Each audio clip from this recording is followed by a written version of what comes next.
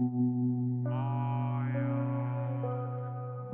Jiangchuan town, people are talking about Lin Yan's divine soul being a black coffin. Trash divine souls includes flowers and grasses. The coffin just looks like bad luck. They found it hilarious that the Lin family has a trash divine soul. In front of the Wang family house, a young lady is telling Lin Yan that she wants to cancel their marriage. Lin Yan questioned her timing of bringing up the matter as she could have brought it up earlier. He accused her that she's purposely bringing it up now to humiliate him. The lady arrogantly admitted his accusations. Lin Yan was furious and glared at the lady. The lady got angry as well, and a mark on her forehead appeared as she attacked Lin Yan, but he blocked the attack with a golden sphere that served as his shield. The bystanders were mesmerized by the lady, Miss Wanding's divine soul, Icy Snow. The young man, who has been standing beside Miss Wanding this entire time, placed his hands on her shoulders to calm her down. She blushed as he told her that there's no need to waste her energy on someone like Lin Yan. With a smug look on her face, Miss Wanding agreed with the young man,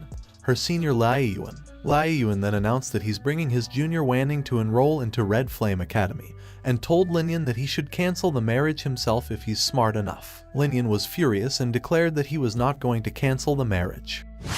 He then proclaimed that in 3 years, he's going to defeat Wanding at Red Flame Academy and prove that she's not worthy of him. Wanding was annoyed and was about to give a retort, but Lin Yan had already turned his back from her. At the Lin family residence, Lin Yan crossed path with his father and Zuer, his sister. His father has a worried look on his face. His father comforted him and told him that his divine soul always had a reason to exist, and he just needed to discover its potential.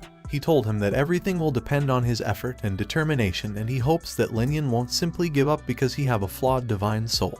His father then turned his back, leaving Lin Yan and Zuer behind. Zuer was coughing as she told Lin Yan that their father had been worried about him and his injury. Lin Yan comforted his sister and told her that a little flawed divine soul can't stop him from being stronger, and urged her to go back and rest. Zuer looked relieved as she smiled. In a room, Lin Yan is meditating inside a purple sphere. He thought that he needs to become stronger for Zuer and his father as a mark appeared on his forehead. He opened his eyes and summoned his divine soul, the black coffin. As he thought about what he should do with his trash divine soul, black smoke came out of the coffin. He reached out to the coffin to see if there is something inside. Lin Yan was startled as the coffin swung open. The black smoke then dispersed, revealing a white-haired lady inside. Lin Yan was shocked and asked the lady who she was. Floating in front of Lin Yan is a white-haired lady with purple eyes. He asked who was her and what was she doing inside of his divine soul. She did not answer his question and asked him where she was. Lin Yan complied and told her they're in the Daifan dynasty. She was thinking out loud that she was separated from where she came from and that she needed to restore her soul energy, although she was nonchalant about it. She introduced herself as Gongqian's Wei and asked Lin Yan his name. Lin Yan answered her and reminded her that she hadn't answered his question yet. She responded that she stored her soul inside the life or death coffin, and since he awakened the coffin as a divine soul, it was only normal for her to be inside it. Lin Yan questioned her response and told her that she must be joking. Gongqian's Wei then became furious as she recalled the moments before her death and asked Lin Yan a rhetorical question if she would joke about her death. Lin Yan felt the pressure and quivered on his knees. Gongqian's Wei told him that she was the strongest force of Sky Martial Art Continent, Featherfall Divine Sect, and she was attacked by her sect's elders and almost dies. She told Lin Yan not to be afraid and reassured him that if she wanted him, a 3-star martial practitioner stage dead, he'd already be dead. She offered him a deal. She would help Lin Yan get stronger in exchange. He would help her seek revenge. Lin Yan was doubtful and asked her if she was sure she could help him as his divine soul has been deemed a trash one. She was baffled that he called the life or death coffin a trash divine soul, and that he doesn't know what it means. Gongqian's Wei told Lin Yan that there are mutated divine souls, and in those, there are the ancient 10 divine souls, and the life or death coffin is one of them. Lin Yan was amazed that his divine soul that was called trash is one of the 10 ancient divine souls. Gongqian's Wei then explained that people who possess one of the ancient 10 divine souls will gain the strength that can control the universe once they start growing, and they can destroy a dynasty by simply thinking about it. Lin Yan can't believe that he has such a powerful divine soul, and asked Gongqian's Wei how much can she help him advance in half a year. Gongqian's Wei told him that she could at least bring him up to a 9-star martial practitioner. Lin Yan thought that reaching 6-star would already be good enough. He didn't think that improving by a level every month would be possible. Lin Yan then asked Gongqian's Wei for instructions on what he should do. She told him to sit down and let his divine soul help him meditate. Lin Yan was surprised that his divine soul can do that. Gong Qianzui raised her left hand and the coffin opened in front of Lin Yan. Lin Yan meditated again inside his sphere while the coffin in front of him is shining golden light towards him. Lin Yan was meditating inside his purple sphere. He then opened his eyes and exclaimed how amazing he felt. He was feeling positive that he could reach 9-star martial practitioner in less than half a year when Gong Qianzui broke his optimism. Lin Yan shyly responded that he felt like he was absorbing the energy around him 10 times faster. Gong Qianzui told Lin Yan that his body will not last long with that rate of absorption, so he should hurry and prepare some herbs so she can make medical fluids for him to strengthen his body. Lin Yan was excited to know that Gong Qianzui was an elixir maker as their incredibly valuable resource in this world. He couldn't believe that he had one of his own. Gong Qianzui began to mention large quantity of herbs that she needed and Lin Yan was sunken as he couldn't afford to get those. Gong Qianzui became alert and told Lin Yan that someone was coming, and she proceeded to retreat inside the coffin. Lin Yan called for her as they were not finished talking. Gong Qianzui looked back with a smile and told him not to worry as he could still talk to her inside his head. Then the coffin closed. Just as the coffin closed, the door opened with Zuer standing in front of it. She then handed Lin Yan a key concentration pill and told him their father told her to give it to him. Lin Yan was taken aback that their father was giving him something that important. Zuer smiled brightly as she convinced Lin Yan that their father cares about him. Without notice, a young man entered the room. He called Lin Yan trash, and he doesn't deserve to take a pill that valuable. Zuer's cheerful expression turned grim as she turned and called the young man, Lin Yan. She shouted at him and told him to go away and stop bullying her brother. Lin Yan just laughed and called Lin Yan pathetic for being protected by a woman. Lin Yan was angry as he stood before Zuer and protected her. He told Lin Yan that if he wanted to fight, he would accept it. Lin Yan laughed and mocked Lin Yan's divine soul as he summoned his, a scorpion divine soul. He then flaunted his divine soul and compared it with Lin Yan's. Lin Yan suppressed a smile as he thought that out of everything, Lin Yan chose to compare divine souls. Lin Yan pointed his finger towards Lin Yan. He summoned the life or death coffin and commanded it to suppress. Lin Yan couldn't move nor speak. He knelt to the ground as his divine soul was broken apart behind him. Lin Yan took the chance and punched Lin Yan, throwing him out of the room. With a bright smile, Lin Yan looked back at his sister and reminded her that he told her that he would become stronger. Lin Yan took the key concentration pill and meditated as he told Gong Qianzui to wait until he reached 5-star martial practitioner. He plans to slaughter beasts at the Monster Valley to get their monster crystals and sell them so he can afford the herbs Gong Qianzui needs. Gong Qianzui was pleased about the plan and added that they also have a high chance of finding the herbs she needs at the Monster Valley. Lin Yan diligently meditated inside his purple sphere under the crescent moon. At the Monster Valley, Lin Yan is standing with his eyes closed, concentrating to find something. He opened his eyes and ran swiftly. He stopped immediately as soon as he spotted the flame cloud tiger. The golden eyes of the tiger glowed as soon as it spotted Lin Yan. Lin Yan and the tiger circled around to stalk each other. Lin Yan was nervously thinking if he could handle it as the tiger is equivalent to a 6-star martial practitioner. Gong Qianzui told Lin Yan not to expect her help and he pouted telling her that he already knew. The tiger jumped to tackle Lin Yan as he concentrated his aura into his fist. He punched the tiger as it lunged towards him. Lin Yan skid backwards as he was pushed back by the tiger's powers. He got worried as he saw his fist was injured while the tiger was unharmed. He decided that he have no choice but to use his divine soul and summoned it. A dark shadow came out of the coffin and formed into a giant hand that mimics what Lin Yan's right hand is doing.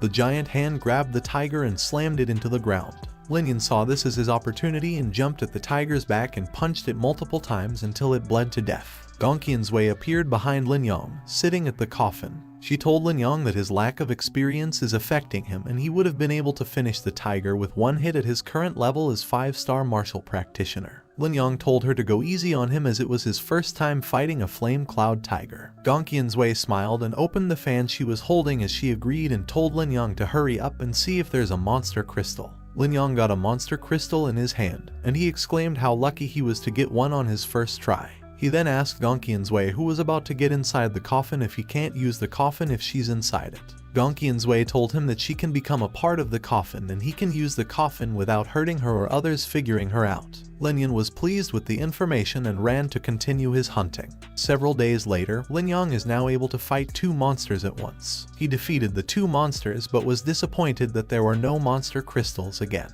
He wondered how long would it take him to afford to buy those herbs, but he was also satisfied that after those days of intense killing, he can feel that his body was getting stronger each day. Lin Yan felt that someone was around and immediately hid behind a tree. He saw 3 people from the Zhao family talking about getting the crystal fruit that will make them all rich. Brother Gang, who seemed to be the leader of the 3, told the others that they need to defeat the 2 golden sun lions first if they want to get to the fruit. He then said that he's taking half of the spiritual crystals if they succeed. The others agreed as he was a 6-star martial practitioner, and they could only rely on him. As the 3 of them walk away, Lin Yan started thinking that he can get at least 6 or 7,000 spiritual stones from selling the crystal fruit, which was a tier 3 herb. Gongqian's Wei interrupted his monologue and asked him if he wanted to steal from them. Lin Yan shrugged and told her it's not stealing, but destiny is the one who gets it first keeps it. Gongqian's Wei commended Lin Yan's mindset and told him that he need to have that kind of mindset if he wants to become stronger. The 2 golden sun lions were guarding the entrance, and Jiagang and his companions fought with those as Lin Yan was hiding in the bushes observing them. As they defeated the 2 golden sun lions, one of Jiagang's companion exclaimed that they were lucky as both of the lions have monster crystals in them. Jiagang was pleased and was enthusiastic to check out the crystal fruit. They saw the tree bearing a lot of crystal fruits at the end of the path. They were glad and exclaimed that they were going to be rich, but they heard a voice coming from behind them, telling them that it wants the crystal fruits too. They all turned to look at who was talking and saw Lin Yan standing behind them. The 3 of them recognized Lin Yan and mocked him for what he just said. Jiagang called him the useless son of the Lin family, and his other companions chimed in and called his divine soul trash. Lin Yan got mad with the trash talking and told them to disappear if they don't want to die, as he wants the crystal fruit. The 2 companions of Jiagang overconfidently assured him that they'll handle Lin Yan as he's just a 3-star martial practitioner. Lin Yan easily dodged and countered the attacks coming from the 2 companions, and the fight was done in a flash. Jiagang was startled at the sight of his 2 companions slumped on the ground beside him. Lin Yan was in a ready-to-fight stance and challenged Jiagang. Jiagang still couldn't believe what he just witnessed, that Lin Yan is now a 5-star. He questioned how a trash divine soul could get to 5-star that fast. Lin Yan told him to stop asking questions and taunted him. Jiagang got mad and attacked Lin Yan with a punch, saying that a 5-star can't beat him. Lin Yan told him that he gave them a chance to run earlier as he launched an attack towards Jiagang. Their fists knocked against each other powerfully that the wind was blowing around them. Jiagang skid on the ground as he was pushed back by the force of Lin Yan's punch. His mouth was bleeding as he exhibited disbelief about what had just happened. Lin Yan just swiftly waved his hand to disperse the dust in front of him and did not say anything. Jiagang still confidently said that he underestimated Lin Yan and summoned his divine soul. He flaunted his divine soul that looked like a falcon as he called Lin Yan's divine soul trash. Lin Yan just stood and said nothing as Jiagang's divine soul lunged to attack him. He then smiled and summoned his coffin, commanding it to consume. At his command, the coffin opened and sucked Jiagang's divine soul in. Jiagang was in a panic and screamed, commanding his divine soul to come back, but the coffin closed shut. He was frozen in place with disbelief while Lin Yan told him to remember to listen to his warnings and run next time he tells them to run.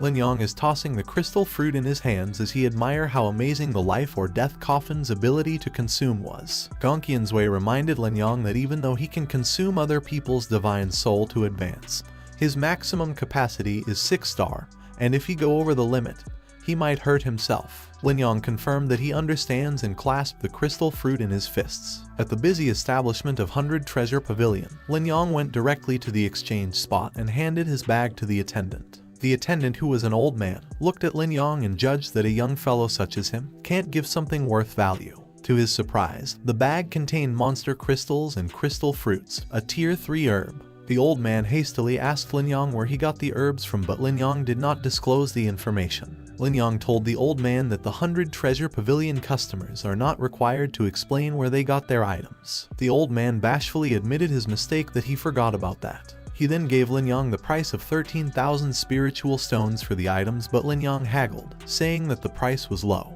The old man raised the price to 13,500, but Lin Yan raised it to 14,000, stating that he won't take a price lower than that. Defeated, the old man agreed to the deal. Lin Yan was beaming as he thanked the old man. The old man then advised Lin Yan to go to Cell's department and buy a Kainkan bag, as it would be easier and safer to use when dealing with spiritual stones. Lin Yan thanked the old man and heed his advice. As he was looking at the Kainkan bags, Lin Yan's face was perplexed, as they only have low-level bags, but they're so expensive, costing him 1,000 spiritual stones. Even though Lin Yan did not want to buy one, he needed one to carry the spiritual stones and to carry the herbs as well. Lin Yang walked away from the store carrying the Kaiyankun bag in his hand with a heavy heart. Lin Yang then proceeded to the store that sells herbs and bought 60 sun hot flowers, 100 dragonfly grasses, and 160 spirit leaf. The attendant lady was startled with the large order, but she immediately began preparing the herbs. As she was packing the herbs, she wondered who was that kid that is capable of paying for the expensive herbs she's packing.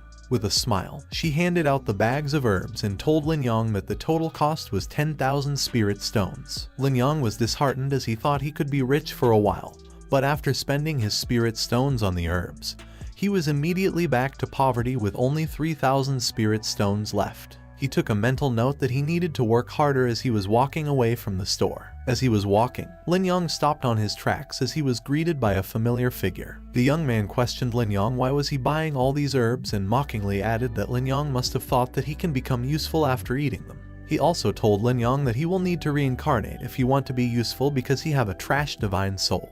Lin Yang recognized the man as Wang Fei. Wang Fei's words was heard by the other customers passing by, and they started recognizing Lin Yang as the one with the coffin divine soul, and that the Wang family cancelled their marriage. Lin Yang ignored Wang Fei's insults and simply passed by him, but Wang Fei turned and grabbed Lin Yang's shoulders. He then brought up about the 3-year promise Lin Yang made with Miss Wanning when she cancelled the marriage. He laughed and called Lin Yang a coward, coaxing him to stop humiliating himself and cancel the marriage. Lin Yang glared at Wang Fei and asked him to get his hands off, otherwise he will break it. Inside the 100 Treasure Pavilion, Wang Fei is grabbing onto Lin Yang's shoulder, and Lin Yang is threatening to break his hands if he doesn't get it off. Wang Fei covered his ears as he mockingly told Lin Yang to repeat what he said as he did not hear him. Lin Yang glared at him as he told Wang Fei that he asked for this. He then grabbed Wang Fei's hand and then his arm and snapped it in two. Wang Fei dropped on the ground, screaming in pain. The bystanders heard the sound of Wang Fei's bones breaking, but they didn't want to meddle and left them alone.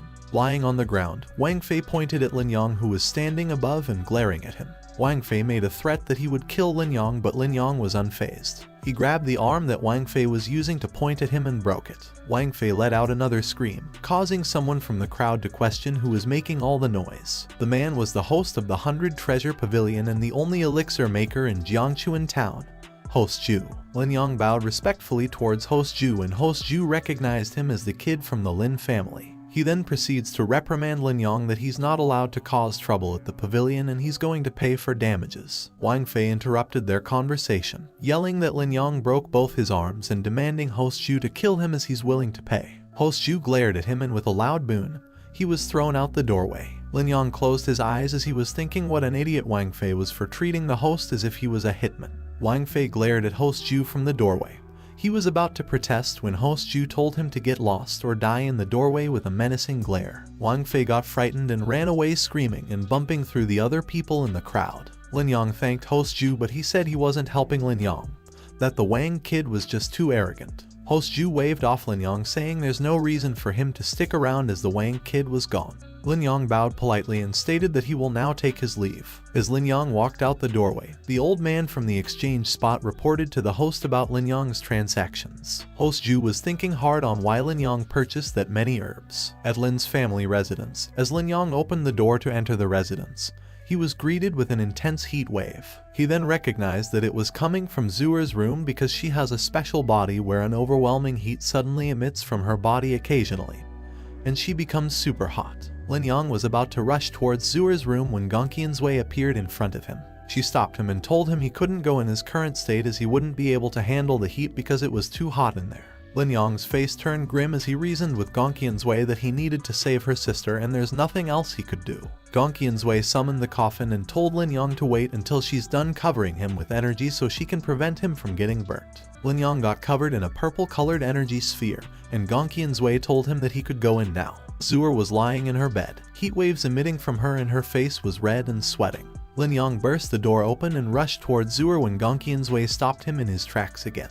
Gongqian's told him not to touch Zuer and let her do it first. Gongqian's touched Zuer's wrist and checked her pulse, her forefinger and middle finger. She couldn't believe that Zuer has the sun physique, as it is a special physique in the cultivators and only one could exist in 10 million people. Gongqian's looked worried and told Lin Yang that Zuer's physique has not yet fully developed. It's just dormant, so her future is unpredictable. Lin Yan doesn't care about how impressive his sister's physique was. All he wants is just for her to live happily, and he wants to help her with that. Gongqian's Wei told Lin Yan that if he wants to help, he needs to fully activate her sun physique. To do that, he needs to find the icy Ganoderma. Lin Yan was about to run as he said that he'll go buy one at the 100 Treasure Pavilion, but Gongqian's Wei stopped him. Gongqian's Wei told him that he won't be able to find a tier 7 herb at a place like 100 Treasure Pavilion. Lin Yan fell into despair when he heard that it was a tier 7 herb. Such high tier herb can't even be seen in Qingyang City, and they're just a little Jiangchuan town.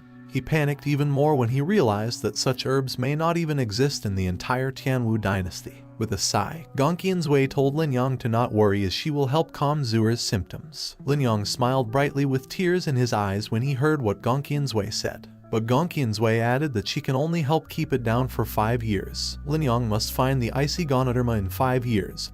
He declared this with eyes full of determination. Gongqian's Wei then told Lin Yan to back up a bit. She started emitting spiritual energy from her palms and it flowed towards Zuer. A huge quantity of energy is being released from Gongqian's Wei that Lin Yan had to defend himself with his arms to not be blown away. Some spiritual energies were floating around Zuer's room and Gongqian's Wei was retrieving them. Lin Yan looked worried as Zuer was still unconscious. Gongqian's Wei comforted him, saying that she'll be conscious any minute, so she have to go back to the life or death coffin.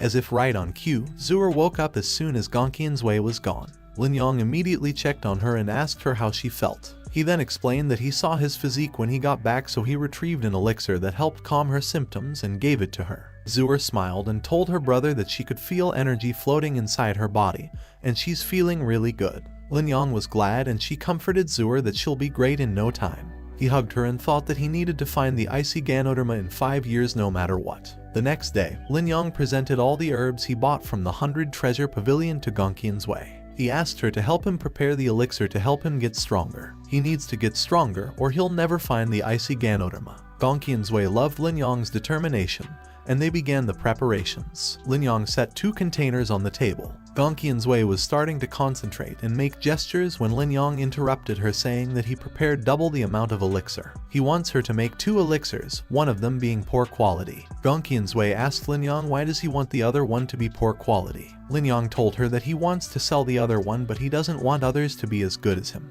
Gongqian's Wei laughed at the thought, but she liked it. She then continued to concentrate and make gestures to prepare the elixir. Lin Yan's eyes widened. Gongqian's Wei movements were too fast that he didn't get to see her movements. Gongqian's Wei finished creating the elixirs and told Lin Yan that the one on the left is his and he can sell the one on the right. Lin Yan was pleased. Now he can finally start raising his powers. Gongqian's Wei told him to begin meditating. 3 days later, Lin Yan opened his eyes as he finished meditating.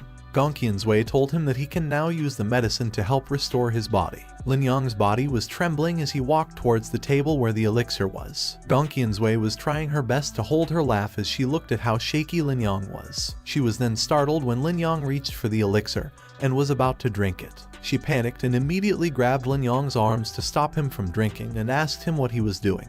After she suddenly stops him, Lin Yan wonders about the reason behind her action, since she herself told him to recover his body with the medicine. She explains that the medicine is not for drinking but is used for bathing, and 2 drops of it would be enough. If he drinks a mouthful of it, he will be crushed to death in an instant. Lin Yan had goosebumps at the thought. He directly runs away to get water for bathing. After filling up the bathtub, he started to undress, but he feels her eyes looking at him, so his face turns red. With an embarrassed expression, he asks her if it is okay to take a bath with his clothes on. Gongqian's Wei teases and asks him if he is scared that she will look at him. Lin Yan answers he is not, so Gongqian's Wei tells him she is not interested in little kids and it would be better without his clothes so he could soak himself in the bath. Eventually, he undressed before her interested eyes.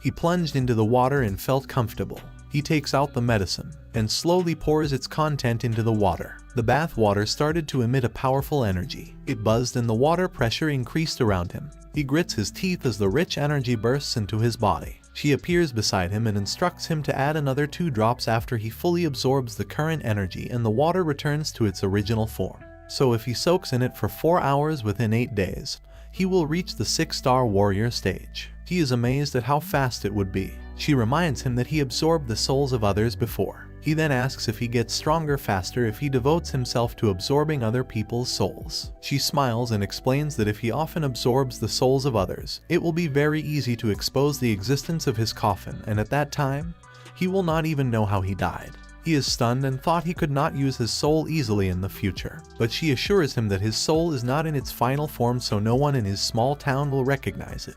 However, once the coffin's form changes, his abilities will also become unstoppable, and when someone recognizes it, it would not be a problem. He is glad after hearing her words and decides to keep the coffin's abilities a secret before he becomes stronger. She will wait and see for that day to come. 8 days later, Lin Yan's aura erupts with a burst, and all the furniture around him flew from the shockwave of his energy. He now reached the 6-star warrior stage. Before the year-end competition begins, he has to reach the 8 or even 9-star warrior stage. Gongqian's Wei then appears behind him, informing him his medicine is almost gone, and when she asks him when will he sell the other bottle of medicine, he answers he will go now. After a moment he changes into mysterious clothing. Walking outside, he hopes it would hide his identity. He arrives at the 100 Treasure Pavilion again. In the exchange office, he presented the medicine bottle to the old man, and then says he wants to sell it. The old man narrowed his eyes and inspected the bottle. Lin Yan explains that the medicine can help martial artists to increase their cultivation quickly with no side effects, but it could not be drunk directly and is only used for baths. The old man was doubtful that such medicine would exist, thinking he is being lied to. He turns around and asks Lin Yan to wait for a moment and he will let the pavilion master inspect the medicine. After waiting for a while, the old man returns and points at Lin Yan nearby. The pavilion master approaches him with a delighted face and politely asks if they could talk to the inner room. Lin Yan fell silent and thought it is troublesome to talk. In the end, he could only agree and asks them to lead the way. After sitting inside the inner room, the pavilion master informs Lin Yan that he identified the liquid medicine in the bottle to be effective and confirms if he is an alchemist. Lin Yan then calmly asks in response if the pavilion master is trying to get information from him.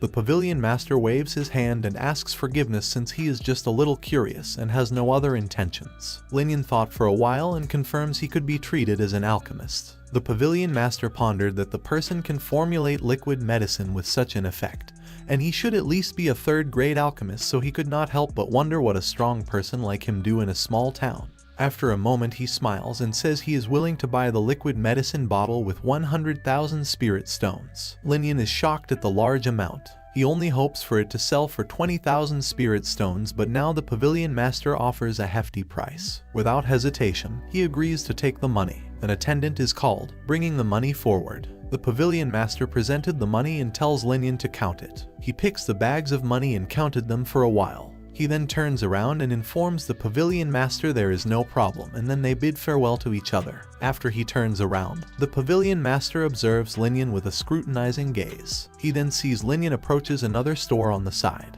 After Lin Yan left the store, the pavilion master arrives at the store, making the attendant confused. He directly asks her what ingredients Lin Yan has bought. The girl greets him and answers that Lin Yan spent 50,000 spirit stones to buy sunflowers, flying dragon grass, and lark leaves. The pavilion master is shocked and remembers the medicinal ingredients are the same as what the Lin family boy bought in the past. He heard that Lin Yan has a 3-star cultivation level, but he felt he had reached the 5-star cultivation when they met a while ago, and he assumed it must be because of the medicine. Staring outside, he wonders what is Lin Yan's relationship with the mysterious alchemist. After walking amongst the crowd, Lin Yan arrives at a quiet corner. He scanned his surroundings. When he is sure no one is around, he takes off his hood and sighs with relief. Right now, he did not need to pretend anymore. Gongqian's Wei then appears and asks if he intentionally used a mysterious identity to buy medicinal ingredients to make the pavilion master guess the relationship between them. Lin Yan smiles and confirms it, saying if he can make the pavilion master doubtful, maybe he will think a little higher of his family in the future. Gongqian's Wei could not help but praise his thinking.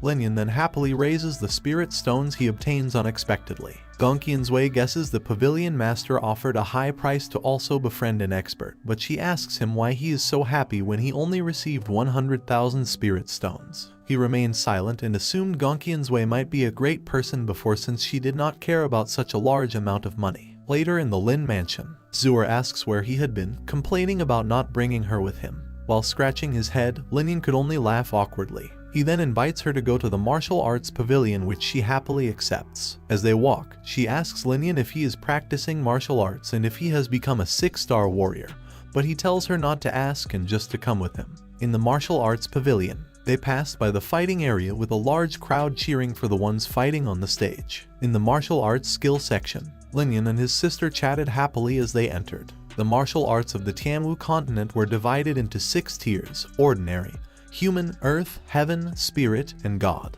At each level, it is divided into classes: lower, middle, upper, and superior. The strongest martial arts stage that he knows is only intermediate level martial arts, and that is the Lin family patriarch, which is his father. This time, Lin Yan grabs a martial arts book. After taking a look, he discovers it is an ordinary level intermediate grade martial arts skill that can bring the power of wind and thunder into his fist once mastered, so he considers it a good one. Right then, Zur approaches him and informs him the book is an upper-class ordinary level, but since there is a missing part, it is impossible to learn it fully. Lin Yan is disappointed and decides to put back the book with a sigh, but Gongqian's Wei's voice called out to him and tells him she could correct it. He is shocked and stunned in place. He retrieves the book back and tells her sister he will try to practice it first and he will change it if it does not work, so Zur could only agree reluctantly. He also chose another book. After a while, they proceeded to go, but when he turns around, another man tells him to stop. Taking a look, he recognized it as Lin Tian, so he asks if the last lesson is not enough. Lin Tian's face darkens and retorts his brother has come to help him beat Lin Yan up. He immediately recognized the big brother as Lin Jun. He thought of Lin Yan as trash who become a 4-star martial artist, which is totally unexpected, but since his brother is beaten up, they need to settle the score. Lin Yan is unafraid and asks about their intentions. Lin Jun points at the arena outside and dares Lin Yan for a fight. After his words, Lin Yan remains silent.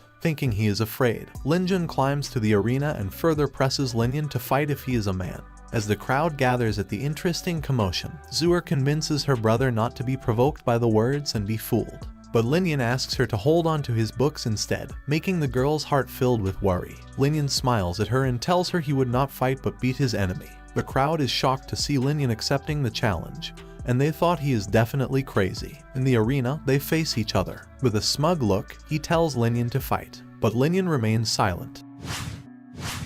Without hesitation, he charges toward Lin Jun with startling speed. Lin Jun is horrified by how fast Lin Yan is. He hurriedly defends himself, blocking Lin Yan's punch with his arms, but the force still pushed him back. Lin Jun discovers something wrong, and as his arms trembled in pain, he thought Lin Yan's strength is of a 6-star martial artist. Lin Yan is relentless and attacks again. Lin Jun tries to defend, but the countless punches left his body battered and bruised. After the series of punches, Lin Yan sends a powerful kick. Lin Jun is terrified and could only stare at the incoming foot. The attack pushed him back again. He finds it unbelievable and confronts Lin Yan about how he becomes a 6-star warrior. The crowd could not believe the words and their eyes widened in surprise because they thought his soul is just trash. Lin Yan then declared he will show how big the gap between them is. With a thought, the life and death coffin materialized. Lin Yan is terrified and warns his older brother to be careful of the strange soul.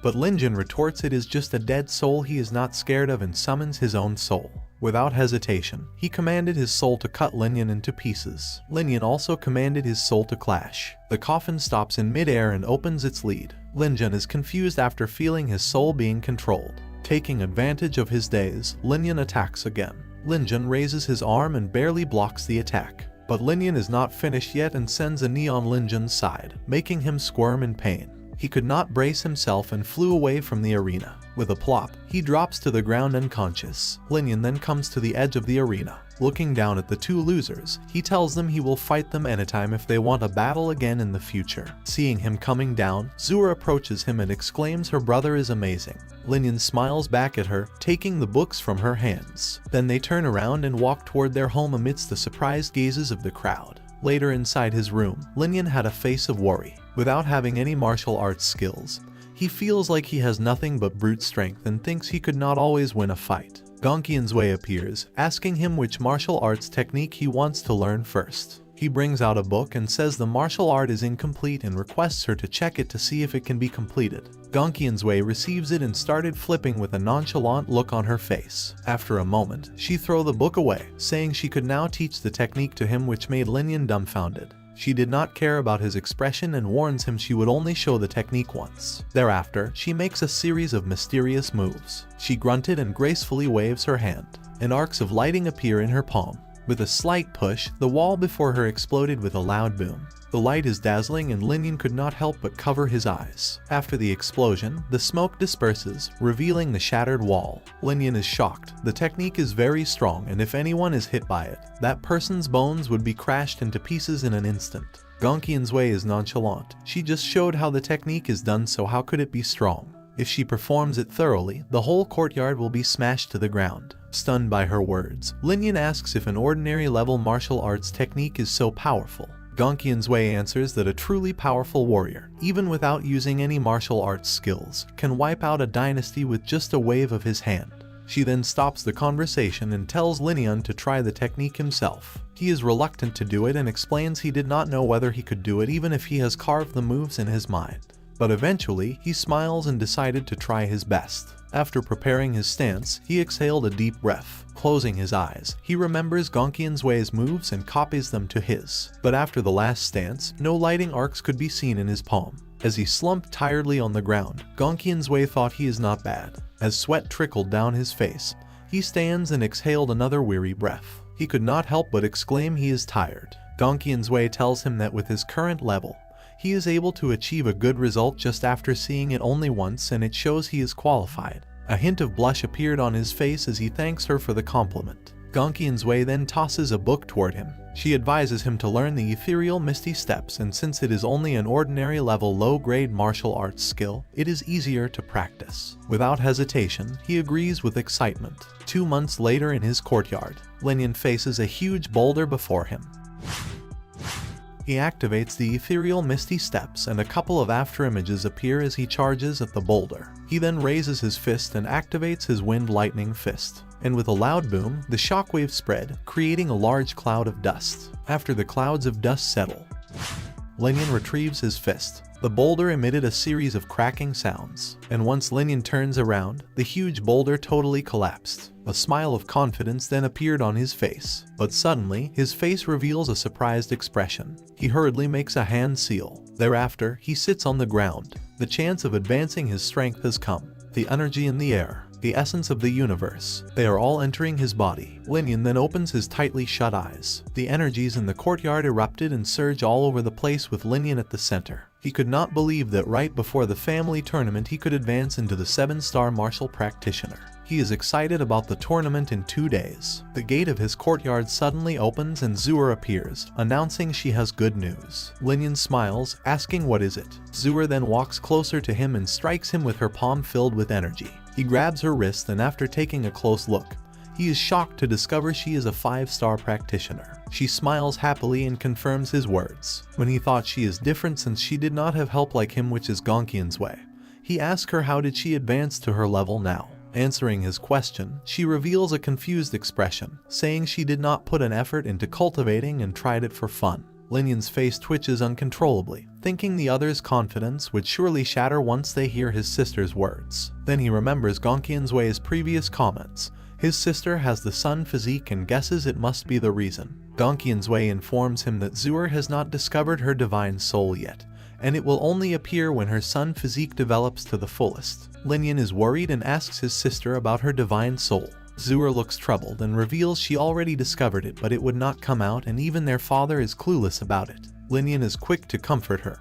He tells her not to worry since even without it, she advances super fast, unlike him who everyone views his divine soul as trash. Enraged by his words, she denies and reasons the people are only ignorant. Lin Yan then smiles, telling her they need to work hard, which Zuer cheerfully agrees. Later, in the fighting arena, Lin Yan asks Zuer if she is going to participate in the tournament. She nods her head, saying their father asks her to try and just surrender if she encounters someone strong. Hearing some movements, Lin Yan looks up and sees his father and the family's elders' arrival. The arena immediately fell into silence. His father then announces that since everyone already knows the rules, they will now start to pick the opponents. His father takes out the sticks and asks everyone to come and draw their opponents. The participants quickly line up.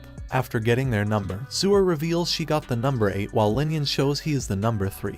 The patriarch then announced for those who got the first 5 numbers to proceed to the arena. As Lin Yan walks toward the arena, Zuer cheers for him. He enters the arena with a jump. His opponent this time is Lin Yang, and he warns Lin Yan he would not go easy. Lin Yan did not care and directly launches an attack. As the fight started, the crowd gathers in whispers, and in conclusion, everyone thought Lin Yan did not stand a chance. But as the fight went on, Lin Yang did not hit Lin Yan even once. Irritation appeared on his face, seeing Lin Yan effortlessly dodging his attacks. On the platform above, Father Lin could not help but praise his son's fast reaction time. While in the crowd below, Zuer feels nervous but she believes her brother will not lose. Right then, arcs of lightning appeared in Lin Yan's palm.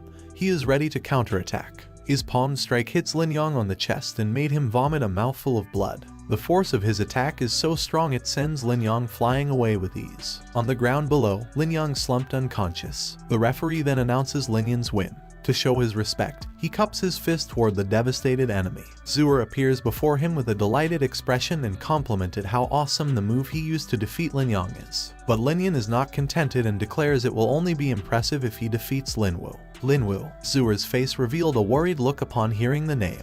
He is the first elder's grandson and an 8-star martial practitioner. She could not help but ask Lin Yan if he is an 8-star yet. Right then, numbers 6 to 10 are called out to proceed to the arena. Since it is her turn, she walks away with Lin Yan's well wishes. At the arena, they cup their fists. After the signal to start the fight, they immediately clashed. Lin Yan sees his sister's reaction time is super fast, and with her physique, he believes no one could defeat her on the same level. And sure enough, Zuer's enemy quickly suffered defeat at her hands. The crowds immediately cheered for her easy win. The fight continues to move on. But after the second fight, Zuer has a gloomy look as she lost against her enemy. Lin Yan comforts her and says her opponent is a 6-star practitioner, so she is already good enough. This time, the names for the third round are announced, which included Lin Yan. After hearing the name, he realized there are 13 of them, so there is one person who would not get an opponent. The 13 participants are asked to draw again, and the one who draws a blank will advance straight to round 4. Zuer pushes Lin Yan forward, cheering for him. Looking at the drawing participants, Zuer wonders which one will be lucky enough to get the blank draw. After the lots are drawn, everyone held their breaths in anticipation. Lin Yan reveals he got the number 5 and laments he is a bit unlucky. Right then, Zuer turns her head after hearing loud gasps from the crowd. At the center, she sees Linwu, and on his hand the blank draw. Zuer then exclaims how lucky Linwu is to draw the blank. But Lin Yan contradicts her and says the other people are the ones who are lucky. They did not need to get matched up against someone as strong as Linwu, and it made everyone sigh in relief. Right then the referee announces, and the next pair enters the arena. The highlight is Lin Yan, an 8-star martial practitioner. Zuer then comments that everyone had great expectations for Lin Yan, and they guess the winner will be between her and Linwu. However, Lin Yan said nothing in reply and concentrated on the fight. It did not take long and Lin Yan takes the upper hand, and her enemy is defeated in an instant. The referee then announces the number 1 arena winner, Lin Yan. Lin Yan was shocked at her strength. Her opponent is the same stage as him, but she trashed him easily. While his thoughts drifted away, he is called out to fight next, so Zuer urges him. After a moment, Lin Yan arrives on the stage. With a smile, he greets his acquaintance. Lin Yan quickly declares he will not lose this time since he is already a 7-star warrior. Lin Yan is nonchalant and asks if that is all Lin Yan got. The words enrage Lin Yan and he demands an explanation. But Lin Yan dismisses his question and instead, he apologizes to Lin Yan since he is going to lose again. Clenching his fists, determination appears on Lin Yan's face, declaring he will see how Lin Yan would defeat him today. Right then, the referee announces the start of the battle. Lin Yan immediately erupted with an incredible aura. He is the first one to charge. This time he would not let Lin Yan summon his divine soul. But Lin Yan is calm. He did not need his divine soul to defeat Trash. Below the stage, Lin Yan loudly screams for his older brother to beat Lin Yan's teeth out, startling the people around him. On the platform above, Elder Lin Yan remembers Lin Yan has kept practicing after being defeated, and believes he would not lose this time. Lin Yan gets closer to Lin Yan with his fist launching toward his face, but Lin Yan's body suddenly disappeared in a blur. He activated ethereal steps and dashed to Lin Yan's side. Lin Yan's speed is so fast it made Lin Yan horrified. With a swish, Lin Yan appeared on his back and raises his fist. Lin Yan quickly reacts and turns around. Their punches met, and a loud boom exploded on the stage, spreading shockwaves all over the place. After the collision, Lin Yan was pushed back. He is shocked to find Lin Yan has already started learning techniques. Looking at his trembling arm, he discovers Lin Yan's strength has reached a 7-star warrior. The crowd is surprised and wonders when a trash divine soul advanced so fast. Father also fell deep in thought and muses how much more is Lin Yan hiding from him. Lin Yan attacks again. His kick sends Lin Yan flying away. The man realized too late that his strength is trash. With a thud, he fell heavily to the ground. Seeing his unconscious older brother, Lin Yan could not help but call him with worry. Right then, Lin Yan is announced as a winner. After going down the stage, Zuer cheerfully informs him that their father is surprised. Hearing her words, Lin Yan glimpses at the platform above. As he thought of his father, Lin Yan could not help but smile, muttering he is not a useless son. The referee announces again that the remaining 7 participants will start the competitions for the top 3, and asks if anyone is willing to back out. One by one, the participants started to announce their withdrawal. An elder then brought out the sticks and asks the remaining 4 to pick their opponents. After drawing his stick, a man on the side declares he will be Lin Yan's opponent. Lin Yan recognizes him as an adopted of the Lin family, and because of his talent, he is now an 8-star warrior. They immediately proceeded to the arena. The man studied Lin Yan's previous fights and knows how strong he is, so he recommends starting the fight immediately and use the strongest technique they have. Lin Yan discovers his divine soul is wind. He guesses that after seeing his ethereal steps, the man needs a buff to catch up. A determined look appears on Lin Yan's face, and with a thought, he summons his coffin. Since Lin Yan is afraid of Lin Yan's divine soul, he decides to observe before making his move.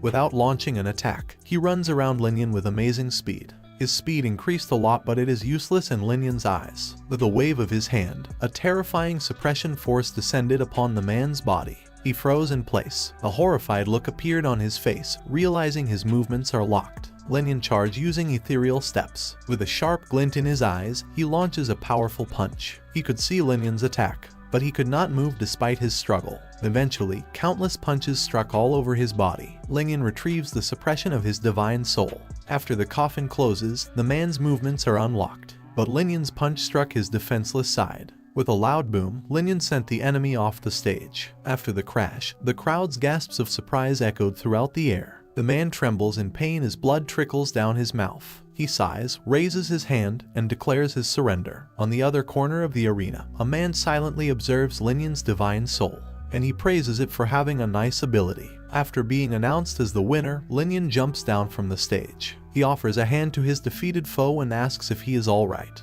He smiles at him and answers it is nothing major and requests to fight again another time if they have the chance. As he helps the man to his feet, Lin Yan gladly agrees to his request. The next round started again. This time, it is Linwu and Lin Yan facing each other. The crowd is immediately excited at their fight. They believe the first place is one of them. After the battle starts, their body disappeared in an instant. Here and there, countless explosive collisions are heard. Linwu still has a smile on his face, while Lin Yan turns serious. Their attacks collided again. Explosions of energy spread all over the place. Linwu praises Lin Yan for her improvement, while she also compliments him for not being bad. Her face actually reveals a weary expression. Linwu smiles at her words, and as he summons his divine soul, he proclaims the first place would be his and activates Tiger Roar Punch. But Lin Yan is not a pushover and activates Sky Wind Palm to receive his attack. Zuer calls out her brother and asks who will win, and Lian guesses Linwu would be the one winning. Right then, a loud explosion burst from the stage, prompting everyone to defend themselves from the shockwave. After the cloud of dust settled down, Lin Yan could be seen clenching her arms with a look of exhaustion on her face. On the other hand, Linwu is unharmed and could still smile. Right then, Lin Yan felt something unusual. Looking down, she is rendered speechless, and after a moment, clamors of joy erupted from the crowd. Lin Yan is out of bounds, while Linwu remains within the line. As expected, the crowd cheers for Linwu, who wins first place. The elder then unfurls a scroll and starts to announce the conclusion of the top 3 in the tournament. But someone interrupts his speech. The elder asks if there is any question. Everyone is shocked to find it is Lin Yan who raised his hand. He asks why the tournament is finished when he and Linwu did not have their fight yet. The crowd held their laughter as they cover their mouth while Zuer grabs Lin Yan's arm, convincing him to stop. On the platform above, Father Lin is surprised and calls out to his son. But Lin Yan is determined and requests for the elder to allow him in challenging Lin Wu since it is according to the Lin family rules. Father Lin fell into silence. He ponders if Lin Yan still has some hidden tricks. Eventually, he allows it and nods at the elder. For the family tournament, he has been training without sleep for so long and he could not accept a place in just the top 3. Upon hearing he is sure, the elder urges him to get into the arena for the tournament to begin. Lin Wu also arrives on the stage. He thought Lin Yan's technique are not strong and he believes the only thing he should be careful about is his divine soul. But a smile appears on his face since its powers will not affect him anyway. After they cup their fists at each other, the battle begins and Lin Yan prepares his martial arts skill. He is the first one to launch an attack. Lin Wu remains in place and gathers energy in his hand. After Lin Yan gets closer, they struck at each other, sending shockwaves all over the stage. After the collision, they are both pushed away. This time, Lin Wu counterattacks, and his fist blaze with a bluish flame. Lin Yan is unafraid and charges forward. Their punches collide again, but this time, only Lin Yan is pushed back. He calms himself as he wipes the sweat trickling down his face. On the other side, Lin Wu is surprised since the punch he wanted to end the fight with is blocked. Right now, the battle is at a stalemate, so Lin Yan summons his life and death coffin. Seeing this, Lin Wu believes the coffin could not control his movement and its abilities would not work on him. Since Lin Yan's cultivation stage is lower than his, he is unafraid and activates his fire divine soul. With a push of his palm, the fire turns into a dragon silhouette and charges forward. Right then, electric arcs appear around the coffin as its lid slowly opens. A purple energy bursts from within and clashes with the imposing fire dragon.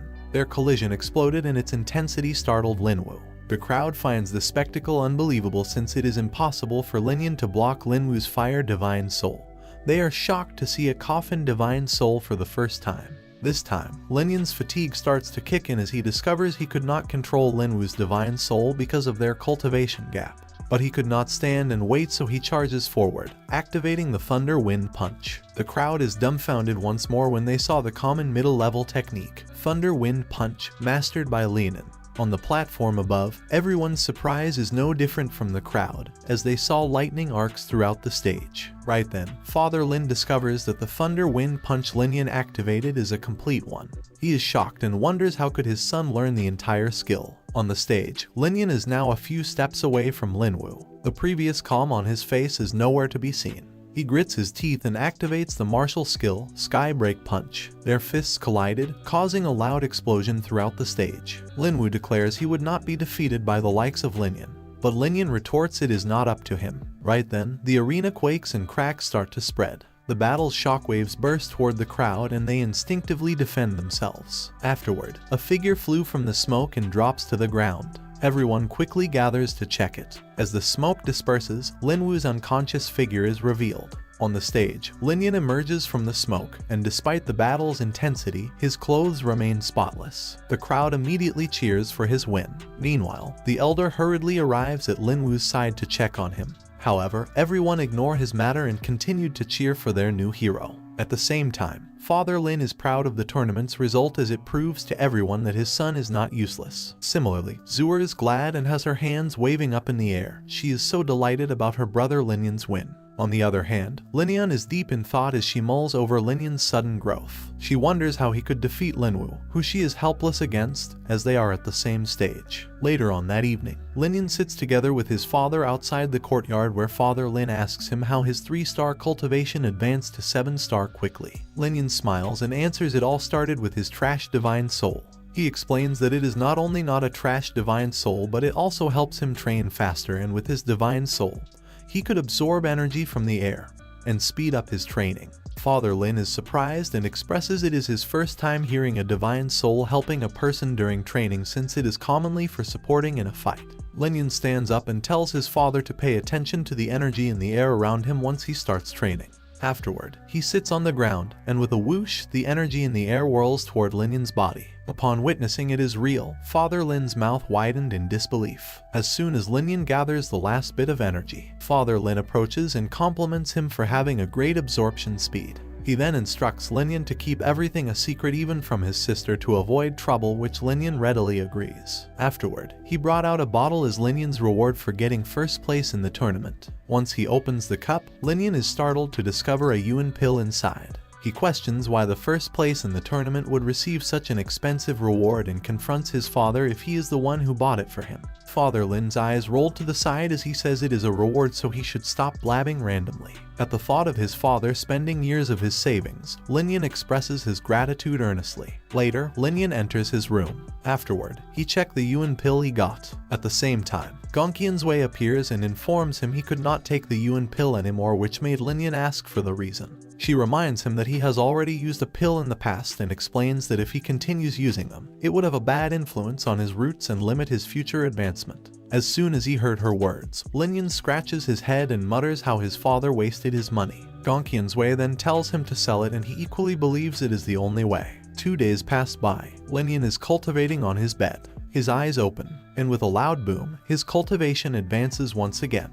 He is now an 8-star warrior, pushing him closer to becoming a martial expert. At the same time, Zura arrives. She is happily walking toward Lin Yan's residence. Both of them immediately notice her, and Gongqian's Wei could not help but comment his sister is fast. Lin Yan asks what she meant, so Gongqian's Wei reveals that Zura is already a 7-star warrior. Fires of envy erupted in Lin Yan's mind upon hearing her words. He worked his body day and night and did not even see his sister train.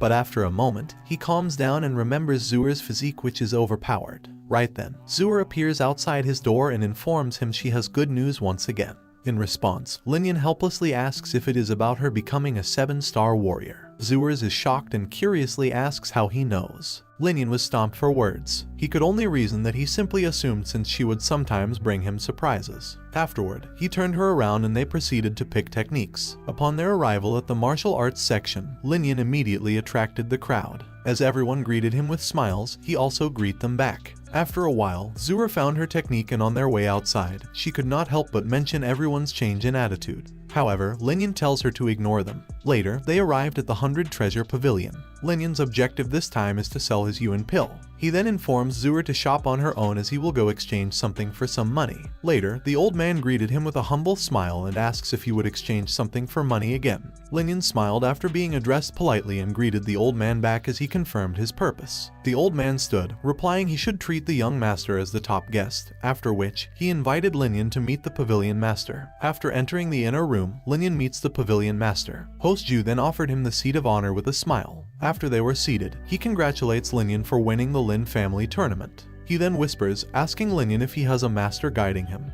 Lin Yan immediately reacted since he had been waiting for the question. He hurriedly stood from his seat and with a flustered look, he asks how did he know. He further explains that his master did not like to be well known, so he begs Host Ju not to let the news out, otherwise it would make his master unhappy. Host Ju laughs and assures Lin Yan he would never do such a thing, so he should sit back. Lin Yan sighs in relief and declares he will put his trust. Host Ju asks if he wants to exchange something and Lin Yan confirms, saying it is the Yuan pill. Host Ju then remembers a while ago that a Lin family member bought a Yuan pill, and wonders if the one Lin Yan brought is that one. After Lin Yan confirms it, Host Ju could not help but question if there is something wrong with the pill. Lin Yan replies there is none and reveals his master wants him to take a tier 3 elixir, so a tier 2 elixir is unneeded. After hearing that a Yuan pill is nothing before Lin Yan's master, Host Ju resolves to establish a good relationship with them. He remembers that the Yuan pill was bought with a price of 30,000 spiritual stones. But since Lin Yan wants to exchange it, Host Ju decides to buy it with 35,000 spiritual stones. Walking out of the inner room, Lin Yan is still in disbelief as he did not expect to exchange the Yuan pill for a higher price than the original. He then remembered Host Ju had told him he had a question regarding elixirs for his master. At this moment, the imaginary master he made up is now a success. Lin Yan approaches Zura, who is in front of the next store. After arriving before her, he immediately asks if she has anything she would like and he will buy it for her. Zura answers by pointing at a bracelet that has a monster core and asks if it is pretty. After taking a closer look, Lin Yan sees it is nice and decides to buy it. However, Zura is worried since the cost of 1,000 spiritual stones is a little high. Lin Yan smiles, but before he could answer her, someone beat him to it, saying Lin Yan could not afford it, so he would instead buy it for her. As he turns around, he recognizes the man is Wang Teng, an 8-star warrior of the Wang family. After being called intimately, Zura immediately reprimands Wang Teng, but he only released an evil laugh. Lin Yan questions if he wants to stand up for Wang Fi. Wang Teng retorts that Lin Yan could not bully whoever he wants in the Wang family. As soon as those words were said, a man's intense aura erupted from the side, and he immediately questions if the kid from the Wang family can do whatever they want in the 100 Treasure Pavilion. Everyone from the Wang family's side breaks into a cold sweat. Even Lin Yan is startled by host Ju's strong presence. Gong Qian's way reminds him that host Ju is a 6-star martial expert and also an elixir maker, making him stronger than Father Lin, who would not even stand after 3 hits. Wang Tang hurriedly cups his fists and declares his innocence, requesting for the host to be fair. However, host Ju points out that they are bothering Lin Yan. Everyone whispered among themselves, they are unconvinced. But host Ju ignored their dissatisfaction and released an attack. The Wang family gang is directly sent flying and thrown away outside. Host Ju turns around and at the same time, he declares that anyone causing trouble will have their heads hanging outside the pavilion. He then approaches Lin Yan, excusing himself from the spectacle. Lin Yan humbly cups his fist and replies they are just a bunch of flies. Host Ju then walks toward the store attendant and asks for the bracelet. After taking it in his hands, host Ju turns towards Zuer and gives it to her to ease the unhappiness caused by the people of the Wang family. Lin Yan did not remain polite and urges his sister to say thanks, so she accepts the bracelet and offers her brightest smile as she expresses her gratitude. At this moment outside the pavilion, Wang Tang and his party decided to wait. At the pavilion's entrance, host Ju found them still lurking, so he offered to take care of them. However, after expressing his thanks, Lin Yan requested not to interfere, so host Ju could only watch them walk away. On the way, Wang Tang calls out to Lin Yan for a challenge. However, Lin Yan lacked interest and reasoned he did not have the time. Enraged, Wang Tang demanded an apology for beating Wang Fei if he did not want to accept the challenge. Otherwise, he could not leave, so Lin Yan dared him to try if he could hold him back. Right then, a fight was about to break out. On the side, host Ju also thought that the Wang family's arrogance had grown so much over the years. Wang Tang is the first to launch an attack. Zuer worriedly called out to his brother to watch out. However, Lin Yan remained calm as arcs of lightning crackled in his hand. Lin Yan's finger then easily blocked Wang Tang's punch. Seeing his disadvantage, Wang Tang clicked his tongue. After seeing that, hurriedly retreated. Lin Yan asks if it was all he got, as it would not be enough and would only confirm he was too weak. Wang Tang was shocked and could not help but exclaim in surprise if Lin Yan had reached the 8-star warrior stage. Lin Yan did not hide the truth and reveals he got lucky and advanced. Suddenly, Zuer approached and worriedly called out to him. At the same time, Wang Tang attacked, thinking Lin Yan had just advanced. He believed he could still win. Lin Yan heard her sister's voice, so he turned around and asked her to back up. After that, he prepared to receive Wang Tang's punch. Their fists collided, sending shockwaves into the air. After their clash, Lin Yan knocked him away again. Wang Tang realized that Lin Yan was using an upper common level technique. This time, Lin Yan attacked, activating the Thunder Wind Punch. He charged with a blinding speed, and their fists collided again. Consequently, Wang Tang was sent flying away. Wang Fei could not help but call out in fear. Wang Tang was thoroughly and effortlessly defeated. The people of the Wang family were helpless and could only grit their teeth in anger. Lin Yan then turned his head at them and expressed how Wang Fei did not learn his lesson since the past punishment. With a playful smile, he wonders if he should break their arms. Wang Fei began to panic. With a flash, Lin Yan reached out and grabbed Wang Fei's arms. He then twisted his hand, breaking Wang Fei's bone. He held his arm as he roared in pain. Lin Yan grasped him again and threw him away like a bag of trash. The remaining 2 fell and collapsed to the ground in fear as they heard Lin Yan's intention to break their legs. Wang Tang struggled to get up as he threatened Lin Yan with the Wang family's revenge. However, Lin Yan retorted and questioned if they just wanted him to stand and receive their blows without fighting back. Eventually, Lin Yan decided to break their legs one by one, provoking despair in their hearts. But when Lin Yan was about to attack, someone's voice condemned him. Host Ju was surprised and recognized it was Wang Jingyang's voice. As he declared his punishment for Lin Yan in the name of his father, a slash was hurled toward Lin Yan's way. Host Ju was shocked as he realized that Lin Yan would definitely be bedridden for half a year if he did not die. At that moment, Father Lin arrived and retorted Lin Yan could not be taught by someone in his stead. As the attack approached, Father Lin activated his skill to block it. There was a flash and a cloud of smoke burst from the explosion. After the smoke dissipated, Father Lin questioned Wang Jingyang for laying his hands on a child. Wang Jingyang snorted and declared Lin Yan was evil and that if manners will not be taught to him, trouble will eventually come. Behind Father Lin, Lin Yan's head poked out and with a hint of sarcasm, he asked if he should just stand still and let everyone from the Wang family do whatever they wanted. The words enraged Wang Jingyang, so he scolded Lin Yan for talking back and breaking his junior's legs and arms. Lin Yan then revealed that he was hesitant at first, but Wang Jingyang's words had now made him determined to break everyone's legs. He then turned around as he requested his father to hold back while he do the did, and his father gladly agreed. Afterward, Lin Yan glanced at Wang Jingyang, urging him to watch closely. He erupted in rage and directly charged. However, Father Lin was there to back up his son. Eventually, their fight started, and it seemed they were equally matched. Right then, both of them heard the crackling of bones. As Wang Jingyang took a look, his face turned dumbfounded. Laying before Lin Yan was someone with his legs both broken. A moment of silence fell on everyone. Wang Jingyang felt his face had been painfully slapped. His aura erupted as he activated Icy Palm, declaring he would kill Lin Yan the little bastard. However, Father Lin would not allow that as he charged forward. He then activated Hot Flame Slash, and clashed with Wang Jingyang's Icy Palm. There was a deafening sound and the shockwave exploded throughout the place. As the ground quaked and started to crack, everyone was flustered and could not help but took a step back, seeing that Wang Jingyang was about to attack again. Cruelness appeared in Lin Yan's eyes. As he walked forward, Wang Tang was overcome with despair. After another round of bone cracking, Wang Jingyang's hatred shot through the sky. Right now, Wang Tang was trembling all over and could only curse his misfortune. Veins bulged on Wang Jingyang's face as he threatened to throw everything and declared war between their families. However, Father Lin was unafraid as he expressed his determination to fight to the death. Wang Jingyang's ferocity lessened and was caught by surprise. At that moment, Host Ju intervened and blamed the kids of the Wang family for the mess. He further condemned Wang Jingyang for joining a fight between youngsters and making a fool of himself. However, he was unconvinced and reasoned that although it was his people's fault, the punishment was severe. They were already defeated, so breaking their legs was too much. But Host Ju dismissed him and retorted that if Lin Yan lose the fight, he would suffer worse than a broken leg. At this moment, Wang Jingyang realized that Host Ju's neutrality was nowhere to be found and he could not help but wonder what was going on. Things did not look good for him, and despite his unwillingness, he could only retreat for now. He pointed at the Lin father and son and swore to take his revenge in the mine fight later. Before walking away, he disclosed his daughter had reached 1-star martial expert age after enrolling in the Red Flame Academy. However, Lin Yan showed no concern and instead voiced his worry for the youngsters of the Wang family if they would all perish after the mine fight. Eventually, Wang Jingyang walked away with no words to fight back. Father Lin and Lin Yan then smiled at each other now that the mess was settled. Back to his courtyard, Zura expressed her amazement at Lin Yan's strength. Father Lin did not hold back his praises and even encouraged Lin Yan to be harsh and mean so that others would not think the Lin family is an easy target. Lin Yan agreed and declared he would wipe out the Wang family in the future if he got the chance. Suddenly, Father Lin inquired why did Host Ju talk so politely toward them. Lin Yan smiled for a second and answered he did not know, which made his father puzzled. Lin Yan then started to guess that Host Ju might have thought he will become a strong leader and had potential. Thinking about it, Father Lin agreed since Lin Yan's growth made Host Ju consider him. Right then, Lin Yan asked how much time they have until the mine fight began.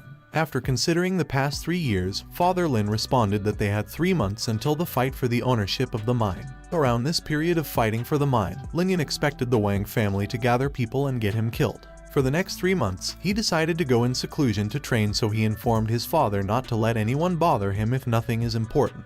Later in Lin Yan's room, he asked Gongqian's Wei if it was possible for him to advance to martial expert within 3 months. She responded she could get him to a martial expert in 1 night if he wanted to. He was surprised and tried to confirm again if it was true. She reaffirmed, but he would become a piece of junk afterwards, so he desperately denied that option. According to his speed right now, she is sure that he could reach 9-star warrior in 3 months. It was good enough for him, so he asked if he should use elixir or just casual training. However, the elixirs were not enough and she needed to find more herbs. Lin Yan offered to buy it, but she replied it was not in the store and that she needed to find it herself. Upon hearing her words, he asked if she could move outside the life or death coffin now. She revealed she could leave in around half an hour and that would be enough for her. Without waiting for his reply, Gongqian's Wei vanished. She was so fast, Lin Yan could not help but gasp in surprise. Time passed by, and while she obtained the herb, Lin Yan kept on cultivating. That night, she gave Lin Yan the medicine she concocted. Afterward, Lin Yan cultivated again and again. Just like that, 2 months passed and we could see Zura practicing in her courtyard.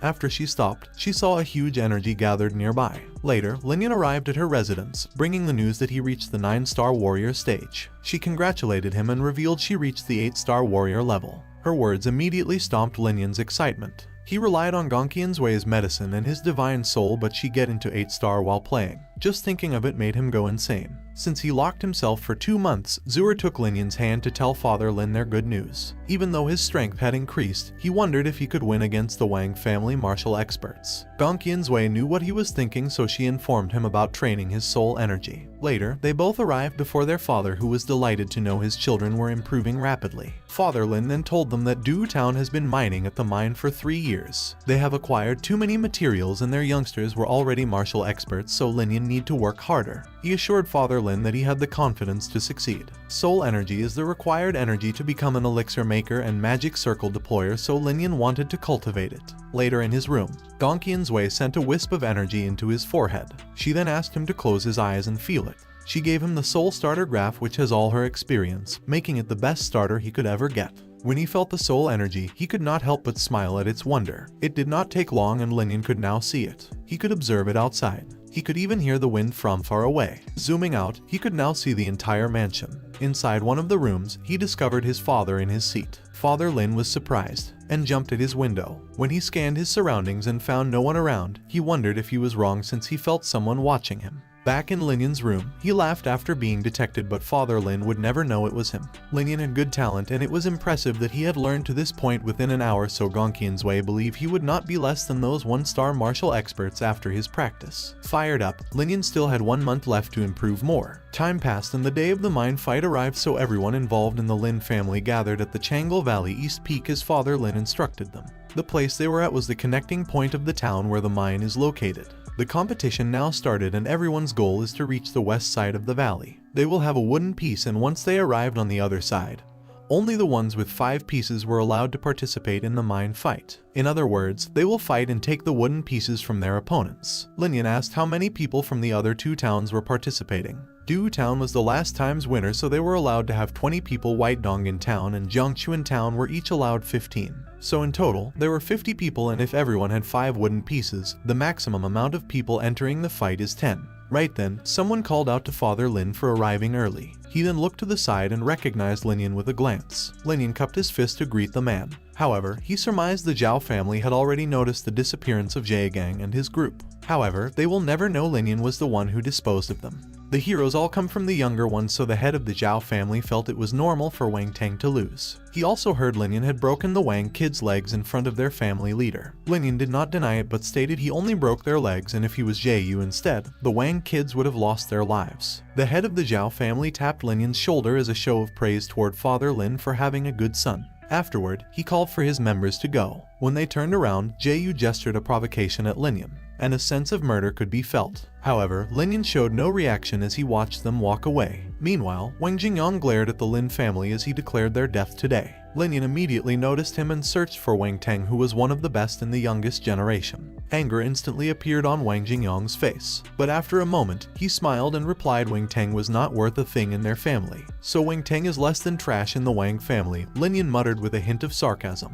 When Wang Jingyang was about to pounce forward, Father Lin appeared in between and questioned what he was going to do, so Wang Jingyang could only turn around and warn them to watch their back. A man from the Wang family then declared he would kill Lin Yan himself. He was Wanjuan, Wan Ning's brother, who almost became his brother-in-law. Lin Yan replied not to worry as he would not leave him alive either. When the Wang family left, Father Lin cautioned Lin Yan to look out for Wanjuan since he might be a 1-star martial expert. Right then, the bell sounded, and the referee of the mine fight appeared before everyone. Father Lin knew the old man had a high reputation in the 3 towns, although he came from a faraway place many years ago. He built a residence in the Changle Valley, but he did not care a thing about what was going on, and he was very strong, so he had always been the referee. Gongqian's Wei then informed Lin Yan that the elder in front of them was a 1-star great martial expert, which instantly shocked him. In all 3 towns, the strongest person is a 7-star martial expert, so a 1-star great martial expert could be king in these towns. However, Lin Yan felt it was weird because the old man did not conquer the mine for himself. Gongqian's Wei then revealed the old man had an injury, and even if he absorbed all the spiritual stones, he would not escape his fate of dying.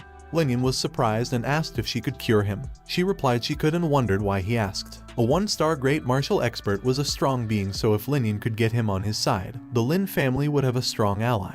Gongqian's Wei was surprised. Lin Yan was so young but he had such ambition. So she agreed to help, but he needed to find a chance to cure him first. Right then, the old man called for everyone's attention and instructed the participants of the mine fight to come forward to get the wooden piece. Everyone began to move. Soon, it was Lin Yan's turn, so he announced his name. Afterward, the old man used a mysterious skill and a wooden piece with Lin Yan's name materialized out of thin air. After getting his wooden piece, Lin Yan cupped his fist and thanked him. When everyone got their own wooden piece, the old man instructed them to maintain their distance from others, and before crossing the valley, they must gather 5 wooden pieces to complete the mission. As soon as the announcement was finished, everyone instantly began the quest. In the middle of the valley, Lin Yan maintained his speed. Suddenly, a beast pounced at him. Lin Yan simply kicked its head, and he continued to run again. After he climbed a tree, he somersaulted downward and landed on another branch. He decided to look for others now. He then released his soul energy. Soon, he instantly detected 2 targets. If they were Lin members, he would accompany them, but if not, it depended on their luck. Later, Lin Yan could be seen hiding behind a tree as he observed a couple of men approaching. They were from Du Town, so he would take their wooden pieces. Lin Yan approached the 2, and once he arrived before them, he immediately asked for their wooden pieces, otherwise they would be killed. Both of the men were terrified. However, they decided to risk it all and attack with all their might. Soon, muffled grunts and crackling bones reverberated throughout the forest. After taking their wooden pieces, Lin Yan left them alive since he did not have the mood to kill. He then told them to get up soon, otherwise the poisonous bugs and beasts around would kill them instead. As expected, their fates would remain unknown for eternities. Meanwhile, Lin Yan could be seen sitting on a tree branch. He already got 5 pieces without challenge. Next was to dispose of some Zhao and Wang people, so he would release his soul energy to locate the others. He immediately realized something was wrong.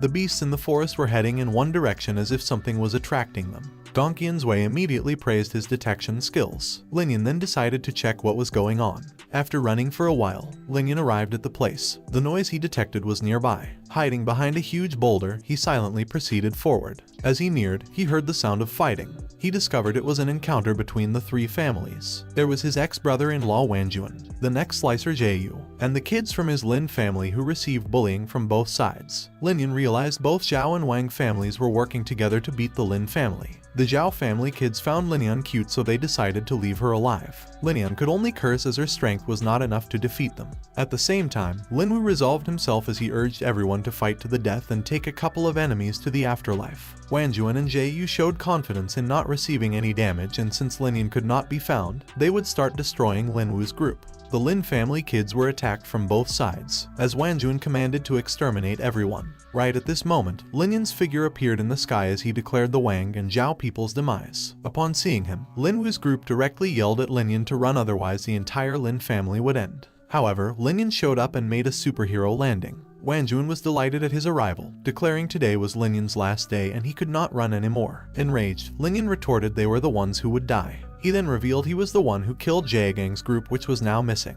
Jiayu was shocked and his face darkened. Lin Yan grabbed Lin Yan's sleeve as she asked why he triggered him. However, Lin Yan did not answer and instead took out a bottle of healing pills. Lin Yan poured the pill into her hands, and without hesitation, she swallowed the pill. In an instant, she felt a surge of overflowing energy, and her body was immediately healed and her fatigue disappeared, proving the pill's effectiveness. With a smile, she hurried everyone to also take the pill. Right then, Lin Yan told the others to hold the others back, and once he finished the 2 shrimps he would come to them. On the other hand, after being called shrimps, Jiayu and Wanjuan erupted in rage and prepared to chop Lin Yan into pieces. When he learned they were 1-star martial experts, Lin Yan further provoked that their strength could not help the both of them. Without hesitation, they pounced toward Lin Yan at once. Their underlings united and also prepared to join the battle. However, Lin Wu's group intercepted and their fatigue was now gone. As the battle continued, Wanjuan was surprised after knowing that Lin Yan reached the 9-star martial warrior, but with their strength, he believed they could still kill him instantly. Afterward, he activated the universal energy palm. On the side, Jiayu also activated the shadow hands. At the same time, the underlings also started their fight. Right then, Lin Yan activated the thunder wind punch. He jumped into the air and charged toward the ground. Jiayu deployed his defense and braced himself. As soon as he tried to receive Lin Yan's attack with his palms, the bones in his hands shattered from the impact. Afterward, he flew away and split a tree apart as he heavily crashed. Lin Yan then activated the Sky Mountain Seal. Out of thin air, a huge boulder appeared, overshadowing Wanjuan's figure. He was shocked to see a top-level common technique. As the boulder fell toward him with great momentum, Wanjuan desperately sent dozens of universal energy palm. Although he was successful in defending himself, his face turned dark. While he desperately caught his breath, Lin Yan was still calm and steady. Wanjuan realized that Lin Yan was tricky to handle. Even Jiayu, who was struggling on the ground, was in disbelief. After calming himself down, Wanjuan asked how many times Lin Yan could use his skills at his current level. However, if he was waiting for Lin Yan's spiritual energy to run out, he would be disappointed. Lin Yan made a hand seal again, activating the Sky Mountain Seal once more. Afterward, another boulder materialized and fell toward Wanjuan. Upon witnessing that Lin Yan could use it again, his face revealed a frightened expression. Eventually, he gritted his teeth and sent countless palm strikes. He would see how long could Lin Yan use the skill. However, Lin Yan's attack this time was stronger than the last. Wanjuan was helpless against it and was sent flying by the impact. With a loud explosion, he crashed against a couple of trees, tearing them apart. The underlings were attracted by the commotion, and when they turned to look, their eyes widened in shock. Upon seeing Wanjuan vomiting blood, Lin Yan's group was relieved for their side to win the fight. Meanwhile, the underlings of the opposite family contemplated running. Unfortunately for them, Lin Yan directly ordered Lin Yan's group not to leave a single one alive. Lin Yan quickly reacted and decisively attacked the people of the opposite families. They could only scream in despair, and for a while, their wails echoed throughout the forest. After perishing everyone, silence descended again. Right now, Wanjuan desperately threatened Lin Yan by the two families teaming together to wipe out the Lin family. With the face of someone who was about to cry, Ju added that they would pretend none of it happened if Lin Yan let them go. However, Lin Yan's reply was their death. The forest was disturbed by their horrified screams once again. Once they were sure Lin Yan had won, the Lin family people were all smiles. Right then, Lin Yan told everyone to take the Kainkun bags of whoever they killed as a reward. So they scrambled to search the corpses and looted them one by one. Even though he had bigger storage of spiritual energy than others, Lin Yan still used up too much in the fight, so he needed to restore it now. Right then, Lin Yan went closer to him. Lin Yan noticed this and opened his eyes. When he looked around, he realized everyone had gathered toward him. He could not help but ask why they were staring at him. Lin Yan was the first to speak as she handed Wanjuan and Ju's Kainkun bag. Linwu then expressed his respect for Lin Yan's strength, and in the last family competition, he recognized his defeat and did not feel bad about it. So Lin Yan thanked Linwu for the compliment. When looking around the scattered corpses, Lin Yan felt their divine souls going to waste, but he could not absorb them because of the others' presence. Gongqian's Wei then informed him that they were weaker than him, so they would not notice his intention. But he was worried since he had to summon the coffin to absorb divine souls. So she explained that he only needed to put his hand on corpses and the coffin would absorb their divine souls by itself. So that was how it works. Lin Yan could not waste their divine souls, so he was delighted to find a way. He immediately told Linwu's group to wait for a moment. One by one he started absorbing the souls of the enemies. Lin Yan approached and was curious about what he was doing. Nothing. Lin Yan reasoned and claimed he was just making sure the enemies were truly dead. His words left everyone speechless. Lin Yan was definitely an overpowered but cautious hero. Right then, Lin Yan announced the conclusion and hurried everyone to proceed toward the park. The group was quick to respond in the affirmative, as they followed Lin Yan's lead. At the finish line, Father Lin and the other family heads stared at the entrance. The door swung open, and they saw the first contestant who finished the quest had arrived. Everyone was shocked and surprised. The contestant was Wu Hao, the strongest person in Du Town's younger generation. Soon, the other participants also arrived with disheveled faces, and a couple of them were even injured. This time, Wang Jingyang was alarmed when he did not see Wanjuan and the other people. The servant on the side asked him not to worry since Wanjuan might be cleaning up the remains of the Lin family team. At the same time, Zhang Wuji was confident in Ju's strength and was sure the people from the Lin family's return would be impossible. Right now, Father Lin's face was grave. He noticed that Zhang Wuji was glancing at them with irony in his eyes, so he was worried about the danger his son and the others would meet. However, Zua revealed a smile when she saw Lin Yan's group had arrived. Everyone was surprised at the arrival of the people from the Lin family. Finally, Father Lin sighed in relief as his stinking brat of a son did not disappoint. Meanwhile, Wang Jingyang's fists intensely crackled. He was livid with rage. At the same time, Wuji also revealed a horrible look. The crowd cheered as the last group of participants arrived. Time was finished and they closed the entrance. After the referee congratulated everyone who overcame the Changle mountain range successfully, he instructed them to count their wooden pieces to define who will be joining the final battle. One by one, everyone called out their name with the number of their name tags. Father Lin's gaze never left Lin Yan as he waited for his results. Soon, it was Lin Yan's turn, which caught the old man's attention. However, Lin Yan simply smiled. Then his wooden pieces were announced, and he obtained a total of 19. The crowd gasped in surprise as they clamored at Lin Yan's ability. After the tags were counted, 3 people remained qualified. Together with Lin Yan were Wu Hao and Lei Cheng, who were said to be the strongest in the young generation of their respective town. In the final battle, the 3 of them would fight against each other, and the only one who remained would be the winner. After cupping their fists to show their understanding, they proceeded to their positions. The fight instantly began and their energies erupted. Wu Hao realized Lin Yan only had the strength of a 9-star warrior. In this case, Lei Cheng proposed to kick Lin Yan out of the arena first, and both of them would have a duel. After Wu Hao gladly agreed, they immediately dashed to attack Lin Yan. Both of them were more powerful than Wanjuan, so Lin Yan concluded he would not take them lightly. They lunged themselves into the air as they hurled their attacks. Lin Yan activated the Wind Thunder Punch. His fist instantly beamed with strong energy. Their attacks collided and exploded in mid-air. After the smoke dissipated, they also began to fall toward the ground. Wu Hao was surprised to see Lin Yan using high-level martial arts. However, the strength of a 9-star warrior was still too weak for Lei Cheng. With a wave of his, he launched an attack again, activating the power celestial point. Arcs of lightning coiled together as they surged forward. At the same time, Wu Hao's hand mysteriously moved, as he activated the Mirage Slap. As soon as he pushed his palm forward, a huge golden palm appeared and swelled, rushing at Lin Yan with oppressive momentum. Determination flashed in his eyes, as his hand quickly moved and activated the Sky Mountain Seal. A massive boulder materialized out of thin air. It was a great martial arts skill. Father Lin wondered how his son could learn such a skill. Their attacks collided and an explosion spread all over the arena. The shockwaves spread, and everyone could feel the strength behind their attacks. Even the ground cracked as it could not stand the impact. On the side, the old man remained calm as this small clash could not influence him. As the smoke dissipated, it was revealed that both sides were unharmed.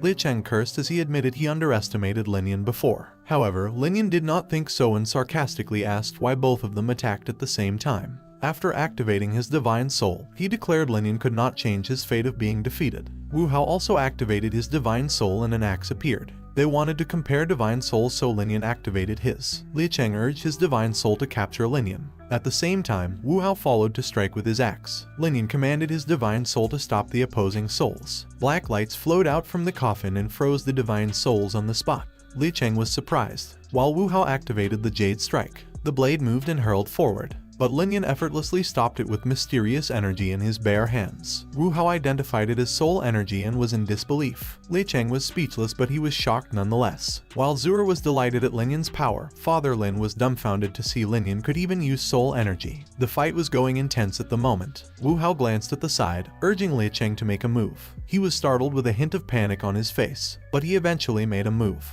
and activated the mystic dark waters. Water crazily surged and coursed toward Lin Yan like a tsunami. He released a muffled grunt as his body tensed with overflowing energy. The blade Wu Hao sent immediately started cracking all over. With Lin Yan as the center, a fierce shockwave extended toward the enemies. The drastic blow caused them to spit mouthfuls of blood. Meanwhile, as the smoke dissipated, the crowd clamored at Lin Yan's victory against stronger enemies. However, Lin Yan saw Wu Hao, who slowly struggled on his feet. He yelled and his energy erupted. With a crack, his full strength was revealed. When they noticed Wu Hao was a 2-star martial expert, the crowd exclaimed in shock. Now that he revealed his true stage, he could not help but praise him for not being bad, but Lin Yan's defeat was certain. Lin Yan showed no reaction. He proceeded to sit cross-legged, so the crowd wondered if he would restore his energy and allow Wu Hao to attack him. However, when Wu Hao carefully looked, he realized Lin Yan was trying to advance. To dare try such a move before him, Wu Hao thought Lin Yan had a death wish. Without hesitation, he summoned his 2-star martial strength and slashed his sword. His attack was so fast, and looking at the situation, he believed he could make it. The sword flashed and appeared before him, but Lin Yan looked untroubled. Father Lin and Zura could not help but call out to him with worry. At that moment, the coffin reacted. The black energy surged again and warped around the sword, stopping it in its tracks. This time, Wu Hao was definitely horrified at Lin Yan's divine soul. Unfortunately, his chance was gone as Lin Yan opened his eyes, and massive currents of energy surged toward him. As he stood, his clothes fluttered and energies flooded over his body. Wu Hao had performed enough, so now it was his turn. Lin Yan's aura blazed. He activated the Sky Mountain Seal. A huge boulder appeared. Its pressure intensified with Lin Yan's increase in strength. Wu Hao was stunned in place as he revealed an alarmed expression. The crowd surrounding the arena felt the pressure, realizing it could compare to a 3-star martial expert. Lin Yan's spiritual energy was so rich he was a blessed genius, so the old man remembered someone the same in the past who became a tremendous force, and he wondered if Lin Yan would become the next one. In the arena, the boulder fell at Wu Hao as it overshadowed his figure. He raised his hands and deployed his defense. Sparks erupted as the boulder clashed against his shield, and he could not hold it any longer. Right then, a silhouette flew out from the crowd with a loud roar. Lin Yan also noticed this and turned to look. He was startled by the man's speed. Wu Hao's father condemned Lin Yan for touching his son. Father Lin was enraged after Wu Gang violated the rules. The old man responded and waved his hand. A flash of light launched toward Wu Gang, and in the blink of an eye, he vomited a mouthful of blood from the impact. Wu Gang was a 6-star martial expert, but the old man easily defeated him, shocking the onlookers in an instant. At the same time, Wu Gang was sent flying like trash and fell heavily on the ground. Lin Yan then grunted, and the boulder's momentum increased. It crashed on the ground, causing cracks around it as Wu Hao was crushed underneath. After the skill disappeared, Wu Hao's unflinching figure could be seen with his life and death unknown. Right then, a cloud of dust spewed from the ground. Lin Yan was surprised to see the movement. A swish was heard, and the old man appeared, praising Lin Yan's good job. Lin Yan cupped his fist and humbly expressed his thanks. The tournament's winner was Lin Yan, and the old man announced the next 3 years' mining rights belonged to Jiangquan Town. The people from Lin Yan's town instantly erupted in cheers. Meanwhile, the Wu family from Du town did not obey the rules, so the old man announced their qualifications to be revoked in the next tournament for the mining rights. After everything was settled, the bodies of the defeated were collected. Both Father Lin and Zuer were delighted to witness Lin Yan's victory. At the same time, the old man complimented Lin Yan's excellence, and if he do well in the future, he could earn all the glory. Now that the tournament was over, it was time for him to leave. Before Lin Yan could reply, the old man had already dashed away. Lin Yan's chance to befriend the old man was gone. Meanwhile, Jie Wuji and Wang Jingyang dashed toward Lin Yan with overflowing killing intent. Lin Yan was appalled at their menacing looks. However, Father Lin was quick to react to become Lin Yan's shield and question their intentions. Wang Jingyang declared Lin Yan's fault for killing their family members, so they wanted him to pay with his own life. Father Lin could not win against 2 martial experts, so Lin Yan wondered if he could hold out one of them while asking for Gongqian's Wei's help. However, her assistance was unnecessary as she assured him that someone else would help them. As Zuer hurriedly grabs Lin Yan's arm, she calls out to him in worry, realizing that they are currently in danger. Father Lin quickly rushes Lin Yan to take away Zuer and leave. Meanwhile, Lin Yan is searching for someone who can help them. Right then, a figure suddenly flashes nearby. He calls out Wang Jingyang and Jie Wuji for their ridiculous actions, and with a menacing look, he glares at both of them. The arrival of host Ju immediately flusters them. As if in agreement, Wang Jingyang launches an attack, and Jie Wuji then followed suit. Multiple bursts of energy collide, resulting in a deafening explosion. While outside the chaos, Zuer calls out to Lin Yan, expressing her concern. Lin Yan believes host Ju is a 6-star martial expert, but Gongqian's Wei replies that he hasn't acquired soul energy, otherwise he would have badly injured the enemy. At this moment, the fight pauses as Wang Jingyang confronts host Ju for intervening in the matters between the 3 families. However, host Ju remains calm as he states that the rules of the mine have been set for years, and whoever participates and dies in the tournament should not be avenged. He then asks if it is alright for the other family's members to die but not theirs, and threatens to inform Elder Zhang about their matter. Jie Wuji and Wang Jingyang look at each other with worry, realizing the severity of the situation. Finally, they decide to turn away and declare that the matter is not finished yet. After they left, Father Lin and Lin Yan offered their gratitude toward host Ju. This is the most he can do as the host of the 100 Treasure Pavilion, so host Juo waves his hand and tells them not to be polite. Seeing host Ju's humility, Father Lin smiles and replies that helping them this much is already more than they could ever ask for. Eventually, host Ju cups his fist and bids farewell to both of them. Later that night in the Lin residence, fireworks crackle and everyone is having a joyous evening. Some of the townfolks even bring a number of gifts for the celebration. A genius comes out of the Lin family, and since the future of Jiangquan Town is all on him, they could not help but search for his presence to celebrate with them. Because of the distribution of the Changle Valley coming up in 3 days, Father Lin reveals Lin Yan is trying his best to advance. Meanwhile, inside Lin Yan's room, he feels like battling is the fastest way of advancing. He never knew that it could speed up the process of his cultivation.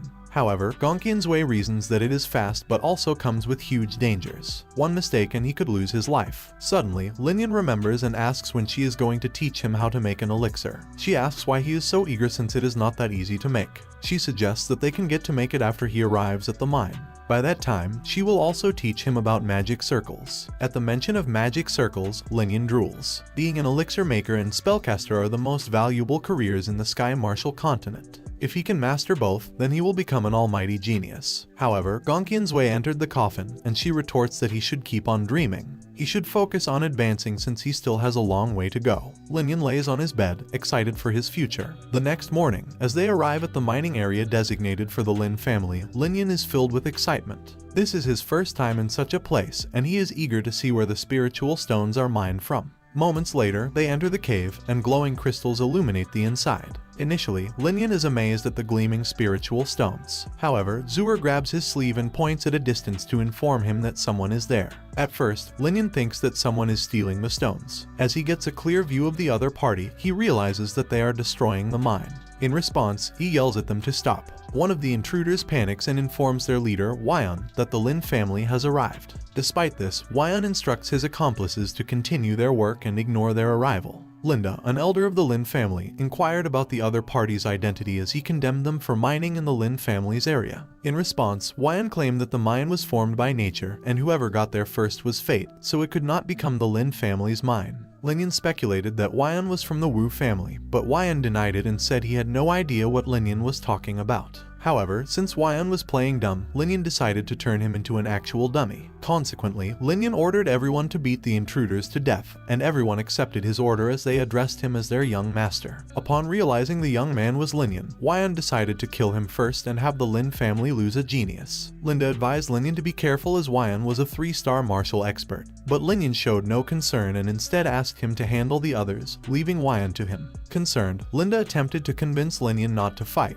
but Zuer intervened and reassured him to trust Lin Yan. At that moment, Lin Yan's aura erupted and swirled around his body. They both attacked simultaneously. Yan activated 5 elemental strikes while Lin Yan used Sky Mountain Seal. Yan quickly discovered that Lin Yan was only a 1-star martial expert and criticized him for daring to challenge him. After that, his attack clashed with Lin Yan's huge boulder, shattering it into pieces. He roared in laughter at the seemingly insurmountable difference in their strengths. However, Lin Yan simply smiled and wondered how significant the differences truly were as another burst of energy erupted around his body. Yan recognized this as soul energy and was left in disbelief. Unfortunately, it was too late to react as Lin Yan flashed before him with lightning speed. With a swift punch to the chest, Lin Yan sent Yan crashing to the ground. As Yan met his demise, Lin Yan absorbed his divine soul with ease. Afterward, Lin Yan stood up and addressed the others, inquiring if their fight was over. Zuer confirmed that the battle had ended as dead bodies lay scattered across the ground. Without delay, Lin Yan directed them to dispose of the corpses to feed the beasts, a command that the family members were pleased to carry out. Later on, Father Lin arrived and was puzzled by what had occurred. Upon entering the cave, he was filled in on the situation and responded with a delighted chuckle at his son's impressive job.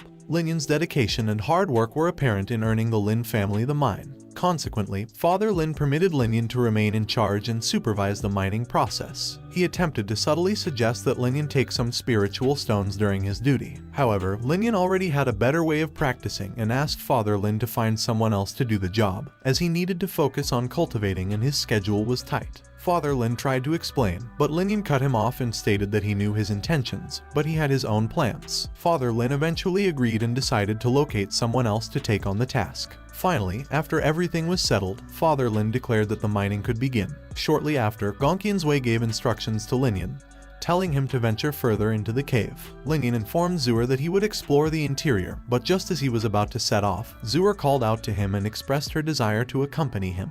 Although hesitant, Lin Yan eventually agreed to Gongqian's Wei's suggestion that Zuer come along, as there was no apparent danger within the cave. As they journeyed deeper into the cave, Zuer marveled at the spacious and attractive surroundings, while Lin Yan noticed that the spiritual energy inside was considerably thicker than that outside, in fact, several times more so. Zuer concurred, acknowledging that she too could feel the thickness of the energy. As Lin Yan explored the cave, he suddenly came across a shocking discovery. Countless spiritual pills were scattered all over the walls. In fact, there seemed to be around 1,000 of them. Normally, it would take 10 spiritual stones to create just one of these pills, but their effects were far superior to those of the stones. Puzzled by their presence, Lin Yan wondered if someone had left them behind. It was then that Gongqian's Wei intervened his thoughts, explaining to him that the pills had actually formed on their own and had simply gone unnoticed by others. Right then, Zuer chimed in, noting that the dense spiritual energy in the cave was likely due to the pills. Realizing the value of these spiritual treasures, Lin Yan expressed his intention to collect some for Zuer. Worried of the potential danger, Zuer cautioned Lin Yan to be careful as he proceeded to gather the pills while she watched from a distance. After collecting all the pills, Lin Yan put them in a storage bag. He then informed Zuer that they would each take half of the pills. However, Zuer declined his offer and suggested that he keep the pills for himself. She explained that she had no use for them as she wasn't even a 1-star martial expert. Lin Yan agreed with her and promised to give her some more spiritual stones when they got back. As a result, Zuer happily agreed to his proposal. While looking at the bag of pills, Lin Yan suddenly got an idea. After returning to the Lin family residence, Lin Yan presented his father with 500 pills to help him advance to a 6-star martial expert soon. At first, Father Lin seemed hesitant, but Lin Yan explained that his cultivation stage was crucial to the Lin family's success. Consequently, Father Lin ultimately accepted the pills, albeit reluctantly. In Lin Yan's room, he asked Gongqian's Wei to teach him elixir making and spellcasting. In response, Gongqian's Wei asked him which one he wanted to learn first. After a moment of consideration, Lin Yan decided to learn elixir making first. Upon hearing this, Gongqian's Wei commented that it was a good choice. Curious, Lin Yan asked why she thought so. Gongqian's Wei explained that learning spellcasting magic circles is very complex, and Lin Yan still had no idea where to start. To further clarify, Lin Yan asked Gongqian's Wei what the maps and layouts were. Patiently, Gongqian's Wei explained that, in simple terms, they are the triggers of magic circles. However, at Lin Yan's current stage, he could only do level 1 layouts which cost at least 10,000 spiritual pills. Lin Yan was shocked to hear the amount, exclaiming that it was already considered robbery. In response, Gongqian's Wei told Lin Yan that spellcasters are very powerful and valuable, and if one did not sacrifice anything, one could not achieve mastery. Despite this, Lin Yan remained determined to learn and decided to start by mastering elixir making first. With a helpless sigh, he knew that the path to becoming a spellcaster would not be an easy one. As Gongqian's Wei began to speak, she told Lin Yan that she could show him how it is done now. However, at the moment, Lin Yan only had a soul and did not even possess a spiritual flame or a spiritual tripod. Despite this, Lin Yan asked if he could not use Gongqian's Wei's tripod, which she used for medicinal liquid. Gongqian's Wei quickly responded, telling him that her tripod was on the god tripod rank and Lin Yan would not be able to control it. Thinking of this, Gongqian's Wei decided to teach Lin Yan the soul energy technique, Cosmic Lunar Wave. She informed him she would only demonstrate it once and he should watch closely. Lin Yan watched with great interest as Gongqian's Wei made some mysterious moves. Suddenly, Lin Yan was shocked to see the power of her moves as the Cosmic Lunar Wave emanated from her being. It was intense, and Lin Yan had to cover himself from the energy. Gongqian's Wei eventually stopped and smiled, letting Lin Yan know the demonstration was finished. Afterward, Gongqian's Wei asked him to close his eyes and told him she would direct the technique into his consciousness. The Azure Dragon Creator technique was created by the first leader of the Azure Dragon family, and it is a true divine technique. Moreover, once Lin Yan mastered it, he would gain the strength to destroy heaven and earth. Furthermore, the technique consists of 7 chapters, and the further he goes, the harder it is. In order to grow, he needed numerous resources, but if he can master all these, he can be counted as half of an Azure Dragon member. After a while, Lin Yan finished absorbing the information and commented that it was an astonishing divine technique. Gongqian's Wei told him that all she could do was get him started, and the rest was all on him. Lin Yan thanked her and acknowledged that if it were not for her, he would never have even seen a legendary technique. In response, Gongqian's Wei told him that if he really wanted to thank her, he should hurry up and get strong and find her something that could restore her soul energy. Lin Yan assured her not to worry and that she could count on him. As the night passed and morning arrived, Lin Yan lay on his bed and complained that his speed was slow. Even though he had used 200 spiritual pills, he had only made it through half of a vein. In contrast, Gongqian's Wei commended him, saying that it was impressive for him to have learned the technique, as many martial practitioners could never even get started. In hopes of progressing further, Lin Yan asked Gongqian's Wei if she could make an elixir for him so that he could exchange it for more spiritual stones to continue practicing. Gongqian's Wei instructed him to gather some materials, and Lin Yan readily agreed. Moments later, Lin Yan was walking in the forest with his mysterious clothes on. He told Gongqian's Wei that host Zhu had helped him a lot, so he believed that they should use her power to guide him a little in return. In response, Gongqian's Wei answered that it was up to him. Soon, Lin Yan arrived at the 100 Treasure Pavilion, where host Zhu invited him to the inner room. To begin with, Lin Yan asked host Zhu if he was a tier 1 elixir maker. Furthermore, he asked what confusion host Zhu had about elixir making, as he could help out if he knew the answer. Surprisingly, host Zhu remained silent but was clearly taken aback by Lin Yan's offer. However, Lin Yan told him that he was only willing to do this because of host Zhu's help to the Lin family. In response, host Zhu cupped his fist to express his gratitude and replied he did have some questions that he would like to be answered. For a while, they discussed it and Lin Yan replied without hesitation. Later, host Zhu expressed his gratitude towards Lin Yan for the guidance he received because the questions had been troubling him for quite some time. In response, Lin Yan stated that since his problem was resolved, he suggested that they talk about his. Host Zhu then inquired whether Lin Yan was planning to create a martial expert pill, to which Lin Yan affirmed. However, host Zhu informed him that the 100 Treasure Pavilion did not have the necessary materials, and he needed to go to the Golden Cloud Business League at the Green Sun City for them, which would take approximately 5 days. Lin Yan replied that the time frame was not an issue and agreed to pick up the materials after 5 days. He also asked about the cost of the materials, to which host Zhu replied that there was no need to pay, as Lin Yan had solved his year-long problems. He encouraged Lin Yan to take the materials as a gesture of gratitude. Lin Yan, however, insisted that he would give a martial expert pill once he completed the project, as he did not like to owe anyone favors. Host Zhu then thanked Lin Yan and cupped his fist as a sign of appreciation. 7 days later, Lin Yan was surprised to find himself in the Lin family residence, having advanced to a 2-star martial expert. Gongqian's Wei reminded him not to forget the 3-star martial expert's divine soul he had absorbed and urged him to visit the 100 Treasure Pavilion. Lin Yan replied that he would be on his way shortly. Later, at the 100 Treasure Pavilion, host Zhu greeted Lin Yan and asked about his master's well-being. Lin Yan responded politely, stating he was here to give Hostju the martial expert pill under his master's orders. Hostju accepted the pill and checked it before recognizing its authenticity. Lin Yan silently reflected on how, with Gongqian's way, he always received more. He then told Hostju that he would be leaving. Outside the pavilion, Hostju thanked Lin Yan and asked him to convey his gratitude to his master. He also promised to assist them with anything they needed in the future. Right then, Gongqian's Way praised Lin Yan for using a martial expert pill to gain Hostju's loyalty, considering it a fair trade. Later, Lin Yan returned to the Lin Yan residence and found his father. He pointed at the boxes beside him and asked if they contained all the spiritual stones that would be traded to the Green Sun City. Father Lin confirmed that they had 10,000 spiritual stones and were planning to trade some spiritual pills back. He instructed Lin Yan to put all the stones inside a storage bag and travel with the Big Elder to Green Sun City. When Lin Yan asked if he could come along, Father Lin expressed concern about the recent strange behavior of the Wang and Zhao families, fearing they might cause trouble. Zuer interjected, asking for permission to accompany her brother. Father Lin was initially hesitant but eventually relented after Lin Yan suggested letting Zuer go because she had never been to Green Sun City before. Zuer expressed her gratitude and joy at being able to go to Green Sun City. Later, Lin Yan and his party journeyed through the forest on horseback until they reached Green Sun City. Zuer was struck by the city's grandeur and compared it favorably to her hometown.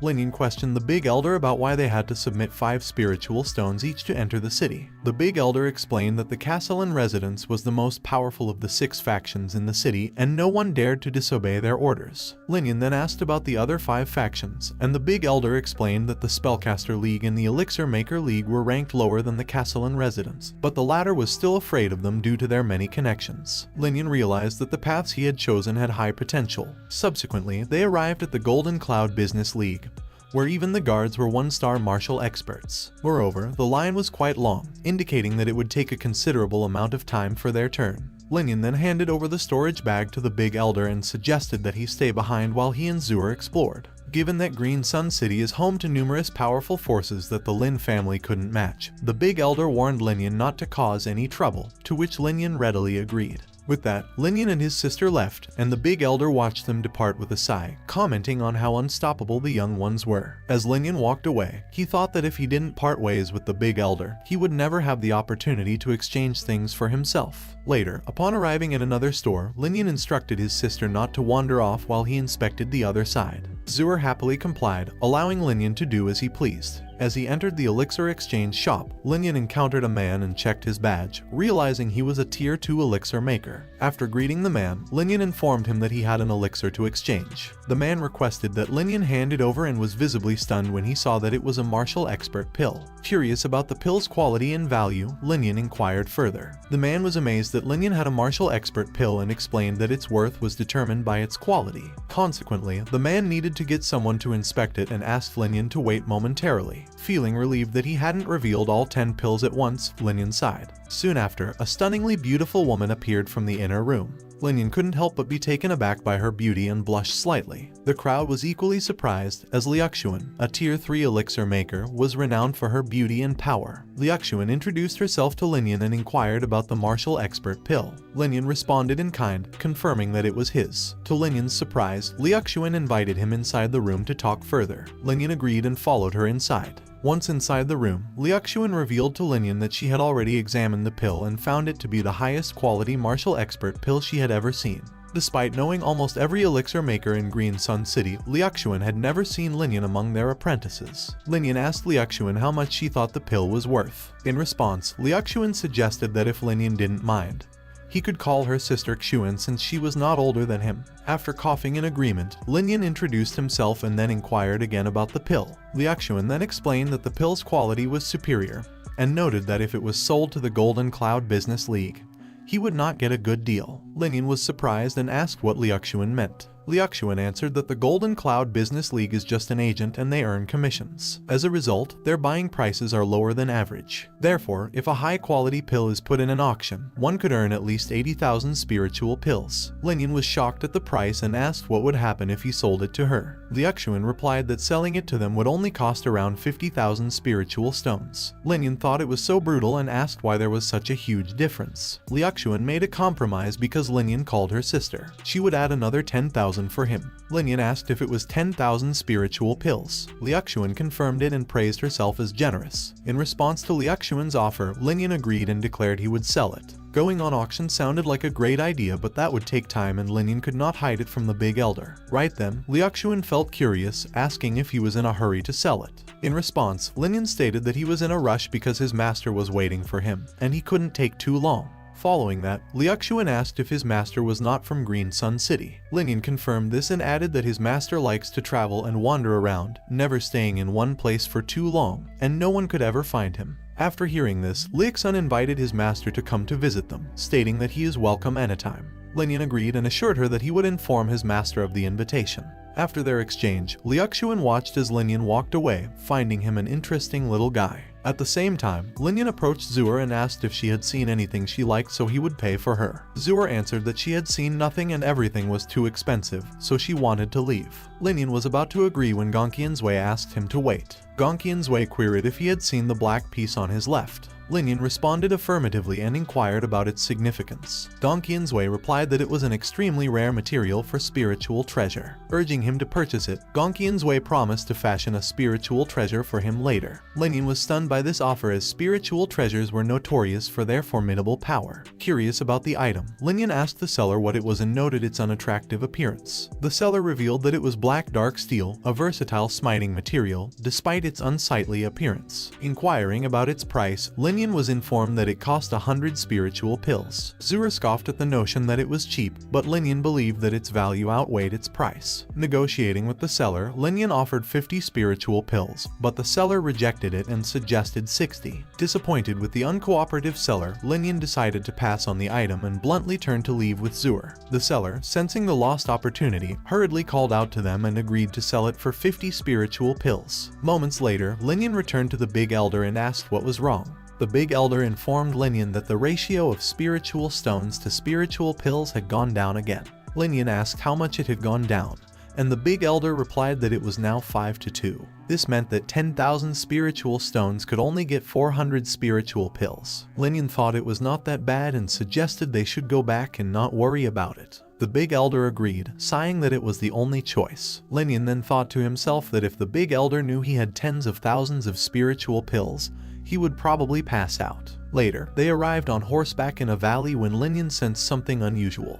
He halted his horse and advised the big elder to be careful, revealing his feeling that the place was not peaceful. Sure enough, an arrow suddenly shot towards him, which he easily evaded. However, more and more arrows descended upon them. The big elder realized it was an ambush and deflected the arrows, but his horse was hit, causing him to fly away from it. At the same time, Lin Yan easily deflected the arrows and advised Zuer not to move. Looking at the horse's wound emitting a dark smoke, Lin Yan realized that the people who ambushed them wanted them dead. Suddenly, waves of laughter sounded as they called out to Lin Song, the big elder's name. Wang Qing complimented them for only losing a horse against the rain of poison arrows, while Jiaxin added that they would leave their lives there nonetheless. They were both 4-star martial experts, so the big elder thought he could not take them both. But no matter what, he could not let the young generations end there. Without hesitation, he ordered Lin Yan to take Zuer and leave as he held the enemies back. But Lin Yan called out, thinking to himself that even though the big elder sometimes argued with his father,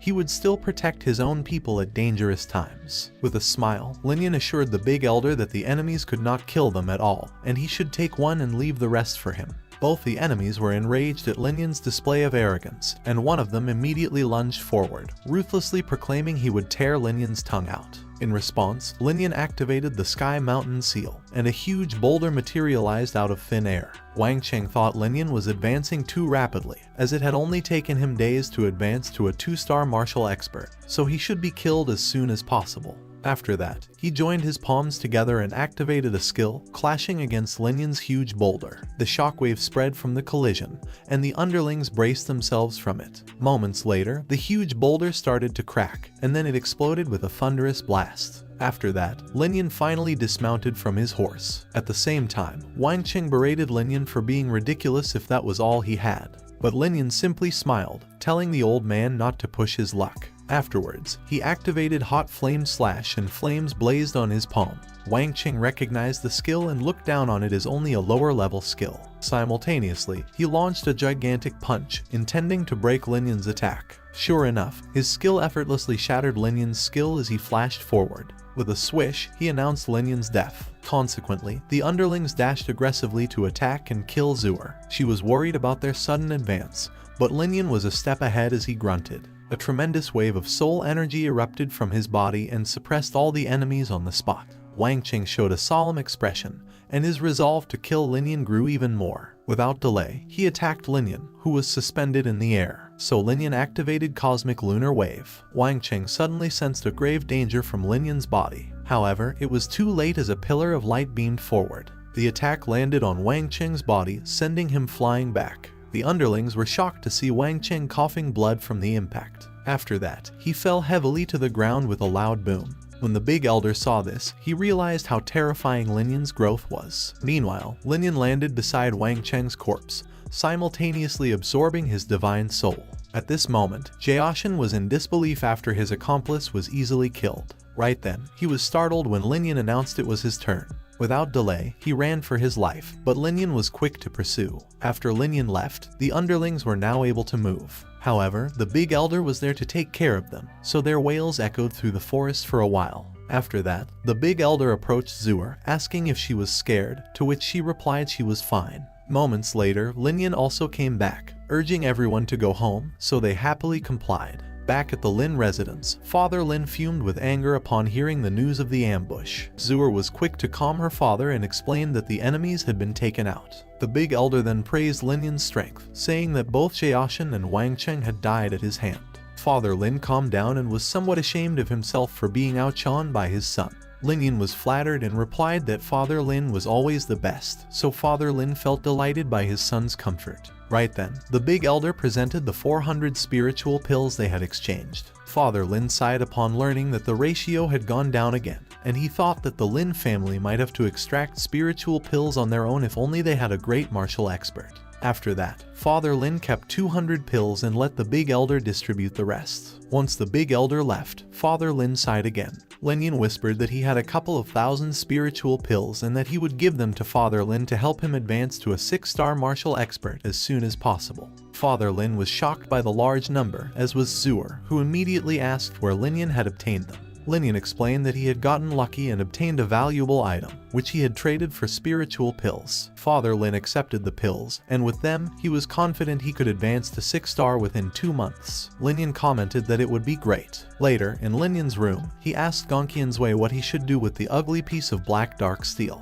Gong Qianzui then appeared and asked for the item, as she would craft it for him. Lin Yan wondered what she would make out of it. Gong Qianzui answered that she could only make a lower-level spiritual treasure, since most strong spiritual treasures are generated by nature, and no one had invented a way of making them yet. She explained that as he would get stronger and see the world outside, he would get his hands on higher-level spiritual treasures. Lin Yan acknowledged her words and was excited to see how she would craft the item. Gong Qianzui turned around and reminded him not to bother her while she was crafting.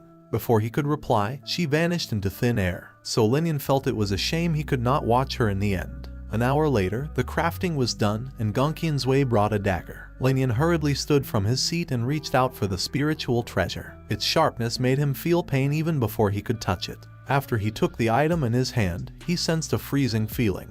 He was surprised to see how powerful his spiritual treasure was. Lin Yan thought someone's bones would shatter into pieces once stabbed by it, but Gong Qianzui told him it could only be counted as a human lower-rank spiritual treasure. In the future, when he had spare time, Gong Qianzui advised him to practice using his soul energy as it would benefit him a lot during combat. Lin Yan agreed and replied that he would work harder to become a master at it. On the other side, Wang Jingyang and Jie Wuji drank in advance to celebrate their assassination of Lin Yan. Even if he were killed, Wang Jingyang declared he was unafraid of Host Zhu, as his daughter had the Hot Flame Academy, and would not be weaker against the Golden Cloud Business League. Jie Wuji agreed. Compared with the Hot Flame Academy, which is one of the 7 biggest forces in the Daifeng dynasty, Host Zhu's backer seemed like an ant. But right then, a servant barged through the door, informing them that the Big Elder's party had all been killed. Wang Jingyang and Jie Wuji stood from their seats, asking what they had just heard. so the servant once again told them the news. This time, Wang Jingyang crushed his cup in anger, questioning who did it. The servant turned gloomy and revealed it was Lin Song and Lin Yan, based on the spiritual energy remaining from the corpses. Wang Jingyang was enraged, declaring he would definitely crush Lin Yan's bones. On the side, Jaewuji also urged that they should take action now that Lin Yan was growing more powerful. Wang Jingyang agreed and requested that Jaewuji speed up the process of spiritual stone mining to increase their strength. After Jaewuji left the room, the servant asked Wang Jingyang if they should not tell the miss about what had happened so far. However, Wang Jingyang denied the suggestion since she was now busy in the academy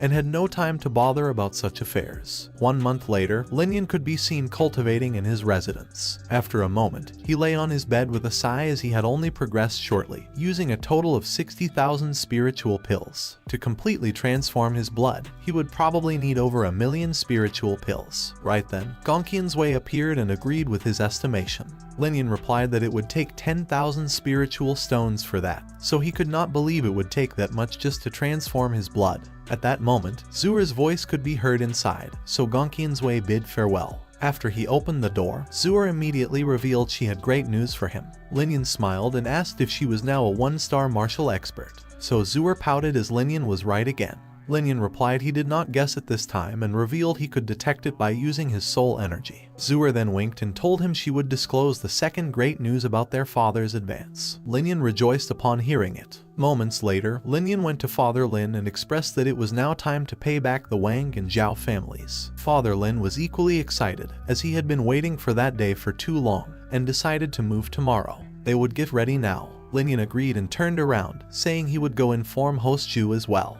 Later, in the 100 Treasure Pavilion, Host Ju told Lin Yan he had improved drastically with his master's help and that it would not be long before he could try making Tier 2 elixir. Lin Yan was happy for him and expressed his congratulations. After that, Host Ju asked if he had traded the spiritual stones mined to the Golden Cloud Business League, to which Lin Yan replied affirmatively. So Host Ju took out a VIP card from the league and handed it over to Lin Yan so that the ratios would be much better when he traded in the future. He would also be taken good care of when attending auctions. Lin Yan accepted the card and thanked Host Ju for his favor. Afterward, he asked if Host Ju knew how many level 3 elixir makers there were in the league. Host Ju thought for a moment and revealed there were 9 before, but now there was another one, making it 10. So Lin Yan asked if the last one was called Liuxuan. Host Ju was surprised and asked if Lin Yan knew her. So Lin Yan revealed he had met her before when he traded spiritual pills and even sold her a martial expert pill. Host Ju praised Lin Yan for being lucky, as Liuxuan was the real genius of the league,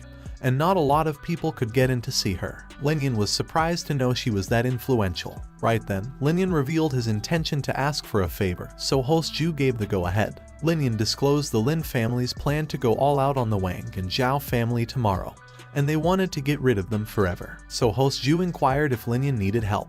Lin Yan replied he only wanted Host Ju to lock the information since the Wang family had a daughter at the Hot Flame Academy who could be fairly troublesome. Host Ju agreed since it would be tricky once the academy was involved. So he asked Lin Yan if he was sure that he had what it takes to get rid of both families. Lin Yan simply replied mysteriously that he could. Host Ju thought Lin Yan was serious, so he told Lin Yan not to worry as he would do whatever it took to keep the information locked in town. Later, in the Lin residence, Father Lin revealed his plan to bring one team and head to the Zhao family first to finish them as soon as possible. Meanwhile, Lin Yan, together with the Big Elder, would watch over the Wang family so that if they planned to help the other side, they would be held back. Moments later, a servant reported to Wang Jingyang the Lin family's movements against the Zhao family. Moreover, Lin Peng had already reached a 6-star martial expert. Wang Jingyang's expression turned grim upon hearing the news. As his underlings urged him to help, Wang Jingyang sinisterly smiled. The Zhao family was only a pawn for him, and after they fought and weakened each other, Jiangchuang town would be his family's fortune.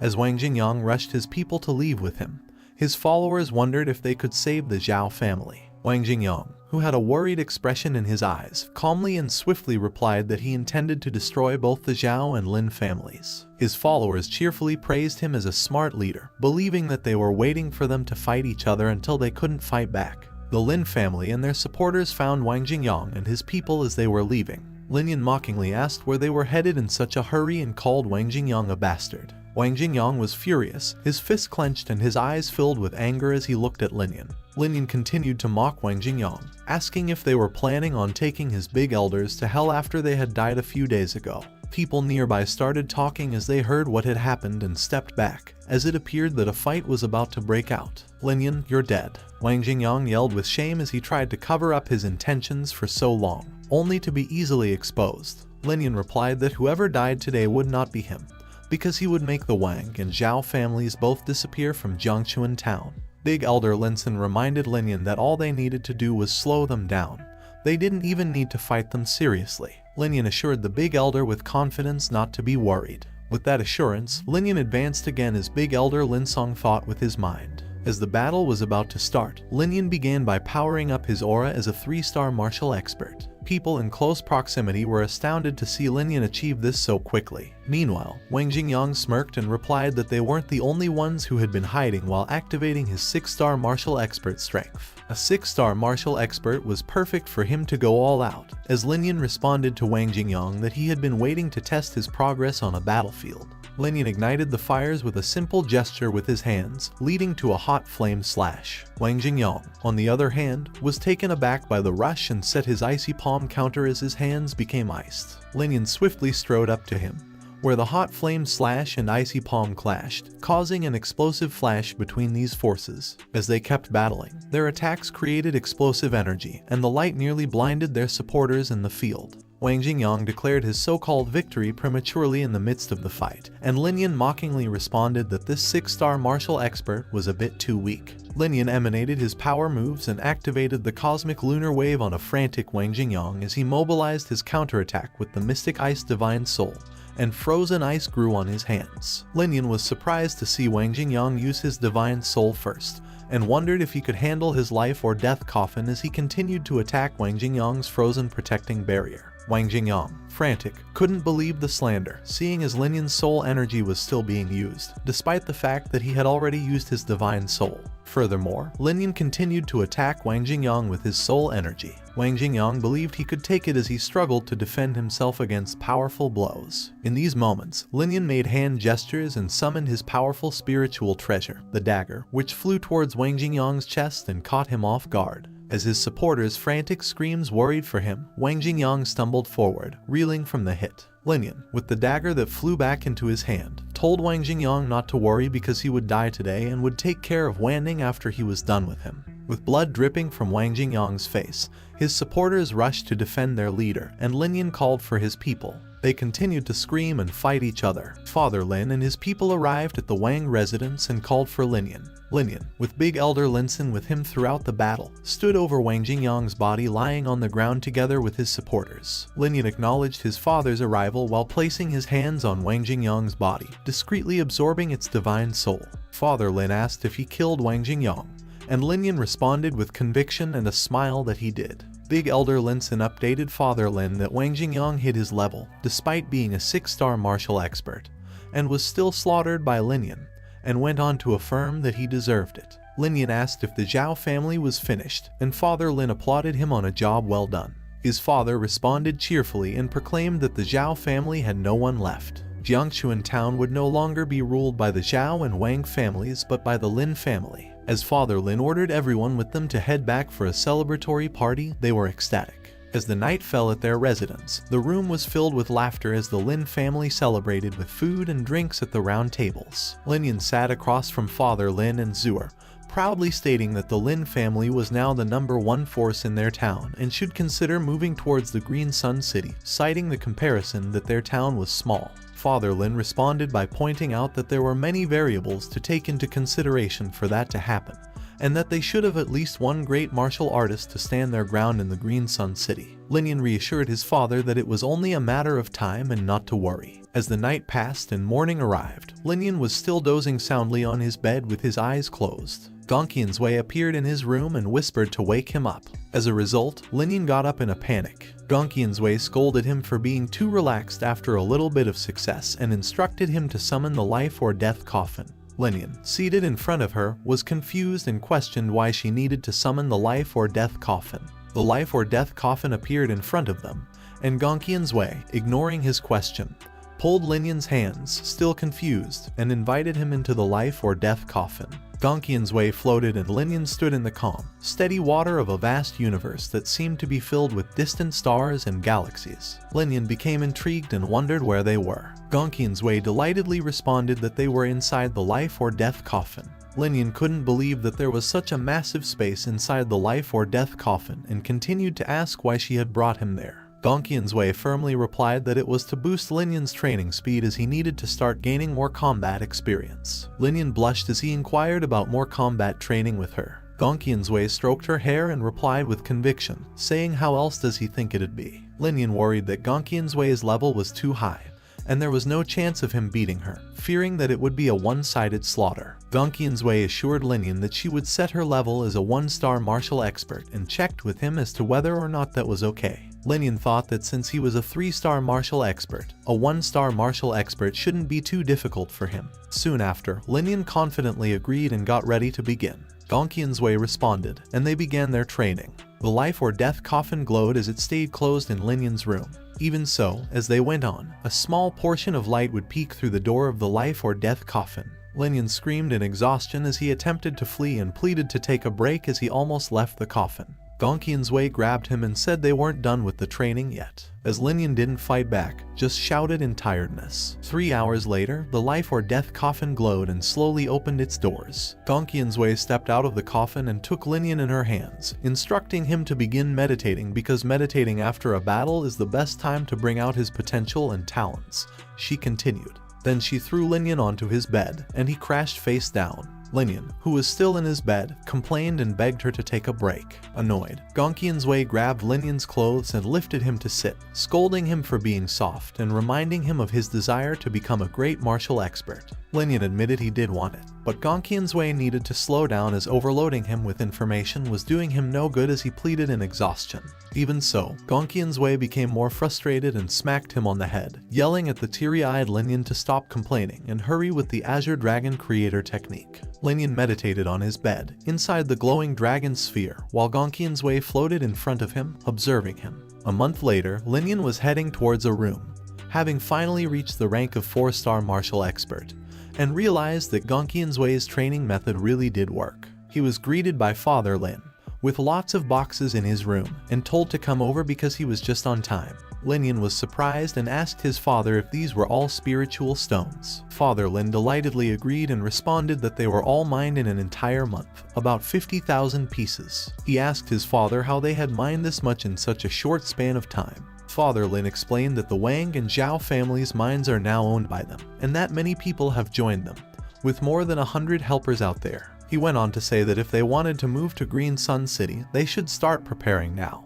and he told Lin Yan to take these spiritual stones and exchange them, to which Lin Yan agreed. Just right outside the room, Zuer interrupted them, saying that she'll go. The brother and sister rode their horses, leaving their small town. Lin Yan thought with his mind that he wanted to see someone during their trip to Green Sun City. The siblings arrived at Green Sun City, which was crowded and busy, on their way to the Golden Cloud Business League. Lin Yan wandered with his sister Zuer close by. Zuer's eyes sparkled in the midst of the busy crowd, and she told her brother to go ahead and exchange while she checked something out. While her brother agreed, he reminded her not to wander around too much because he would be back when he was done. Lin Yan sighed in relief that his sister found everything interesting. He went into the store, approached a man, handed over his VIP card, and told him to exchange it for spiritual stones. The man smiled and courteously invited him to follow him. As they walked, Liuxuan greeted Lin Yan and asked if he was there to buy more stuff. Lin Yan responded that he planned to pay her a visit after they finished exchanging.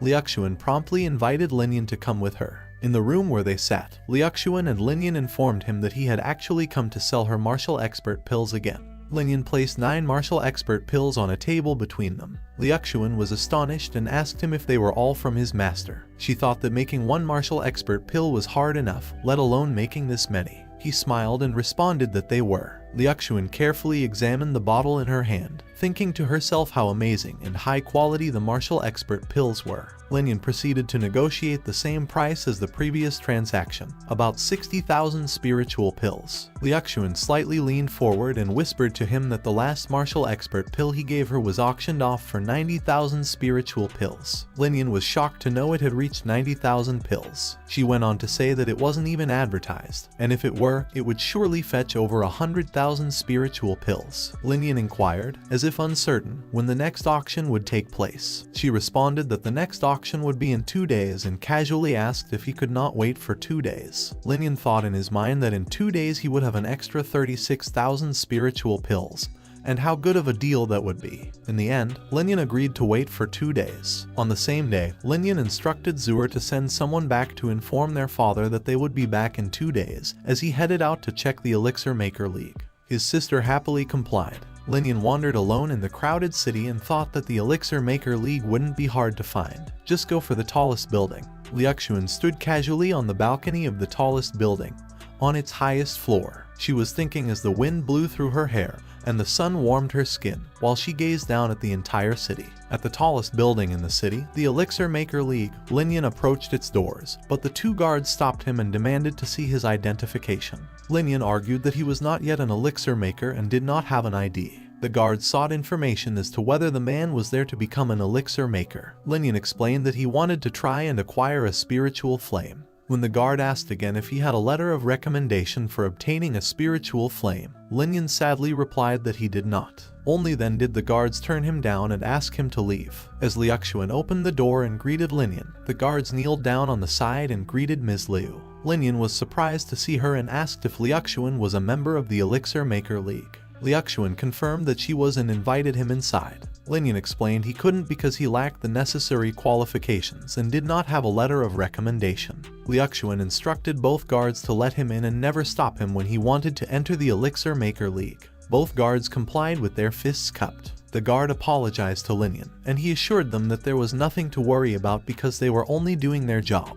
As Lin Yan thought with his mind, he was amazed by the respect shown to Liuxuan and realized that she must be higher than a level 3 elixir maker. Liuxuan invited Lin Yan inside, and as they walked in together, Lin Yan asked Liuxuan how she became a member of both the Golden Cloud Business League and the Elixir Maker League. Do these two forces allow people to join both? Liuxuan explained that the Elixir Maker League is open to anyone, as long as you don't do anything that would harm the league, and they wouldn't care if you join the others, the same as the Spellcaster League. Lin Yan understood and found that to be fairly humane. Liuxuan then asked Lin Yan what he was doing here at the Elixir Maker League and told him to ask anything she could help with. Lin Yan responded awkwardly, saying that he heard the Elixir Maker League has spiritual flame, and he would like to check it out. Liuxuan was taken aback when she heard that he didn't yet have a spiritual flame. Lin Yan agreed and continued to explain that his master said he could help him but he needed to be more independent. Liuxuan responded that he does have a harsh master. She went on to say that to follow her, she would take him to pick a spiritual flame as a gift. Lin Yan thanked Liuxuan joyfully. At the Spiritual Flame Pavilion, where Liuxuan and Lin Yan arrived, they were met with intense flaming heat even before heading inside. Liuxuan didn't seem to mind, but Lin Yan did. This appeared to have surprised Lin Yan because he needed to use his spiritual energy to protect himself from the powerful flaming heat. As he engaged his spiritual energy, a purple shield formed around him as a protection barrier, and they finally went in. Inside the pavilion, spiritual flames were floating everywhere, and this amazed Lin Yan, who could now recognize spiritual flames. A voice greeted them and asked Liuxuan what she was doing there today. It was Grandpa Zheng. It was Zheng Changjiang, the voice that greeted Liuxuan. Liuxuan responded jokingly, asking if she couldn't visit him even if she didn't have anything. Grandpa Zheng proceeded to ask who the kid she brought with her was. Lin Yan responded with his name, his fist cupped as a sign of respect, and slightly bowed down. Liuxuan continued and told Grandpa Zheng that she had met this big client at the Golden Cloud Business League, to which Lin Yan humbly and awkwardly shrugged off and responded that he wasn't that big of a client. Liuxuan showed Grandpa Zheng a martial expert pill that Lin Yan had sold 10 of. Grandpa Zheng carefully examined the pills and thought to himself that these were the highest quality martial expert pills. Amazed, Grandpa Zheng continued to ask if Lin Yan had sold 10 of these martial expert pills. Lin Yan laughed it off and responded that his master made them, but he didn't have the strength to do it yet. Grandpa Zhang swiftly asked if he knew his master, to which Lin Yan politely declined to answer, as his master had instructed him not to tell anyone anything about him. Grandpa Zhang understood and respected that, and said not to worry about it. Liuxuan told Grandpa Zhang that she brought Lin Yan here to pick a spiritual flame for him, to which Grandpa Zhang generously responded that Lin Yan could pick whatever spiritual flame he desired. Of the 3 levels of the spiritual flame pavilion, the first was the weakest and the third the best. He went on to ask which level Lin Yan could acquire. Lin Yan happily fist-cupped and thanked Grandpa Zhang. As Lin Yan wandered the room, he thought to himself that he needed to pick the best one. They went to the 3rd floor of the spiritual flame pavilion, where the best spiritual flame was located. Liuxuan told Lin Yan that there were only 10 spiritual flames on the 3rd floor, and their powers were about the same, so she picked a random one, to which Lin Yan nodded and agreed. In a voice that only he could hear, Gonqingswei instructed Lin Yan to choose the right one, which was the best one. Lin Yan obeyed Gonqingswei and activated ethereal steps to pick the best spiritual flame. As Lin Yan reached for it, the spiritual flame appeared to be running away from him.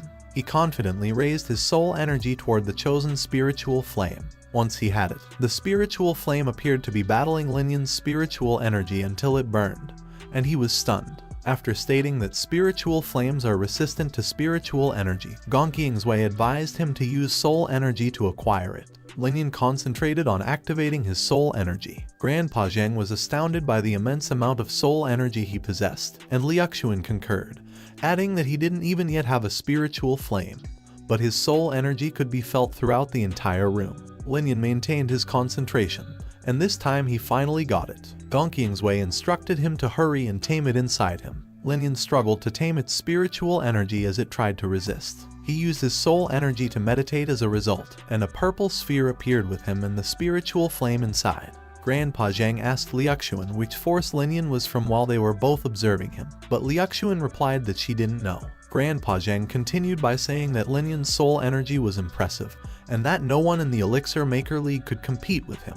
Liuxuan was astonished and responded that she had never heard him compliment anyone like that before, not even herself. When Lin Yan was almost ready, a powerful surge of his soul energy was felt, and he finally tamed and placed his spiritual flame inside him. This shocked Liuxuan because he tamed it quickly. Lin Yan approached Senior Zhang and Liuxuan, with his fist cupped, expressing his gratitude and grateful that he only tamed this flame using their help and guidance. As Lin Yan walked away from the spiritual flame pavilion, leaving behind Grandpa Zhang, who said to Liuxuan that Lin Yan wasn't someone they could keep, as his talent was endless and his future so bright. Still inside the Elixir Maker League, as Lin Yan was walking by himself, someone called for his attention, and he stopped to look back. Several intimidating men asked him about his relationship with Liuxuan and why he was with her. Lin Yan responded that he didn't want to answer their question. These men cornered him and threatened him to answer, otherwise they would not be responsible for what would happen next. Lin Yan confidently replied to show them what would happen. One of the angry men responded that he asked for it, and launched his energized hand toward Lin Yan. Lin Yan remained calm and blocked his attack with his hand, continued to mock him, and went on to say that with that strength and power, aren't you afraid of being laughed at? As he tossed him aside, Senior Yunlei's men rushed to attack him in the hope of assisting their comrade, but were also kicked. As the men lay on the ground, Lin Yan warned them that he would not go any further, but if he saw them again, it wouldn't be easy for them. Lin Yan walked away unharmed, which upset Senior Yunlei, who called him a bastard. On the roof of the building, where Elder Zhang and Captain Xiao witnessed what had occurred, Captain Xiao reasoned with Elder Zhang that because he had injured members of the Elixir Maker League, as the captain of the Department of Justice, he couldn't simply let him go. Elder Zhang informed him that Liuxuan was looking after this man, and if he insisted on getting him, he could. He was astounded to learn that Liuxuan was caring for Lin Yan. Back at his place in Green Sun City, Lin Yan could finally begin making elixirs. Gonqingswei appeared and told him she would teach him the most basic 1-tier elixir, the Key Concentrate Pill. Lin Yan was amazed to know that the Key Concentrate Pill was the most basic. He thought that it was a high-tier pill. Gonqingswei responded that to her, it was the most basic. Lin Yan humbly begged her to start making it. With a burning flame on her pointer finger, Gonqingswei instructed him to put the materials one by one into the spiritual tripod, heat them individually, and then condense them. Lin Yan was astounded by what he saw in her flaming finger. Gonqingswei casually explained that it was a spiritual flame from the spiritual flame ranking board, called the Lunar Burning Soul Chilling Flame. Lin Yan stood up and stared closely at Gong Qingswei's spiritual flame on her finger. He thought that while he knew Gong Qingswei was strong, he never expected her to possess a spiritual flame from the spiritual flame ranking board. Lin Yan was interrupted by Gong Qingswei, who floated over to him and asked how long he was going to stare at her spiritual flame. She then instructed him to place the materials inside the spiritual tripod so she could begin. Lin Yan agreed and quickly did as she asked. As Gong Qingswei began to work, her spiritual flame launched toward the tripod, causing a glowing flame to appear. She explained that temperature control was crucial when heating materials and that one had to be careful. Lin Yan agreed on the side. As she continued her work, Gong Qingswei closed her fist and said, "Compress." The materials inside the tripod began to compress, forming a pill that flew into Gong Qingswei's hands. Lin Yan was astounded to see how quickly she created the pill. Gong Qingswei replied that the process was easy, but mastering it required a lot of effort. Lin Yan decided to give it a try.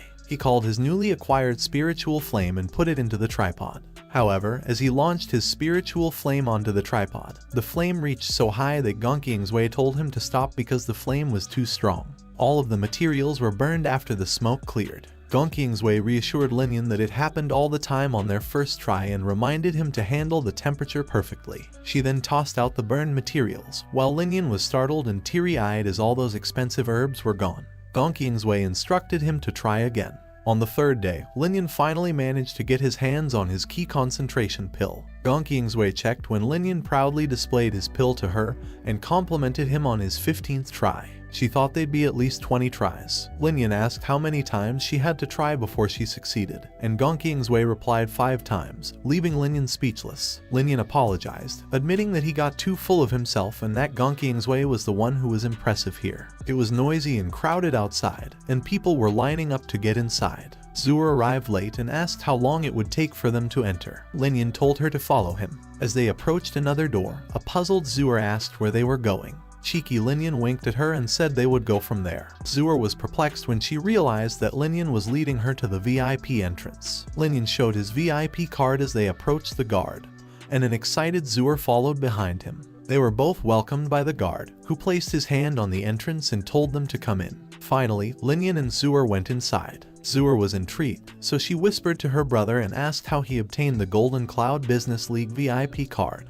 Lin Yan explained that the Golden Cloud Business League gave it to him, and he asked if she thought he had stolen it. She went on to say that she had heard from her father that obtaining one was extremely difficult. Lin Yan continued awkwardly to explain that he had told them he had a mine, and that they would be a long-term customer. When he asked for a VIP card, they gave it to him. Zhuo understood and obeyed her brother when he told her to set it aside and proceed with him to their seats. Inside the semicircular auction room, people were seated in 3 rows on each side, with stairs in the middle leading down to the center table. As people noticed the arrival of the Burning Flame sect, they discussed and marveled at the arrival of young Master Chengshuan, who had achieved the rank of a 6-star martial expert at such a young age. As he walked down the stairs to his seat, people continued talking, saying that it was reasonable for him to be strong because of his family resources. The 3rd elder of the Golden Energy Gang arrived as well, and it was a big deal as not many 30-year-olds can become the 3rd elder of the Golden Energy Gang. The guards agreed and exchanged glances that it was time to close the gates, and then they did. A worker rang a large bell in the middle of the auction room to announce the start of the auction.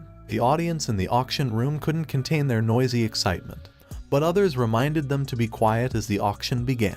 On the other hand, Lin Yan noticed that neither the Castellan Residence, Elixir Maker League, nor Spellcaster League sent representatives. The audience went wild when Liuxuan walked out to the center of the auction room, and the crowd praised her beauty. Lin Yan was taken aback when he saw Liuxuan in the center of the stage. As his brother gasped and got hurt, Zhuo pinched his arm and told him his eyes were falling out. Lin Yan awkwardly explained that he knew her and that she was the one who gave him a VIP card, to which Zhuo nodded her understanding. Liuxuan began and announced the auction of the first item, a human rank technique. She continued the bidding that started at 10,000 spiritual pills, with no less than 2,000 on each bid afterward. The audience went wild, yelling their bids 12,000, 14,000, 18,000, 26,000, and higher. Lin Yan thought to himself that auctioning was such a way to spend money. Afterward, the item was sold for 30,000 spiritual pills, and then the worker hit the large bell, signifying the end of the first item. Liuxuan announced the second item, which the worker held out for her, was a spiritual treasure that was just a common rank.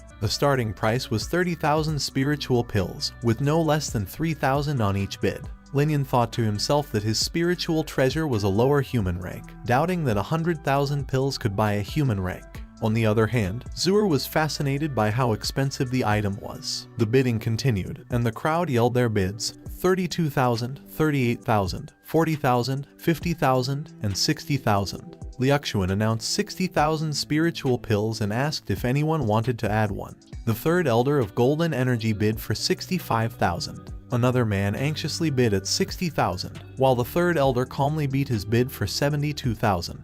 As the crowd speculated that their bidding wasn't for the spiritual treasure, and was merely a show-off in front of Liuxuan, she was pleased. The crowd yelled as they continued to bid higher, with others bidding at 75,000 and 80,000.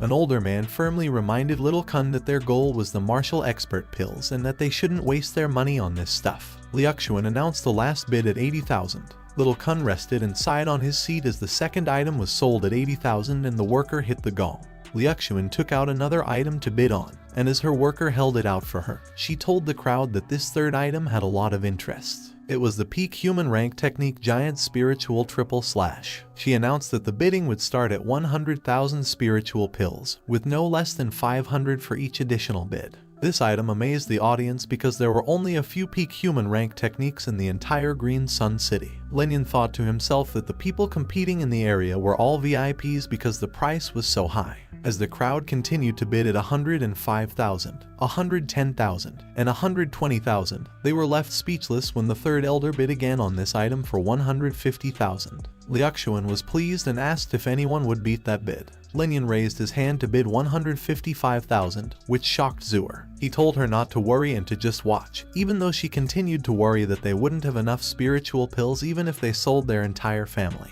Liuxuan was pleased to know it was little Lin Yan who bid. The third elder calmly bid at 160,000, which Lin Yan always countered until the bidding price reached 195,000.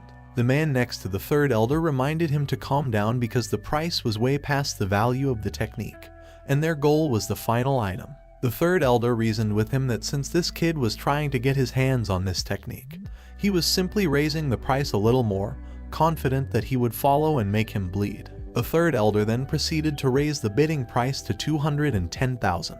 In a voice that only Lin Yan could hear, Gong Qingswei warned him to stop adding and that these people were trying to make him fall for their trick, paying for something not worth the price. Zuer sat beside him, pleading with him to stop bidding, to which Lin Yan agreed. Lin Yan quickly looked down and said nothing to counter the last bid. The third elder yelled at Lin Yan and asked if he was going to bid anymore. Lin Yan responded respectfully, stood up with his fist cupped, and said that he had always heard how rich and kind the third elder was, and that what had happened justified that rumor. He could tell that the third elder really wanted this technique very badly, so he would stop bidding, and he was sorry. The third elder was furious that Lin Yan had played him, and Lin Yan continued to astound Liuxuan. Liuxuan moved on to the next item, believing that everyone had heard the Golden Cloud Business League had been advertising for 2 days. She presented the 9 martial expert pills to the audience, and Lin Yan was thrilled to see that his item was up next. Liuxuan announced that these 9 martial expert pills were from the same maker as the last time, so the quality was guaranteed, and everyone could bid with no worries. She went on to say that they would be divided into 3 bunches, each containing 3 pills, with the starting price no less than 150,000 spiritual pills, and each bid afterward couldn't be less than 5,000. Charismatic Liuxuan winked and added that anyone interested in the martial expert pills should begin bidding right away. The crowd went wild as they bid, with prices ranging from 160,000 to 320,000. Lin Yan sat comfortably and thought to himself that elixir makers are all rich and loaded because this was such a profitable career. As Liuxuan added to the tension of the bid, she announced that the maker of martial expert pills may no longer produce them, and that this could be their last chance to acquire them. Lin Yan laughed within himself as she praised Liuxuan, stirring up the tension. Lin Yan sat back in his chair, contemplating the fact that after selling these bunches, he should have no less than 1 million spiritual pills, which he could use to transform his dragon blood and veins. Liuxuan then presented the second-level magic spell structure to the crowd as the final auction item. The starting bid was 200,000 spiritual pills, and no bid could be less than 10,000. Lin Yan stood up, surprised to hear about the second-level magic spell structure, which was exactly what he needed, and proceeded to ask Gong Qingswei how much a normal second-level magic spell structure costs. Gongqian's Wei replied that a strong second-level magic structure would cost over 1,000,000 spiritual pills, and that normal ones wouldn't be anything lower than 400,000 spiritual pills. Lin Yan thought that between 400,000 and 1,000,000 spiritual pills were acceptable, as he cupped his fists ready to bid on this item. The crowd yelled their bids at 210,000, 220,000, and 240,000. A gentleman raised his hand and bid 300,000. He was the young master of the Burning Flame sect, and the people were amazed. While Lin Yan thought that he hadn't bid on anything prior to this, it seemed that this was his target. Also, the third elder calmly raised his hand to bid for 320,000. Both the third elder and the young master appeared to be vying for this item. As the bidding continued, the price increased as many more individuals bid. This upset the young master, but he remained calm when he raised his hand and bid 550,000. The third elder thought he could not bid anymore as he had already spent a lot of spiritual pills, and if he continued to bid, it would exceed his budget. Suddenly, Lin Yan sneezed out of nowhere, and his sister asked if he was okay. The third elder conceded to the bidding war because he believed that the young Master Cheng was so talented and brave that he would give way to him. This pleased the young Master Cheng, who cupped his fist toward Jin, the third elder, and thanked him. Lin Yan yelled 600,000, and the entire crowd turned to look at him, leaving Zuer shocked. He reassured his sister that she shouldn't be concerned and that he knew what he was doing. The young Master Cheng wondered where this kid had come from as he raised his hand and bid 620,000.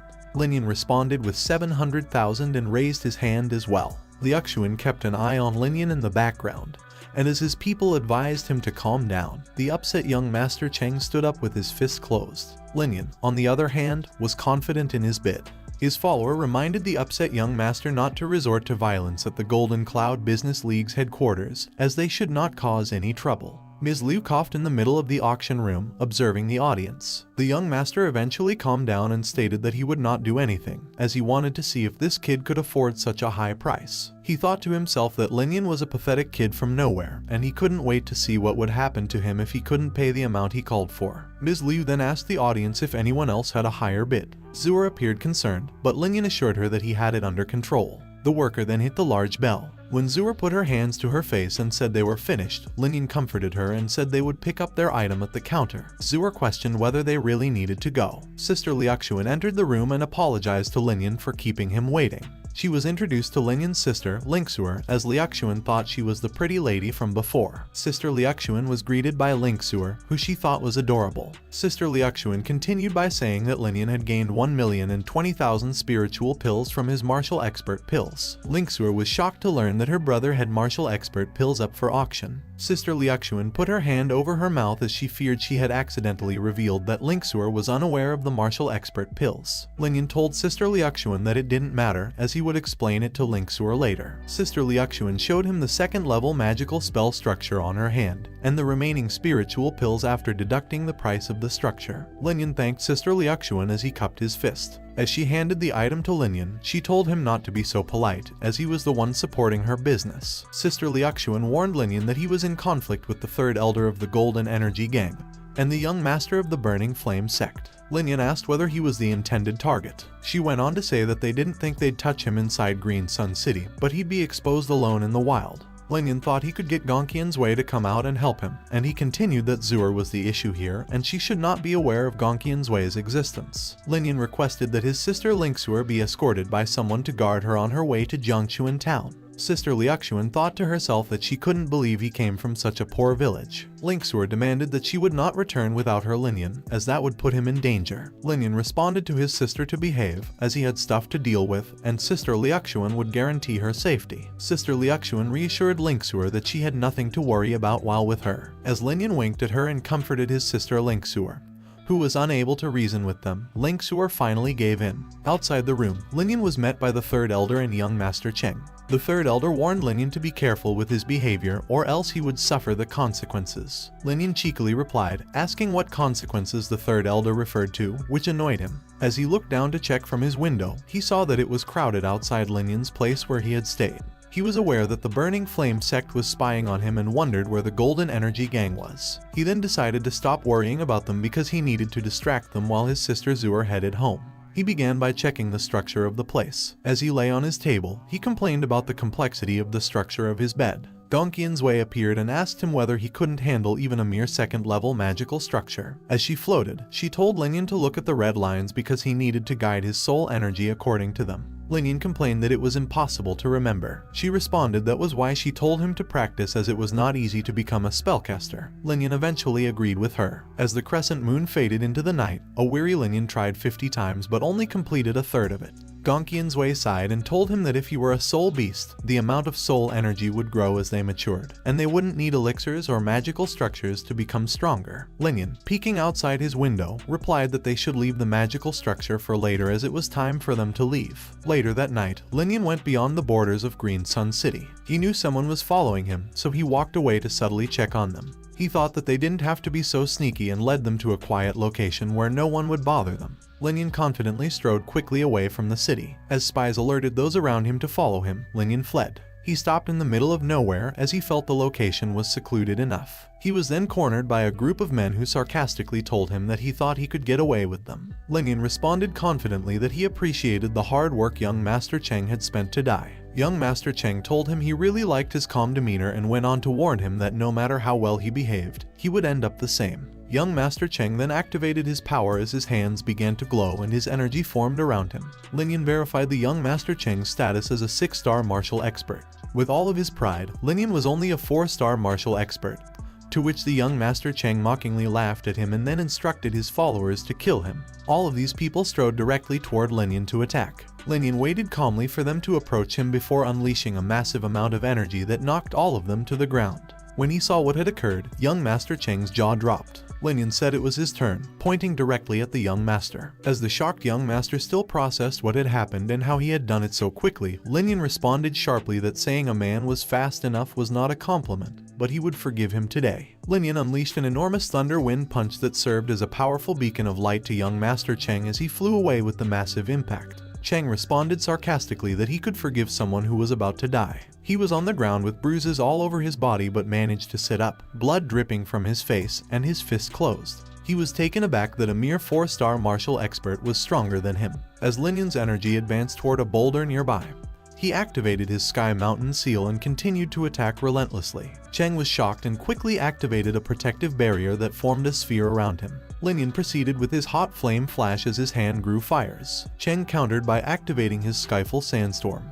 Lin Yan launched a massive strike of flame flash to the tornado formed by the Skyfall Sandstorm of young Master Cheng. He smiled intimidatingly as he continued with his immense cosmic lunar wave, which glowed in his hands and around him. With his mouth open, Cheng couldn't believe Lin Yan could use such a powerful soul energy technique and thought he needed to block Lin Yan's attack. He then activated his summoned divine soul, and an enormous vanguard emerged in front of him. Lin Yan wondered how it would turn out if he used his weapon to attack Cheng's shield, a type of divine soul that served as a defense. Lin Yan, however, was armed with more than one weapon. He energized his fist and delivered a devastating blow intended for the young master's divine soul, and surged in its defense. Moments later, it was so massive that it even damaged the trees behind the vanguard. Lin Yan then told him that he understood now why Cheng said he was finding himself a new way to die as he lay close to the ground. Cheng, dripping blood from his face and with bruises, still managed to laugh and responded to Lin Yan that he was being cocky. He added that even if Lin Yan had killed him, his family wouldn't end well as Jin's third elder had brought his men.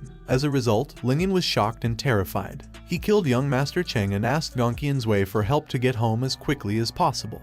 Gong Qian's concurred and observed that Lin Yan's family was his trigger because she had never seen him nervous. She then proceeded to ask for his body. In a flash, Lin Yan agreed to accept it, and Gong Qian's entered his body while Lin Yan screamed. Now that Gong Qian's was inside him, Lin Yan was able to fly because he appeared to have taken in Gong Qian's abilities as well. Lin Yan reached a sufficiently high altitude that he had a clear view of the area around him. He showed off his martial spirit speeds as he flew rapidly over the trees. The sun had risen as morning came, and Lin Yan was still flying rapidly. He passed over his peaceful town before finally landing on the ground at the edge of a cliff. Gong Qian's separated her soul from Lin Yan, and he sat on the ground, exhausted.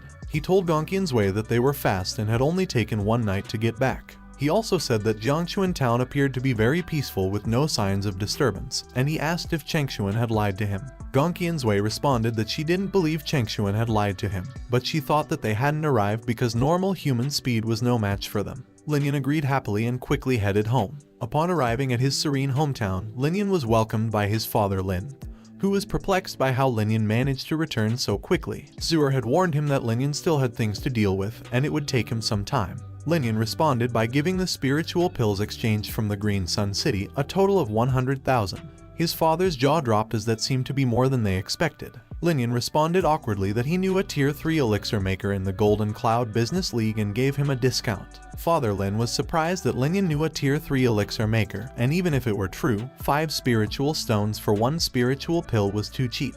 Was Lin Yan telling the truth? Lin Yan realized he hadn't considered this issue thoroughly enough, and he thought he could no longer hide from his father. Lin Yan told his father that he saw through him and would tell him the truth. He went on to say that he had a crazily powerful master, so in addition to the Golden Cloud Business League and the martial expert pills, he also had a few 100,000 additional spiritual pills with him. When his father found out, he was even more shocked, and Lin Yan continued, saying that he was afraid of his father overthinking, which is why he had not given him these pills. However, now that he knew, he should take them. In response, his father said calmly that since his master had given them to him, he should use them himself. He continued by saying that since Lin Yan was the Lin family's best hope, if he grew stronger, the family would as well. Lin Yan assured his father that he would grow stronger. Inside their home, Lin Yan checked his pills on the table while Zura sat next to him happily and expressed her relief that her brother had returned safely. Her brother reassured her that he had taken care of it. Lin Yan sternly instructed his sister to stay at home for the upcoming few days, and she asked why something bad was going to happen.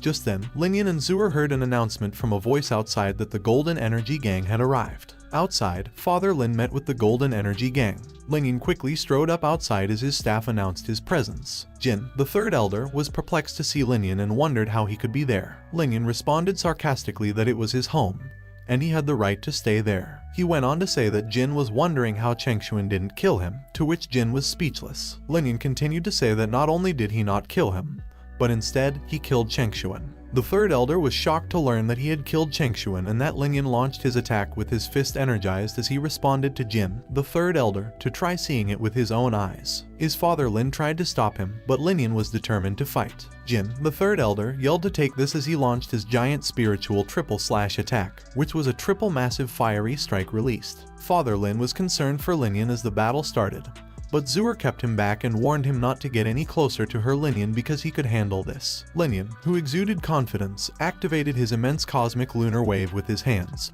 sending out a glowing beacon of light strike that was aimed at the third elder. Then, these two strong forces collided with one another and exploded. The smoke cleared out between them. Jin, the third elder, was astounded to see how powerful Lin Yan was. Lin Yan responded that he wasn't done yet as his feet squeaked, and his fist was still energized. This continued to shock the third elder, as he had already mastered the upper human level technique and had already achieved this far. Lin Yan launched his attack on the third elder and yelled to take this. As his energy grew around him, the third elder activated his golden sand flash as a counterattack. With the third elder's sword held by both of his hands raised up to strike towards Lin Yan's upper human level technique, both powerful forces collided. The Lin family's followers were blown away to see their young master so powerful and great, especially since they thought the Lin family's strongest technique was a lower human rank. The attack caused a huge explosion. Jin, the third elder, was terrified and pissed as he realized this kid was unlike any other and that he needed to retreat. The smoke cleared out from the attack. As Jin, the third elder, attempted to flee the battle, he yelled that Lin Yan had won this time and not to be boastful because he would be coming back.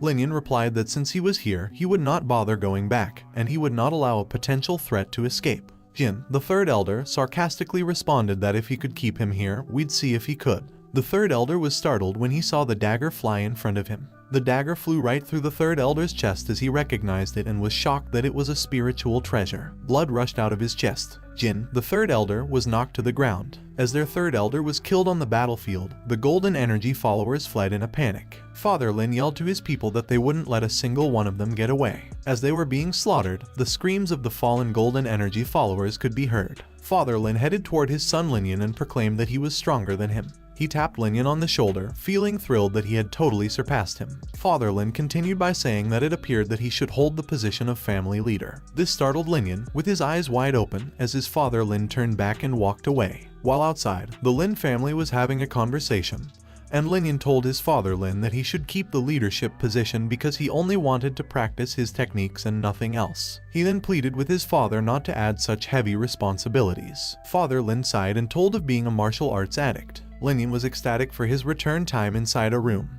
Not only had he absorbed Jin Third Elder's divine soul, but he had also gained hundreds of thousands of spiritual pills in his giant spiritual triple/technique book. He went on to say that the key now was to finish the White Flame's Bluebird magic circle. Zua ran swiftly towards her. Lin Yan knocked and told him that he needed to come to the discussion room because everyone was waiting for him. Lin Yan, who was perplexed to learn why everyone was waiting for him, opened the door for Zua. It was nighttime outside, in the discussion room where host Ju, sister Xuan, and his father Lin were comfortably seated. Lin Yan went into the discussion room, smiled, waved his hand, and asked what had brought them there. Host Ju greeted him back with his fist cupped as they both stood up.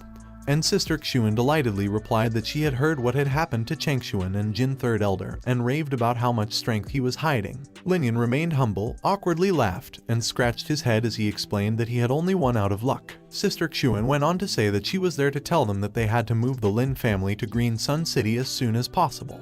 Lin Yan asked if this was because of the Burning Flame sect and the Golden Energy gang making moves. She went on to say that after she returned Zua back home, they spied on two groups, and they seemed to notice the cracks on Changshuan and Jin Third Elder's life plates. He was puzzled, so he asked about life plates. Sister Xuan proceeded to explain that life plates were able to lock a string of spiritual energy from a person inside a wooden plate.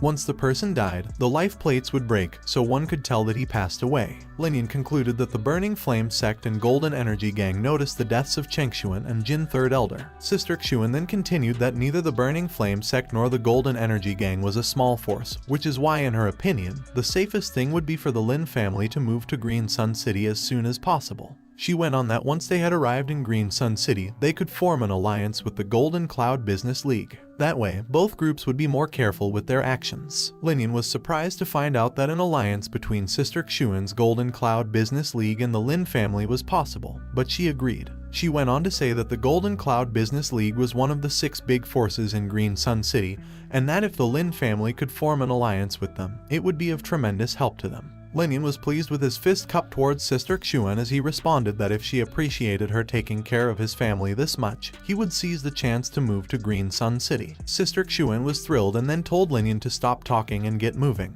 It was late at night, and the entire Lin family and his people started moving outside Jiangchuan town and headed to Green Sun City. Lin Yan called for Sister Xuan as he had asked her to help settle everything at Green Sun City and take care of his family for a while, to which she asked if he was not leaving. Lin Yan explained that he had some stuff to finish up and it wouldn't take him more than a day to catch up with them. The Lin family and his people were still making their way to their new home as the sun rose in the morning. Father Lin's eyes were filled with anxiety, but host Ju comforted him not to worry as the young Master Lin had something to deal with and would be back with them in a day. Lin Yan stood over the edge in the distance, watching his entire family marching toward the city. Gongqian's Wei, who was floating behind Lin Yan, asked why he had decided to stay and whether he intended to wipe out the Burning Flame sect and the Golden Energy gang. Lin Yan replied humbly that he knew his limits and wouldn't do anything beyond his control. Lin Yan asked Gongqian's Wei if she remembered Elder Zhang. In the morning, a group of men with swords on their backs were riding their horses with a loud, heavy thud. After their horses settled down, these men came to a stop and assembled in front of the Lin residence. A man kicked the door open with force, resulting in a loud bang. Another man fiercely yelled, demanding all of the Lins to come out and die, while another man who had a sword resting on his back opened another door and searched through it, wondering what had happened and why no one was there. The dismayed soldier was puzzled as they hadn't even spread the word yet that they planned on getting them while they were unguarded. The man who had a sword resting on his back commented on his suspicion that maybe somebody ratted them out. He thought that maybe it was the Golden Cloud Business League. That morning, the sun shone through the mountains and trees. Lin Yan rushed over on foot while Gongqian's Wei flew over. As he asked her if she remembered Elder Zhang, the old referee who managed the mine, Gongqian's Wei smiled as she confirmed that she did and asked if Lin Yan wanted to persuade him to join their side. Lin Yan agreed and responded that they were about to leave Jiangchuan town, so this was his last chance. They arrived on the mountain cliff edge with a small house as the sun was about to set. Lin Yan confirmed the house and said that this was it. A voice from inside the small house demanded to know who was there, and Gongqian's Wei vanished as Lin Yan stood in front of the house. Elder Zhang opened the door with a slightly open eye and asked Lin Yan what he was doing there, to which Lin Yan apologized for interrupting him because he wanted to pay him a visit. Lin Yan continued that he was going to be straightforward and said that he wanted to assist him. In return, he would cure his old wound. Elder Zhang stepped outside his house, taken aback, and responded that he was a talented youngster, but not even the elixir makers that he knew could cure his wound, so how could Lin Yan? Lin Yan handed Elder Zhang a bottle and replied to try these pills first and talk about his cooperation after seeing the effects. Lin Yan continued that he would be in Green Sun City by that time, and Elder Zhang could come and find him there. Elder Zhang accepted the bottle as he agreed to take it. Shortly after he handed over the bottle, Lin Yan walked away from Elder Zhang's small house. As Lin Yan walked with the crowd, his hat covering his face, the people in Green Sun City talked about the Lin family of Jiangchuan Town joining forces with the Golden Cloud Business League. Despite the fact that they had never heard of the Lin family, Lin Yan thought to himself that it seemed Sister Xuan had handled everything since the news was out already. He had arrived at his guarded destination and said that was it. Lin Yan went inside, removed his hat, and reported to his father that he had returned. In the room, there was his father Lin, Sister Xuan, and President Huang seated comfortably. His father wanted him to greet President Huang Yunjin of the Golden Cloud Business League. Sister Xuan told President Huang that this was Lin Yan she talked about earlier. Lin Yan stood in front of President Huang and Sister Xuan and gave his greetings and respect with his fist cupped. President Huang told Lin Yan that he didn't need to be so polite and that he had heard he had great accomplishments. Lin Yan thanked him for his compliments and thought to himself that the president of the Golden Cloud Business League was his future backer. A voice yelled from outside, demanding that the Lin family come out. Sister Xuan confirmed that it was the Burning Flame sect and the Golden Energy Gang. Lin Yan told his father Lin to stay inside, and he would look outside while blocking his hands to stop him. They all stood up as President Huang commented that Lin Yan was brave in a subtly amazed manner. President Huang went on to reassure them that the Golden Cloud Business League had formed an alliance with the Lin family, and that they would not simply sit back and watch. The sun was shining brightly outside, and a man yelled ferociously to the Lin family, accompanied by several men, that how dare they murder his son. Another man also yelled that Lin Yan killed his third younger brother and threatened to tear him to pieces. In front of them was Lin Yan, who sarcastically responded to Leader Cheng and Gangster Jin that they made him sound so awful. Should he let them kill him however they pleased when they told him so? Leader Cheng charged his fist as his energy formed around him to attack Lin Yan, and replied to stop chatting while continuing to threaten him. Lin Yan, on the other hand, was prepared and armed as he braced himself for an attack. He thought that Leader Cheng was a one-star great martial expert and that he should avoid taking him on directly. Lin Yan looked back and was taken aback by President Huang's blazing entrance. Leader Cheng raised his fist and moved towards Lin Yan, but his attack was blocked by President Huang as both their fists collided with a surge of energy. Leader Cheng backed up a little as he yelled to President Huang Jinian that this was a fight between them and the Lin family and that he should stay out of it. President Huang explained that because the Lin family and the Golden Cloud Business League had already formed an alliance, he could not simply sit back and watch if the Lin family was in danger. Gangster Jin asked President Huang to clarify that the Golden Cloud Business League was against the Golden Energy Gang and the Burning Flame sect. President Huang responded that if they wanted to throw hands, they could do so. Gangster Jin's fist clenched with anger as Leader Cheng instructed him to get to Lin Yan while he would handle President Huang. Lin Yan was still ready and armed as he braced himself for an attack. Sister Xuan stopped him with her hands, and this surprised Lin Yan. She said to them that there was no need for them to be here today. She then demonstrated her power surrounding energy with flowers and butterflies all around her, resulting in a gust of wind around them. The sun was still shining brightly on the tallest building in Green Sun City. There were people casually watching from above on its balcony on its highest floor, and someone there was curious about the Lin family, not just the Golden Cloud business with them, and Sister Xuan was fighting for them. Her father explained that the Lin family was nothing in and of itself, but it was Lin Yan's talent that drew people to him, and he was the reason why the Golden Cloud Business League and Liuxuan had helped them. The lady standing beside her father, who had a golden crown, was even more curious about how talented and strong Lin Yan could be. Her father was proud to see how tough his daughter was and referred to her as a little girl. But he went on to gently warn her that she could say that to anyone except Lin Yan as he was a genius, and the only one in the entire world. His daughter was surprised as she had never heard her father compliment anyone like that before. Her father went on to say that Lin Yan advanced from a 3-star martial apprentice to a 4-star martial expert in just 1 year, and he was convinced he truly was a genius. Her daughter was astounded that he was quickly advancing and wondered what he was doing before. He didn't know much, but he was someone with a story, as her father responded. The lady went on asking that the Burning Flame sect and the Golden Energy would lose to Lin Yan, to which her father answered they would not only lose but also perish. She then believed Lin Yan to be so terrifying and wanted to find out how he planned to destroy 2 giant groups. Her daughter asked her father if he wasn't going to watch as he headed back inside. To which her father responded that although he had said they would perish, it would not happen that day, as there were two great masters from the Golden Cloud Business League assisting him. Lin Yan wouldn't get a chance to show his powers that day. He went on to say that there was plenty for them to watch in the future. As she thought of Lin Yan, the pretty lady turned her gaze down to him. That morning, as Lin Yan prepared to brace himself at the back of the battlefield, all of them displayed their fiery and blazing power. Lin Yan thought to himself that Sister Xuan wasn't as advanced as them, but with the help of her soul energy and spiritual flame, she was able to compete with them. If that's the case, he continued, he didn't need to be a great martial expert in order to fight them. An 8-star or 9-star would be enough. Leader Cheng and Gangster Jin kept battling with President Huang, as Sister Xuan and Lin Yan stood behind them. President Huang told them that if they would like to continue, then they would stay as their opponents.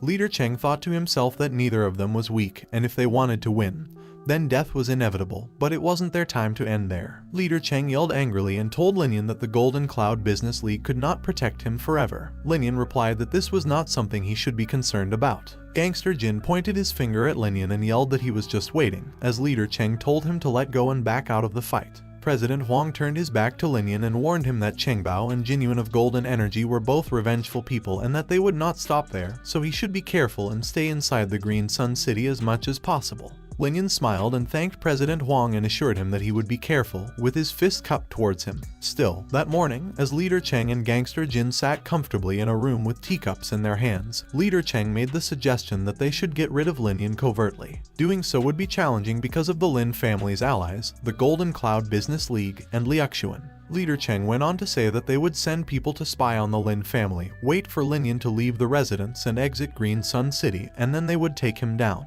A month later, inside the Lin residence, Lin Yan stood straight, with energy radiation from his feet. Then he opened his eyes, causing a powerful blast of energy to erupt all around him. Lin Yan then declared that he was now a 5-star martial expert. He closed his eyes again to concentrate and continued practicing the white flame blue bird magic circle. Lin Yan maintained his focus and activated his power, causing icy blue light to slowly emanate from him. As it continued to build up on him, Lin Yan was able to create an icy bluish sigil formed in front of him. This icy blue light sigil floated and burst with energy in the very center. The magnificent white flame blue bird suddenly emerged from the sigil. It soared in front of Lin Yan, which was both astonishing and terrifying to witness at the same time. After that, Lin Yan believed that with the white flame bluebird as a backup, even when faced with an 8-star martial expert, he could defeat them with confidence. Gongqian's Wei appeared as she reminded Lin Yan that he needed more practice setting up the magic circle quickly because he was still slow and wouldn't have time to set up in a real fight, to which Lin Yan agreed. Lin Yan thought of doing something first. Sister Xuan was surprised to learn that Lin Yan was aiming to become a level 1 elixir maker, and could already make an elixir. Inside a room, Lin Yan answered that he believed he could and wondered whether Sister Xuan would have time to go with him to the Elixir Maker League. Sister Xuan agreed to take him to the examination.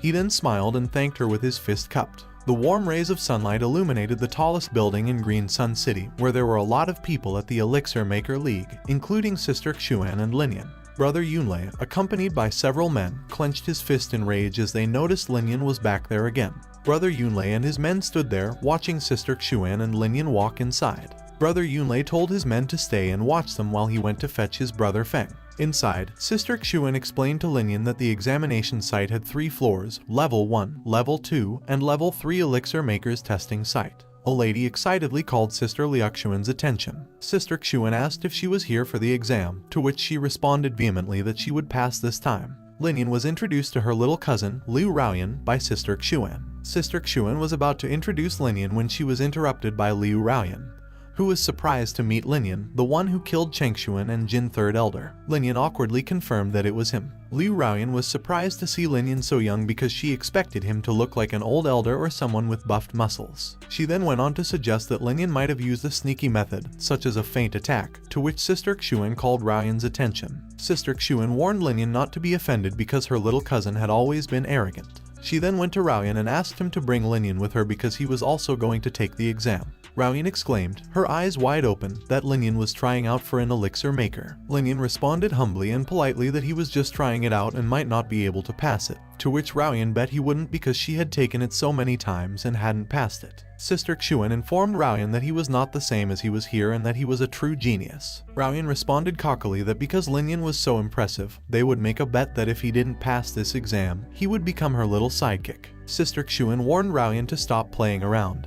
but Lin Yan agreed and asked if he would win. Sister Xuan told Lin Yan he didn't have to play along with her, to which Lin Yan responded he couldn't chicken out. If Raoyan wanted a bet, then he would bet with her. Raoyan replied with a hint of hesitation that if he won, then she would be his sidekick. Lin Yan disagreed and said that if he won, he wanted 50,000 spiritual pills. Raoyan was flabbergasted that he wanted 50,000 pills and wondered why he didn't rob a bank or something more realistic. Lin Yan toyed with Raoyan even more, questioning his earlier confidence in her. Raoyan eventually agreed to 50,000 and was confident that she would win. Since both sides agreed, Sister Xuan instructed both of them to hurry and go to the examination. Lin Yan and Raoyan were assigned different doors to the examination. The rectangular table in Lin Yan's examination room was filled with a variety of ingredients and herbs for elixir making. The examination room had a see-through wall that allowed others to observe, and Sister Xuan was one of them. Sister Xuan hoped for both of them to be careful, as the herbs provided were only enough to make one tripod, and they didn't have a second chance. Lin Yan assumed they wanted to make a consolidation pill as he continued to inspect and check the herbs, such as the icy rain grass and 1003 fruits. As his hands reached for his side bag pouch, he thought that this should be moderately difficult for beginners. Lin Yan began to add his herbs to the tripod, and smoke could already be seen.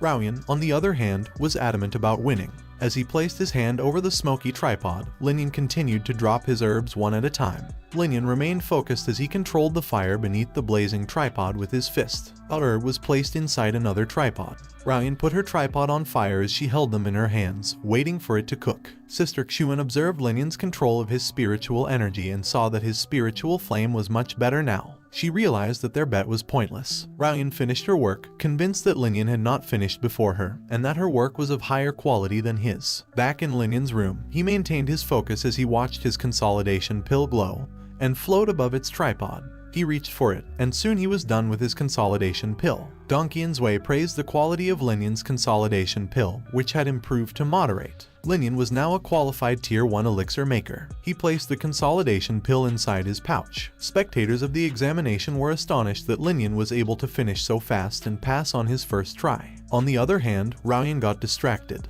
Although she couldn't hear anything outside, she looked outside and saw people gathering around. Her tripod was still blazing hot. Moments later, she saw Lin Yan come out of the examination room with Sister Xuan. She concluded that he had failed because there was no way he could have finished so soon, and there was no way he was better than her. Raoyan was too distracted to notice that her tripod was burning behind her. She thought it was impossible that Lin Yan had succeeded before her. When she saw Lin Yan handing the pill to Sister Xuan, she was surprised that he was done making one. While Raoyan's tripod burned behind her, she thought he must have failed. Sister Xuan was pleased when she received Lin Yan's pill. Raoyan lamented the fact that Lin Yan succeeded before her. Her tripod exploded behind her, smoking inside her room, and she failed her examination. She dashed out the door, blaming Lin Yan for her failure. Lin Yan looked confused as Raoyan angrily told him that this didn't count. Raoyan went on to say that Lin Yan had distracted her, causing her to fail the elixir making, and that he needed to pay her back. Sister Xuan advised Raoyan to admit to her own failure and stop making excuses. Lin Yan smiled and said that they should forget about the bet, as it was a joke to begin with. He told Raoyan not to worry about it. Raoyan was enraged as she threw a pouch to Lin Yan, saying that who doesn't have 50,000 pills. Lin Yan was shocked as he caught the pouch. Raoyan walked away angry, and Sister Xuan told Lin Yan not to mind her, as she was a spoiled girl who would probably hate him for a while. Sister Xuan presented a dazzling ruby robe to Lin Yan, symbolizing that he had become a level 1 elixir maker. Lin Yan put on the dazzling ruby robe, and it fit him perfectly. He proclaimed that he was now a professional elixir maker. A few men gathered around Lin Yan to congratulate him. Lin Yan, dressed in a ruby robe, walked out of the examination with Sister Xuan. A man, accompanied by several others, greeted Liu Xuan and asked her what had brought her to the Elixir Maker League. Sister Xuan responded to Yunfeng that she had brought Lin Yan to the Elixir Maker exam, and she asked him the same question. Yunfeng replied that Lin Yan was the teenager who had killed Chengshuan and Jin Third Elder, and he had heard a lot of remarkable things about him, while ignoring Sister Xuan's question. Lin Yan humbly replied to Yunfeng, asking him to stop praising him and saying that he was just lucky and did not have much strength. Yunfeng responded cockily to Lin Yan, asserting that he was not humble enough when he beat up his brother. Lin Yan then thought to himself, confirming that somehow Yunlei and Yunfeng were related. Yunfeng and Yunlei, along with their several men, glared intimidatingly at Lin Yan. Lin Yan reminded Yunlei that he had told him not to bother him anymore, but he kept finding trouble and seeking his own death. This enraged Yunlei, but he was held back by his brother, Yunfeng. Yunfeng cockily asked Lin Yan if he thought killing Chengshuan and Jin Third Elder allowed him to do whatever he wanted, all while displaying his fast speed to Lin Yan.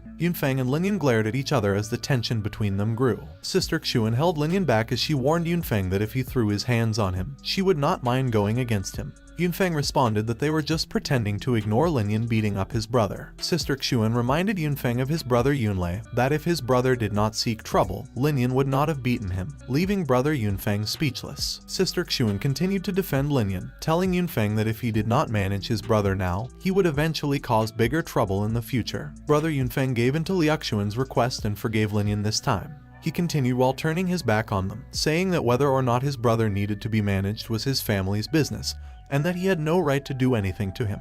Brother Yunfeng warned Lin Yan that he needed to strengthen himself, or else he would not be so lucky the next time. Sister Xuan and Lin Yan stood there watching Yunfeng and Yunlei walk away with their several men. She apologized to Lin Yan that he had to see that, and Lin Yan thanked her for helping him out. Sister Xuan explained that Yunfeng and Yunlei's father was the powerful Elixir Maker League's big elder, so she could not say much in front of him. Lin Yan assured her that he understood and that she did not need to overwork herself because he could protect himself. Sister Xuan assured Lin Yan that if Yunfeng touched him, she would make sure that he did not live peacefully. As they made their way outside to the Elixir Maker's premises, a lady appeared nearby and caught Sister Liu Xuan's attention. When she found out it was Su Han, Sister Xuan quickly introduced Lin Yan to her and explained that Su Han was the eldest daughter of the castle and residence. Lin Yan greeted Su Han politely, with his fist cupped. He was wide-eyed as he met the castellan's eldest daughter, and Su Han warmly greeted him back. Su Han finally met Lin Yan, who was with Sister Xuan. Sister Xuan was skeptical of Su Han, the daughter of the castellan,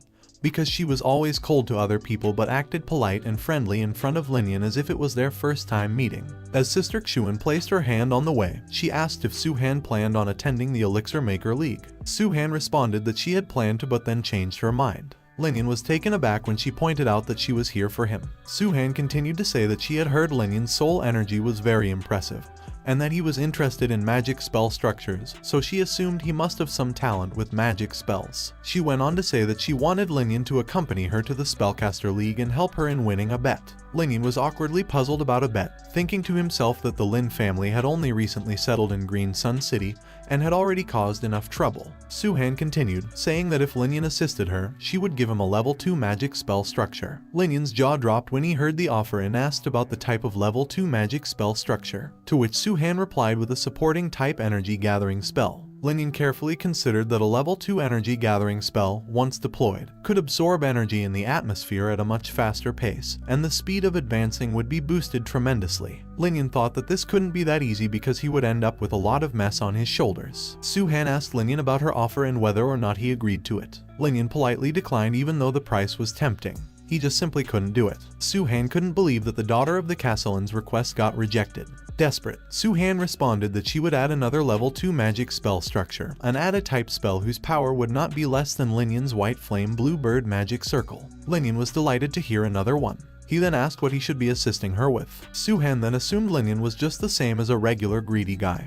He only started talking after she raised his pay. She then explained that she had made a bet with Deng Sheng of the Spellcaster League, and they would compete for 2 rounds with the help of someone under the age of 20, and that was why she was here for Lin Yan. Sister Xuan was shocked to learn that Deng Sheng, the #1 genius of the young generation of the Spellcaster League, and Su Han was asking Lin Yan to go against him. Su Han clarified that Deng Sheng would be her opponent, and Lin Yan would be taking on a man named Zhu Fei. Her eyes were filled with worries, as Sister Xuan knew that Zhu Fei was just below Deng Sheng. Before Sister Xuan could finish, she was interrupted by Su Han asking Lin Yan if he wanted to give it a try. Lin Yan agreed to give it a try with those 2 magic spell structures and assist her the best he can and not blame him if they end up losing. Su Han then assured him. Sister Xuan and Lin Yan were on their way to the Spellcaster League. As they were greeted by the guards, he called for Su Han. Lin Yan then reflected on how liberating it must be to not be stopped wherever you go. Lin Yan then asked if Su Han could tell him how powerful this Zhu Fei is. Su Han responded that Zhu Fei is a 7-star martial expert, and his soul energy is near level 2 Elixir Maker. She went on to say that Zhu Fei can already cast level 1 spells, and that this is his strongest suit. Inside the Spellcaster League, where people gathered for training battles, warm rays of sunlight illuminated the field. Su Han was walking with Lin Yan as people speculated about him, the one who had killed Jin Third Elder and Chengshuan.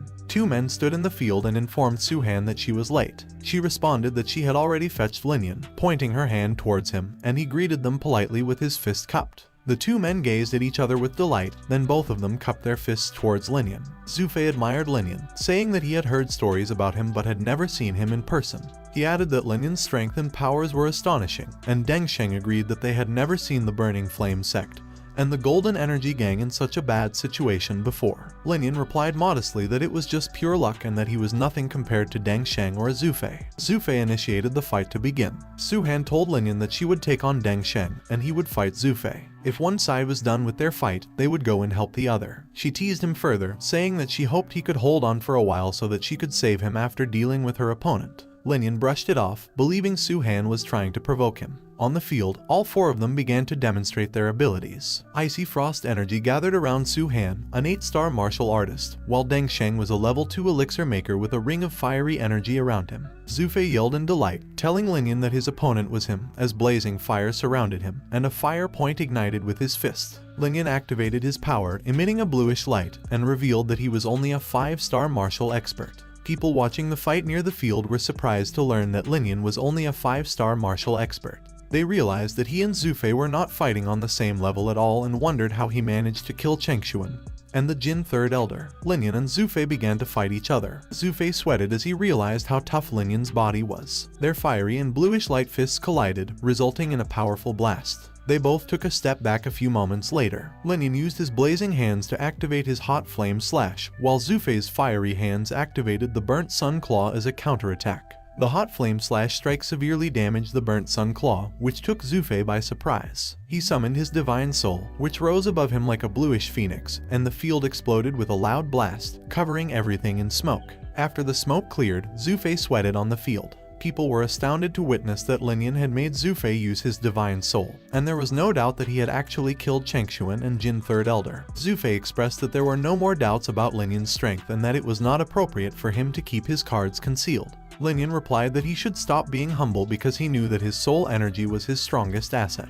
Zhu Fei showed off his energy by forming a lavender sphere around him and told Lin Yan to check out what he could do. It hurled a gigantic lavender web at Lin Yan, who was taken aback when he saw it heading straight for him. As the gigantic lavender web approached Lin Yan, he prepared to counterattack. Lin Yan triggered his giant spiritual triple slash, resulting in a massive fiery strike aimed at the gigantic lavender web, which he anxiously hoped would break through. As both powerful attacks collided, Lin Yan's hot flash flame failed to break through, leading him to conclude that while Zhu Fei's soul energy was indeed strong, he still had backups. Lin Yan summoned his dagger, which appeared quickly and flew at the gigantic lavender web, tearing it apart. This caused Zhu Fei's jaw to drop as it was a lower human spiritual treasure. After the successful counterattack, the dagger flew back to Lin Yan's hand. Zhu Fei acknowledged Lin Yan's abilities but doubted his ability to defend against his soul energy technique. Zhu Fei launched a shapeless spear at Lin Yan, instructing him to defend against it. Lin Yan activated his cosmic lunar wave energy and set it up on his palm. It cast a beam of yellowish light towards the shapeless spear, resulting in a blast upon collision. The two powerful attacks resulted in a massive blast that was nearly blinding. Even the people near the field were not spared by the blast, and they continued to talk about Lin Yan's terrifying soul energy techniques and his being tied to senior Zhu Fei. Zhu Fei continued to recognize Lin Yan's greatness, saying that he had exceeded his expectations. He then challenged him, saying that if he could handle his next move, he would win the fight. Zhu Fei activated his power and an icy frost appeared. Lin Yan was taken aback when he noticed Zhu Fei performing a magic circle. With its translucent force, an ice spiritual circle appeared. People on the field continued to say that senior Zhu Fei was deploying his magic circle, and that Lin Yan would not survive and would be done with the fight. Lin Yan remained focused as he prepared to counterattack. He opened his eyes and summoned the white flame blue bird magic circle, and an icy bluish sigil appeared on his hands. When Zhu Fei saw that Lin Yan could deploy a level 2 magic circle, he was taken aback. The sigil revealed the terrifying white flame's eagle. Zhu Fei thought that even though it was a level 2 magic circle and his soul energy could only allow him to cast it with the strength of a level 1, he could still win. Zhu Fei launched his ice spiritual circle at Lin Yan. The translucent force of Zhu Fei's ice spiritual circle approached Lin Yan's majestic white flame blue bird and collided, resulting in a massive blast. As the smoke cleared, all four of them remained on the field. Zhu Fei and Lin Yan continued to fight fiercely head to head. The translucent force of the ice spiritual circle flew towards Lin Yan. The majestic white flame bluebird emerged and collided with the translucent ice debris, resulting in a loud blast that broke most of the translucent ice debris. The majestic white flame bluebird was unscathed as it soared high. Zufei was taken aback by the blast and thrown back, rolling a couple of times before crumpling to the ground. Though bruised, Zufei managed to pick himself up, still angered. Lin Yan stopped and checked on Zufei, asking if he was okay. Zufei got up, blood dripping from his chest and face. Zufei's loss shocked the people watching nearby, as they couldn't believe he had lost, despite using everything he had. Su-Han thought to herself that her father was right. Lin Yan does have something extraordinary. Deng Sheng wondered why Su-Han had been spectating their match the entire time and asked if she wasn't worth her time, to which Su-Han bluntly agreed. From a distance, Lin Yan waved his hand and asked Su-Han if she needed help over there, annoying her. Su-Han activated her powers and yelled Rainbow Strike as rainbow ribbons appeared from her hands. As a result, Su-Han flew quickly towards Deng Sheng. Deng Sheng was taken aback by Su-Han's lower ground level technique, but he continued not to underestimate her. Su-Han was planning to end him with a single move. Deng Sheng's chains rolled out and were activated as he directed his attack on Su-Han, using his deity trap circle that he maneuvers with his hands. The chains of the deity trap circle moved to counterattack the rainbow strike of Su-Han. Lin Yan was amazed by the fight and waited a little longer, as he doesn't get to see such astonishing fights every day. Su-Han cupped herself in a sphere and broke any chains that came close to her. As a result of the powerful explosion, Deng Sheng flew hard with his broken chains, rolling over a few times before crumbling to the ground. Su-Han stood calmly, turning her back on Lin Yan and telling him she had won. Deng Sheng managed to get himself to Su-Han, blood dripping from his face. As he had lost their bet, he presented Su-Han with his pouch in hand. Su-Han was thrilled to show Lin Yan the merits of their bet. People were puzzled as to where the voice came from when it suddenly emerged with pleasure, saying that watching the little one fight today had greatly impressed him. A man flew gracefully on an enormous sword. Lin Yan looked up, astounded that he could fly by controlling his sword and that his soul energy must be so strong. It was the Vice President, as people called him, which shocked Lin Yan even more to know he was the Vice President of the Spellcaster League, Tanlin. Deng Sheng and Zufei greeted him and showed their respect to the Vice President. The Vice President called for little Su-Han, as it had been a while since she had visited the Spellcaster League. Su-Han politely responded, referring to him as Uncle Tan, that she had been busy with training recently and apologized for not visiting. The president assured her that everything was fine and teased her that if she came back, she should try not to destroy the place. Su-Han was filled with worries as she replied that it was not what he thought, which Uncle Tan assured her he understood. The vice president turned to face Deng Sheng and Zufei and asked if they had learned anything from their defeat, to which they replied that they had learned a lot. He then turned to Lin Yan, praised his extraordinary strength, and surprised him greatly. Lin Yan thanked Vice President Tan with his fist cupped. Vice President Tan went on to say that Lin Yan was already familiar with deploying magic circles and offered him the opportunity to join the Spellcaster League and skip the examination. People nearby continued to talk that Lin Yan had entered the league without going through the exam, and that the vice president of the Spellcaster League was showing interest in him. Su-Han then thought to herself that Uncle Tan siding with Lin Yan. The Golden Cloud Business League formed an alliance with the Lin family, and Sister Xun for the Elixir Maker League, which led her to conclude that Lin Yan was on a roll. She went on to think that it was no wonder her father told him to be nice to him, that there was no way the castle and residence would let this kind of genius fly away. Lin Yan politely accepted the offer because Vice President Tan had said so, and there was no reason for him to decline. Vice President Tan presented him with a robe and proclaimed him a member of the Spellcaster League. Lin Yan gladly accepted it and thanked the Vice President. Deng Sheng congratulated Lin Yan on becoming a member of the Spellcaster League and assured him that he should not hesitate to ask him any questions, for which Lin Yan thanked Senior Deng. Later that day, Su-Han thanked Lin Yan for assisting her this time, to which Lin Yan replied that she was being polite with her abilities because she could handle them both by herself. Lin Yan expressed his gratitude for the opportunity, but he still required the payment they had agreed upon prior to the battle. Su-Han gave Lin Yan the 2 magic structures and hoped they could work together more often in the future. Lin Yan smiled and assured her. In a private room, Lin Yan placed both the level 2 magic structure scrolls on the rectangular table, while Gonqian's Wei stood behind him.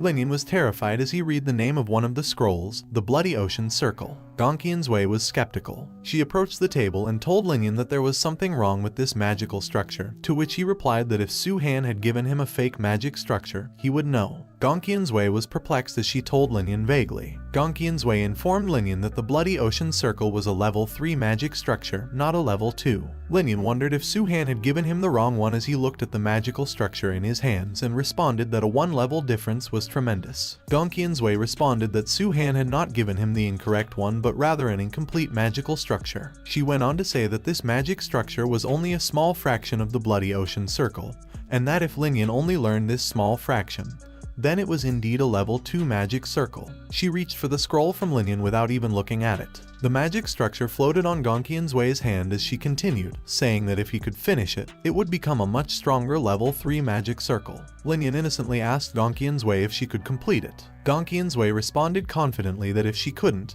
then no one in this world could. Lin Yan smiled as he was amazed by Gong Qianzui. It was late at night, and Gong Qianzui was still fixing the magical structure, with Lin Yan behind her looking at the other scroll. Morning came, and Gong Qianzui had lavender energy on her fist. She channeled it to the magic structure through her hands, which glowed and said she had finished fixing it, as Lin Yan stood beside her on the rectangular table. Lin Yan was amazed by the level 3 magic structure as it looked so complicated. Gong Qianzui went on to say that she marked all the starting points of the lines he needed to draw while fixing it for his convenience when deploying.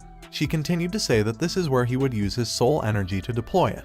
He could cast his level 2 magic structure up to this point, but only when he continued and finished it would it reach level 3 power. Outside, Zuer called out to her Lin Yan, wondering if he was awake as their father called for him. Lin Yan then asked, as Zuer entered, what their father was calling for. She replied that someone important had arrived. While Zuer and Lin Yan arrived, Elder Zhang and Father Lin sat comfortably in a room.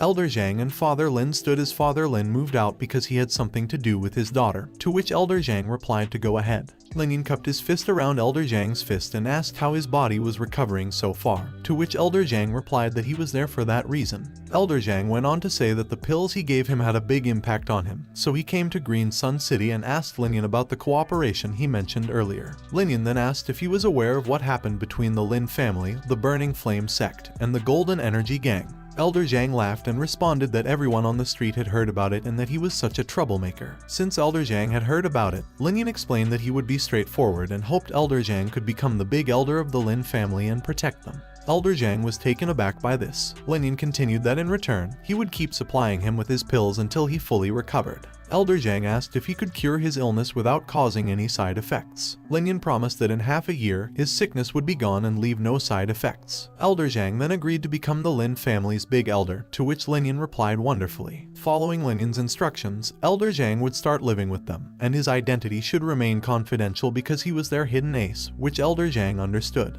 Elder Zhang was followed by the Lin family members, and Lin Yan stayed behind. Lin Yan then thought to himself that 4 forces from Green Sun City had joined them, along with a 1-star great martial expert, and no one could threaten the Lin family anymore. Su Han appeared out of nowhere at the Lin residence and called for Lin Yan, asking if he was available to discuss something with him. Inside the big pavilion, Lin Yan and Su Han are seated with tea on the table, discussing acquiring the Earth Flame. Su Han asked him whether he knew what the Earth Flame was, to which Lin Yan replied that he had heard rumors. He continued that he heard in order to make Tier 7 elixir, you would have to own one of the Earth Flames on the Earth Flame list. He then thought to himself that he had learned all of this from Gong Qianzui. Just as Su Han responded to him, she continued that 10 years ago, an Earth Flame Valley appeared at the Heaven Flame Valley. But the valley was located in a sealed area and the seal was so powerful that no one under Great Martial Expert rank could break it. Su Han continued that then, people noticed that every 3 years, the seal would weaken, and that is when ordinary people were able to explore what was inside.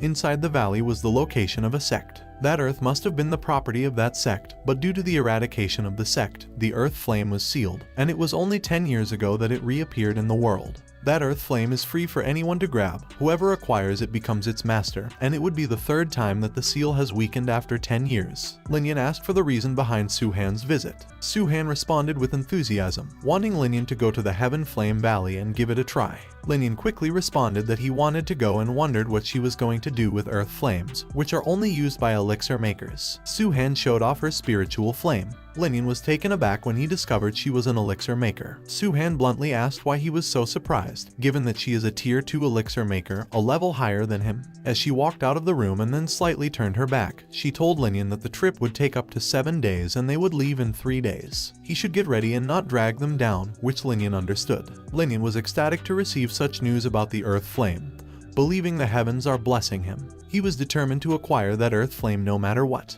Gong Qianzui appeared and asked Lin Yan if he thought that Earth Flames are that easy to acquire. Lin Yan replied humbly that he needed to at least give it a try because he might be able to actually get it. Gong Qianzui sarcastically replied that on his stage right now, even if the earth flame was sitting doing nothing, Lin Yan still had no chance of acquiring it. Lin Yan was surprised and asked if their distance was that great and what he needed to do because he didn't want to miss this. Gong Qianzui supported Lin Yan in that she didn't want to miss out on his chance and instructed Lin Yan to prepare 2 pills, 1 overflowing scent pill and 1 purple flame pill. The overflowing scent pill was to attract the earth flame after capturing the flames as he needed to absorb it. But the energy of the earth flame is massive. He would hurt himself if he tried to consume it with no outside help. That's where the purple flame pill comes in place, to which Lin Yan took notes of. Lin Yan asked about the middle step, stating that he knew to attract and absorb the earth's flame. How does he capture the earth's flame? Gong Qianzui sighed and replied to forget that middle part. Since Lin Yan was too weak, she would do the middle part. Lin Yan blushed and expressed gratitude to Gong Qianzui. Guards were stationed at the Elixir Maker League, and Lin Yan made his way to the entrance. His first priority was to find the materials needed for the pills. Lin Yan walked inside, determined to find the needed Tier 4 material. The Elixir Maker League was the only place possible that would have them, and he could sense them once they were close to them. Lin Yan wasn't expecting it when he heard a voice calling for him. As he waved his hand at him, this man approached and greeted him, referring to him as Senior Lin Yan. Lin Yan asked who he was. He took Lin Yan's hand and responded that his name was Fang Yi and that he admired him a lot. He was so impressed by Lin Yan when he beat Zufei from the Spellcaster League. Lin Yan awkwardly laughed and thanked him, but he was not that impressed. He continued that if there was nothing important, he had to leave because he was looking for some materials. Fang Yi held Lin Yan's hand as he led him to inventory, despite the fact that Lin Yan claimed to know where it was. Fang Yi smiled back, saying he didn't have to worry because it was no problem at all. Lin Yan thought to himself that fame does hurt a person, as he allowed himself to be dragged. Fang Yi enthusiastically showed Senior Lin Yan the direction to the inventory room for the herbs. Lin Yan thanked him and went to work on his own. Fang Yi waved goodbye and agreed to leave the rest to Lin Yan, telling him to come to him if he needed help. Lin Yan sighed with relief that Fang Yi was finally gone. Inside the inventory room, there were drawers that reached up to the ceiling. Lin Yan started looking for the herbs and told Gong Qianzui to speak up when she found something. Gong Qianzui, floating behind, instructed Lin Yan to go further inside because there was no way that they would put Tier 4 materials out here. Lin Yan became irritated when he heard another voice calling him again. But it was Sister Xuan, and he was surprised to see her there. Sister Xuan asked him what he was doing there, to which Lin Yan replied that he was there to find some herbs and asked her the same question. Sister Xuan cheerfully replied that she was not looking for hers and that she managed them. This surprised Lin Yan as he learned that Sister Xuan was also in charge of all these supplies. They walked together as Sister Xuan explained that she usually stayed at the Golden Cloud Business League and came over to the inventory when it was her shift. She then asked Lin Yan what herb he needed and that she would take him there. Gong Qianzui told Lin Yan to go to the 4th floor where everything he needed was with seals and let the girl take him there. Lin Yan then asked Sister Xuan if she could take him to the 4th floor as he thought that the materials he needed could only be found there. Sister Xuan was surprised as those were Tier 4 materials and he was only a Tier 1 elixir maker, and proceeded to ask about his plan to use those high-level items. Lin Yan smiled and explained that those weren't for him, but his master needed them to make elixirs, and he was there to get them for his master. Sister Xuan understood and Lin Yan pleaded with his hands on his back, smiling. Sister Xuan agreed and told him to follow her. Lin Yan thought to himself that the word master was such a convenient term. They both walked upstairs and approached a large door. Sister Xuan asked Lin Yan to wait for a moment as she opened the door with her hand, resulting in a magical ring emerging around its knob. It wrapped around Sister Xuan while she kept her hand on the door. Finally, Sister Xuan reached for the doorknob and the doors opened. She told Lin Yan to come in. They entered the room, where a drawer reached all the way to the ceiling. Lin Yan was surprised that the inventory of the Elixir Maker League was so impressive, as they had a room full of Tier 4 herbs. Gong Qianzui directed Lin Yan to the left side, 2nd row, 3rd drawer. Lin Yan pointed up to the left side, 2nd row, and got the Heaven Solar Lotus. Sister Xuan stood quietly behind Lin Yan, observing him as he searched for other herbs. She pondered what Lin Yan intended to make with all of these materials because she couldn't guess. Sister Xuan went on to say that she had previously attempted to capture an earth flame, but its IQ was very high, and they are challenging to capture. While holding the pouch, Lin Yan asked Sister Xuan if she could keep the Lin family safe while he was away. Sister Xuan agreed that she could leave, but Lin Yan had to be careful because the Burning Flame sect and the Golden Energy Gang could attack him while he was unguarded. Lin Yan walked away, turned his back on Sister Xuan, and waved his hand, understanding that he had to be cautious. In a private room back at the Lin residence, Lin Yan placed all the herbs on the rectangular table, while Gong Qianzui floated behind him. Lin Yan was adamant, and Gong Qianzui heated the tripod with her hand. causing smoke to form around it. She then told Lin Yan that she would be in charge of the elixir making, and Lin Yan should quickly go and deploy some energy gathering circles to improve his cultivation. As he had 3 more days, he should try to improve as much as he could, which Lin Yan agreed to. All of the ingredients flew above the smoking tripod as Gongqian's Wei maneuvered them with her hands as she floated alongside it. On the other hand, Lin Yan meditated using the energy gathering circles as instructed to him, as he enclosed himself around a lavender sphere. 3 days later at the Lin residence, Gongqian's Wei presented Lin Yan with the pills on the table. On the left was the overflowing scent, and on the right was the purple flame pill, and she asked about his cultivation. Lin Yan responded confidently that the energy gathering circles were so efficient that he felt like it wouldn't take him very long for his next advancement. He then stretched his arms and back and continued that he needed to head back and work on the Azure Dragon Creator technique, and there was no time to slack off. Gongqian's Wei assured him not to worry about that now, and when he reached 9-star Martial Expert, he would be able to boost it instantly, to which Lin Yan curiously asked why. Gongqian's Wei explained that the last star of each level was the hardest to break through. When he reached 9-star Martial Expert, he only needed to focus on the Azure Dragon Creator technique, and when it advances, his cultivation would also increase to 1-star Great. The life or death coffin appeared and opened its doors as Gongqian's Wei floated back inside as it was time for her to go. In front of the Lin residence, Zuer and Father Lin said their goodbyes to Lin Yan. Zuer asked her brother if she really couldn't come with him. Lin Yan bopped her sister's nose as he teased her that the place was too dangerous for her. One day when she was strong enough, he could take her wherever she wanted. Lin Yan waved goodbye and assured his father, who advised him to be careful. He walked away and left his family behind. As Lin Yan stood there, the warm rays of sunlight shone through the heavily guarded entrance door. Lin Yan reflected that even among the guards at the lowest level was a 2-star martial expert of the castle and residence. While holding a spear, the guard abruptly stopped Lin Yan and asked who he was. Lin Yan responded enthusiastically, his fist cupped, and introduced himself, stating that he was there due to Miss Su Han's invitation. The guard was surprised when he met Lin Yan. The guard smiled as he met Lin Yan. He then continued, informing him that he was ordered to bring the young master to her when he arrived. The guard opened the door and placed his hand on the way, inviting Lin Yan to come in, to which Lin Yan agreed. Lin Yan thought to himself that it felt awkward for him, changed his mood drastically, and recognized Su Han for her kindness in telling the guard about him. The guard led Lin Yan to a closed door and told him that his young master was inside the courtyard. Lin Yan had to stop right there, and he would have to enter by himself. Lin Yan thanked the guard for leading him. Lin Yan entered the courtyard, and as soon as he stepped inside, a circle appeared around him. He was taken aback as he became wide-eyed and felt that something was wrong. He stood there as if unable to move. Gongqian's Wei whispered to him that it was an illusion of a magic circle. She then told him to examine it and tell her what kind of magic circle it was. Lin Yan carefully examined it and found that it was an illusion of a magic circle. Gongqian's Wei acknowledged that he was smart. Lin Yan wondered why Su Han deployed an illusion of a magic circle here and if she was testing him.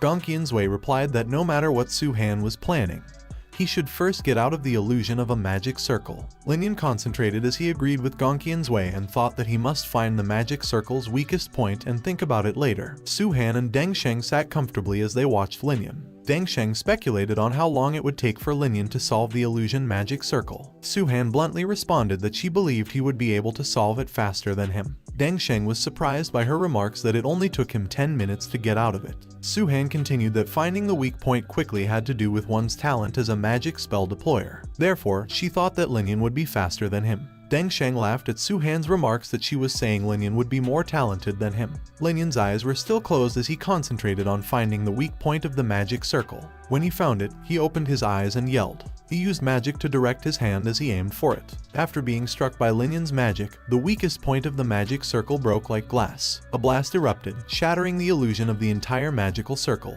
Lin Yan approached Su Han and Deng Sheng and asked her what that was for. Su Han smiled and told him it was all a joke and that Deng Sheng broke through the circle earlier as well. Deng Sheng stood up and congratulated Lin Yan on his impressive feat of breaking through the magic circle in half the time. Lin Yan greeted him with his fist cupped and responded that Senior Deng Sheng was being humble. Su Han stood up as well since they were all there and they should go. Night fell in the woods and numerous people were headed towards the heaven-flamed valley these days. Other people camped there as well, with bonfires and carriages with horses brought along with them. Su Han, Deng Sheng, and Lin Yan arrived and noticed a lot of people. People speculated the news of the Heaven Flame Valley having an earth flame spreading all over. Su Han pointed out where they would spend the night, and Deng Sheng agreed. Su Han and Lin Yan sat across from Deng Sheng, and the three of them sat around the bonfire they had built. A few men blushed and gazed with their eyes sparkling and expressed that Su-han was beautiful. As Su-han and Lin Yan sat close to the bonfire, their attention was drawn to people nearby who speculated and looked at the arrival of several men from Guanwu City, and Lin Yan asked Deng Sheng who those three people in the distance were. They were resting by the campfire, and Deng Sheng told him that the young man at the front was Zhu Xing,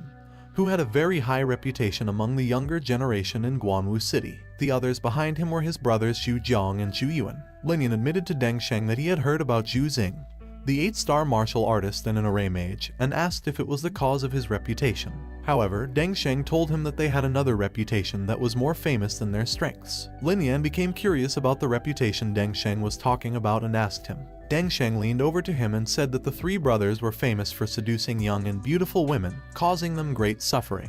One of Zhu Xing's brothers noticed Lin Yan's group and pointed at them. They were looking at Su-han, considering themselves lucky to have met such a beautiful woman that day. Zhu Xing gave his brothers a sleazy smile while telling them to go. He then approached Su-han, called her a little beauty, and asked her what she was doing sitting there alone. However, Su-han did not answer his question. Instead, she threatened him and suggested that he leave if he didn't want to die. One of Zhu Xing's brothers told him that Su-han had a hot temper, and Zhu Xing laughed and told him that it was better for her to be hot-tempered. The more hot-tempered she was, the more conquered they would feel. Su-han got angry and told them to die, followed by an attack with her fists. Zhu Xing was surprised but managed to regain his composure in time and prepared his fist to counter Su-han's attack. Their aura-filled fists collided, and their auras spewed in all directions. Zhu Xing was pushed back, and Zhu Xing's brothers acknowledged Su-han's strength, wondering who that powerful woman was. As they marveled at the strong, beautiful young lady in front of them, they remembered that her name was Su-han, and she was the daughter of Qingyang City Lord. Zhu Xing also recognized her and found it surprising.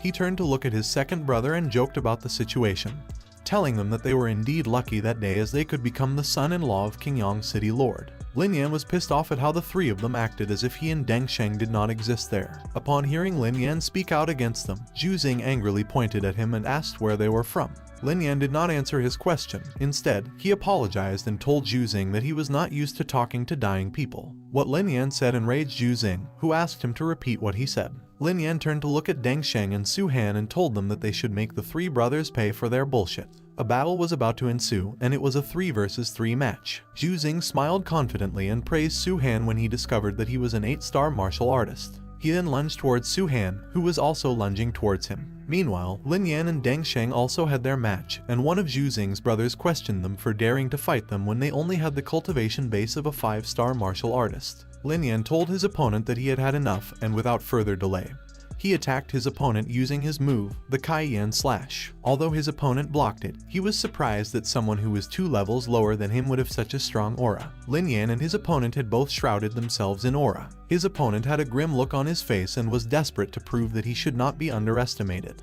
Lin Yan continued to attack him and used his move, the 3 giant spirits, producing 3 slashes of fiery aura. His opponent then crouched to the ground and used his move, the ground eagle claws. He raised both hands into the air to block Lin Yan's attack with a barrier. Seeing his opponent's vulnerable posture, he immediately used his Lingbao to attack. But his opponent was perceptive this time. He managed to notice the Lingbao and started to run away from it. He dodged it, but it managed to scrape his cheeks, causing them to bleed. He continued to run and then stopped abruptly to form another barrier. A strong golden ray of aura struck him. It was so powerful that his barrier was useless, and he was pushed back, dragged into the ground. Zhu Xing saw what happened and showed concern for his third brother. But Su-han reminded him that she was his opponent and didn't allow him to go and help his brother. Lin Yan was now floating midair and threw 3 more of the same golden ray of aura towards Zhu Xing's third brother, who was lying on the ground. He used the move Star Moon Wave. The ray of auras moved towards Zhu Xing's third brother as Lin Yan landed on the ground. The third brother tried to stop the auras with his barrier while still lying on the ground.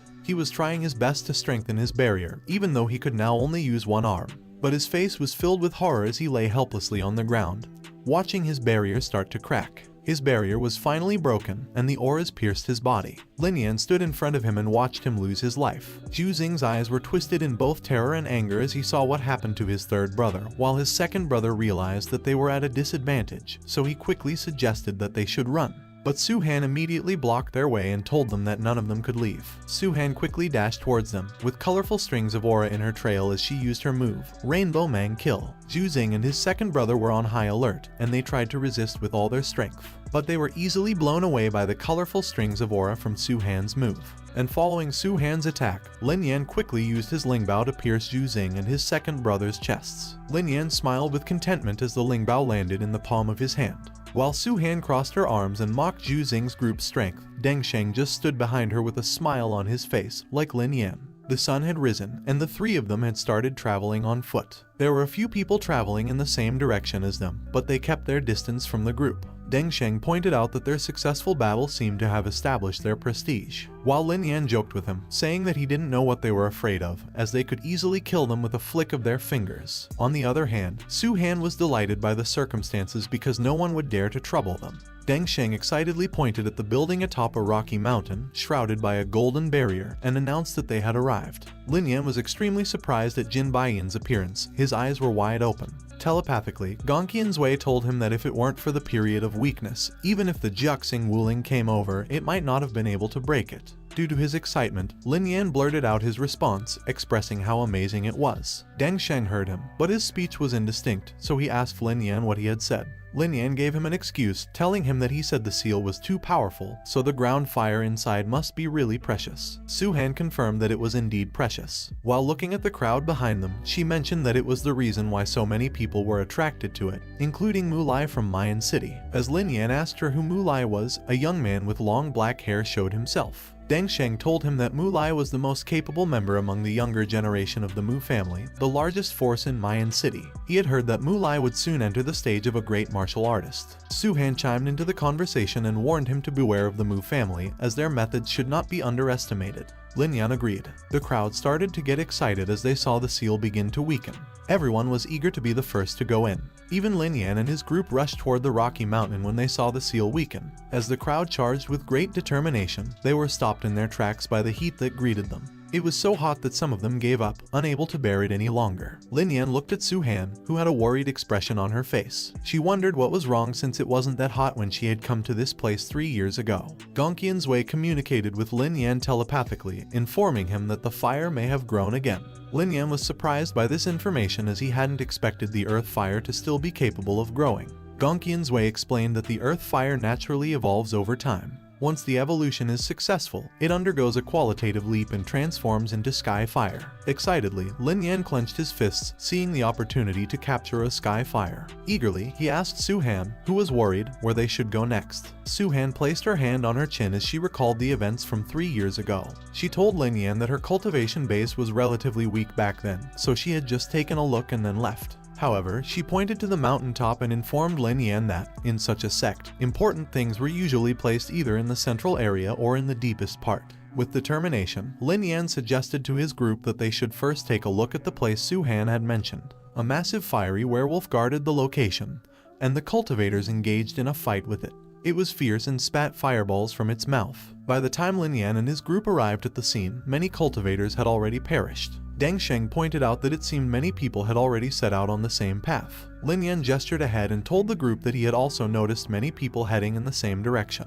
They saw a gathering of numerous cultivators in front of a colossal building. Lin Yan looked down at them apprehensively, wondering what that place was. Lin Yan and his group stood in front of the huge building. As Gongqian's Wei told him that there were a lot of medicinal materials inside the building, Lin Yan looked at it with disappointment. It turned out to be just medicinal herbs. However, Gongqian's Wei called him stupid, suggesting that there might be grade 6 medicinal materials inside, which were hard to come by. Lin Yan felt a surge of excitement at the thought of how expensive those grade 6 medicinal materials could be. Hiding his excitement, Lin Yan waved at his group and suggested that they should take a look inside the building too, as there might be something good. Su-han agreed, so they started walking towards the building. One of the cultivators appeared to be struggling and asked for everyone's help to break the barrier. Many cultivators joined in, firing their auras simultaneously at the same spot. Lin Yan felt even more excited and took a step forward, telling his group to come and help as well. However, Su-Han tapped him on the shoulder and advised him not to exert himself too much in order to save some strength for later use. Lin Yan looked back at her and acknowledged that she knew. Both of them began to fire their auras at the barrier. Finally, the barrier shattered and everyone rushed into the building.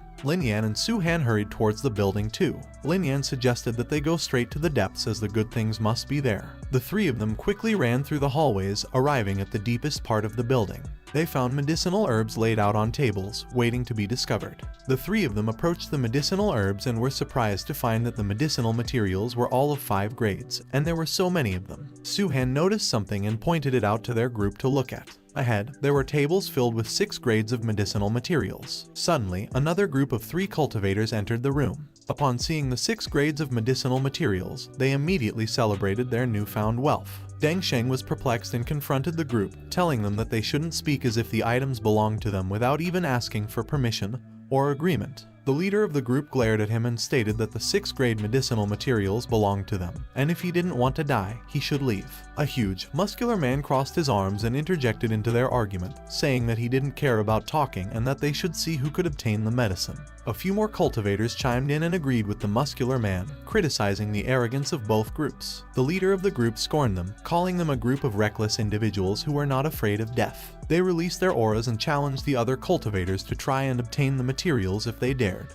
The crowd was surprised to see that all the members of the group were 8-star martial artists. However, the muscular man was not intimidated and asked the crowd what they were afraid of. The crowd charged at the 3 of them with the intent to kill. Despite being outnumbered, the group confidently fought back against the crowd. Lin Yan was observing from the sidelines when Su-Han tapped him on the shoulder and suggested that they shouldn't intervene, and instead observe the other group's strength, to which he agreed. A commotion filled the building. After a while, the group successfully defeated the attacking crowd and started walking towards Lin Yan's group. Deng Sheng crossed his arms, acknowledging the group's strength and stating that they really had something.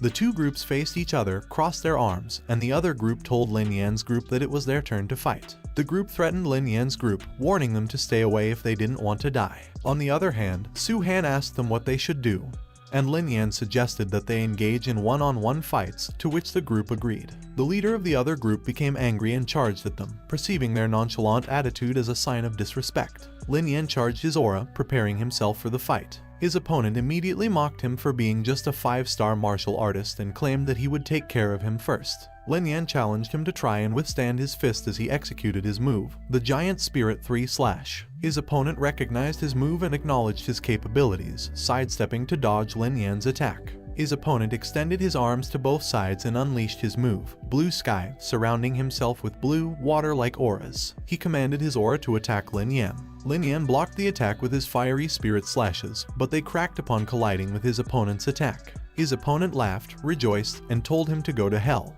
This agitated Lin Yan, prompting him to prepare for his next move, as he enveloped himself in a lightning-like aura. His opponent was in awe of the strength of his soul power and how it created a formidable shield. But Lin Yan corrected him, explaining that his soul power served more than just defense, and he showcased his zingy wave to his opponent. The golden ray of aura quickly made its way towards Lin Yan's opponent. His opponent stomped his foot on the ground and created a blue shield around himself, telling Lin Yan that he was not the only one with soul power. Both of them released their powerful auras, shrouding the room as they faced each other. Lin Yan realized that his opponent's strength was not weak, in fact, it was better than Zhu Fei's. He closed his eyes to concentrate and came to the conclusion that winning the fight without using the formation would be very difficult. Lin Yan opened his eyes and released the formation from his left hand. Upon seeing the formation, his opponent immediately recognized it as the Bay and Bluebird array. The array formation grew in size and a majestic bluebird emerged from it. The crowd was amazed when they saw the formation and realized that Lin Yan should not be underestimated. His opponent became distressed when he realized how tricky Lin Yan was as an opponent. He looked at his 2 companions, whose eyes were wide open in disbelief. Lin Yan shifted into a fighting stance, preparing himself for the attacks that would come his way. The 3 opponents decided to move at the same time. But to everyone's surprise, including Lin Yan's, instead of attacking him, they all ran towards the door and fled. Lin Yan, along with the blue bird, looked surprised and a bit disappointed that their opponents had run away. He then turned towards his group mates and asked them how that could have happened.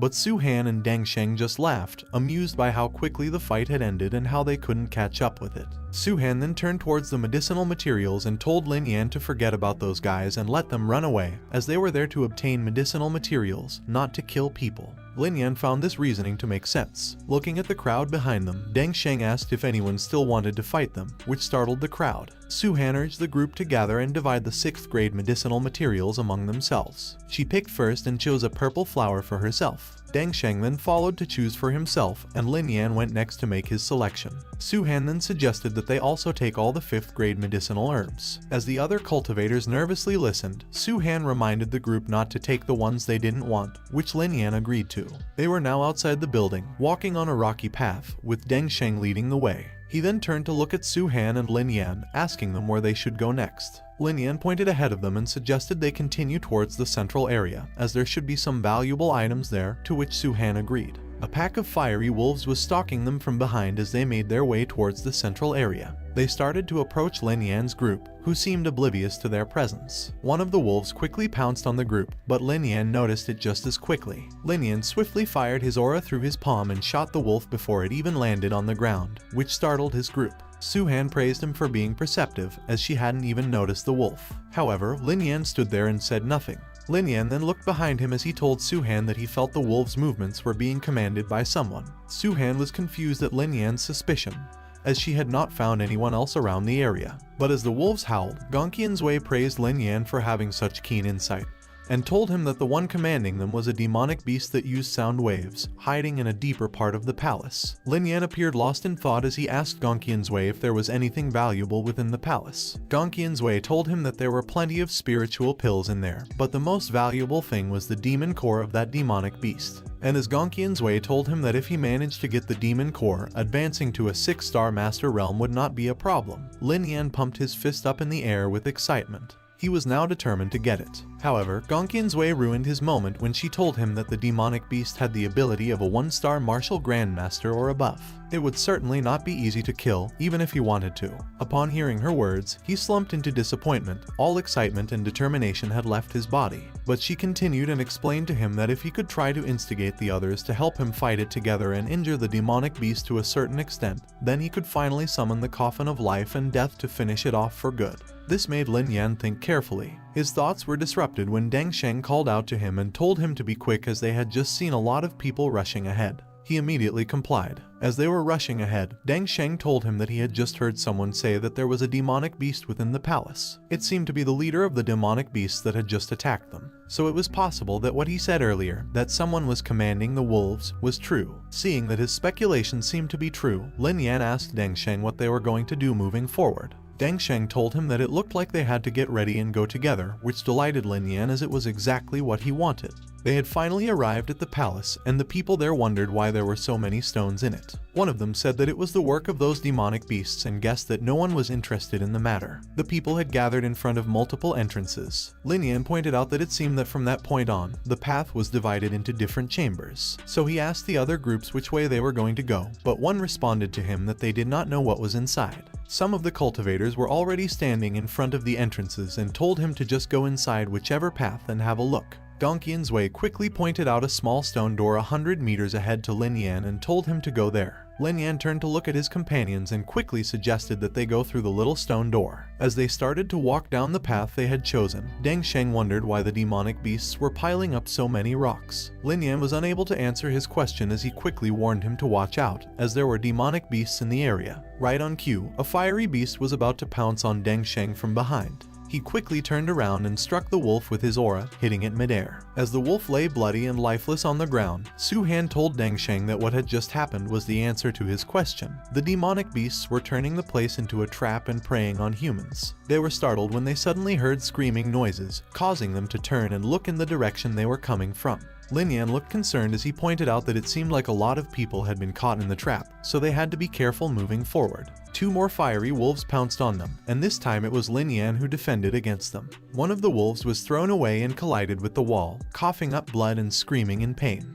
The 3 of them quickly emerged from the path they had been traversing. They looked relieved that they had finally managed to come out of the passageway, but then they were greeted by the huge silhouette of a demonic beast. It was a gigantic red gorilla that immediately pounded its chest with its fists and roared, intimidating the cultivators who had surrounded it. The crowd groaned in pain and complained about their eardrums hurting badly as they covered their ears with their hands. Some of them were already injured from their encounter with the demonic beasts on the passageway, and they were horrified to see the huge demonic beast. They knew they wouldn't be able to defeat it, as they hadn't even been able to defeat the demonic beasts they had encountered on the passageway. They already wanted to get out of there. Hearing what the others said, Lin Yan grew worried as the situation was not good. If the others all decided to leave, just the 3 of them wouldn't be able to win. He quickly spoke to the others and encouraged them not to give up, as they had all come this far. Passionately, he pointed at the stone door at the back and told them that there were countless amounts of spiritual pills stored in there, and it would be such a waste if they just gave up. They all agreed with Lin Yan that they had already made it this far. The crowd started to regain their morale and began thinking that there should be hope for all of them if they gathered their strength to attack the one big beast. They all agreed to give it a shot and attack. Full of determination, they charged towards the beast to kill it and collect the spirit pills. Lin Yan smirked as he thought that his goal was not the spirit pills but the demon core. Lin Yan advised his companions not to use all their strength at once, as the beast was very powerful. So, if things didn't work out, they would have to escape. One man from the crowd was extremely determined as he threw his punch at the beast, while the others worked together and unleashed their auras, hitting the beast at the same spot. But the beast simply punched the ground, followed by a mighty roar, and the crowd was immediately thrown aback. They dug their feet in and skidded on the ground to prevent themselves from being pushed back any further. They looked troubled when they realized that the demonic beast had the strength of a Star Martial Grandmaster. Lin Yan quickly charged his aura, telling everyone to stop holding back and suggesting that they take the demonic beast down in a single strike. The crowd knew that he was an extremely powerful individual, so they thought it was a good idea to work with him and follow him. Lin Yan looked serious as he executed his move, Stellar Moon Wave. A golden aura started to swirl and gather in the palms of his hands. The other cultivators followed his lead and began using their special moves. They all released their auras and attacked the beast simultaneously. The demonic beast stood on its platform mightily and firmly, but then injuries began to show up on its body, and a purple, lightning-like aura started to ooze over the cuts in its skin. The demonic beast was enraged upon seeing its injuries. It roared and stomped on the ground in rage, once again blowing away the cultivators around it. Lin Yan managed to jump and pull back, avoiding the shockwave that the demonic beast was producing and which had blown the other cultivators away. The ground cracked as he landed on it, and Su-Han quickly approached him to check up on him and ask if he was alright. He did not answer her question but instead told them that in a little while, he would lure the demonic beast away so they could go to the stone door at the back to get the spirit pills. Deng Sheng was against the idea, calling him crazy and pointing out that there had been so many people fighting against it for so long, but it had been useless. Therefore, it would be as if he were seeking death if he faced it all by himself. Meanwhile, Su-Han asked him what he was planning to do. Lin Yan looked like he was in a rush as he told them that it was too late for him to explain at the moment, so they just had to believe in him. He assured them that he would be alright. Su-Han tried to stop him, but Lin Yan had already leaped towards the demonic beast. The demonic beast was on a rampage, blowing away all the cultivators surrounding it. Lin Yan yelled at it to get its attention, and the demonic beast quickly looked in his direction.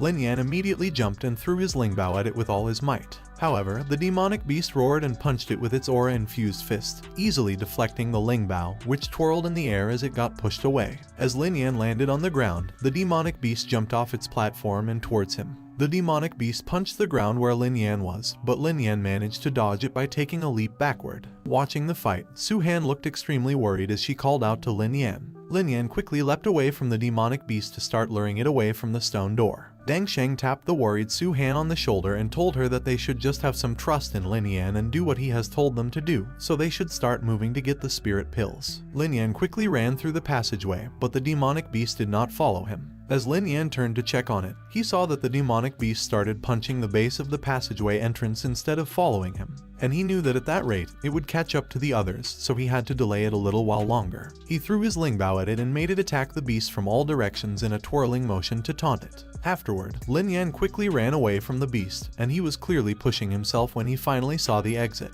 The demonic beast roared as it raised both arms into the air. It attacked Lin Yan by slamming its fist into the ground, but Lin Yan was able to quickly dodge it. Lin Yan gritted his teeth as he did his best to dodge that attack. While he was still skidding on the ground from dodging, he then threw his Lingbao at the demonic beast again. The demonic beast roared and produced shockwaves from its mouth. Lin Yan's eyes were wide open in surprise, and he knew that the situation was not good, so he quickly called his Lingbao back. Lin Yan extended his arms and called his Lingbao to come back. The Lingbao twirled around the demonic beast, returning to Lin Yan, but the beast was able to catch it in its hands. Lin Yan was horrified at what he had just witnessed. The demonic beast quickly clenched its fist and crushed the Lingbao in its hand. Then, it taunted Lin Yan by showing the pulverized Lingbao as if sprinkling it onto the ground. Lin Yan looked at the ground with eyes filled with anguish as he gazed upon his destroyed spirit treasure. Filled with fiery rage, he demanded the demonic beast to return his spirit treasure. He created the Bayan bluebird array pattern on his right hand, and a bluebird emerged from it. The demonic beast raised its left hand, preparing to meet the bluebird's attack. However, the bluebird moved to the side, evading the demonic beast and playfully slapping its butt with its tail as it passed by. Enraged by the unexpected action, the demonic beast roared at the bluebird with all its might, dissipating it into thin air while Lin Yan covered his ears. Lin Yan gritted his teeth, continuing to cover his ears, and realized that a single formation would not be enough to slow down the demonic beast. As Lin Yan fled from the demonic beast, Gongqian's Wei informed him that he would need to go 1,000 meters further before it would be appropriate for him to use any of his techniques. In response, Lin Yan confidently stated that it was not a problem.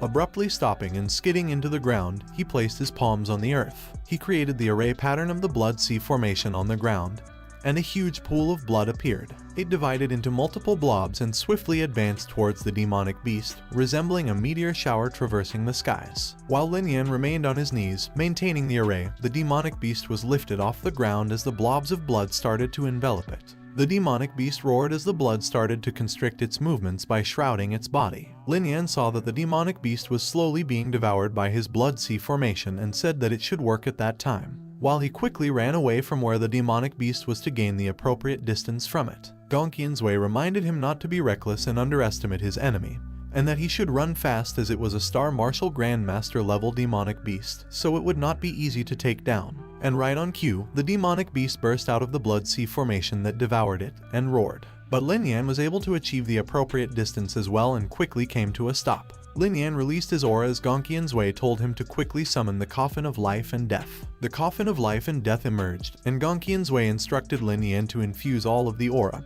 and soul power in his body into the Coffin of Life and Death. And as Lin Yan did what he was told, Gongqian's Wei warned him that doing so would cause serious injuries in his body, but it was the only way he could deal with the demonic beast at the moment. The Coffin of Life and Death made its way through and arrived in front of the demonic beast. Lin Yan was already sweating profusely as he tried his best. The demonic beast produced a whirlwind-like shockwave in its mouth as it sucked in more air to prepare himself for another roar. And as the Coffin of Life and Death opened, the demonic beast fired a strong beam or aura from its mouth.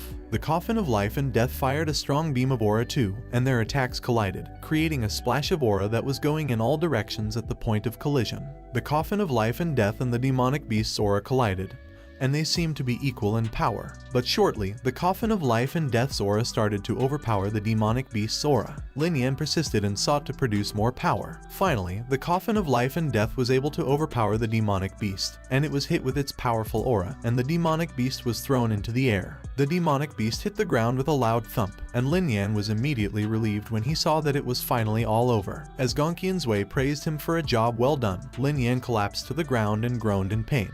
He flinched as he complained that his entire body hurt, and Gongqian's Wei told him that this was exactly the reason why she told him to come to a deserted place to fight the demonic beast, as with the way he was now, any ordinary person could have easily killed him. Gongqian's Wei reached out and put a pill into his mouth, and she ordered him to take it and stop talking so he could recover for a while. The sun started to set, and Lin Yan was finally able to stand up and move his body. As he stretched his shoulders, Gongqian's Wei was glad that he had recovered a little, and then she told him to hurry up and take the demonic beast's core. Lin Yan approached the demonic beast and started to extract its demon core. He was surprised at how powerful the energy of the core was when he held it in the palm of his hands. Gongqian's Wei instructed Lin Yan to start refining the demon core with the assistance of the Coffin of Life and Death, and Lin Yan immediately complied and summoned the Coffin of Life and Death. Lin Yan closed his eyes and put the pill in his mouth. He started meditating with the Coffin of Life and Death's assistance, but he was flinching in pain from the strong intensity of the energy coming from the demon core. Lin Yan felt that the energy was so strong that it felt like it would make him explode,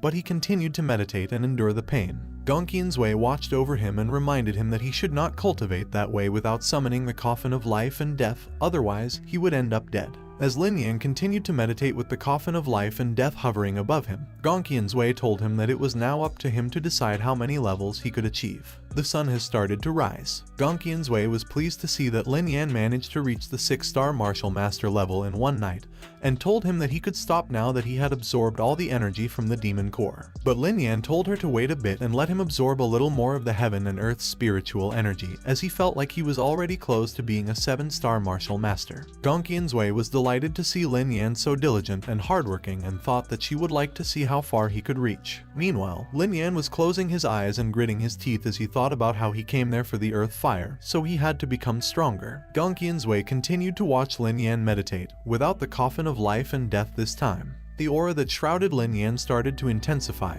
and his eyes gleamed with aura. Gongqian's Wei was patiently closing her eyes as she waited for Lin Yan when a strong surge of energy hit her. Lin Yan was now on his feet, and he looked pleased as he felt that his power was the kind that could make people go mad. Gongqian's Wei commented that it was worth the delay of over a day to be able to advance 2-star realms. Lin Yan turned to ask her if it was now time for them to go and capture the earth fire. And Gongqian's Wei smiled at him and said that there were still some really great things deep down in the area, so once he obtained them, it would not be too late for him to proceed with capturing the earth fire. Lin Yan looked up at Gongqian's Wei with curious eyes and asked her if there were more treasures that could be obtained in the area. Gongqian's Wei then reminded him that his previous spirit treasure had been destroyed, so it was a good opportunity to get a new one. Lin Yan's eyes widened in disbelief as he confirmed with Gongqian's Wei if his understanding was correct, that there were spirit treasures in the area. Gongqian's Wei did not answer his question and turned her back on him as she started to move forward. But then she turned her head to look at him and confirmed that there were indeed spirit treasures in the area, and they were of a higher grade than the one he had. On the other hand, cultivators had gathered in front of a sea of fire, and they were excited about the precious human-grade treasure. As Lin Yan arrived at the scene, the cultivators were already eyeing the treasure and drooling over it, thinking that it must be worth tens of millions of spirit pills. As Lin Yan saw them, he immediately became concerned about the large number of people waiting to snatch the spirit treasure. Looking over the treasures in front of him, he noticed that no one had dared to do anything yet, and it was not because of the sea of fire, so he had to take a closer look inside. Lin Yan was surprised to see that there were so many demonic beasts hidden in the sea of fire. The other cultivators started to discuss among themselves that those demonic beasts were more capable in the fire, and they had to defend themselves from both the fire and those demonic beasts, making it difficult to obtain the treasure. Meanwhile, Lin Yan closely examined the treasures and figured out that the one on the far left had the highest grade, so he decided to take it. As Lin Yan continued to observe the area, he saw the group he encountered earlier, the ones who fled during their fight, were also present. He also saw Su Han and Deng Sheng, who had made their way there as well. Deng Sheng told Su Han that the one on the far left had the highest grade, and he thought that many people would try to grab it, so they should avoid it and go for the other ones, to which Su Han agreed. Su Han looked concerned as she told Deng Sheng that she saw those 3 young boys wearing blue clothes, and she thought that they would definitely try to grab the best one, so they should try not to clash with them since Lin Yan was not with them.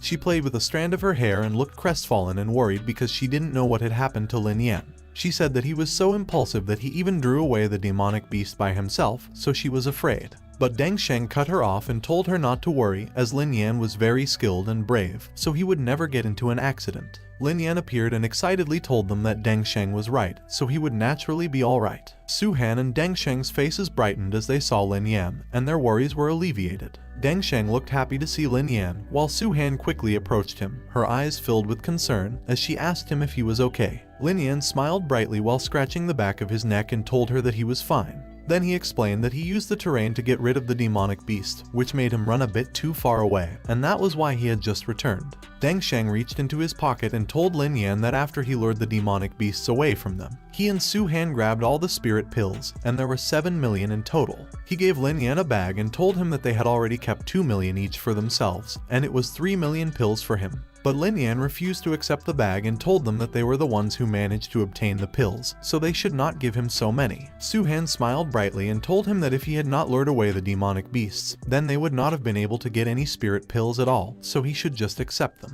Lin Yan looked at the bag a bit hesitantly, but he decided to accept it and thanked the 2 of them. Su Han's expression suddenly turned serious as she looked ahead of them and told Lin Yan that it seemed that those 3 from the Land family of Zinni City were targeting them again. As the group of the Land family, those 3 boys in blue stared intently at their group. They knew that they would definitely not let them off so easily, as they had just suffered a loss. Suddenly, a muscular man complained that all of them were just watching. He declared that he would take the spiritual treasure if no one was moving. He quickly jumped into the air. As he sprung up with a ball of aura in his fists, the cultivators down below panicked, fearing that he was going to grab the spiritual treasure. Deng Sheng was about to follow the muscular man to compete with him, but Lin Yan tapped him on the shoulder to stop him. Lin Yan told him that getting the spiritual treasure was not that easy, so they should just wait and see what happens. Just as the muscular man was about to grab one of the spiritual treasures, a huge dark aura rose up from the sea of flames. A gigantic red snake appeared, and the muscular man quickly slashed at it and told it to die. The gigantic red snake was easily cut into two. Observing the fight from below with Lin Yan, Deng Sheng pointed out that the gigantic snake didn't look all that powerful. But to everyone's surprise, the snake started to heal itself and patch its body back together. The muscular man was extremely surprised, and he was so caught off guard that he was not able to do anything when the snake wrapped its body around him. Everyone watched as the snake flew away from the scene, dragging the muscular man that it had wrapped with its body. They could not believe that a demonic beast could actually heal its own injuries, and everyone looked shaken as they saw the guy, who was probably a 7-star martial master, die just like that. Meanwhile, Deng Sheng proposed to the group that they should join forces and grab some spiritual treasures that were not so precious, and they could share them equally according to their value, to which Su Han responded that she does not have a problem with the idea. But Lin Yan apologized to them and told them that he planned to grab the superior class human-grade spiritual treasure. Deng Sheng furrowed his eyebrows as he asked if he did not see what happened to the muscular man earlier, and told him that it was too difficult to grab the best one, as there would definitely be a lot more high-level experts fighting against him, making the chances of success too low. With a bright smile on his face, Lin Yan told him that he wanted to give it a shot even if he got nothing. Deng Sheng looked hesitant as he turned to look at Su Han to ask for her opinion, and she told him to just let Lin Yan have his way. Suddenly, someone yelled and told everyone to just watch them. 5 cultivators then jumped off the ground and charged towards the spirit treasures. With a determined face, their leader instructed the 3 of his men to deal with the fire snakes from below while the 2 of them grabbed the spirit treasure, and they quickly agreed. One fire snake appeared, and one of the cultivators from the group quickly attacked it with his aura. They were trying to kill all the fire snakes in one hit. 3 more snakes appeared. The 3 cultivators looked horrified as one more fire snake appeared beside them, and they realized that there were too many. One of them had his leg wrapped with the fire snake's tongue as he was in midair. The fire snake immediately pulled him into its mouth and swallowed him whole. Another cultivator had the fire snake's body wrapped around him and was dragged away. But while he was being dragged away, he managed to fire his aura at the spirit treasure and knock it out of place. Many cultivators quickly chased the spirit treasure, competing to see who would grab it first and own it. Lin Yan was ready to charge and participate in the chase when Su Han tapped him on the shoulder, told him not to follow them, and suggested that they should just take advantage of the chaos to grab the other spirit treasures. But Lin Yan turned his head to look at her with a serious face and told her that he was going to make his move, so they should take care of themselves. The 3 of them jumped off the ground and went their separate ways. The group from the Lan family saw that Lin Yan's group made a move, and one of them questioned if they should take advantage of the chaos and kill them. But their leader instructed them to forget about Su Han and Deng Sheng and deal with Lin Yan, who was after the superior level human-grade spiritual treasure. He was perplexed that Lin Yan dared to grab the treasure from them and commented that he must be tired of living. Meanwhile, one of the cultivators saw and pointed out that the Ma family from Han City was unable to resist and had made a move. On the other hand, while Lin Yan was making his way towards the spirit treasure, a lightning-like aura was chasing him from behind, and he was a bit surprised when he noticed it. While still in midair, Lin Yan quickly turned to face it and then extended his arms to create a shield with his aura to protect himself. Someone with blue hair laughed and acknowledged that he still had some skills after all. Lin Yan landed on the ground and faced a group of 3 cultivators who were surprised to see that he had a very strong soul spirit. Lin Yan was startled when something coming from the other direction caught his attention. It was another aura attack, and he quickly reacted and released a swirling golden aura from the palm of his hand. He quickly fired the aura at the palms of his hands to counter the one that was attacking him. The group of the Lan family showed themselves, and their leader acknowledged Lin Yan's soul power, but told him that with his ability, he wouldn't be able to snatch a treasure under their noses as it was still not good enough. The leader of the other group laughed as he pointed at the other group, saying that he had heard all about them already and knew that they were all driven away by Lin Yan 2 days ago. He told them that they ran away like scared dogs, but now they were back to make a big speech. The leader of the Lan family group was enraged that they were called dogs, so he declared that he would kill Lin Yan at that moment to show him what he could do. He immediately charged at Lin Yan with his fists. Lin Yan turned to check on the other group to see if they had made their move, But seeing that they were just watching, Lin Yan was dissatisfied, as he knew that they just wanted to sit back and watch the action from the sidelines to reap the benefits they wished. Lin Yan was thinking of creating a big fight, and the leader of the other group was surprised when Lin Yan quickly turned and charged at them. The leader immediately used his move, Star Sign Seal, to protect himself, while Lin Yan used his move, Colossal Spirit Triple Slash. The group of the Lan family had their mouths wide open in surprise when they saw that Lin Yan was already a 7-star martial master. They remembered that Lin Yan was only a 5-star martial master just 2 days ago, and they found it hard to believe that he was able to increase 2 levels in such a short time. Their leader furrowed his brow, and sweat ran down his face as he agreed with his group and his thoughts. He could not believe Lin Yan's progress, as even a peerless genius would never be able to do such a thing. Meanwhile, Lin Yan's Colossal Spirit Triple Slash collided with his opponent's Star Sign Seal, which easily shattered. As Lin Yan and his opponent stood in front of each other, his opponent was distressed as he realized that Lin Yan's strength was not something to be underestimated, and he finally understood why Lan Ling's group had been forced to retreat by him. Lin Yan smiled confidently as he told his opponent to continue the fight. His opponent was surprised when a series of powerful slashes were already coming his way. Sweat ran down his face as he made a sound to portray that he was upset about the situation.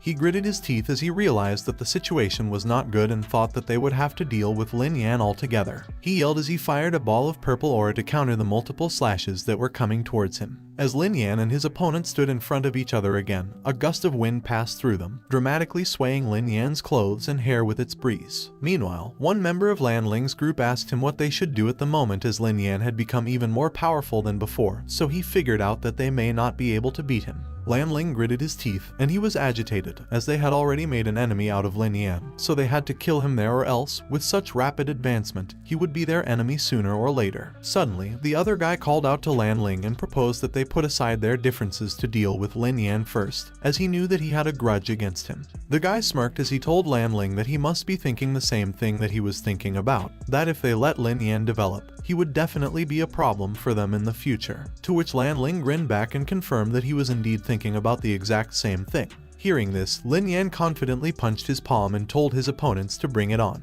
On the other hand, Deng Sheng furrowed his eyebrows as he noticed that Lin Yan was surrounded by 2 groups of people, and he wondered if he was alright, while Su Han looked concerned as she spoke Lin Yan's name. Meanwhile, Lan Ling and the other guy simultaneously charged to attack Lin Yan, who was standing between the 2 of them. The 2 groups charged at Lin Yan, who was surrounded by them. Deng Sheng, who saw that Lin Yan was being besieged, was ready to go towards Lin Yan to help.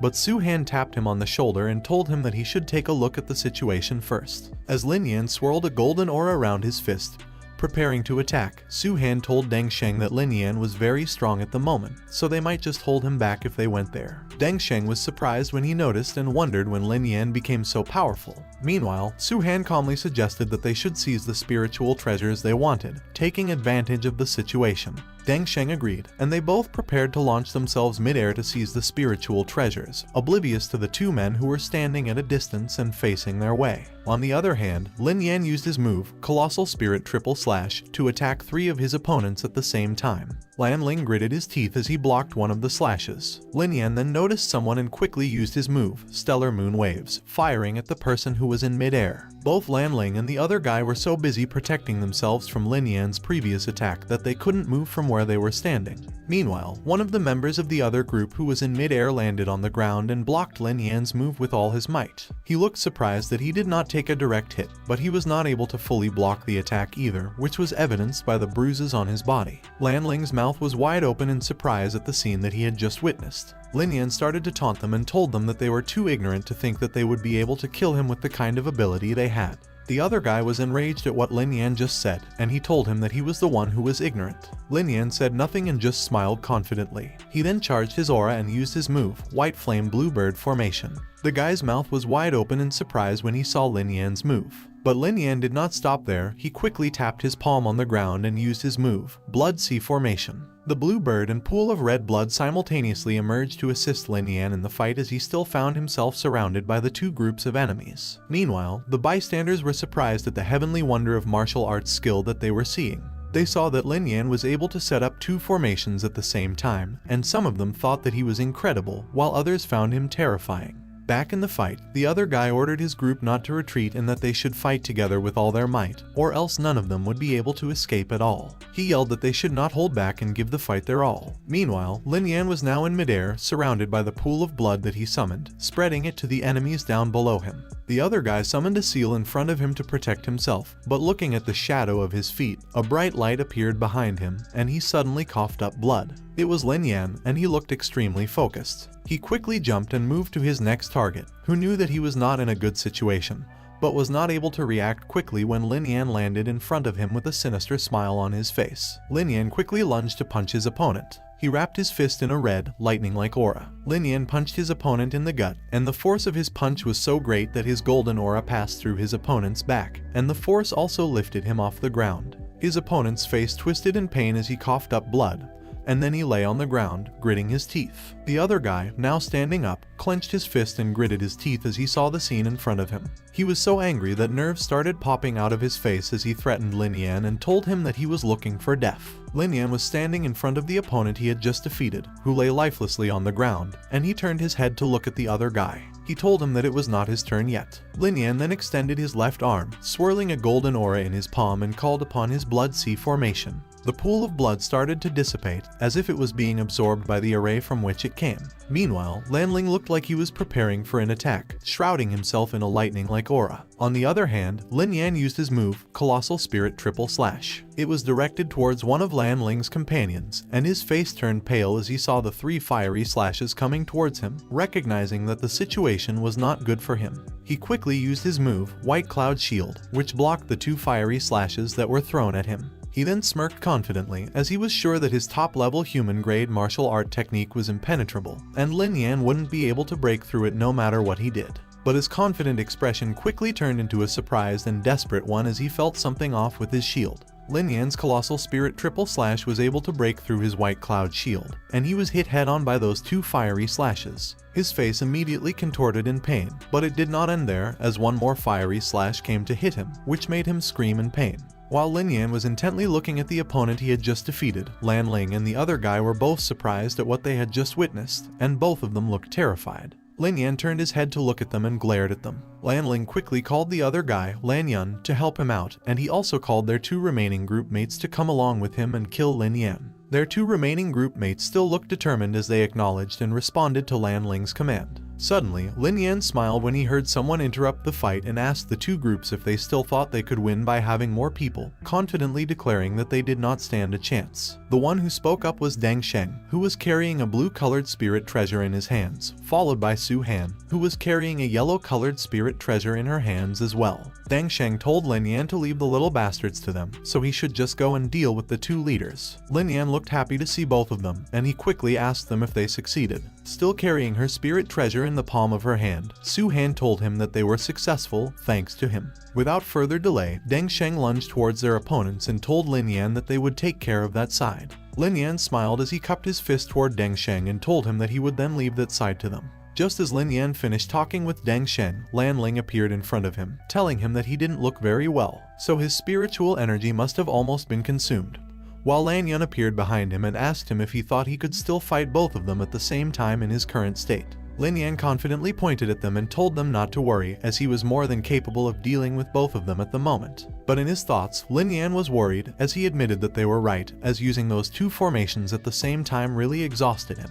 Although he was smiling confidently, Lin Yan's eyes were grim as he stood there, awaiting his 2 opponents' attacks. And as Lan Yan lunged behind him with a lightning-like aura shrouding his entire body, Lin Yan didn't move from where he was standing, but his eyes gleamed red. Lan Yan attacked Lin Yan from behind, and his lightning-like aura was now gathered in the palm of his right hand. He had this sleazy smile on his face as he thought about what a great opportunity he had come across and how he was going to kill Lin Yan at that moment. However, instead of feeling threatened, Lin Yan glanced at him and confidently smiled, which surprised him and caught him off guard. Lin Yan suddenly launched 2 simultaneous attacks. On his right hand, he used his move, Colossal Spirit Triple Slash, to attack Lan Yan, while on his left hand, he used his move, Stellar Moon Wave, to attack Lan Ling. Lan Ling gritted his teeth and was annoyed when his shield broke in front of him. On the other hand, Lan Yan was sweating profusely and cursed when he realized that Lin Yan had deceived them. With a sinister look on his face, he shrouded himself in a lightning-like aura and went into a fighting stance. He told Lin Yan that he was right, that he had deceived them, and that he had enough power left to kill all of them.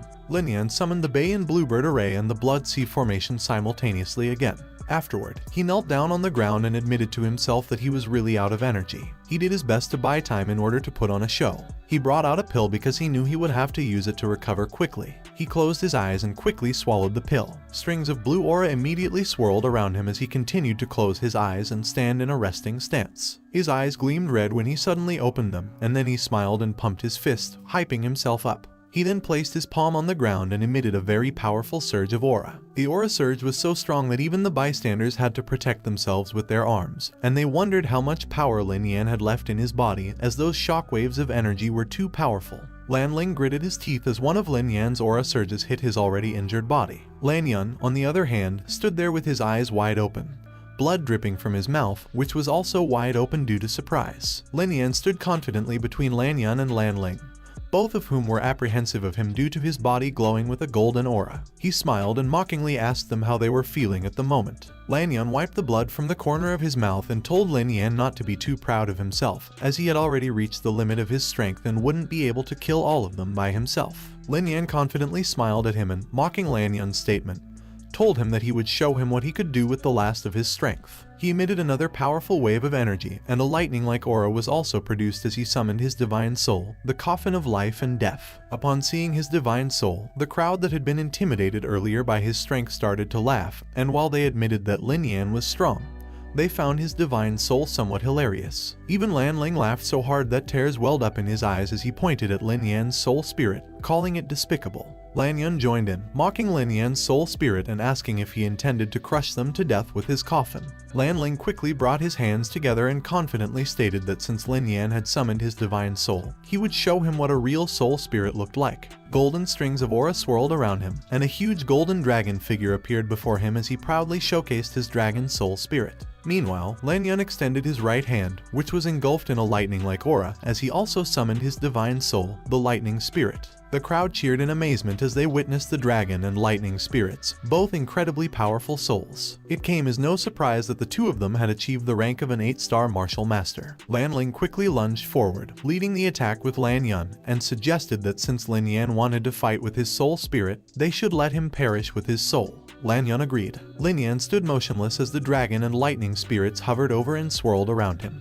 Ominous black smoke started to rise as the coffin of life and death opened. As soon as Lin Yan commanded it to finish off the dragon and lightning spirits, a black aura oozed out of it and swiftly moved forward to attack the other spirits. The black aura quickly made its way toward the dragon and lightning spirits, overpowering them. Feeling the pressure of the black aura, Lan Ling went pale and started sweating buckets as he could not understand what was going on. Meanwhile, Lan Yan felt that there was something weird about the coffin of life and death and could not accept that it was able to suppress their divine souls. Lin Yan glared at them and declared that all those who had looked down on his divine soul would have to pay the price. Upon hearing Lin Yan's words, Lan Yan gritted his teeth, looking both anxious and angry as he stared at Lin Yan. Lin Yan took a step forward and assumed a punching stance. With his fist infused with his golden aura, he punched Lan Ling in the stomach. His punch was so powerful that a ball of blue aura emerged and blew Lan Ling away. Lan Ling's face twisted in pain, his eyes bulging out, and his mouth wide open. As he lay lifeless on the ground, Lin Yan quickly approached Lan Yan and punched him in the stomach as well. The crowd was so surprised that Lin Yan was able to kill both Lan Yan and Lan Ling all by himself that their sweat started running down their faces, and their mouths hung open. Meanwhile, Su Han and Deng Sheng approached Lin Yan. While gesturing toward Lin Yan, Su Han proudly told Deng Sheng that even without their help, it was only a matter of time before Lin Yan would be able to finish the group of people by himself. Deng Sheng gave Lin Yan a thumbs up, acknowledging his strength. Lin Yan smiled and humbly told them that he was just a little bit lucky. Then he leaned towards Su Han and whispered that at the moment, he was really out of strength and any random person would be able to kill him, so he would like to request her protection. Su Han covered her mouth to muffle her laughter. She then turned her head to look at the crowd behind her and told Lin Yan that based on his performance earlier, no one would dare to come over even if they had the guts to do so. Deng Sheng then called Lin Yan's attention and reminded him that he and Su Han had already obtained their spiritual treasures, while he had not yet acquired one. He urged Lin Yan to go and take the one he desired, to which Lin Yan agreed. Su-Han and Deng Sheng immediately turned to face the crowd, with their arms crossed, and asked if there were any more ignorant people planning to interrupt Lin Yan. They made it clear that anyone attempting to do so would have to pass through them first. Sweat ran down their faces, and the crowd was speechless as they looked at one another. Meanwhile, Lin Yan had already leaped off the ground to grab the spiritual treasure he had set his eyes on, a dark blue orb emitting a glow.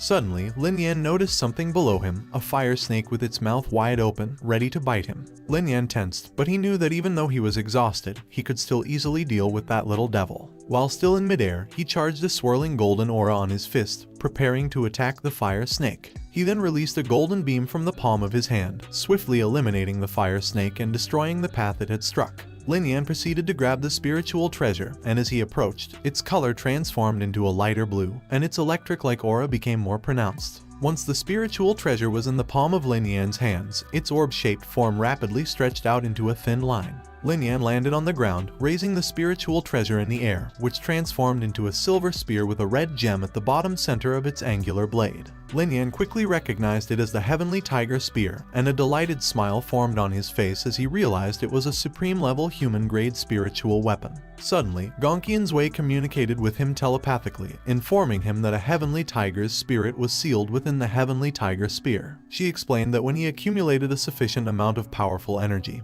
he could invoke the Heavenly Tiger's spirit to fight on his behalf. Lin Yan's expression turned serious as he telepathically asked her about the nature of the Heavenly Tiger's spirit. An image of a white tiger roaring mightily appeared above Gongqian's Wei as he explained to Lin Yan that it was a heavenly tiger with an illusory spiritual body, and with his current strength, it would not be much of a challenge for him to have the Heavenly Tiger's spirit kill a one-star martial grandmaster. Lin Yan was so surprised that both his eyes and mouth were wide open when he heard how powerful the Heavenly Tiger's spirit actually was. Gongqian's Wei crossed her arms and educated him that it was nothing much, as the Heavenly Tiger clan was quite famous in the world of demonic beasts. An adult Heavenly Tiger could easily eliminate a person at the level of a martial grandmaster with just a single blow of its breath, which made Lin Yan awkwardly scratch the back of his head as he admitted that his knowledge was too little. Following Gongqian's Wei's instructions, Lin Yan placed a drop of his blood on the red gem on the spear. Gongqian's Wei watched over Lin Yan as he placed a drop of his blood on the red gem on the spear. She instructed him to do it so that the Heavenly Tiger's spirit could recognize him as its owner, and then he would be able to use the spear. As the red gem absorbed Lin Yan's blood, it started to glow. Suddenly, the Heavenly Tiger's spirit was summoned out of it, and it roared mightily. Su-Han and Deng Sheng, who were at a distance, were startled by the noise. They turned their heads to look in the direction from which it was coming, wondering what was going on. Everyone was startled as they looked at the sky and saw a fiery aura that was coming their way at a blazing speed. It was Lin Yan, and he proudly showed them that he had acquired the Heavenly Tiger Spear, a superior-level human-grade spiritual treasure. The crowd was surprised, and all of them looked terrified. Everyone panicked and quickly fled the area. Lin Yan was surprised by their reaction and wondered what was wrong with them. Su-Han smiled and told him that they were all afraid of him. He was already powerful enough earlier, and now that he had acquired such a great treasure, they were afraid that he would kill them all. Lin Yan awkwardly scratched his temple and said that he was not a murderer, so he didn't understand why all those people were scared like that. Deng Sheng added that after seeing all the power that Lin Yan had just displayed, it was no wonder that they were so scared of him. He then proceeded to ask if they should take all the remaining spiritual treasures as well. Lin Yan pinched his temple and told Deng Sheng to forget about the spiritual treasures as it was difficult to acquire one, so it would not be convenient. He then told him that they should leave the remaining ones to others and not be too greedy in order to save themselves from being hated by everyone. Deng Sheng did not push further and changed the topic to talk about the Earth Fire when he noticed that the Mu family seemed determined to acquire it. He gestured his hand towards Su-Han and told her that the Mu family had not been around for quite some time, so it was possible that they had already located the Earth Fire. However, Su-Han told him that the Earth Fire was not so easy to subdue, so it was also possible that they had been killed by it instead. Sweat ran down Lin Yan's face as he became worried hearing the conversation between the two, and then he wondered if Mu Lai would be able to subdue the Earth Fire when it was so powerful. Gongqian's Wei told him that Mu Lai must have come prepared with spiritual treasures that could restrain extreme heat, but using them against the Earth Fire would still be too much of a burden, so he must still be working on a solution. Lin Yan answered her telepathically that they should immediately head towards where Mu Lai was because they could not let him take away the Earth Fire from them. However, Gongqian's Wei asked him how he was planning to go there because if he planned to bring Su Han and Deng Sheng with him, then she would not be able to show up and help him. Lin Yan looked in Su Han and Deng Sheng's direction with a serious face and told Gongqian's Wei that the three of them alone wouldn't be able to handle the earth fire. Lin Yan approached Su Han and Deng Sheng with a smile and asked them what they were planning to do next. Deng Sheng scratched the back of his head and told Lin Yan that he was already satisfied that he had obtained the spiritual treasure, so he planned to go back. While Su Han did not answer his question but instead asked him if he was planning to stay behind to continue looking for the earth fire. Lin Yan laughed awkwardly as sweat ran down his face and confirmed that Su Han was right, as he was still curious about the earth fire. Deng Sheng furrowed his eyebrows with worry and told Lin Yan that he knew his strength had increased quite a lot. But if he wanted to capture the earth fire, the difference in power between them was still too great. Lin Yan smiled at him and told him that he had no intention of capturing the earth fire, and all he wanted was to stay behind and see who captured the earth fire in the end. This made Deng Sheng worry more, as it would be dangerous for Lin Yan to get caught up with the people who were after the earth fire, but Su Han stopped him and told him that Lin Yan knew what he was doing. Su Han looked at Lin Yan with eyes full of faith as she said their goodbyes, reminded him to take care of himself, and told him that they would see him at Qingyang City later. Lin Yan cupped his fist as he also reminded them to be careful on their way and told them that he would see them around later. Deng Sheng tried to protest, but they were already walking away, while Lin Yan just stood there and watched their backs as they parted ways. Lin Yan then smiled and told Gongqian's Wei that they should proceed with capturing the earth fire now that Su Han and Deng Sheng were gone.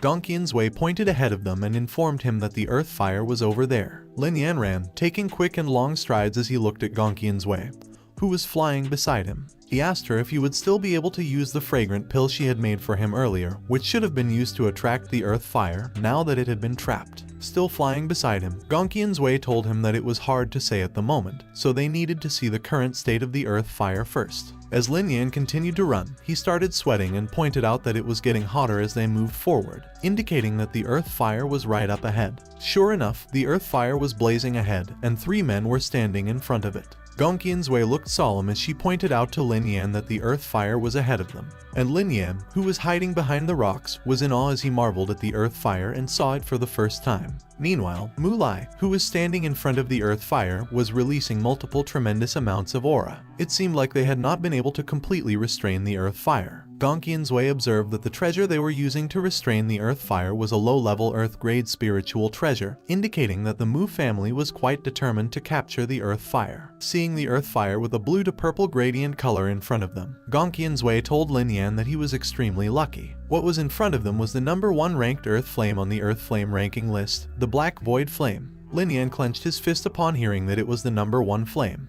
Excitement was evident on his face as he celebrated his great fortune. He then asked Gongqian's Wei if they should also grab Mu Lai's spiritual treasures. Gongqian's Wei placed her fan on her chin and told Lin Yan that it was a good idea, but no longer necessary. Lin Yan looked at her with curious eyes and asked her what she meant by saying that it was not necessary anymore. With a serious look on her face, Gongqian's Wei gazed ahead, pointed to what she was looking at, and told Lin Yan to do the same. Lin Yan looked in the direction where Gongqian's Wei was pointing as she told him that the spirit treasure was almost ruined, so it simply would not be able to resist the earth fire, rendering it basically useless. As the 2 men raised both their arms to release their aura towards the earth fire to suppress it, Gongqian's Wei declared that it was about to become useless. Still hiding behind the rocks, Lin Yan turned his head to look at Gongqian's Wei, who was hovering behind him, and asked her if they should already make a move to grab the earth fire. However, Gongqian's Wei told him that it was not the right time yet because when the time came, she would only be responsible for helping him control the earth fire, and he would be the one to deal with the rest. Therefore, it would be better for him to wait for the enemies to exhaust themselves some more. Meanwhile, Mu Lai placed his hands under his chin in deep in thought, while one of his companions evidently struggled to suppress the earth fire. They urged him to hurry up,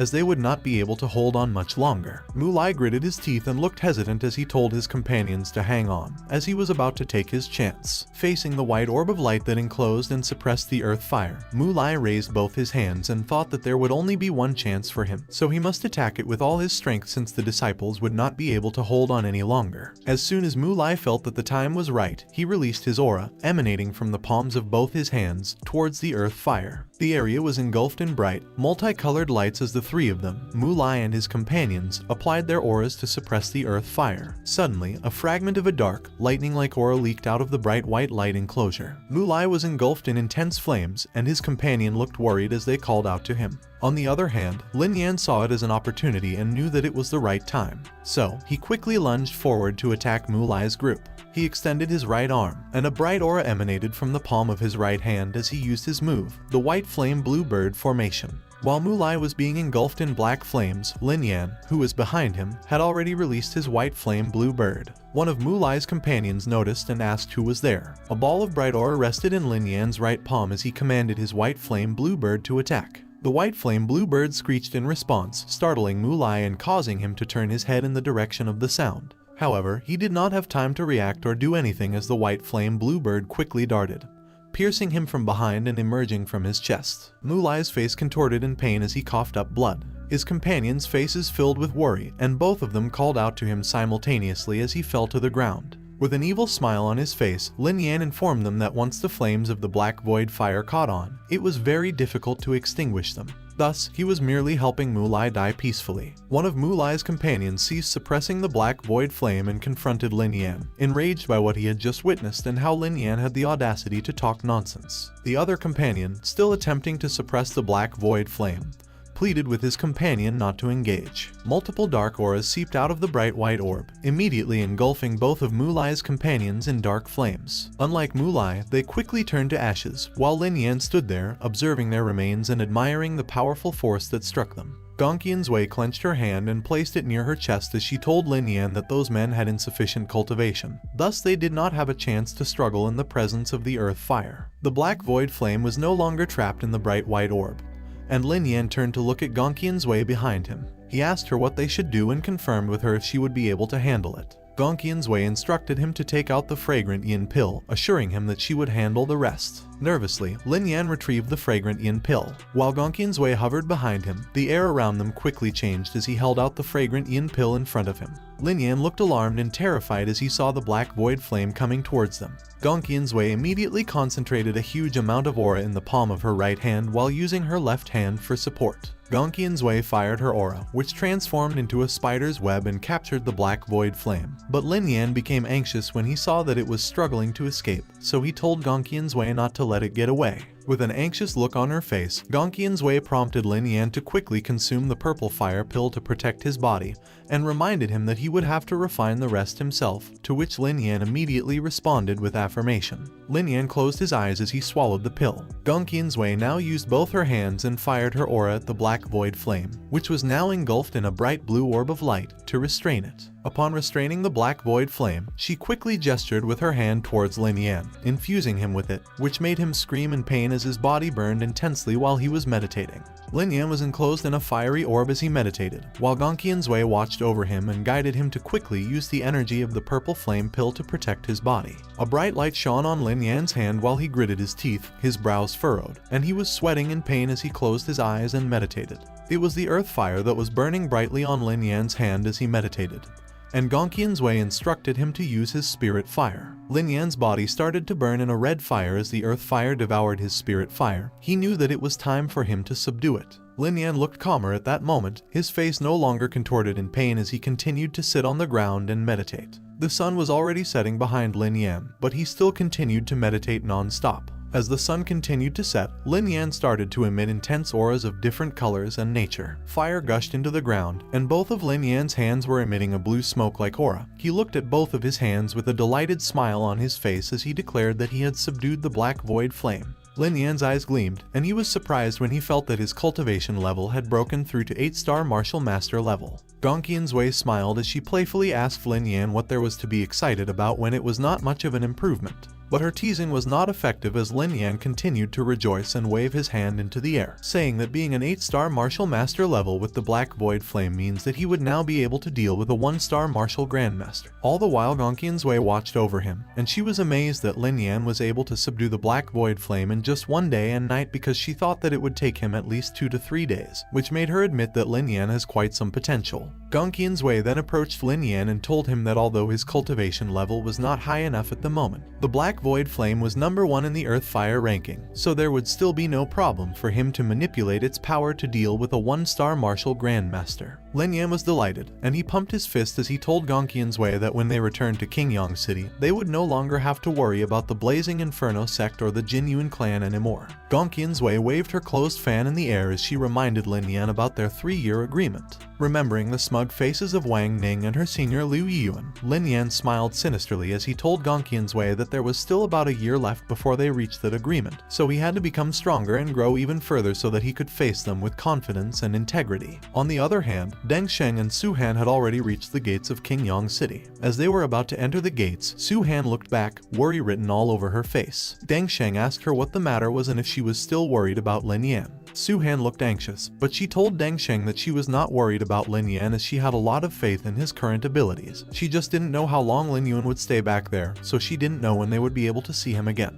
As Su Han gazed in the direction they came from, Deng Sheng comforted her and told her not to worry, as Lin Yan should be back after a few more days of waiting. Suddenly, Lin Yan arrived and told Deng Sheng that he would not be gone for a few more days as he was already back. Deng Sheng and Su Han were surprised that Lin Yan was already back, and while Su Han looked doubtful as to why Lin Yan was already back because he had told them that he would stay to continue his search for the Earth Fire, Deng Sheng just acknowledged what a great guy Lin Yan was and asked him if he left right after they left. Lin Yan told them that it was most likely the case, but in his mind, he thought about how his speed had increased since his cultivation had improved, as he was able to come back in 6 days when it took them 7 days to travel to that place. Suddenly, someone from the city who was in a hurry interrupted their conversation, and the guy was relieved to see that Su Han had finally come back. Su Han asked the guy what the matter was, while the guy knelt on the ground and delivered the message that the Jinyuan clan and the Blazing Inferno sect had started a war against the Lin family and the Yun Jin Merchants Alliance, which had caused the city to be in a state of complete chaos, so the city lord had sent him to tell her to go home as soon as he saw her. The news startled the 3 of them, and Lin Yan asked the guy to confirm if what he had heard was correct, that the Jinyuan clan and the Blazing Inferno sect had launched an attack. Deng Sheng furrowed his eyebrows as he asked Lin Yan what he was going to do about the situation, while Lin Yan smiled confidently and said that the Jinyuan clan and the Blazing Inferno sect were right on time.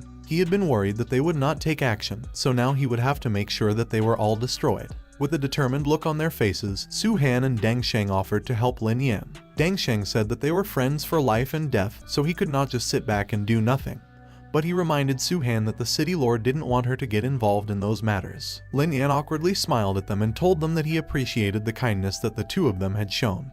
But it was a grudge between his family and their enemies, so he should settle it himself. Deng Sheng and Su Han tried to protest, but Lin Yan did not give them time to do so. He immediately walked inside the city and told them to wait for his good news with a bright smile on his face. The guy from earlier discreetly called Su Han's attention to remind her about the city lord's message, but before he could say it, Su Han cut him off and told him that she knew when she would go back to the city lord's mansion immediately. Deng Sheng, who was now standing underneath the city gates, told Su Han that he would also go back to the Array Masters Guild and said that they should meet again some other time, to which Su Han agreed that they should go. Back at the city lord's mansion, Su Han's father welcomed her back and asked her if she had gotten anything good during the trip. Su Han told him that she had, as she enveloped herself in an aura and showed him a ball of aura she had formed in her hands. Her father put his hand on his chin as he smiled and told her that it was not bad. He complimented her on making a lot of progress and told her that it seemed that she would soon be able to break through to the 9-star martial master level. Su Han was smiling proudly as she told her father that it was not the only thing she had obtained on her trip, and then she pulled out a sword, which was the great spiritual treasure she had acquired, and showed it to him.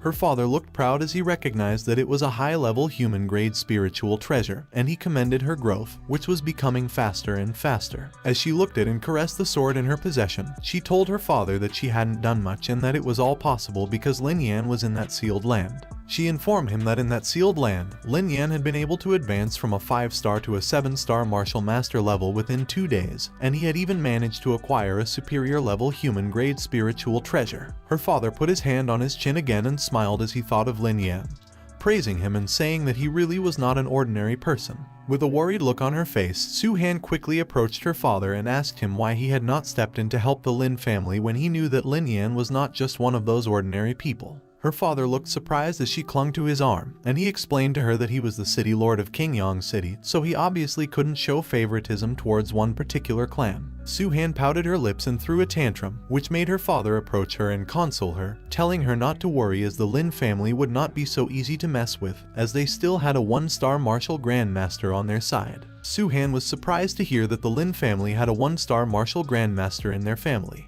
but her father pointed out that he was not exactly a member of the Lin family, but he had heard that he was invited by Lin Yan as a guest grand elder. Although she didn't know what kind of condition Lin Yan offered for such an expert to be residing in the Lin family, Su-Han smiled as she commended him for being impressive, and she realized that Lin Yan was not just making empty claims when he said that he would destroy the Jin Yuan clan and the Blazing Inferno sect. Her father was surprised to hear that Lin Yan said something like that, and he even confirmed with Su-Han if what he heard was right, that Lin Yan said that he would destroy those two families today, to which Su-Han confirmed and told him that Lin Yan said it just before parting ways with them earlier that morning. Her father put his hands on his chin and smiled as he found the situation interesting, and then he suggested to Su-Han that they should go and take a look at how Lin Yan was going to destroy those two clans at that moment. Meanwhile, at the Lin Yan family residence, multiple people were lying lifeless on the ground as the two opposing forces were having a face-off with each other. Huang Yunjin pumped up his fist as he told Cheng Bao and Jin Yuan that they should all go back to where they came from as they had been fighting for so long, and it was evident that there was no way for them to get the upper hand in the battle. Both Cheng Bao and Jin Yuan glared at him, and Cheng Bao told him that he had no business there in the first place, but he had brought the Yunjin Merchants Alliance into the fight. So he reminded him that they have a more powerful force backing them and asked him if he wanted to drag the entire Yunjin Merchants Alliance down with him. In his thoughts, Huang Yunjin was well aware of the powerful forces that were behind their enemies, but he was still surprised, as he did not expect them to use such a threat against him. Sweat ran down his face as he paused and deeply contemplated the situation, as the Blazing Inferno sect was backed by the Kai Yan Academy while the Jin Yuan clan was backed by the Yuan Yang sect. In front of those two forces, their Yunjin Merchants Alliance, even the City Lord's mansion, was nothing. Lao Zhang felt Huang Yunjin's hesitation, and he looked extremely worried as sweat ran down his face because he knew that they would not be in a good situation if the Yunjin Merchants Alliance withdrew at that moment. Lao Zhang quickly bowed to Huang Yunjin and told him that although he didn't know what kind of powerful forces were behind their enemies, with Lin Yan's extraordinary potential, none of those things would be worth mentioning when he grows up. Cheng Bao and Jin Yuan laughed hysterically as they heard what Lao Zhang said. Cheng Bao mocked Lin Yan as a kid with no background, implying that even if he grew up to be a master, he would still not be able to compete with the Kai Yan Academy and the Yuan Yang sect. Lao Zhang was surprised, and his worry grew when he heard that their opponents had the Kai Yan Academy and the Yuan Yang sect behind them, as they were one of the 7 great powers of the Dafeng dynasty. Hearing the discussion, Lin Yan's father looked anxiously at Huang Yunjin, wondering if the Yunjin Merchants Alliance would abandon the Lin family under such intimidation. On the other hand, at a tall building, the City Lord's mansion, Su-Han and her father stood on the terrace on the top floor. They looked down at the fight with a worried expression. Su-Han asked her father if what they said was true, that the Blazing Inferno sect really had such a powerful background backing them up. Her father responded that the answer was both yes and no. Still looking down apprehensively at the fight, her father further explained that they were indeed affiliated forces of the Kai Yan Academy and the Yuan Yang sect, but they were just one of their many affiliated forces. Thus, those people might not even remember that there was such a family affiliated with them, so it couldn't be considered much of a backing. Upon hearing her father's explanation, Su-Han looked down, feeling worried. She observed that despite what her father just said, there was still some hesitation on the part of the Alliance Master, Huang Yunjin. With anxiousness still evident on his face, Su-Han's father told her that regardless of anything, the reputation of those names was a little bit terrifying as well. So, even if Huang Yunjin was not afraid of it himself, he still had to think about the Yunjin Merchants Alliance, just like how he had to think about the situation in the City Lord's mansion. Su-Han glanced at her father with a curious look on her face as she asked him what would happen next and what the Alliance Master, Huang Yunjin's, decision would be. Her father laughed and told her that it didn't matter what Huang Yunjin decides, and he reminded her of what they were trying to witness in the first place. Right on cue, Su-Han looked down and told her father that the one they were waiting for had arrived. With long, powerful strides, Lin Yan arrived on the scene, and Su-Han thought that he would be the one to decide everything that would happen. At the Lin residence, the two opposing forces were outside, and they were still engaged in a face-off. Liu Xuan suddenly approached Huang Yunjin and requested that he trust her because supporting Lin Yan until the very end would not be a wrong choice. However, Huang Yunjin was still hesitating. Meanwhile, Lin Zuer was watching the situation unfold in front of her. Not knowing what they should do, Lin Zuer was worried that the Lin family would not be able to defeat their enemy if Huang Yunjin didn't help them. She thought that even if they were killed that day, she would still be grateful that her brother would be able to survive. Suddenly, someone in the distance called out to the Blazing Inferno sect and the Jin Yuan clan, informing them that it was the day they would all die. This surprised everyone on the Lin family's side and made them look toward the source of the voice. The Blazing Inferno sect and the Jin Yuan clan were also taken aback by the person's statement. They couldn't help but look in the direction the voice was coming from. The person was Lin Yan, and he looked ominous as he walked toward the commotion. Lin Zuer was so surprised and worried to see her brother that she was about to run toward Lin Yan, warning him not to come over to where they were and telling him to hurry up and escape. However, her father grabbed her hand and stopped her. Lin Yan smiled brightly at her as he reassured her not to worry and told her that everything would be alright now that he was back. Lin Yan gracefully walked toward the commotion, and Jin Yuan quickly greeted him, saying that he had arrived just in time, while crossing his arms. Jin Yuan smiled confidently and declared to Lin Yan that he and his whole family could die together. But Lin Yan paid him no heed as he immediately went straight to Huang Yunjin and cupped his fist, thanking him for protecting the Lin family. Then he told him that he would handle the rest of the matter himself. Cheng Bao was so enraged by Lin Yan's words and actions that he called him an arrogant brat for thinking that he could defeat both their families all by himself. Lin Yan calmly faced them, and with a smile on his face, he told them that it was what he intended to do. So, whatever happened next, there was no need for the Yunjin Merchant Alliance to interfere as his Lin family matters would be resolved by his Lin family itself. Huang Yunjin tried to interfere and say something to Lin Yan, but Lin Yan cut him off and confidently told him that he knew what he was doing. Lin Yan smiled at him and told him not to worry as he had a plan. While Lin Yan confidently faced his enemies, Luke Xuan stood behind him, and she reminded him to be careful with a serious expression on her face, to which Lin Yan confirmed that he understood. With immense authority, Lin Yan ordered Lao Zhang to take the people of the Lin family with him and deal with the Blazing Inferno sect and the Jin Yuan clan's people, while he dealt with Jin Yuan and Cheng Bao himself. Lao Zhang hesitantly expressed his disagreement with what Lin Yan told him to do, while his father frankly told him not to be so impulsive. Emitting a fiery aura that shrouded him, Lin Yan told his dad that he had to trust him. As Lin Yan emitted such a tremendous golden aura, Cheng Bao, who was still standing beside Jin Yuan and in front of their people, could not help but be surprised when he felt Lin Yan's power. The people on the Lin family side were surprised as well, and it was Huang Yunjin who voiced everyone's question when he asked how Lin Yan was an 8-star martial master when he was only at a 5-star martial master level before he left. Lin Yan turned his head to look at the people behind him as he continued to emit his aura, and a purple one started to show at the top of his head.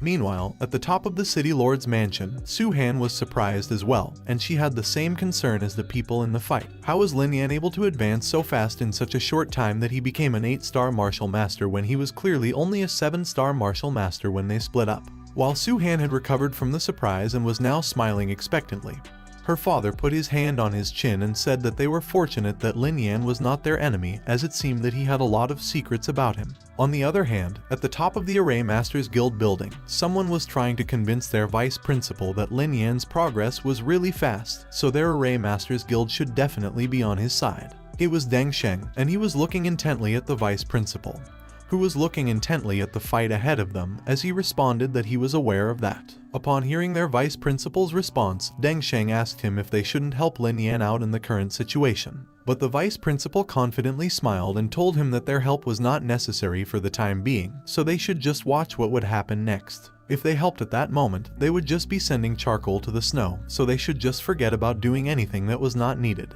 Deng Sheng turned to look in the same direction as their vice principal and asked if he was suggesting that Lin Yan doesn't need their help at all. The vice principal confirmed and said that, at least at that moment, Lin Yan doesn't seem to need their help. Meanwhile, in front of the Lin family residence, Cheng Bao extended his arm to block Jin Yuan's path and told him that there was no need for him to do anything as he was more than enough to kill Lin Yan. He then smirked confidently as he emitted a strong blue aura around him. Lin Yan looked apprehensive as he sensed that Cheng Bao had the cultivation level of a 1-star martial grandmaster. Lin Yan was surprised when the air around them quickly changed as Cheng Bao charged and released a tremendous amount of aura around him. As Cheng Bao continued to emit his powerful aura, which now had different colors, he called Lin Yan an ignorant kid who didn't know how high the sky was and declared that he would show him the difference in power between a martial master and a martial grandmaster. Cheng Bao exclaimed, and his aura formed into a fiery palm in front of him. He then commanded the palm to go and attack Lin Yan, who had shrouded himself in an immense amount of purple and white aura. Lin Yan's aura turned into a fiery one, and some of it encircled him on the ground, while the rest followed his hand as he waved it and raised it above his head and used his move, the Colossal Spirit Triple Slash. He then extended his arm in front of him and pointed towards Cheng Bao, throwing his slashes at him. And as his fiery slashes collided with the fiery palm that Cheng Bao created, he immediately fired at it using his move, the Stellar Moon Wave. A tremendous amount of light and pressure filled the area as the intense forces collided with each other. Lin Yan and Cheng Bao stood face to face as the intense forces that collided earlier started to diffuse as an orb of light above them. And while some of the people from the Blazing Inferno sect were impressed with Lin Yan for being able to block an attack from their sect leader, the others were annoyed and said that their sect leader had just used one move and Lin Yan had to use human-grade martial arts to defend against it, which was not worthy of being feared. Back at the fight, Cheng Bao glared at Lin Yan as he asked him if he wanted to hurt him with just that little power, and told him that he was too young for it. Lin Yan paid no attention to Cheng Bao's insult and just told him that he was talking too much nonsense, all the while extending his arms in front of him and using his white flame blue bird formation and blood sea formation simultaneously. The people from the Lin family's side were amazed that he was able to launch two formations at the same time, and they proudly declared that Lin Yan was the best among the young generation of Qingyang City. Sweat ran down his face as Cheng Bao looked at Lin Yan anxiously and thought about how Lin Yan was really powerful and his growth was too fast and terrifying, so he could not let him live anymore. He changed his stance and started charging a ball of aura between the palms of his hands as he gritted his teeth and thought that he had to make sure he killed Lin Yan today because if he was allowed to continue to grow, he didn't know how terrifying he would become. Lin Yan's eyes widened in surprise as he seemed to recognize the move that Cheng Bao was about to use. Cheng Bao then waved his hand in front of him, causing a whirlwind of fire to start forming as he used his move, the Solar Storm. Lin Yan stared ahead of him with tremendous concentration as he extended both his arms in front of him to create a golden array and thought that the move must be the special human-grade superior level martial arts technique that was unique to the Blazing Inferno sect, so he did not expect Cheng Bao to use that move to deal with him, so he had to do his best as well. The whirlwind of fire grew in size, and Lin Yan raised his arms with the golden array in front of them as he commanded the white flame blue bird and the blood sea to go and attack. The whirlwind of fire burned more intensely, the white flame blue bird screeched, and the blood sea turned rapidly, forming into a cylindrical shape like a whirlpool of blood. There was an immense amount of heat and pressure as these three forces collided. Seeing the spectacular show of forces in front of them, the people from the Blazing Inferno sect confidently smiled as they saw that Lin Yan's move was not able to stop their sect leader's attack, so he was no match at all. Lin Yan looked ahead of him, and he seemed to be deep in thought as he raised his thumb toward his chin. Lin Yan started materializing something in his hand and stood there confidently as he held the Heavenly Tiger Spear in his hands. Lao Zhang immediately recognized that Lin Yan was holding a superior level human-grade spiritual treasure, and Lin Yan's father was surprised and wondered when he was able to get such a valuable spiritual treasure. Cheng Bao celebrated when he saw the Heavenly Tiger Spear and said that a superior level human-grade spiritual treasure was really a waste in Lin Yan's hands, so once he killed him, it would be his. Lin Yan took confident strides toward Cheng Bao.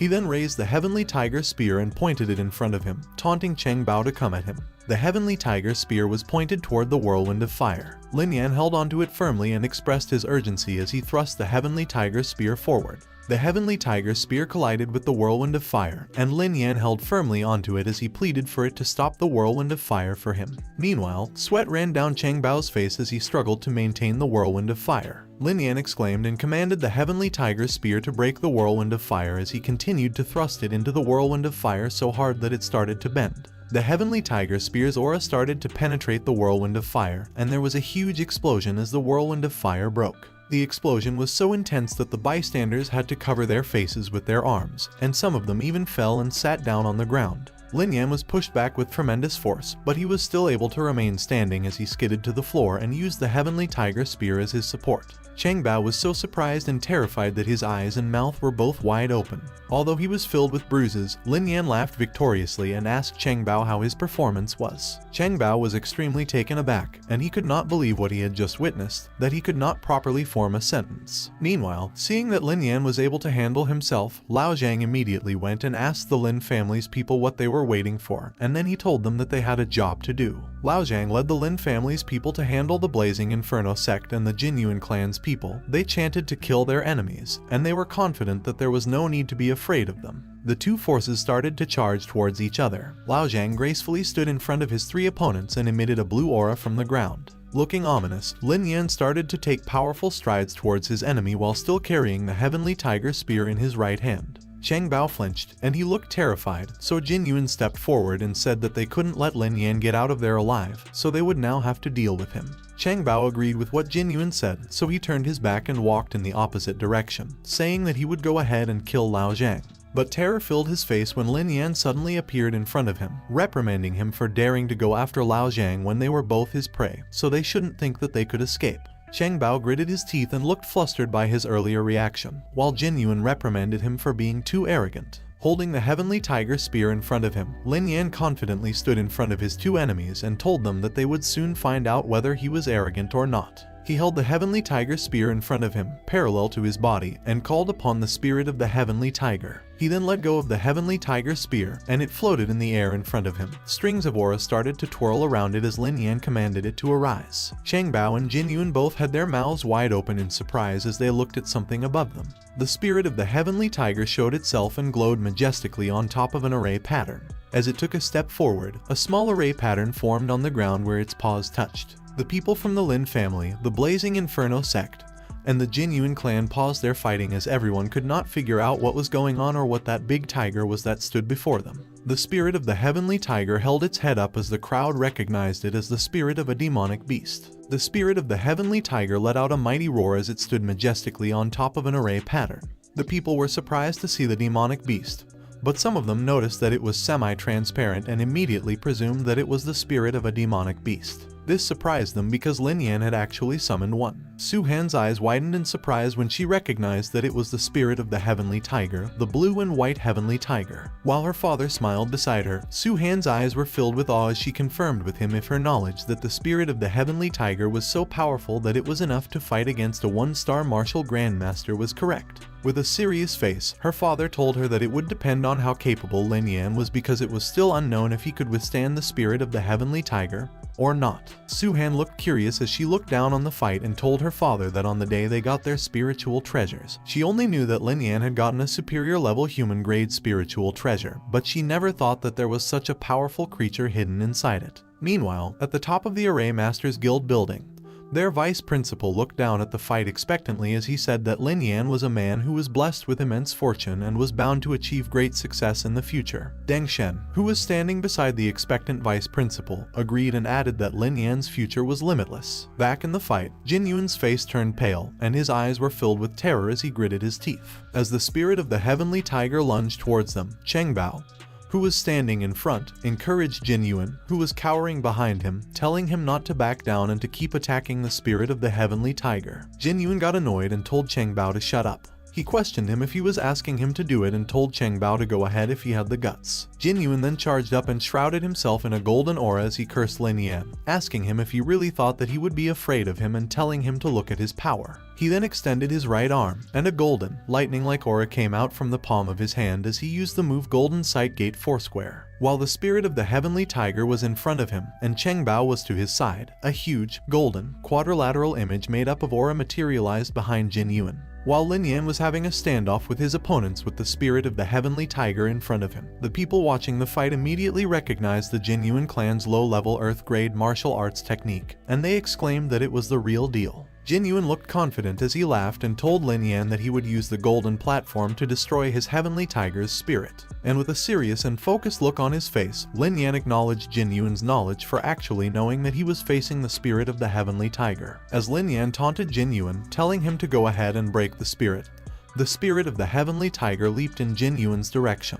In response, Jin Yuan raised both his arms, commanding his golden platform to go and attack. The golden platform moved forward, knocking over some floor tiles in the process, while the spirit of the Heavenly Tiger lunged and extended its right paw to attack. When the two forces collided, the golden platform was damaged by the Heavenly Tiger's claws. Jin Yuan's face turned pale, and he could not believe that it was possible. With all his might, Lin Yan commanded the spirit of the Heavenly Tiger to go again. The spirit of the Heavenly Tiger roared and extended its paw again for another attack. This time, the golden platform was shattered by the Heavenly Tiger's attack. Jin Yuan was agape, and sweat ran down his face as he saw his technique get obliterated in front of him. The spirit of the heavenly tiger, who emerged victorious, bared its fangs in front of Jin Yuan, while Lin Yan, who was behind it, warned him that it was his turn. Jin Yuan gritted his teeth as his face turned pale with fear, and he said that it was too late. With bloodshot eyes, he told Lin Yan that it was too late to change his moves. With a terrified look on his face, he extended his arms in front of him, created a golden magic circle, and told Lin Yan to look at his soul spirit. The spirit of the heavenly tiger roared and charged towards him, which he was able to block. Despite his pale face and profuse sweating due to fear, Jin Yuan still challenged Lin Yan to bring it on. He declared that he should not be underestimated because all he had to do was stop him for a moment, and then his killer move would finish him off. Jin Yuan managed to materialize a thick golden shield that protected him from the heavenly tiger's attack. As he gestured with his fingers and made signs, he was now confidently smiling as he told Lin Yan to just wait, as his formation would be ready soon. Lin Yan was also smiling confidently and told Jin Yuan that he would not give him all that time. The spirit of the heavenly tiger stretched its hind legs and raised its head, effortlessly dissolving the thick golden shield that was impeding its attack. Panic and fear struck Jin Yuan again, and his face turned pale as he could not believe that his divine soul would be dissolved so quickly. With nothing to protect him, the spirit of the heavenly tiger lunged at Jin Yuan. A loud crashing sound reverberated as the buildings in the area were destroyed, and the resulting dust obscured the visibility of the surroundings. Blood was shed, and Jin Yuan was buried underneath the wooden debris. Only his right arm was visible. The spirit of the heavenly tiger shone brightly and howled as it started to dissipate. People quickly moved to check on Jin Yuan, and upon seeing his bloody arm on the ground, they confirmed that Jin Yuan, the patriarch of the Jin Yuan clan, was dead. Chang Bao could not believe what had just happened, and fear was evident on his face as he questioned how Lin Yan could have killed Jin Yuan so easily. Suddenly, Lin Yan appeared behind Chang Bao, wearing a sinister smile, and told him not to be so surprised as he was going to be the next one. Chang Bao turned to look at Lin Yan behind him and admitted that he was indeed surprised when Lin Yan killed Jin Yuan. But then he questioned whether Lin Yan really thought he still had the power to fight against him. Realizing that he had the advantage, Chang Bao laughed smugly and asked Lin Yan if he really thought he would be able to perform that kind of technique a second time. However, Lin Yan laughed back at him and in the same manner asked Chang Bao, who had told him that he would have to use the spirit of the heavenly tiger to deal with him.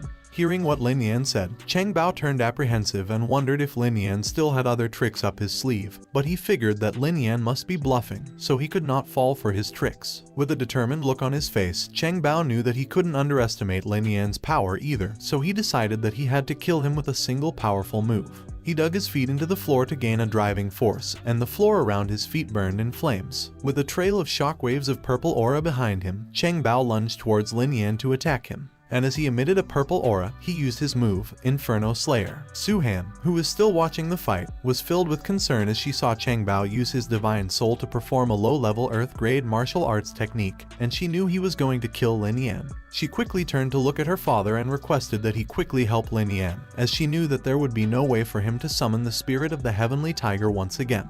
Her father was still calmly looking at the fight, and he told her that there was no need to go ahead as he assumed that Lin Yan still had a hidden trick up his sleeve. Su-Han was surprised by what her father told her, and she turned back to continue watching the fight. Lin Yan smirked, and then he revealed the black void flame in the palm of his hand. Chang Bao was extremely surprised, and while he was still shrouded in his aura, he stopped in his tracks and froze. On the other hand, Su-Han's eyes widened, and she was also surprised when she recognized that it was the earth fire. Upon hearing what she just said, her father was equally surprised that Lin Yan was actually able to subdue and capture the earth fire. And Su-Han told him that when they split up, Lin Yan did say that he was going to check out the earth fire, but she thought he was just being talkative. As she recalled the events, when Lin Yan told them that he was quite curious about the earth fire, with a concerned look on her face, she said that she didn't expect that Lin Yan would actually be able to subdue the earth fire. Her father furrowed his brow as he told Su-Han that there was just one question in his mind. He wondered how Lin Yan was able to subdue the earth fire, as with his current strength, he was still far from being able to subdue the earth fire. Her father was deep in thought as Su-Han told him that Lin Yan could have been helped by someone powerful, as he seemed to have a mysterious master, but she saw that Lin Yan was alone all the time that day. As he continued to watch the fight, concern filled his face as he realized that there were too many secrets about Lin Yan.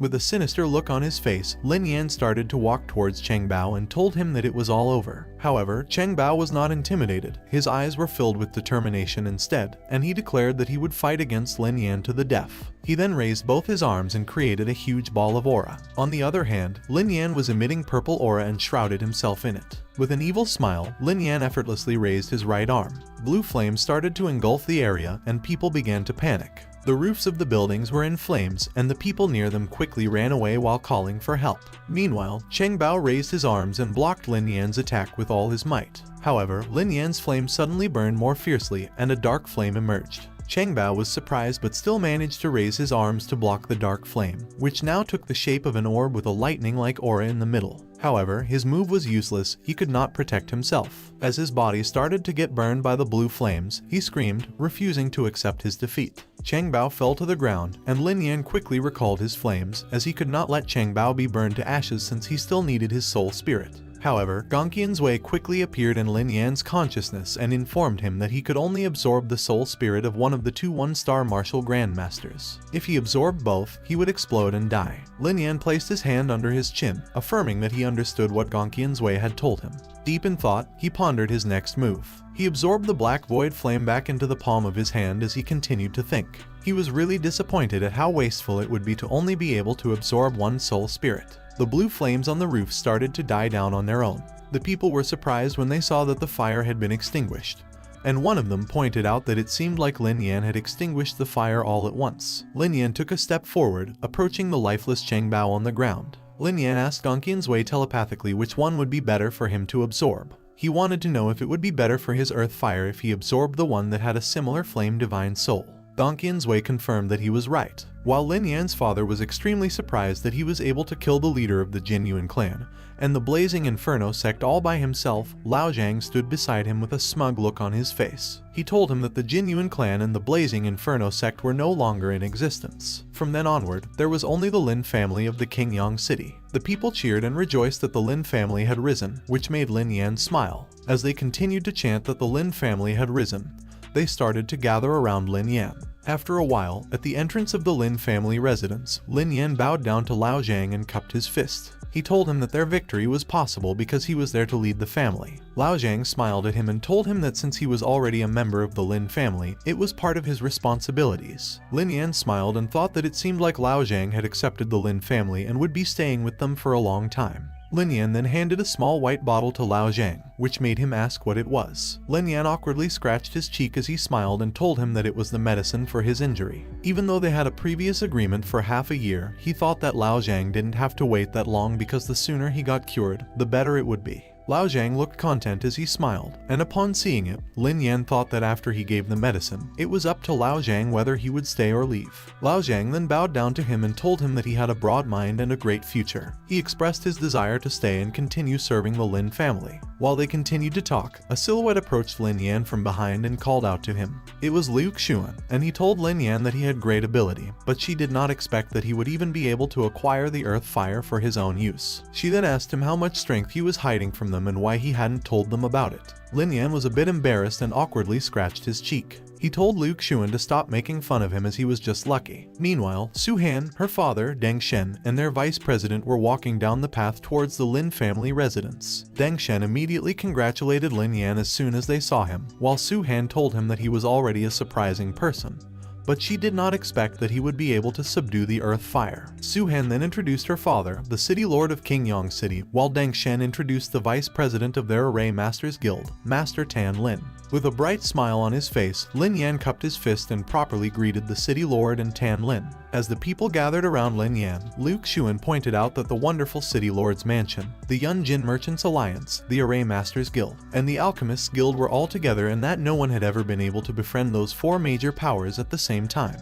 Lin Yan looked baffled as he asked if Liu Xuan was representing the Alchemists Guild. Wang Yunjin smiled, and as he gestured with his hands towards Liu Xuan, he said that he was surprised that Lin Yan still didn't know that Liu Xuan's father was the president of the Alchemists Guild, so if she didn't represent it, he didn't know who else could. Lin Yan's eyes widened in surprise as he realized that Liu Xuan was the young lady of the Alchemists Guild. Liu Xuan smiled at him brightly, and she humbly explained to him that since her father was secluded, she was temporarily managing the guild, and that was all there was to it. Lin Yan bowed to her and cupped his fist, saying that it was still thanks to her help that their Lin family was able to settle down in Qingyang City. Liu Xun continued to smile brightly at him and told him that with his talent and power, it was only a matter of time before he grew up to be a giant in the Dafeng dynasty, so when the time comes, she hopes that he will not forget her goodwill. She then turned her back on Lin Yan and waved her hands, saying that he must be tired enough so she would leave first so he could rest early. The others bid their farewells too, and Lin Yan cupped his fist and reminded all of them to take care. Lin Yan let out a sigh of relief as soon as he entered his room. Gong Qian's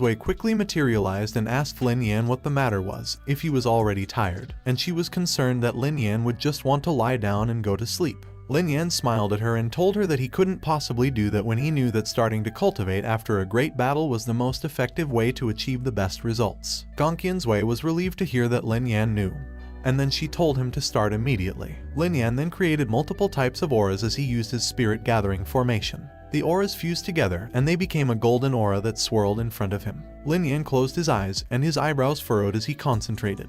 Then, he thought to himself how amazing it was that he could feel the spiritual energy of heaven and earth all around him being injected into his body. Suddenly, Lin Yan opened his eyes and stared happily at the palm of his hands. Gong Qian's hovered beside him, pleased as she informed him that he had achieved a breakthrough to the 9-star martial level. He was now truly on the right track. Gong Qian's smiled proudly at him and asked when he was planning to leave Qingyang City. Lin Yan was so surprised by her question that he quickly turned his head towards Gong Qian's and asked her where he needed to go. Gong Qian's pointed ahead of her and asked Lin Yan to bring her the map, which he promptly complied with. She explained that since the deadline for their 3-year agreement was approaching, if he wanted to further improve himself, all he had to do was go to one specific place. The map was laid out on the table, and Gong Qian's pointed out a location near Suramar City. She told Lin Yan that he needed to find a place where he could further temper his soul. Upon hearing that his divine soul still needed to be tempered, he assumed that the coffin of life and death was already powerful. He confirmed with Gong Qian's if his assumptions were correct. Gong Qian's stared down at him and told him not to have such a weak vision.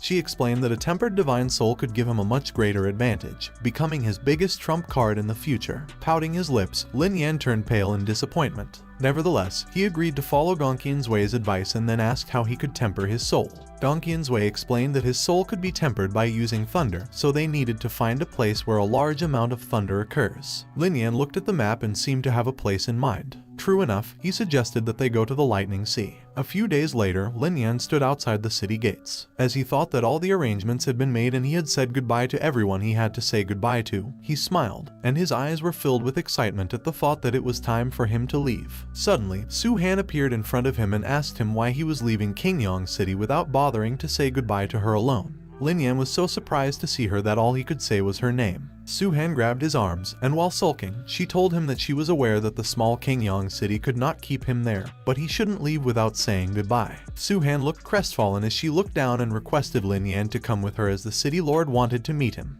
Lin Yan was surprised to hear that the city lord wanted to meet him. After a while, they arrived at the city lord's mansion, where Lin Yan bowed in front of the city lord, cupped his fist, and greeted him while Su Han stood beside him. The city lord smiled brightly at Lin Yan and asked him what had happened for him to leave Qingyang City without saying goodbye to him. Lin Yan awkwardly smiled and scratched the back of his head, saying that he was afraid of disturbing the city lord when he was just a nameless young man, so he hadn't thought that the city lord would be concerned about him. Still smiling brightly, the city lord tapped him on the shoulder and told him not to say that, as he was not a nameless young man. He said that Lin Yan's talent and growth potential were limitless, so it was time for him to go out and explore the world. But then, looking expectant, the city lord asked Lin Yan if he would like to spar with him before he left. The city lord offered to give him a middle-level Earth-grade martial arts skill if Lin Yan managed to win against him. Although they were surprised, both Lin Yan and Su Han seemed excited about the idea of Lin Yan having a sparring match with the city lord. But then Su Han approached the city lord and grabbed his arm with a worried expression, saying that he had never mentioned such a thing before.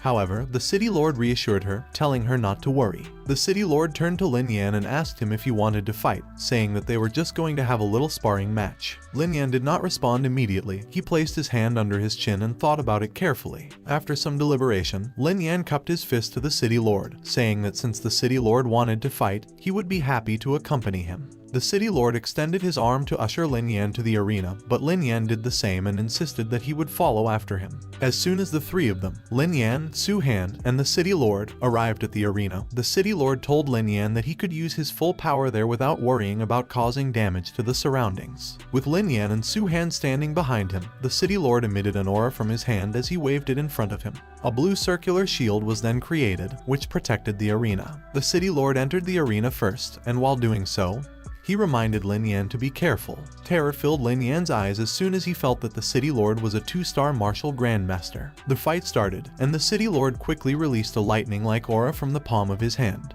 On the other hand, Lin Yan immediately used the move he had just learned, the Golden Platform Suppressing Quartet. A golden platform appeared in front of the city lord, and he smiled, thinking that Lin Yan was not bad since he had learned Jin Yuan's technique. Continuing to release the lightning-like aura from the palms of his hands, the city lord took a step forward and placed his palm on the golden platform. Lin Yan's mouth was wide open in surprise when he saw the platform shatter in front of him, and he was showered by its colorful broken pieces. Lin Yan quickly threw another attack, Inferno Slayer, which startled the city lord. However, with a confident smile on his face, the city lord easily deflected Lin Yan's attack with the aura in the palm of his hand. Meanwhile, Su Han stood on the sidelines, covering herself with her arms to protect herself from the gust of wind created by the impact of the fight. As she felt Lin Yan's power, she was surprised that he was already a 9-star martial master, and she wondered how he could possibly advance so fast. A huge explosion of blue aura occurred between Lin Yan and the city lord. The city lord looked anxious as he thought about how it had only been a month since they set out to find the Earth Fire, but he had already advanced from a 5-star martial master to a 9-star martial master level.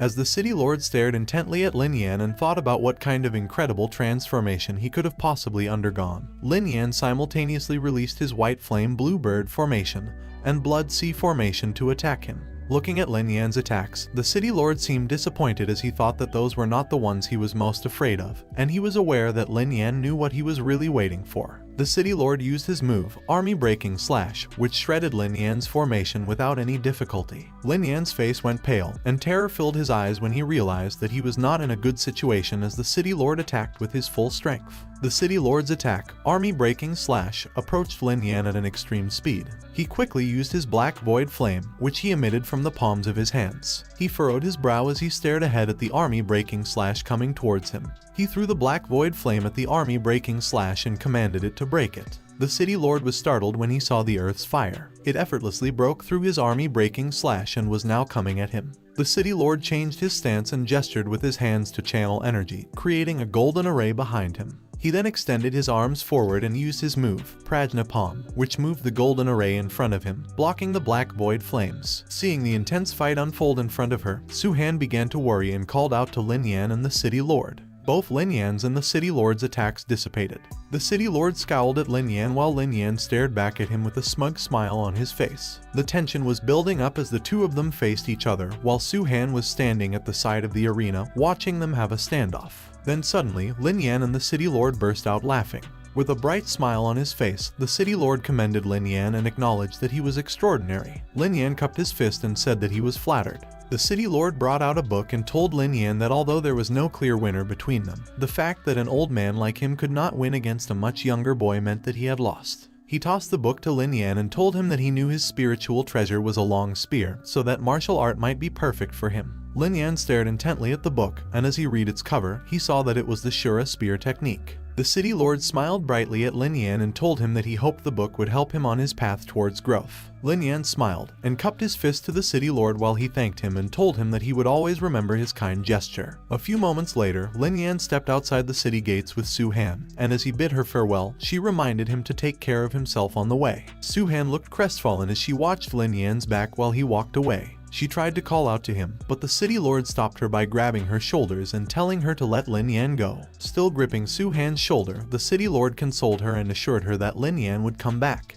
and when he did, he would definitely surprise them all. The city lord and Su Han stood side by side as they both watched Lin Yan walk away. After a while, Lin Yan arrived in a forest. He lay down, resting by a rock, complaining about how exhausting his battle with the city lord was and how he had just gotten over it. Gong Wei materialized beside Lin Yan and told him that Su Tian, the city lord, was already at the peak of a 2-star martial grandmaster's strength, and he had only used 80% of his strength when fighting against him. Lin Yan could not believe what he had just heard, that Su Tian hadn't actually fought him to a tie. This made him spring up and quickly get on all fours. Gong Qian's Wei gave him a side eye, saying that she expected him to not believe her. Lin Yan was surprised when a weird noise suddenly came from behind him. Placing her fan under her chin, Gong Qian's Wei smiled and said that it had come at the right time. As Gong Qian's Wei started to walk towards the direction of the noise, Lin Yan asked her what had arrived on time. But while leading the way, she simply told him not to ask and to just come with her. 3 fiery beasts stood at the edge of a rugged ledge, slightly elevated from the surrounding terrain, and they were looking down at Lin Yan and Gong Qian's Wei, who were below them. On the other hand, Lin Yan looked up at the Earth Inferno wolves above them. He looked excited as he said that each one of them must be at least a 9-star martial master level and that Gong Qian's Wei had really found him some good targets for training. Gong Qian's Wei responded and told him not to try to run away. Quickly changing into a fighting stance, Lin Yan, with his eyes full of excitement, asked Gong Qian's Wei who would want to run away when not only would he gain experience from killing the Earth Inferno wolves, but there was also the possibility of getting a demon core, which makes it a great deal that has double the benefits. The 3 Earth Inferno wolves quickly jumped over the ledge to attack Lin Yan, as Gong Qian's Wei raised her hand, telling Lin Yan to go for it and reminding him not to die.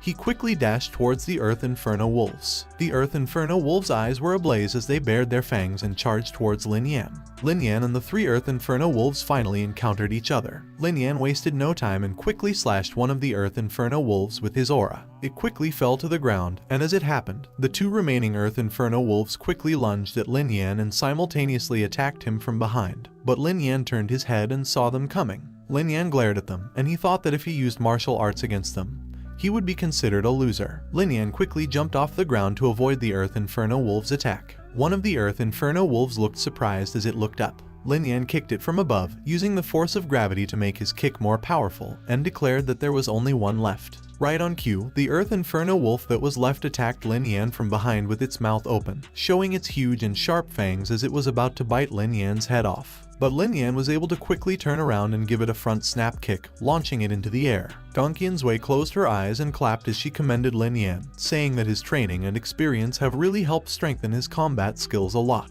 While Lin Yan was still catching his breath, he turned his head to look at Gong Qian's Wei and thanked her for the compliment. As Lin Yan searched for demon cores on the Earth Inferno wolf's carcass, Gong Qian's Wei observed him intently and thought that when Lin Yan came back again, she was afraid that Su Tian would no longer be his match. Suddenly, Lin Yan called out to him and said that she had to tell him in advance if he would be able to become a 1-star martial grandmaster after tempering his blood. Gong Qian's Wei opened her fan and smiled at him, saying that it should be the case, but he would have to start tempering his blood continuously for the rest of the journey. With 3 demon cores in the palm of his hand, Lin Yan told Gong Qian's Wei that it was not a problem and suggested that they get going. 2 months later, while Lin Yan was meditating on a huge branch of a tree, Gong Qian's Wei pointed in front of her with her fan and told Lin Yan that beyond the forest, just a little further on, lay Maple City, and a little further beyond Maple City was the border of the Land of Chaos. Lin Yan finished meditating and was now sitting on the ground. He told Gong Qian's Wei that they should quickly make their way through Maple City and arrive at their destination. However, Gong Qian's Wei told him that it would be better to look around for some information in Maple City as there should be some useful information available there regarding the Land of Chaos. As they were talking, Lin Yan quickly looked up at Gong Qian's Wei and hushed her, saying he could hear the voices of many people gathering not far away from them. Lin Yan stood up and looked in the direction of the voices, saying that it looked like there was a conflict going on between 2 groups of people, to which Gong Qian's Wei suggested they go over there and see if there were any people from Maple City. Lin Yan leaped from one huge branch to another with extreme speed, and when he arrived in the area, he looked both confused and surprised at the same time. The scene of a group of men and women fighting each other greeted him. One man with a maniacal look in his eyes was grabbing a pink-haired lady by her hair, and she couldn't fight him off as she was in pain. But something caught the man's attention, and he was so surprised that he let go of the lady's hair. A black-haired lady with a turquoise-haired lady behind her was glaring at him. The black-haired lady reprimanded the man, Duan Lin, for daring to attack them, and she asked him if he was trying to provoke a big war between the Duan and Chen families. Duan Lin pumped up his fist, and with an evil look in his eyes, he laughed and told her that as long as they handled the situation properly, no one would ever know about what they did, and there would not be a big war. From a vantage point on top of a huge branch, Lin Yan continued to observe the conflict below. The men were leering at the women, and they threatened them, saying they all better not try to resist as they just wanted to have a good time. The women glared at the men as they cursed them and told them not to even think about it, as there was not a single person in their Chen family who was afraid of death, so they would fight them to the death at that moment. Duan Lin was not pleased with what the women said. He gritted his teeth and, as he glared at them, he told them that if that was the case, they shouldn't blame them for being ruthless. Duan Lin gestured with his hand and commanded his men to kill all the women who dared to fight back, and the men gladly complied, lunging in the women's direction to attack them. As the men chanted to kill them all and not let any of the women go back alive, the women went into a fighting stance to prepare themselves for battle. As Lin Yan continued to observe the conflict, it became more or less clear to him that the Duan family and the Chen family were at war, but it looked like the Chen family was lacking in strength, so they were probably going to lose. Lin Yan glanced at Gongqian's Wei, who hovered behind him, and asked him if he was going to help and on which side he was going to help. Still on the branch, Lin Yan stood up and stretched as he asked Gongqian's Wei if it wasn't obvious who he was going to help. Lin Yan jumped off the branch, and he landed right in the middle of the conflict, which surprised the two groups. Feigning innocence and acting impressed at how lively it was there, Lin Yan asked them if he was disturbing them. Duan Lin quickly told him that since he had no business being there, he should get out quickly or else he would lose his life. Lin Yan stretched his shoulders, and as he confirmed that he was indeed an unrelated stranger, he confidently taunted them and told them that he wouldn't leave so soon, so they should come and get his life. As Lin Yan continued to stretch his hips, the black-haired woman wondered if Lin Yan was there to save her, but she was puzzled as she didn't know him. Duan Lin's face turned red with rage as he called Lin Yan a meddling brat and told him that he would not stop him if he was looking for death, as it would not take much to kill one more person anyway. As Lin Yan got himself into a fighting stance, 3 men simultaneously charged at him to attack him and told him to get out of there. Examining his opponents, Lin Yan knew that among all those people, only Duan Lin had reached the 9-star martial master level, and the rest of them were not worth mentioning.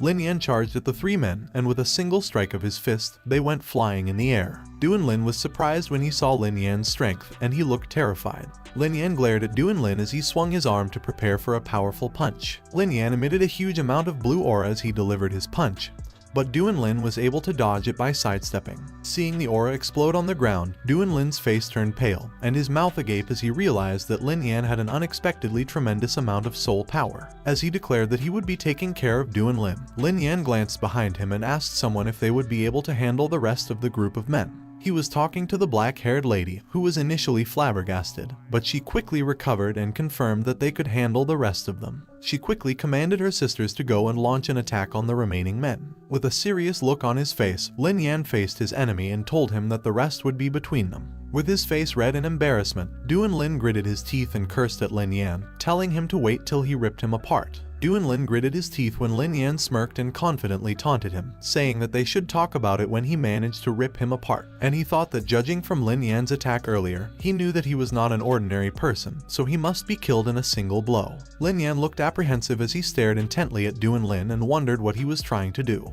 Duan Lin brought out a bottle, and he tilted it to pour 2 small red pills into the palm of his hand. Lin Yan's eyes widened in surprise as he recognized that it was the evil blood demon pill. With a disgusting look on his face, Duan Lin laughed and told Lin Yan to just wait as he stuck out his tongue to lick the pills from his hand.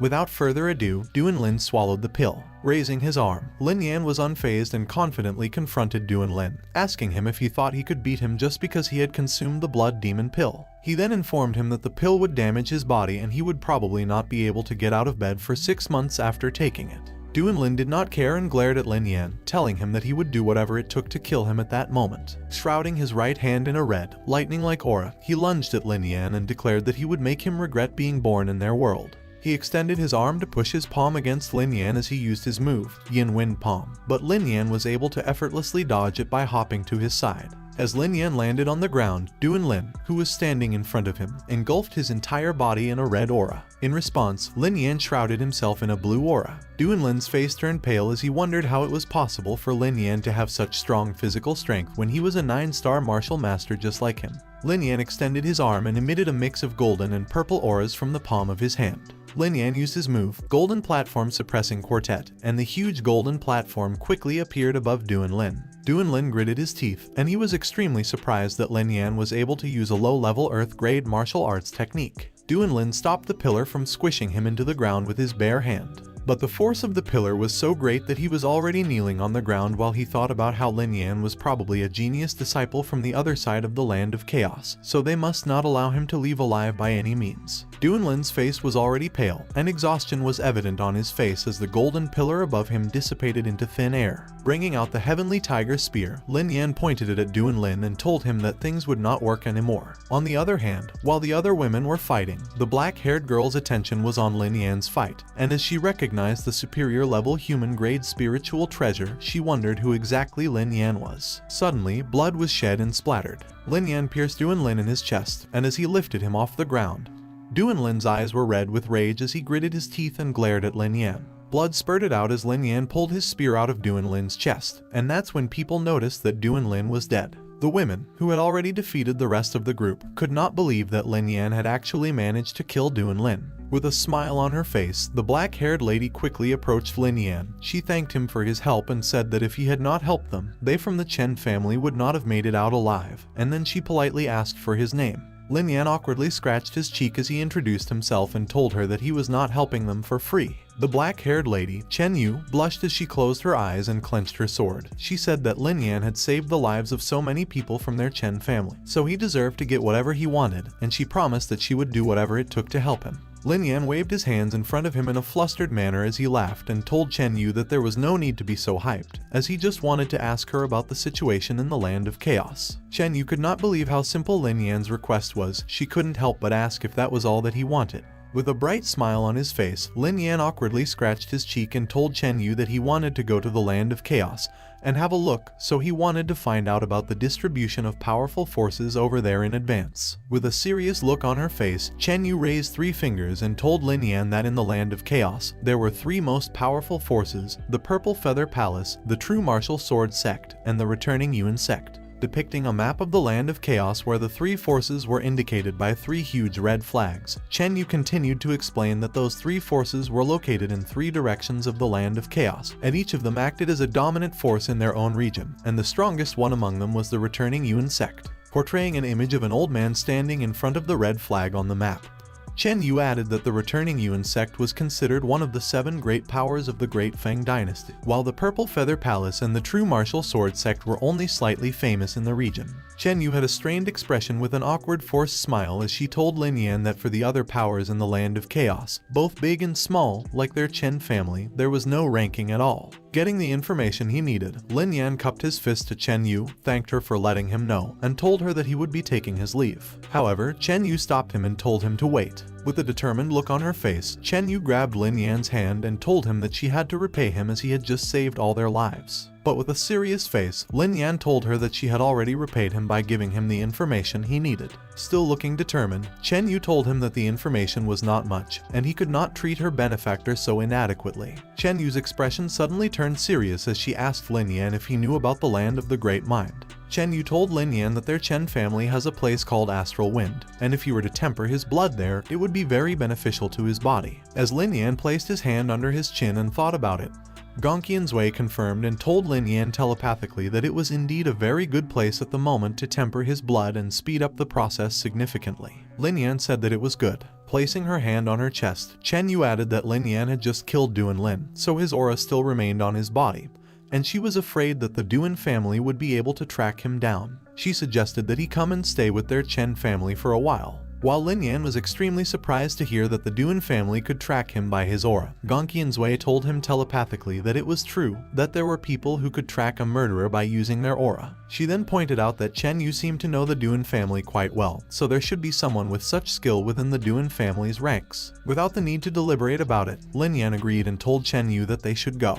Chen Yu was delighted to hear Lin Yan's answer, and she quickly ushered him, telling him to come with her. Lin Yan walked with the ladies towards the Chen family's residence. As they were walking, Lin Yan telepathically asked Gongqian Zui to remove Duanlin's aura for him, as it would not be good if he let the Duan family trace it all the way back to the Chen family's residence. It would cause trouble for them. Gongqian Zui materialized behind him and told him that she would not, which surprised him and made him ask why. With her eyes filled with excitement, Gongqian Zui told Lin Yan that he should let Duanlin's aura remain on him so that people would come to look for trouble. If they came looking for trouble, then he could continue to improve his cultivation. Lin Yan sighed as he pointed out to Gongqian Zui telepathically that she was really having a good time watching the action. Chen Yu noticed this and, while addressing him as young Master Lin, she asked if something was wrong. Lin Yan turned to look at Chen Yu as he told her that it was nothing and everything was fine. Then he told her that she could just call him Lin Yan. Chen Yu smiled as she placed her hand under her chin and agreed. As they arrived at the Maple City entrance, a young man cupped his fist to Chen Yu and greeted her, addressing her as young lady. While smiling, Lin Yan pointed out to Chen Yu that it seemed like the Chen family was quite powerful in the city. And as she raised her 2 fingers, Chen Yu proudly explained that although they were not ranked in the land of chaos, in Maple City, the 2 most powerful families were the Chen family and the Duan family. After a while, they arrived at the Chen family's residence entrance. Chen Yu then told Lin Yan to come with her, as she would take him to meet her father. A few moments passed, and upon hearing what the Duan family did,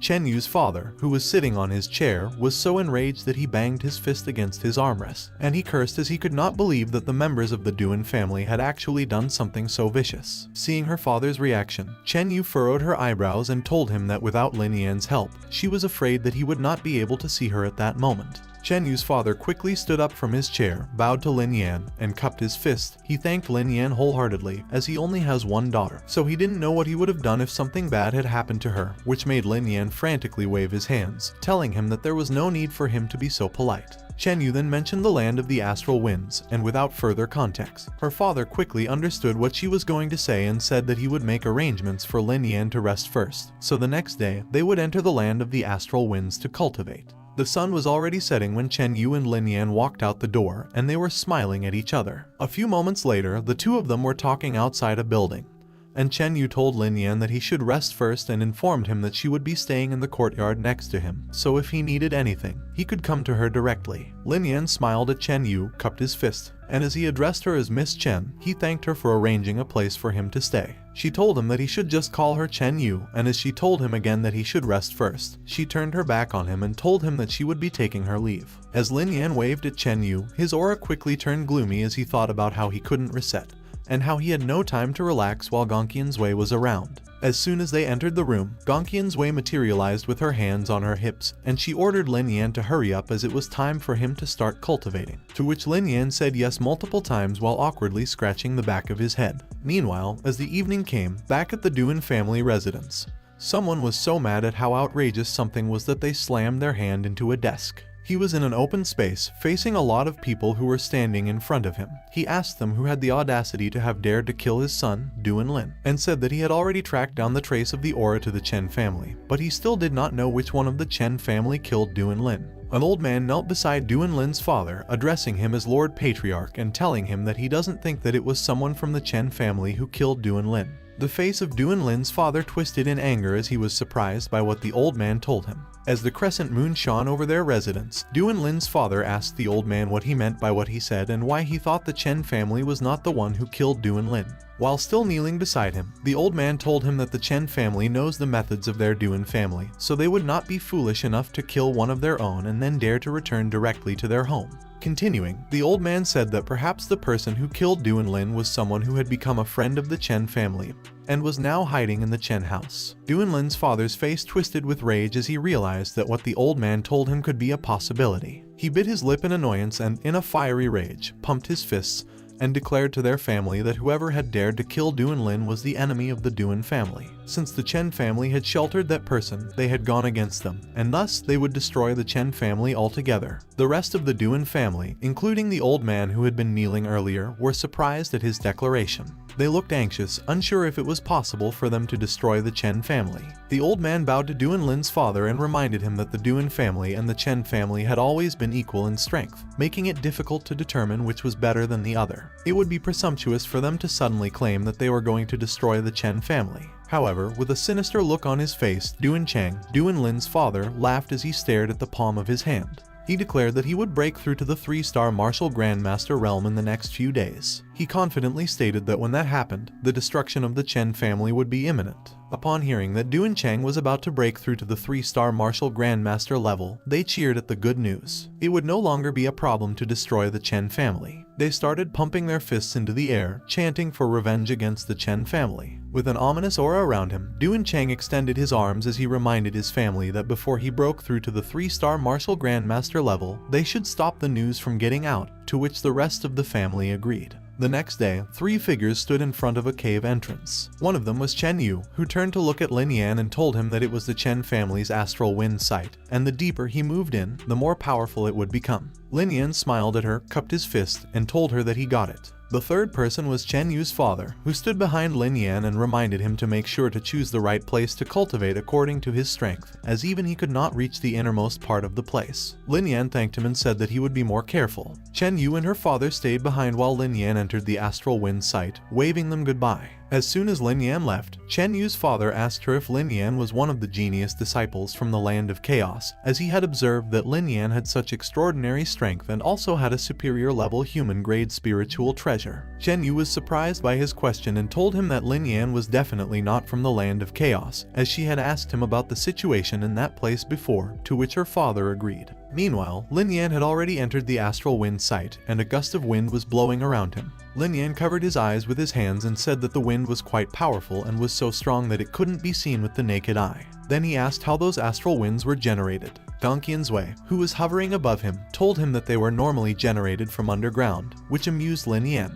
But after some thought, sweat ran down his face, and he pointed apprehensively in front of him as he asked Gong Qianzui if the cave was located deep below the ground, to which she confirmed that what he said was right. Lin Yan pictured the cave full of crystal and a treasure chest as he asked Gong Qianzui if they would be able to encounter a treasure buried underground. Gong Qianzui closed her eyes, trying to suppress her disappointment, and told Lin Yan that she was not sure about the treasure, but there would definitely be demonic beasts out there. Lin Yan was surprised to hear that and quickly asked what kinds of demonic beasts were there. Gong Qianzui gave Lin Yan the side eye and told him to just keep walking inside, then he would be able to see them for himself. Upon hearing what she said, Lin Yan was surprised. He asked if he would really be able to enter the innermost part and reminded her that Chen Yu's father said that even he was not able to reach the innermost part of the astral wind site. So, with his strength, he thought he would only be able to go about 20 meters further inside. But Gong Qianzui put her hands on her waist and told him not to worry because, even though without a doubt he would not be able to enter the innermost part with his strength, the coffin of life and death would help him suppress the wind. So, he would only have to concentrate on dealing with the demonic beasts. What Gong Qianzui said made Lin Yan smile as he found it great, and then he proceeded to ask what the level of the demonic beasts was and if he would be able to handle them. Gong Qianzui closed her eyes as she thought about it and said that it was hard to say under normal circumstances, but he would definitely be able to deal with the demonic beast once he broke through to the 1-star martial grandmaster realm. Lin Yan pumped his fists as he got fired up with what Gong Qianzui said, and he said that he would use the place of astral winds to start tempering his body. Lin Yan continued to move forward while protecting his face with his hands, and the moment he reached the deepest part he could possibly reach, he prepared to start tempering. He sat on the ground and started to meditate, shrouding himself in his blue aura. He continued to close his eyes and felt how amazing the wind was. Gong Qianzui watched over him as he meditated and told him to hold on and not give up, to which Lin Yan gave her an affirmative response. 8 days later, inside the astral wind site, Lin Yan continued to meditate, and his aura was now shining brighter than before. He suddenly opened his eyes and gasped as the aura that had been shrouding him burst out. His aura shone through the dark corridors of the astral wind site. As he stood up, Lin Yan smiled while staring at the palms of his hands and exclaimed that he had made a breakthrough to the 1-star martial grandmaster level. Gong Qianzui was pleased to hear it, and her face lit up as she commended Lin Yan, saying that what he had accomplished was not bad because, with the help of the land of the astral winds, he had only spent about 1,000,000 spirit pills to achieve this breakthrough. Looking determined, Lin Yan told her that he thought he could do it, that he could go to the innermost part of the astral wind site. Gong Qianzui told him not to get carried away and summon the coffin of life and death because without its protection, he would die a miserable death on the road beyond the point they were at, to which Lin Yan complied. Raising his left arm and swirling a golden aura in the palm of it, he summoned the coffin of life and death. The coffin of life and death hovered behind Lin Yan as he continued to walk deeper, and he observed that it looked like the wind was blowing even more strongly at that point, so he really would not have been able to make it that far without the coffin of life and death protecting him from the wind. A few moments later, Lin Yan stopped in his tracks, and as he faced the rocky terrain in front of him, he wondered if it was the end of the road. They found a hole on the ground, and Lin Yan asked Gong Qianzui for advice on what he should do next, if he should jump down the hole, and Gong Qianzui sarcastically responded to him that he could roll down the hole if he wanted to. Lin Yan looked anxious, and sweat ran down his face as he refused to jump down the hole, but with a playful look on her face, Gong Qianzui grabbed his shoulder and told him to stop talking nonsense and get down there. Lin Yan finally complied, and he landed safely. Something caught Lin Yan's attention, and he was surprised. he saw a huge hole in the wall of rocks in front of him. As Lin Yan also observed that there was no wind under there and the place seemed quite safe, Gongqian's Wei told him to go over the huge hole and have a look. The two of them hid behind the rocks as they peeked through the hole, and in there they saw a fiery beast that was resting. When Lin Yan asked Gongqian's Wei what kind of beast it was, she told him that it was a fire Kailin. Lin Yan's eyes twinkled as he recognized that the fire Kailin was the legendary demonic beast that was believed to have a chance of turning into a dragon. While the fire Kailin continued to rest and close its eyes, Gongqian's Wei scolded Lin Yan and told him not to listen to all that nonsense. A fire Kailin was just a fire Kailin. It couldn't turn into a dragon. But it would be a great help for him if he could tame a fire Kailin, so it was a pity that the one in front of them had been badly injured and looked like it didn't have long to live. But then Lin Yan noticed an egg with intricate designs beside the fire Kailin. Lin Yan glanced at Gongqian's Wei and asked her if it was one of its eggs, to which Gongqian's Wei confirmed and said that he could take the fire Kailin's egg, and when it hatches, the young Kailin will recognize him as its master. Lin Yan looked gloomy as he sighed and said that it would have been nice, but the adult fire Kailin in front of them would definitely not let him take it. Gongqian's Wei shot Lin Yan an intense stare, telling him to kill the fire Kailin and take its egg, as that was what they were there for. Lin Yan was surprised to hear that he had to kill the mother and said that it was not a very nice thing to do. As Lin Yan sat on the ground behind the rock, Gongqian's Wei hovered in front of him and told him that it didn't matter, as the fire Kailin would not be living much longer anyway. Then she cut her sentence short. Lin Yan looked at her intently and asked her what she was about to say next. However, unbeknownst to Lin Yan, the fiery Kailin was already standing behind the rock he was hiding behind. Its ominous gaze pierced through him, its eyes shining red, and its aura blazed as Gongqian's Wei finished her sentence and told him that he would not be able to escape. If he didn't kill it, he could only wait to be killed. Lin Yan was about to ask what he was going to be killed by, but he couldn't finish his sentence. Anxiousness filled his face when he saw the huge fiery claws step on the rock where he was hiding. Terror filled his eyes as Lin Yan quickly ran away from it as fast as he could, while the fire Kailin bared its fangs and roared behind him.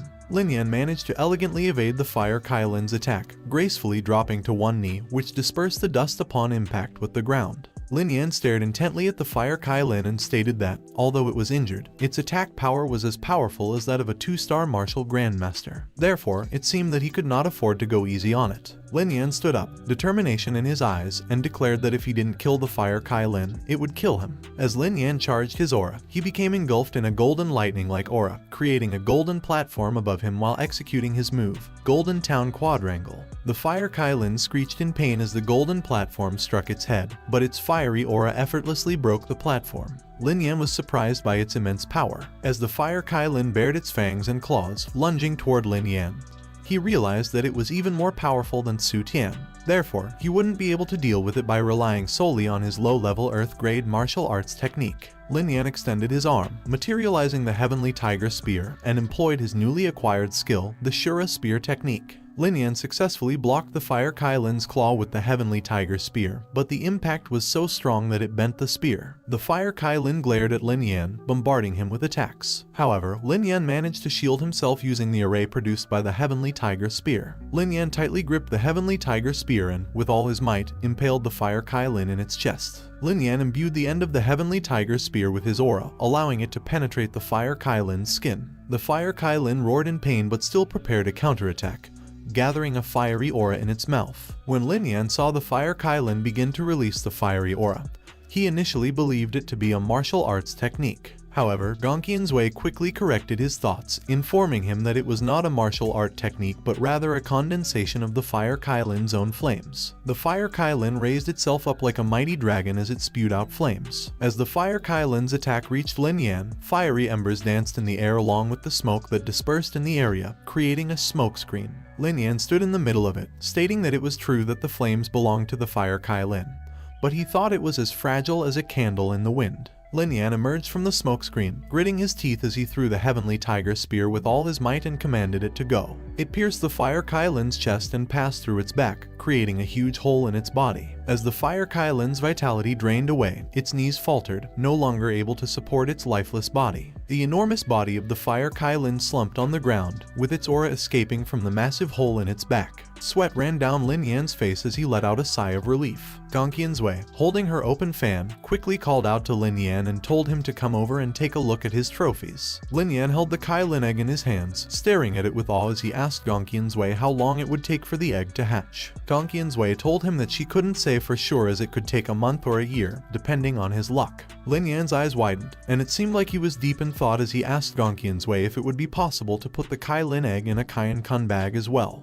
In response, Gong Qian's calmly shook her head and smiled as she told Lin Yan that he couldn't put a living thing in a Kai Kun bag. But then, while summoning the coffin of life and death and placing the Kai Lin egg inside, Gong Qian's pointed at it and told Lin Yan that he could put the Kai Lin egg in the coffin of life and death so that once it hatched, he would be the first person to know. Lin Yan agreed, looking up with an amazed expression on his face. As Gong Qian's reminded Lin Yan not to forget to take out the demon core, Lin Yan cut into the fire Kai Lin's body, and blood started to ooze out of it. Lin Yan obtained a huge, red demon core and tossed it from one hand to the other, surprised by its heat. Once Lin Yan was able to grip the demon core in his hands without burning himself, he stared intently at it and asked Gong Qian's how much his cultivation level would increase if he absorbed the demon core. With a playful look on her face, Gong Qian's hovered beside him and told him that if he wanted to die, he could try absorbing it at that moment, leaving Lin Yan speechless, his mouth agape. Looking extremely distressed, Lin Yan grabbed his face with both hands as he told Gong Qian's not to scare him like that and asked her why he would want to die and why he couldn't absorb the demon core. Gong Qian's smiled at him and told him that with his current cultivation, if he absorbed that demon core, his body would explode and he would die. So, he should consider absorbing it again when he had reached the Martial King realm.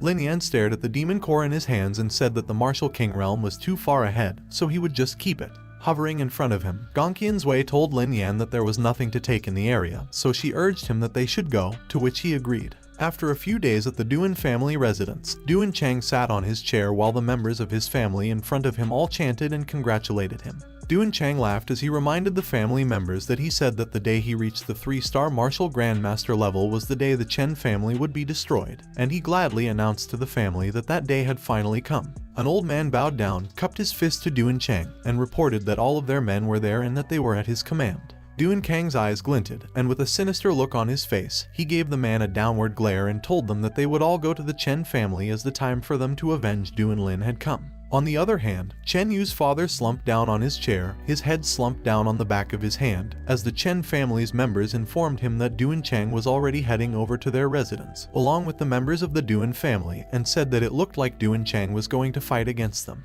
But suddenly, with a determined face, Chen Yu's father looked ahead, and he said that he was expecting Duan Chang to come over a long time ago, but he doesn't know why he has been holding off for as long as 10 days. So he felt grim satisfaction at his arrival. The Duan family marched towards the Chen family's residence. Chen Yu's father greeted Duan Chang and his men at the entrance with his own men and told him that he didn't know what he was trying to do by bringing so many people to his Chen family residence. Duan Chang glared and snapped at Chen Yu's father, Chen Luo, and told him to stop pretending to be stupid, as he knew that the murderer who killed his son was in his home at that moment, so he demanded that he hand Lin Yan over to them immediately. Chen Luo glared back at him and argued that Duan Lin was trying to kill his daughter, so he questioned Duan Chang if they were not allowed to fight back. Duan Chang asked Chen Luo if he was not going to hand Lin Yan over to them, and then he threatened him that he was going to regret his actions at that moment as he charged his aura, surrounding himself with it. Chen Luo was astonished to see that Duan Chang was a 3-star martial master, and it all made sense now that he had waited so many days to arrive at his residence as he had been breaking through his cultivation level. Chen Yu suddenly appeared behind Chen Luo, and her face was filled with worry, but Chen Luo blocked her with his arms, and he put her at ease, saying that there was no need to be afraid as he would hold him off while they killed the others, and they could come to assist him.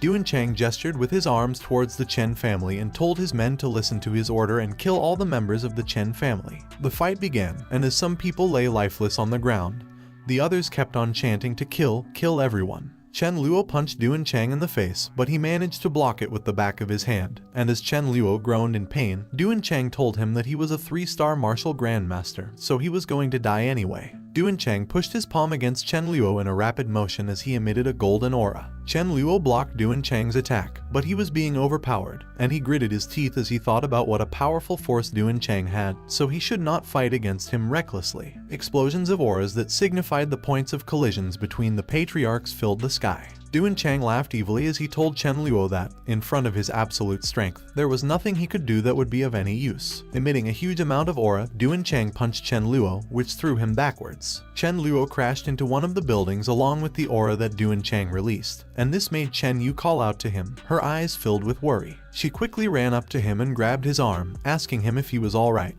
But Chen Luo was already coughing blood, and he told Chen Yu that she must get out of there quickly. But Duan Chang was already standing in front of them, and with his fist wrapped in a lightning-like aura, he asked the two of them, Chen Luo and Chen Yu, who said that they could leave and declared that they were all going to die there at that moment. Chen Luo grabbed Chen Yu's arm to push her away from harm as he taunted Duan Chang to come at him with whatever he had. Duan Chang towered over Chen Luo and told him that he was nothing.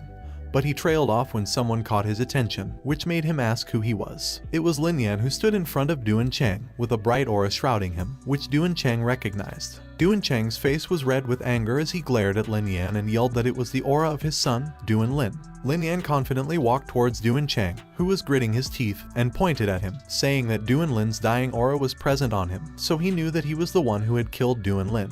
With a cocky smile, Lin Yan taunted Duan Chang by pretending not to know Duan Lin's name, calling him a little dog, and asking him if he was the father, an old dog. Duan Chang was not extremely enraged, and he gritted his teeth as he told Lin Yan that he had a lot of courage. Chen Luo was now able to stand with the help of Chen Yu and another member of the Chen family, and worry filled his face as he warned Lin Yan to be careful since Duan Chang had broken through to the level of a 3-star martial grandmaster. But Lin Yan was unfazed as he looked back at Chen Luo and gave him a bright smile, saying that he should leave the rest of the matter to him and that he should just rest well. On the other hand, Duan Chang clenched his fists, and he was now burning with rage as he told Lin Yan that he would make sure he died without leaving a corpse behind that day for daring to kill Duan Lin. Lin Yan was startled when someone called out to him and told him to be careful. Duan Chang had already lunged at Lin Yan to attack him. Lin Yan released his aura and shrouded himself in it with a confident smile on his face in response, surprising the people that he was already a 1-star martial grandmaster at such a young age. The members of the Chen family could not believe that Lin Yan had reached such a realm in just 10 days of tempering himself in the land of the astral winds, and commented that his growth was a little too fast. Meanwhile, Duan Chang was unfazed by Lin Yan's cultivation level and questioned him if he thought he could beat him with that much strength when they were 2 levels apart.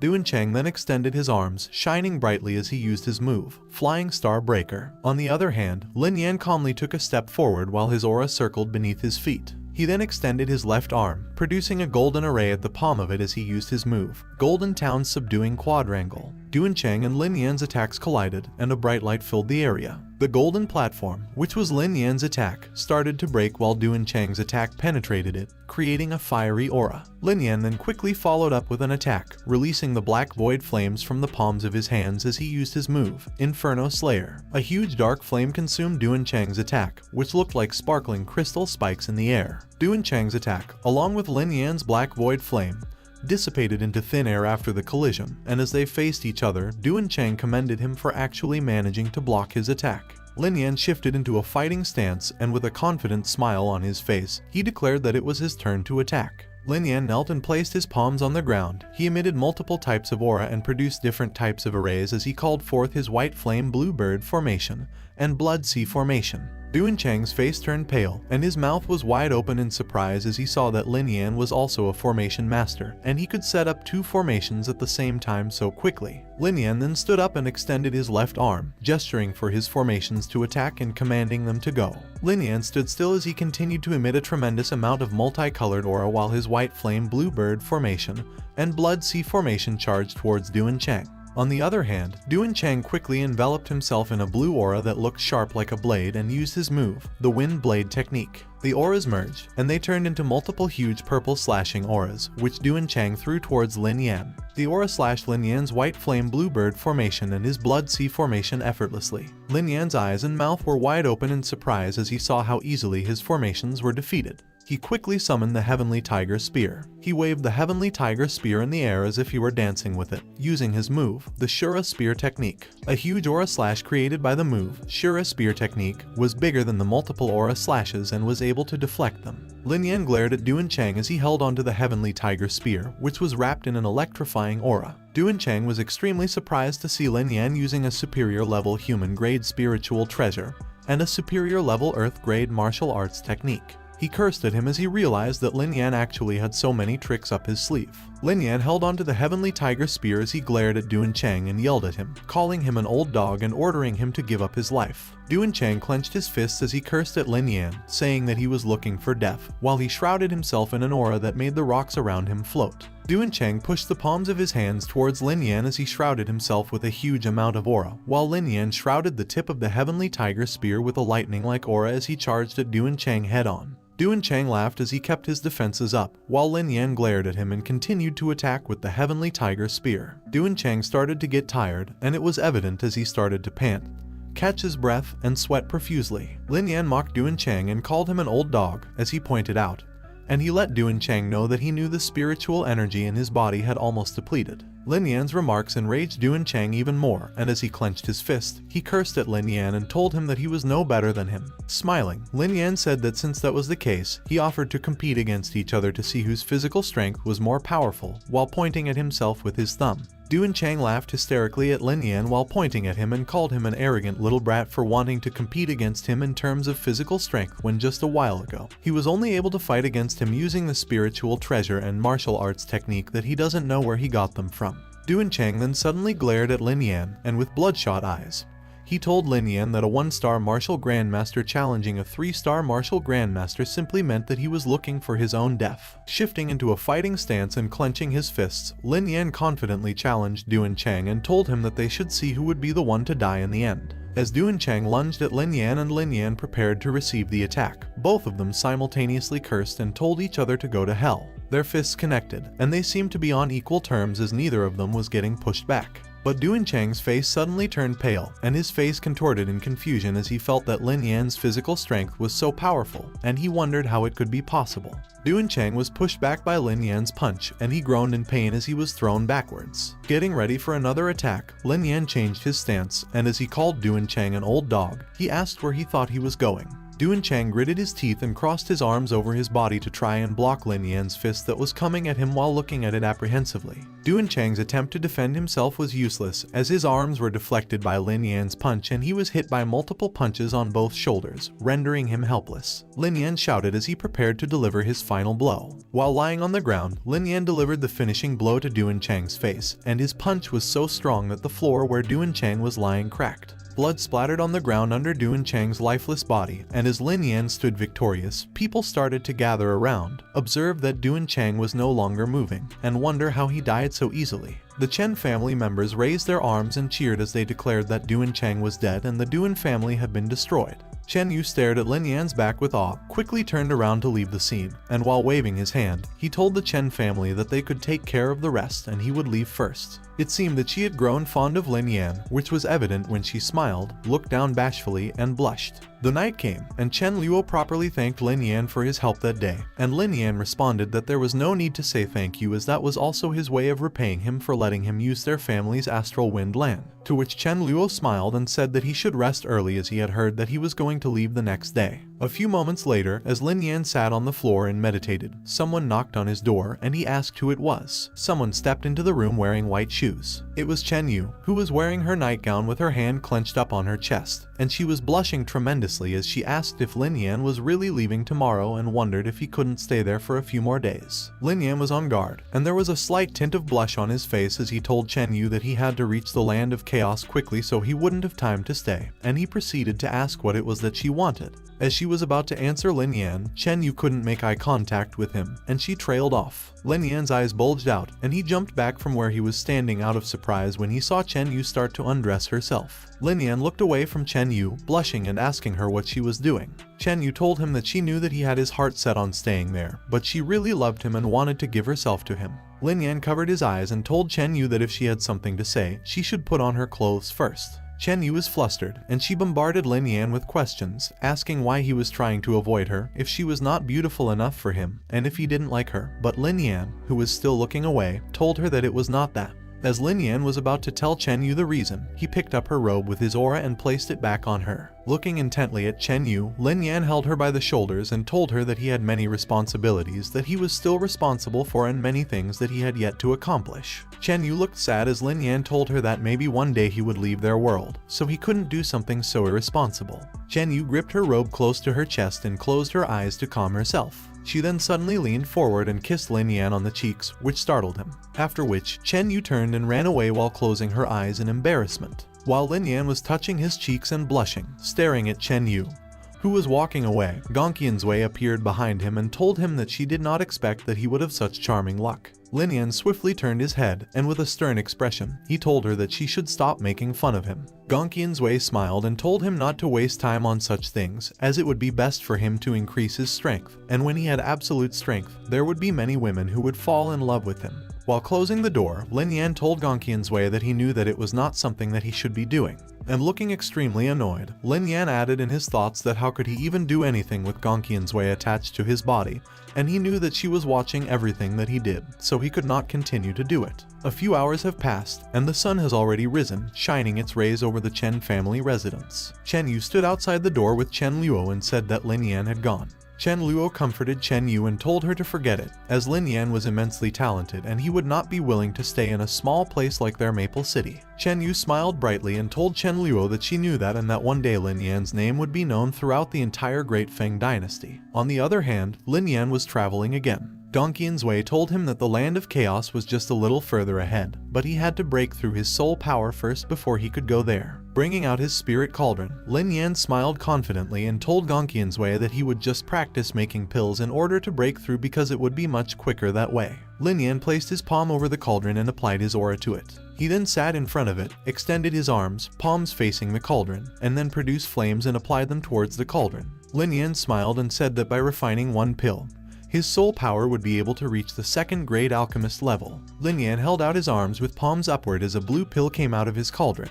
He looked intensely at it, and he was in awe. He then turned to look at Gongqian's Wei and excitedly told her that he had had a breakthrough. But instead of congratulating him, Gongqian's Wei reprimanded him and told him not to get distracted and to pay attention to his spirit cauldron. Lin Yan was shocked when the realization hit him. The fire in the cauldron had already become strong, and while Lin Yan sat there, unable to react due to shock, Gongqian's Wei yelled at him and told him to quickly control the black void flames. Lin Yan cursed as he asked what he should do, and Gongqian's Wei instructed him to quickly recall the black void flame. Lin Yan closed his eyes to concentrate, and he performed a hand gesture to start recalling the black void flame. Lin Yan and Gongqian's Wei waited in front of the cauldron, waiting for the fire to subside. As the fire was put out, the cauldron was already burned, and Lin Yan said that the spirit cauldron was too inconvenient because he always had to control the intensity of the black void flame while he practiced refining pills in order to avoid burning the spirit cauldron. Gongqian's Wei crossed her arms and told him that if he was lucky enough, he might be able to find a better spirit cauldron, but it wasn't something that could be found easily, so he shouldn't think about it anymore and just continue on his journey. Lin Yan was crestfallen, but he still agreed with Gongqian's Wei. Lin Yan has arrived at the entrance of another city in the land of chaos. As he stood at the entrance, he thought that he should buy a map of the land of chaos there. Lin Yan entered a building, and he was immediately greeted by a merchant with a big smile who asked him what he would like to buy. Lin Yan sat down and told the merchant that he wanted to buy a map of the land of chaos and that he was going to give him 300 spirit pills as payment. The merchant's eyes twinkled, and he told him that it was no problem and that he would go and buy it for him right away. But as the merchant turned around to get the map, Lin Yan stopped him and told him that he still had something important that he wanted to ask him, and then he proceeded to ask if there had been anything big happening in the land of chaos recently. The merchant gave it a thought and remembered that a big event at the Blood Moon City was going to organize an annual auction that could be considered a big event. Lin Yan looked surprised and thought that if he remembered correctly, Blood Moon City was one of the 4 major cities in the land of chaos, and the city was the only one that had not been divided up by any major powers yet, so maybe he could check it out then. The merchant smiled brightly and added that he recently heard that there was an earth cauldron that had appeared in the Thunder Sea, and a lot of people were preparing to go search for it. Lin Yan was so surprised that he could not help but blurt it out at the merchant. Lin Yan turned serious as he thought that he had just said that he lacked a good spirit cauldron earlier, and now it had come to him. But then the merchant warned him that the Thunder Sea couldn't be entered at the moment and that it was going to take at least a month before the power of the thunder inside it was going to subside. So many people would definitely be attending the auction in Blood Moon City first. Lin Yan was pleased with the information and told the merchant that he was going to buy the map and was also planning to go to the auction first to have a look, to which the merchant agreed with a smile. A few moments later, Lin Yan arrived at the auction site, and he was surprised that there were a lot of people who had come into the city, and he realized that they were all really there for the auction. While Lin Yan stood there, he overheard someone saying that there would be no organizer of the auction in the place, so if there were items that someone wanted to auction, they must go and auction them by themselves. The person he was talking to sounded concerned that there was no organizer and asked what someone would do if they ran into a thief who would try to steal their items. Lin Yan glanced over them as the person answered that it all depends on one's ability, so if someone has the courage to auction something in that auction, then they must at least have the ability to keep their things in their own hands. Lin Yan furrowed his brow as he realized that everything there was based on one's own capability because he did not expect the auction in blood. Lin Yan sighed and decided to forget it because he had spent 10 days coming all the way there, so it would be better for him to find a place to rest first as there were still 4 days before the auction started. He came into a building and asked for lodging, and the receptionist welcomed him inside. The night came, and the streets of the city were empty. Suddenly, someone said that Lin Yan was certainly going to come to the land of chaos to attend the auction, and he gave instructions that the moment they saw him, they must capture him. The person slammed his hands on the table and said that even if they were not able to catch him at the auction, Lin Yan would definitely go to the Thunder Sea, so they had to bring him back dead or alive. The person was talking to a group of men, and they were all pissed. One of them even said that Lin Yan must be tired of living for daring to attack the forces under their Kaiyan Academy and Yuan Yang sect. As the crescent moon shone in the night sky, Lin Yan was sleeping soundly, snoring in his bed, while the group of men from the Kaiyan Academy and the Yuan Yang sect schemed and declared that he should just wait and see. On the day of the auction, people crowded the streets of Blood Moon City. Meanwhile, Lin Yan was meditating and concentrating his aura between the palms of his hands. Lin Yan pumped up his fist, and he excitedly declared that killing a 3-star martial grandmaster again would not be a problem because he had now consolidated his strength in all aspects. With Gongqian's Wei in front of him, he asked her if he would be able to fly through the air using his own power now that his soul power has reached 2nd grade alchemist level and his cultivation level is 1-star martial grandmaster. Gongqian's Wei told him that with his current power, he would probably be able to stay in the air for a short period of time if he could control his power properly, but if he didn't control it, Lin Yan would fall. An image of a helpless Lin Yan falling headfirst into the ground, wondering why he was falling down, was depicted. Lin Yan went pale and shivered as the image of him falling came to his mind, and he said that it was better to forget about it and wait until his power became more stable. Gongqian's Wei laughed and teased him, calling him a wimpy kid, and said that he could give it a try,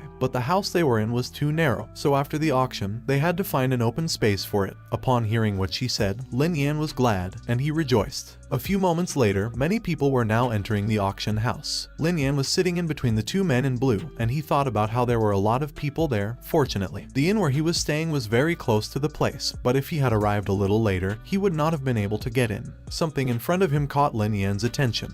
He saw a group of men, and Gongqian's Wei told him that those people belonged to the returning Yuan sect, a branch of the Purple Feather Palace and the True Martial Sword sect. Lin Yan stared at them and thought that the returning Yuan sect was worthy of being one of the 7 major powers of the Great Feng dynasty, and he observed that a great number of their members had come to the auction, and it seemed like they were really powerful as well. The doors to the auction house have finally closed. A man then stood up, called everyone's attention, and requested for everyone to remain silent as the auction would begin at the moment. He then announced that those who have things to auction could come up to the stage by themselves. The crowd started to talk, and Lin Yan heard from them that the person earlier was Shizu, the young patriarch of the returning Yuan sect, and although the auction does not have an organizer every time, it is a person from the returning Yuan sect that announces the start of the auction. The people said that Shizu has a status up there, so they should just wait and see because if he has something that he wants to take, no one would dare grab it. An old man came up on stage and announced that he had something for the auction. Presenting a red pill to the audience, he said that it was a blood condensation pill, and the starting price was 10,000 spirit pills, and each bid increase must not be less than 10,000.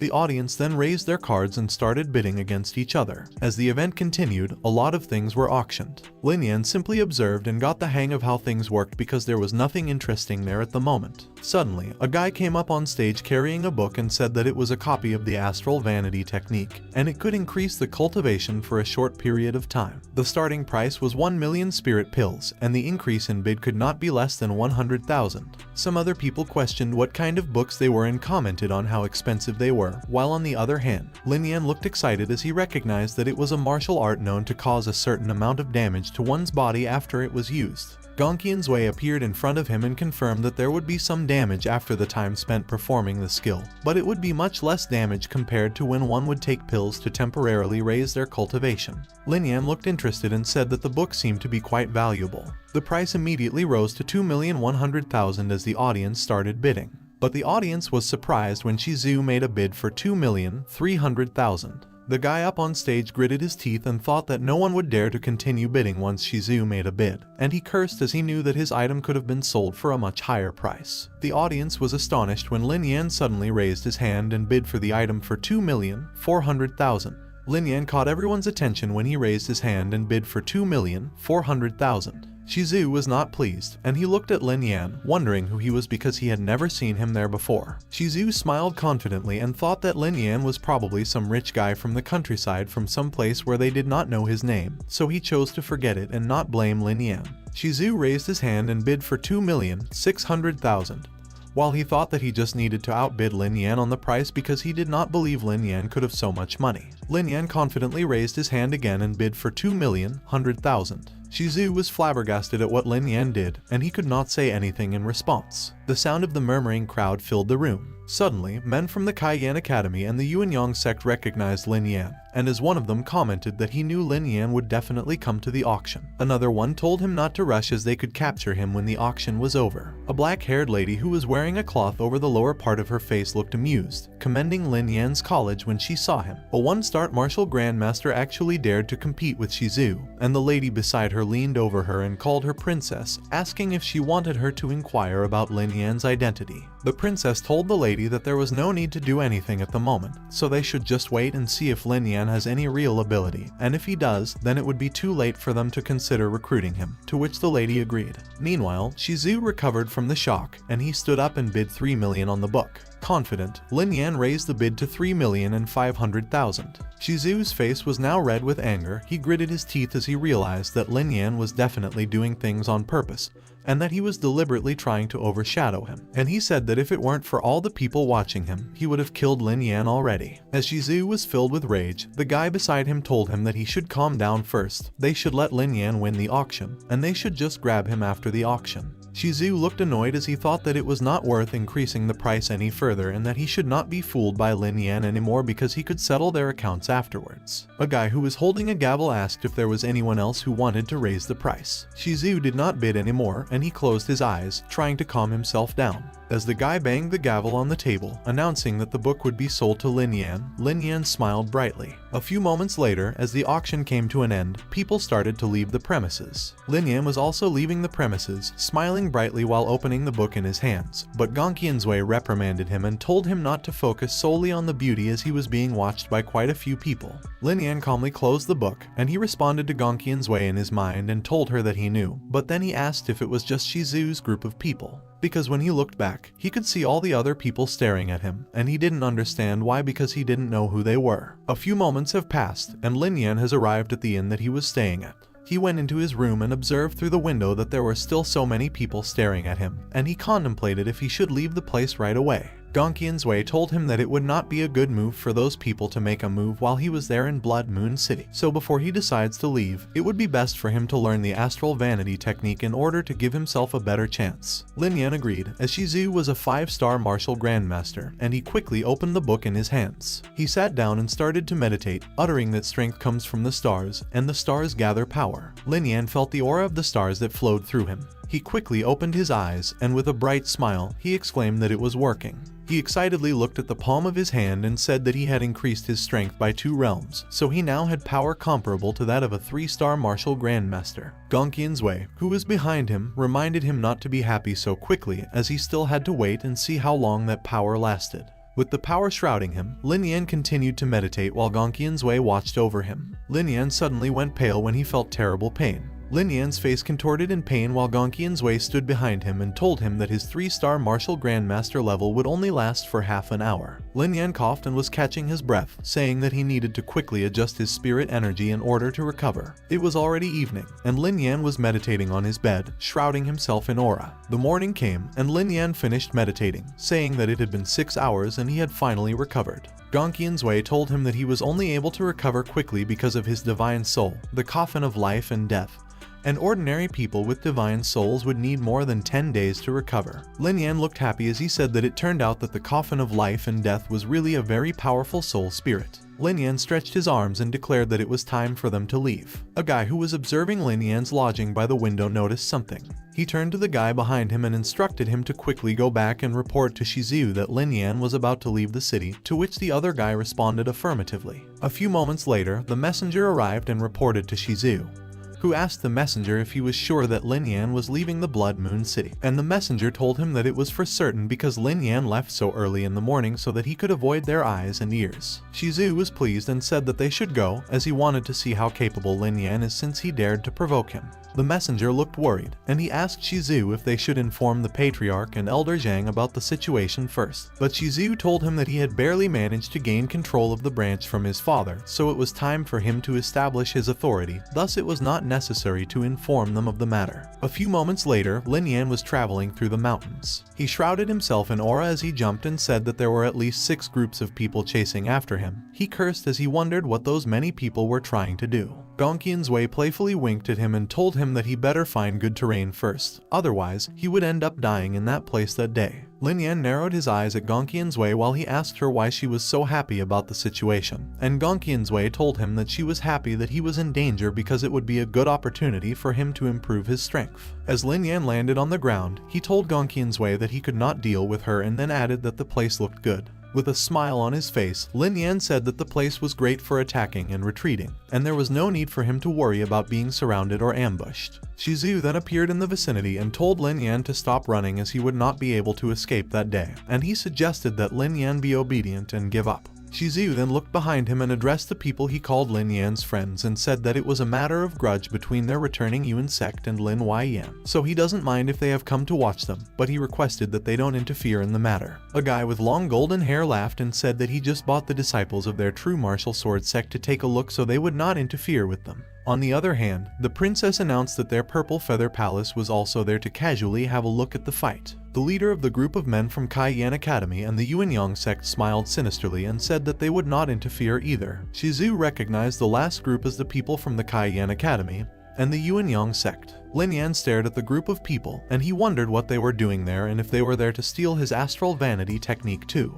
Gongqian's Wei warned him to be careful of the people who were hiding in the shadows and not showing up, as those people were very good at hiding their presence because they could not be detected at all. Lin Yan smiled and thought that at least people who were so powerful probably would not have come there to rob him, and he did not commit any crime, so it made him feel more at ease. Shizu then said to forget it as whoever wanted to watch could watch, and then he told Lin Yan that he would let everyone watch as he shredded him to pieces that day. Lin Yan grinned, and he taunted Shizu by asking him if he had the ability to do what he just said. Shizu was unfazed, and he instructed his men to guard the way out so they could stop Lin Yan if he dared to escape, which the men gladly complied. Clenching his fist, Shizu glared at Lin Yan and told him to give him his life. With a confident smile, Lin Yan also clenched his fist and shifted into a fighting stance, preparing himself for the fight. Lin Yan and Shizu faced each other, and they both shrouded themselves in their auras. Sensing Shizu's aura, Lin Yan looked apprehensive, as he knew that Shizu was a 5-star martial grandmaster, so it seemed like he would have to use the astral vanity technique. Lin Yan closed his eyes, concentrated his aura in between the palms of his hands, and used the astral vanity technique,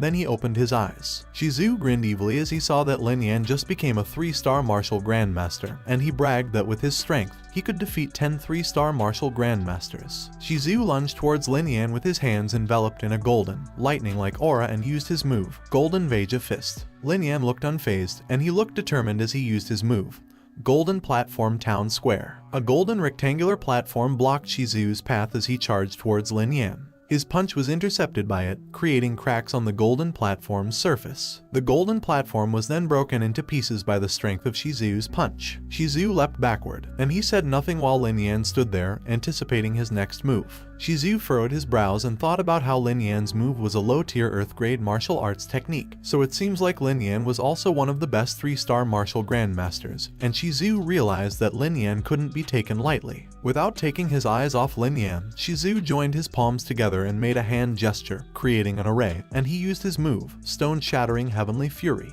A huge golden fist appeared behind Shizu as he shrouded himself in a fiery aura. The disciples of the returning Yuan sect that were watching the fight knew that Shizu had become serious, and they knew that Lin Yan was finished because Shizu had even killed 2 5-star martial grandmasters, and Lin Yan was nothing compared to that. With his fingertips filled with aura, Shizu gestured with his hand and pointed it in Lin Yan's direction. The golden fist came flying in Lin Yan's direction, which startled Lin Yan. But then Lin Yan smiled confidently, and as he changed his stance, the ground started to glow, and Lin Yan was glad that his assumptions were right and that after upgrading his soul power, his formations had been upgraded as well. He summoned his white flame blue bird formation and commanded it to go. Lin Yan and Shizu's attacks collided with each other, creating a huge shockwave.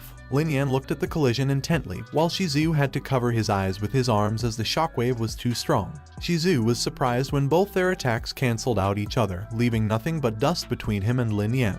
Aside from the huge dent on the ground and the dust that was swirling in the wind, there was no sign of either of their attacks. Shizu and Lin Yan stood in front of each other, and they seemed to be gauging what their next move would be. The disciples of the returning Yuan sect were surprised when they saw how strong Lin Yan was, and they were no longer surprised that he was able to destroy the Blazing Inferno sect and the Jin Yuan clan. The princess of the Purple Feather Palace commented that Lin Yan unexpectedly turned out to be quite powerful, to which the blonde guy from the True Martial Sword sect agreed but said that Lin Yan was not as strong as the both of them in comparison. Shizu was annoyed, and he cursed at Lin Yan. He clenched his fist and told Lin Yan that next time he would not give him any more chances. Shizu started to swirl his blue aura in the palms of his hands. Shizu gritted his teeth and extended his hand, causing the aura to expand and become a huge whirlwind, and Shizu used his move, Great Divine Storm. The huge whirlwind of aura charged towards Lin Yan, who was just standing in place. The disciples of the returning Yuan sect covered their faces with their arms to protect themselves from the strong wind, and one of them commented that Shizu was planning to determine the winner in one move. Shizu smiled confidently, and he told Lin Yan to just watch as he would make sure that he would be shattered to pieces. But Lin Yan was calm and unfazed as he knelt with one knee to the ground. Lin Yan enveloped himself in a red, gooey liquid as he unleashed his technique, the Blood Sea Formation. Fixing his intense gaze on Shizu, Lin Yan commanded his technique to proceed. The Blood Sea Formation swirled, resembling a whirlwind, and collided with Shizu's attack. Giant whirlwinds of red and blue clashed, creating sparks at the point of collision. Shizu laughed, informing Lin Yan that he couldn't possibly halt his Great Divine Storm, causing Lin Yan to click his tongue and grit his teeth in frustration. The Blood Sea Formation vanished into thin air as the Great Divine Storm barreled towards Lin Yan. Lin Yan then summoned his Heavenly Tiger Spear, standing in anticipation of the approaching Great Divine Storm. Gripping the Heavenly Tiger Spear tightly, he executed his technique, the Shura Spear technique. Lin Yan jabbed at the Great Divine Storm multiple times with his Heavenly Tiger Spear. Shizu was surprised to see that Lin Yan also possessed a superior grade human level spiritual treasure, and an intermediate grade earth level martial arts technique. Lin Yan pulled back the Heavenly Tiger Spear for another strike, lunging forward with the command to destroy. Shizu was taken aback when the Heavenly Tiger Spear suddenly materialized in front of him and penetrated his abdomen. Concerned disciples of the returning Yuan sect called out to Shizu, warning him to be careful. Lin Yan gritted his teeth as he thrust the Heavenly Tiger Spear into Shizu's abdomen, pushing him back and causing his shoulders to slump forward. However, Lin Yan then noticed something both surprising and confusing. Although the Heavenly Tiger Spear reached Shizu's abdomen, its blade failed to pierce his flesh. A white aura burst at the point of contact, as if Shizu was protected by a shield. Shizu laughed, mocking Lin Yan for believing he could kill him in that moment and calling him naive. Underneath Shizu's torn clothes, a silver medal was revealed, and Shizu proudly declared that Lin Yan had not anticipated it, but he had come fully prepared for their fight. Noticing the armor adorning Shizu, Lin Yan ridiculed him, stating that he was truly afraid of losing his life. Shizu looked mad, and he told Lin Yan that he had a spiritual treasure to protect him. At the moment, his spiritual energy and soul power were almost depleted, so there couldn't be any other possible way for Lin Yan to fight against him. Lin Yan confidently smiled as he held onto his Heavenly Tiger Spear, and told Shizu that he should not get happy so early. As Lin Yan lunged towards Shizu, Shizu just stood there and laughed, telling Lin Yan that he could not even do anything to him with his attack at full power earlier. As Shizu took multiple strikes to his body, he just laughed at Lin Yan for thinking that he could hurt him by just charging at him without using his soul power. He told him that he would let him fight and see how long he could keep fighting. Lin Yan gritted his teeth and thought that it was definitely impossible to pierce through Shizu's armor, but he was waiting for a certain amount of damage to be done. As Lin Yan struck the same spot on Shizu's abdomen, he felt that it was the right moment. He quickly backed off, which made Shizu laugh and ask him what happened and if he had already exhausted all his energy. Lin Yan dematerialized the spear and shrouded his fist with aura, which made Shizu ask him if he was going to use his bare hands instead of the spear. Lin Yan quickly dashed towards Shizu with his aura-infused fists. With an evil look on his face, Shizu smiled and told Lin Yan to try to break through his armor with his physical body. Clenching his fists, Lin Yan stared intently at Shizu and thought that the power of the Astral Vanity technique would only last half an hour, so he had to finish Shizu soon. Lin Yan dug his feet into the ground to gain driving force. Shizu just stood there calmly with a smile on his face while Lin Yan swung his aura-infused fist towards him. As soon as Lin Yan's fists connected with Shizu's abdomen, a huge booming sound followed by a loud cracking sound could be heard, and Shizu gritted his teeth in pain. Shizu could not believe what just happened, and his face grew pale as he wondered how Lin Yan did it. But Lin Yan declared that it was not over yet, and then he started throwing multiple punches at Shizu. Shizu looked helpless as he got pushed back by Lin Yan's punches, his arms thrown in the air. Lin Yan stared at Shizu intensely as he thought about how, when Shizu's armor was slightly damaged, he had used his fists to break his defense. With his final punch, Lin Yan sent Shizu flying in the air. Shizu landed in front of the returning Yuansek's disciples, and they looked worried as they called out and ran towards him. Shizu lay lifeless on the ground. He looked pale as blood dripped from the corners of his mouth, and the disciples who saw him declared that he was dead and that Lin Yan had actually killed Shizu. Suddenly, a woman who had covered herself with a cloak said that Lin Yan was really something and that he had exceeded her expectations. On the other hand, Gongqian's Way suddenly appeared behind Lin Yan and reminded him that the power of the astral vanity technique would fade soon, so he needed to leave. But Lin Yan told her that he would leave after collecting Shizu's spirit because it would be a waste if he didn't collect his spirit, as he was a 5-star martial arts grandmaster. As the disciples of the returning Yuan sect gathered around Shizu and mourned, Lin Yan stepped into the scene. Lin Yan glared at them and told them to get lost if they didn't want to die. However, the disciples stood in front of Lin Yan, ready to fight him, and told him that he shouldn't try to do anything with Shizu's body after he had killed him. Lin Yan quickly passed through them, threw them in the air with his fists, and said that he had no time to deal with them, so they should get out of his way. Lin Yan then approached Shizu's body, which was lying on the ground. On the other hand, the woman in the cloak observed Lin Yan's movements and wondered what he was trying to do. Lin Yan grabbed a bag from Shizu's body, and as his hands glowed, he absorbed it through the palm of his hand. The woman who was in the cloak, a princess, was surprised when she saw Lin Yan take Shizu's spirit, and noticing her reaction, her companion asked her what was wrong. The princess wiped the sweat off her forehead and told her companion that she was fine and that she shouldn't worry. Lin Yan glanced in the direction where the princess was, and he thought that he felt like someone was watching him, but it was okay as he was about to run. However, to Lin Yan's surprise, someone called out to him and told him that there was nowhere to run. The rock formation in front of him exploded, and he covered his face with his arms to protect himself from the wind and debris. Lin Yan could not see his opponent, so he called out and asked who they were and why they were blocking his way. A man with green hair suddenly appeared in front of him and asked him if he still remembered the Lin Yan Alliance and Genuine Gang. Lin Yan could not focus on the question as he looked horrified and surprised when he sensed that the person in front of him was a 6th grade martial arts grandmaster. Lin Yan stood in front of the two men and asked them if they were from the Lin Yan Alliance and Genuine Gang.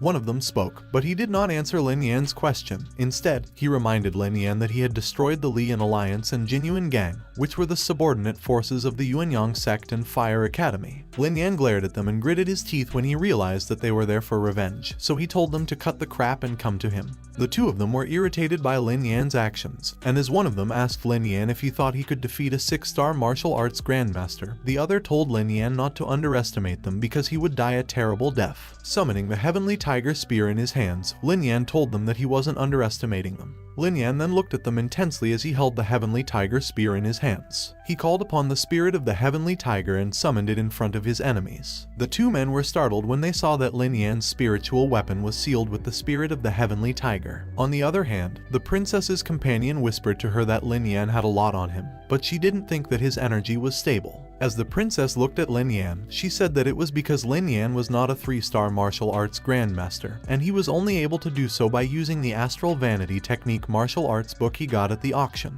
The princess looked worried as she stared ahead and said that Lin Yan's true level would soon be revealed. Lin Yan confidently stood in front of his enemies with the heavenly tiger spear in his hands, thinking that it was his last chance to summon the spirit of the heavenly tiger, so he had to seize it. The spirit of the heavenly tiger stomped on the ground and roared mightily as it stood and towered over Lin Yan's enemies. The two men quickly shifted into a fighting stance, and as one suggested that they resist it together, the one with the green hair, Mr. Hu, agreed. As the spirit of the heavenly tiger pounced over them, the two of them raised their hands and created a shield to protect themselves from the attack. The two forces collided, creating sparks of aura along with a loud rumbling sound that could be heard. Lin Yan smiled brightly as he turned to run away and told his opponents that he had to go, who noticed Lin Yan running away from them, but he could not do anything as they were preoccupied with fending off the spirit of the heavenly tiger. The path was blocked by huge rocks from the explosion. Lin Yan used his aura and commanded them to break the rocks. Hu gritted his teeth as he fended off the spirit of the Heavenly Tiger's attack, and he cursed at Lin Yan, telling him to wait and see. The two of them continued to raise their arms and fight the spirit of the Heavenly Tiger while telling Lin Yan not to try to get away. After managing to eliminate the spirit of the Heavenly Tiger, there was a huge, blinding white light followed by a deafening booming sound. Dust scattered throughout the area as particles of the spirit of the Heavenly Tiger floated in the air. Hu covered his mouth to protect himself from the dust, and when his companion asked him what they should do, he told him that there was no other way. They faced the path where Lin Yan went and decided to run after him. Following the two of them, the other audience members of the fight decided to go, chase them, and have a look. Meanwhile, the princess companion asked her if they should save Lin Yan, and the princess said that she thought Lin Yan could pull himself out, but she was worried. She commanded the rest of her group to wait where they were and said that they would be right back. The princess, along with her two companions, started to chase after Lin Yan and the others. Lin Yan ran away with all his might, and he was running out of breath. He continued to run towards the end of the path, but to his surprise, he ended up on a cliff above a body of water. Lin Yan looked down and realized that he had reached a dead end. Behind him was Mr. Hu, who was laughing and telling him that he would never get away, while Mr. Hu's companion told him that there was no way out. Lin Yan summoned the Heavenly Tiger Spear and asked the people chasing him if they thought they could stop him.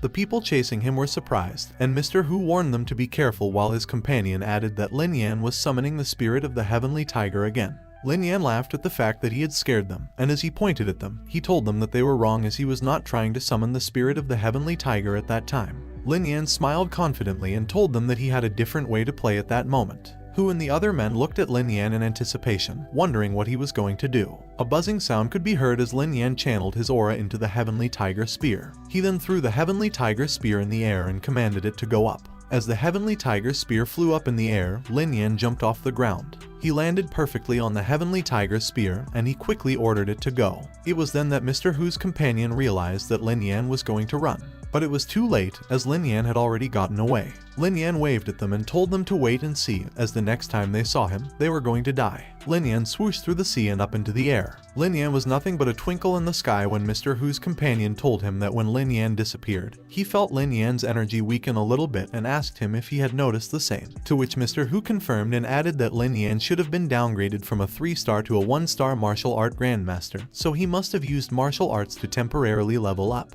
Hu's companion commented that Lin Yan was a 1-star grandmaster with many skills, so he figured that Lin Yan must have had a lot of secrets, and they had to catch him. On the other hand, the princess companion told her that she was wise as Lin Yan had gotten away, and the princess replied that Lin Yan had been smart for choosing the terrain from the very beginning and that he was a real genius. The princess turned the other way and told her companions that they should go because, as long as Lin Yan got into the Thunder Sea, they would see him again. A few moments later, at the Gian sect, someone was surprised that their young master, Shizu, had been killed. An old man who looked furious then confirmed if the news was true. The messenger knelt and trembled in front of the old man and confirmed that it was true, as he had seen it with his own eyes, that a man named Lin Yan had killed Shizu. The old man grabbed him by the collar and got into his face, asking him who Lin Yan was and how he could have killed Shizu, to which the messenger answered that he didn't know as all he knew was that Lin Yan had gotten into a fight with Shizu at the auction, and then killed him. The old man cast the messenger aside, and the man behind him asked what they should do because they couldn't disturb their chief as he was in a critical phase of seclusion. With anger still written all over his face, the old man said that they should go to the Blood Moon City to find out what was going on without alerting their chief. The old man took a big stride and declared that no matter who Lin Yan was, they would kill him. In Blood Moon City, a crowd gathered at the entrance. They looked at Lin Yan's poster on the wall and talked about how he had killed the young master of the Gian sect, Shizu. They discussed how they would have received 3 million if they had caught him. However, one of them doubted if they could catch a man who could kill Shizu. As they continued to discuss how they could also obtain magic pills by informing the Gian sect, and their plan to try their luck the next day when the power of the Thunder Sea would weaken, a person wearing a cloak listened to them. It was the princess. Her companion approached her and informed her that there were wanted pictures of Lin Yan all over the market. She wondered if Lin Yan would give up going to the Thunder Sea. The princess smiled and said that she thought Lin Yan would go there, as the most dangerous places were always the safest. Moreover, the Thunder Sea was vast, so he could escape without directly confronting the 3 elders. The princess then told her companion that they should also head to the Thunder Sea, to which her companion agreed. On the other hand, Lin Yan meditated in a forest, surrounded by different kinds of aura, as he sat on a golden array on the ground. He suddenly opened his eyes and excitedly looked at the palms of his hands, announcing that he had become a 2-star Grandmaster. He called Gongqian's Wei and asked her if she had seen that he was a 2-star Grandmaster. Lin Yan was puzzled when Gongqian's Wei did not answer him, so he called her again. Gongqian's Wei appeared in front of him, telling him that she had arrived and he should stop calling her. Lin Yan was surprised that Gongqian's Wei had gone to town by herself. While giving Lin Yan a scroll, Gongqian's Wei told him that she couldn't go that far alone for a while. She explained that she had taken a stroll and encountered some people. Gongqian's Wei glared and said that those people had tried to kill him, but she had already killed them all for him. Opening the scroll that Gongqian's Wei had given him, Lin Yan wondered why people would want to kill him. He saw an image of himself and an announcement saying that anyone who could capture him would receive 3 million magic pills, and if they reported Lin Yan's location, they would be rewarded with 1 million magic pills. Lin Yan crumpled the scroll in his fist and said that those guys of the Gyuan sect were ruthless enough to buy his life with so many magic pills. Gongqian's Wei told Lin Yan that she had heard that there were bounty posters all over town and asked him if he still dared to go into the Thunder Sea. Lin Yan pumped up his fist and confirmed that he was going because he was not afraid of them. But then his confidence died down, and he nervously asked Gongqian's Wei how strong those 3 elders were. Gongqian's Wei calmly told him that there were 2 8-star Grandmasters and 1 9-star Grandmaster. Lin Yan was extremely shocked, and sweat ran down his face as he said that he had never met people at such a high level. Gongqian's Wei grabbed Lin Yan's shoulder and calmed him down, telling him not to worry as he still had a chance because the 3 elders, who knew that they were much stronger than him, would not act together. Gongqian's Wei told Lin Yan that once he entered the Thunder Sea, he should find a place where there was no one so he could refine his spirit, and once he succeeded, he would have no problem dealing with the 8-star Grandmaster. Gongqian's Wei reassured him that even if he ran into the 9-star Grandmaster, he would get away, and that made Lin Yan smile confidently and tell Gongqian's Wei that they should go. With his eyes full of determination, Lin Yan thought that when the time was right, he wouldn't let go of anyone at the Gyuan sect and Fire Academy who wanted to kill him. A few moments later, huge waves of a roaring sea and lightning that were everywhere, followed by the loud booming sound of thunder, could be seen. The cultivators looked astonished as they looked at the scene in front of them, and they wondered if the thunder was a little weaker, but one of them said that that day was the day the thunder power waned. But it was not yet weak at the moment, so they had to wait. The cultivators stood at the shoreline ledge, and while some of them could not wait to find the tripod furnace, the others wanted to kill Lin Yan and get 300 magic pills. Behind the group of cultivators, there stood a young man with a huge hat. It was Lin Yan who had disguised himself, and he smiled confidently as he heard what the cultivators said, and in his thoughts, he told them that they could only wish for it as they couldn't even get out of the sea. A loud booming sound was heard, and the waves started to calm down. As the sun started to peek through the clouds, the cultivators pointed out that the thunder's power was beginning to wane, and they announced that they were going. The cultivators began jumping into the sea. Lin Yan did the same with an excited look on his face as he announced that they should get going too. Lin Yan ran through the water of the stormy sea towards an island. As the lightning continued to strike, followed by a loud booming sound of thunder, Lin Yan looked unfazed and said that those lightning bolts didn't pose any threat to him at all. But as Lin Yan was about to say that it was different for some people, he saw someone who was struck by lightning and electrocuted.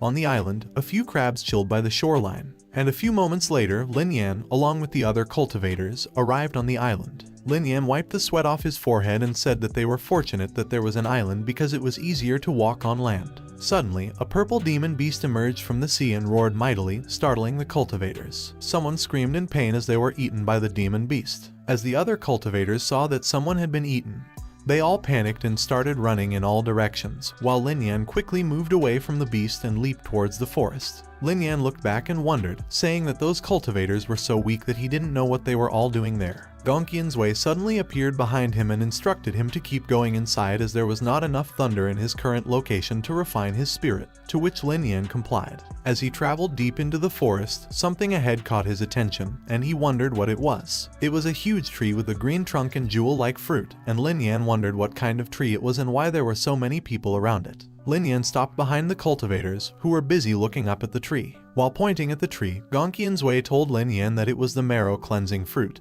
and the 5th-level herb that could greatly improve one's body's strength after taking it. Lin Yan's eyes twinkled as he asked Gongqian's Wei if it was valuable or delicious. Gongqian's Wei scolded him and told him that he was missing the point because the key to his cultivation was to refine his body, and at that moment, he needed to prepare for the cultivation of his kill, so the fruit was very useful for him. Hearing Gongqian's Wei's explanation, Lin Yan got fired up, and as he looked up, he declared that he was going to take it right there, but then he noticed and wondered why the people were only looking at the fruit and not taking it. Gongqian's Wei said that the people were afraid to take the fruit. She told Lin Yan to look at the tree, and Lin Yan was surprised when he saw thunder apes sitting on the tree branch. Lin Yan looked apprehensive as he said that it was not a surprise that no one dared to get the fruit because every thunder ape had the strength of a 5-star grandmaster. Suddenly, the blonde guy from the true martial sword sect arrived with his group. He glanced at his companion, Mr. Chang, and confirmed with him if the two of them could take down the 5 thunder apes, which Mr. Chang confirmed. Lin Yan looked concerned as he thought that both of those guys seemed to be strong, so he'd better be careful.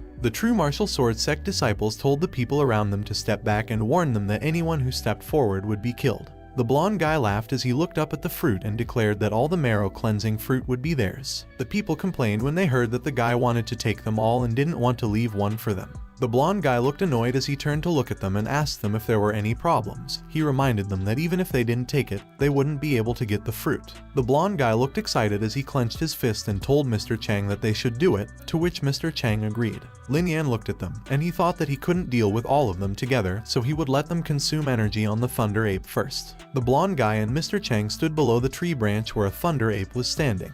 Without any warning, the thunder ape bared its claws and lunged towards Mr. Chang as it roared. Mr. Chang and the blonde guy moved to each side as the thunder ape jumped on them. As the thunder ape landed on the ground, facing the blonde guy saw Mr. Chang run away, which made him call out to him in a questioning manner. Mr. Chang told him to deal with the one on the ground as he would deal with the ones in the trees, and the thunder ape was startled when it saw Mr. Chang charging at it. As the thunder ape and Mr. Chang faced each other, the thunder ape's eyes gleamed, and it bared its fangs. Meanwhile, Lin Yan, who was watching the fight from below with the other cultivators, thought that he needed a chance to step in. Mr. Chang went into a fighting stance as the thunder ape leaped towards him for an attack. Mr. Chang was able to land his fist on the thunder ape's face, and as he pushed back the thunder ape with his punch, 2 more thunder apes showed up to attack him. While the blonde guy and Mr. Chang were busy fighting the thunder apes, Lin Yan raised his hand, and the other cultivators watched him as he released a slashing aura. Mr. Chang saw the aura slash coming behind him, but he was not able to react quickly. The attack hit him, and he fell to the ground with a loud boom. The blonde guy turned his attention away from the thunder ape that he was facing when he noticed that Mr. Chang had fallen to the ground, and he called out to him. As Mr. Chang stood up, the blonde guy ran towards him to check up on him and see if he was okay. Placing his hand over his chest, Mr. Chang said he was okay, and then he proceeded to ask the crowd who attacked them. Lin Yan stepped forward, and Mr. Chang asked him who he was. Hiding his face under his huge hat, Lin Yan said that he was a guy who couldn't hold back when things weren't fair. Mr. Chang gritted his teeth and asked Lin Yan what was unfair and why he attacked them. With the other cultivators behind him, Lin Yan said that so many people risked their lives to come into the Thunder Sea to find treasure, so there was no reason that the marrow-cleansing fruit would be theirs alone. The other cultivators raised their fists up into the air in unison as they agreed with Lin Yan and said that everyone could get the treasure, so they shouldn't want them all, and they couldn't have them all. The blonde guy clenched his fist and told the crowd that no one dared to attack the Thunder Ape, and after they killed the apes, it was just then that they voiced their concerns. The blonde guy glowered at them and told them that the treasure could be obtained by everyone, but only those with strength could take it away. Lin Yan smiled and appreciated his well-spoken words, and then he said that in terms of strength alone, the Zhenwu sword sect overwhelmed with numerical strength, but then he asked what would happen if they united. This fired the people up, and they decided to unite as they couldn't be there for nothing, and they couldn't let them have all the marrow-cleansing fruit, so they were now willing to fight them. Lin Yan smiled sinisterly as his plan went smoothly. He thought that he couldn't take on all of them by himself, but the raging people could deal with a lot of them for him. Mr. Chang told the blonde guy that they should first take down the boy who was turning everyone against them. Then the blonde guy announced to the disciples of the Zhenwu sword sect to take his order and kill anyone who coveted the marrow-cleansing fruit. The Zhenwu sword sect disciples readily complied, and upon hearing that they wanted them dead, the crowd got angrier and more determined to fight them. Meanwhile, the blonde guy and Mr. Chang jumped into the air to attack Lin Yan, calling him an arrogant boy and declaring that he was dead. Lin Yan easily dodged Mr. Chang's attack, which hit the ground with a booming sound. As Lin Yan stood mysteriously in front of them, the blonde guy pointed out that Lin Yan was only a 2-star grandmaster, so Mr. Chang said that they didn't have to be afraid of him. Lin Yan smirked and told them that all the people who thought they had nothing to fear from him were dead. Lin Yan raised his left arm and summoned the coffin of life and death. As the coffin of life and death hovered over Lin Yan's head, the blonde guy couldn't help but wonder if Lin Yan's spirit was a coffin. The blonde guy pointed at Lin Yan and mocked him, saying that he had never seen a coffin spirit before and that it was a gloomy thing, asking if it was what Lin Yan would use against them.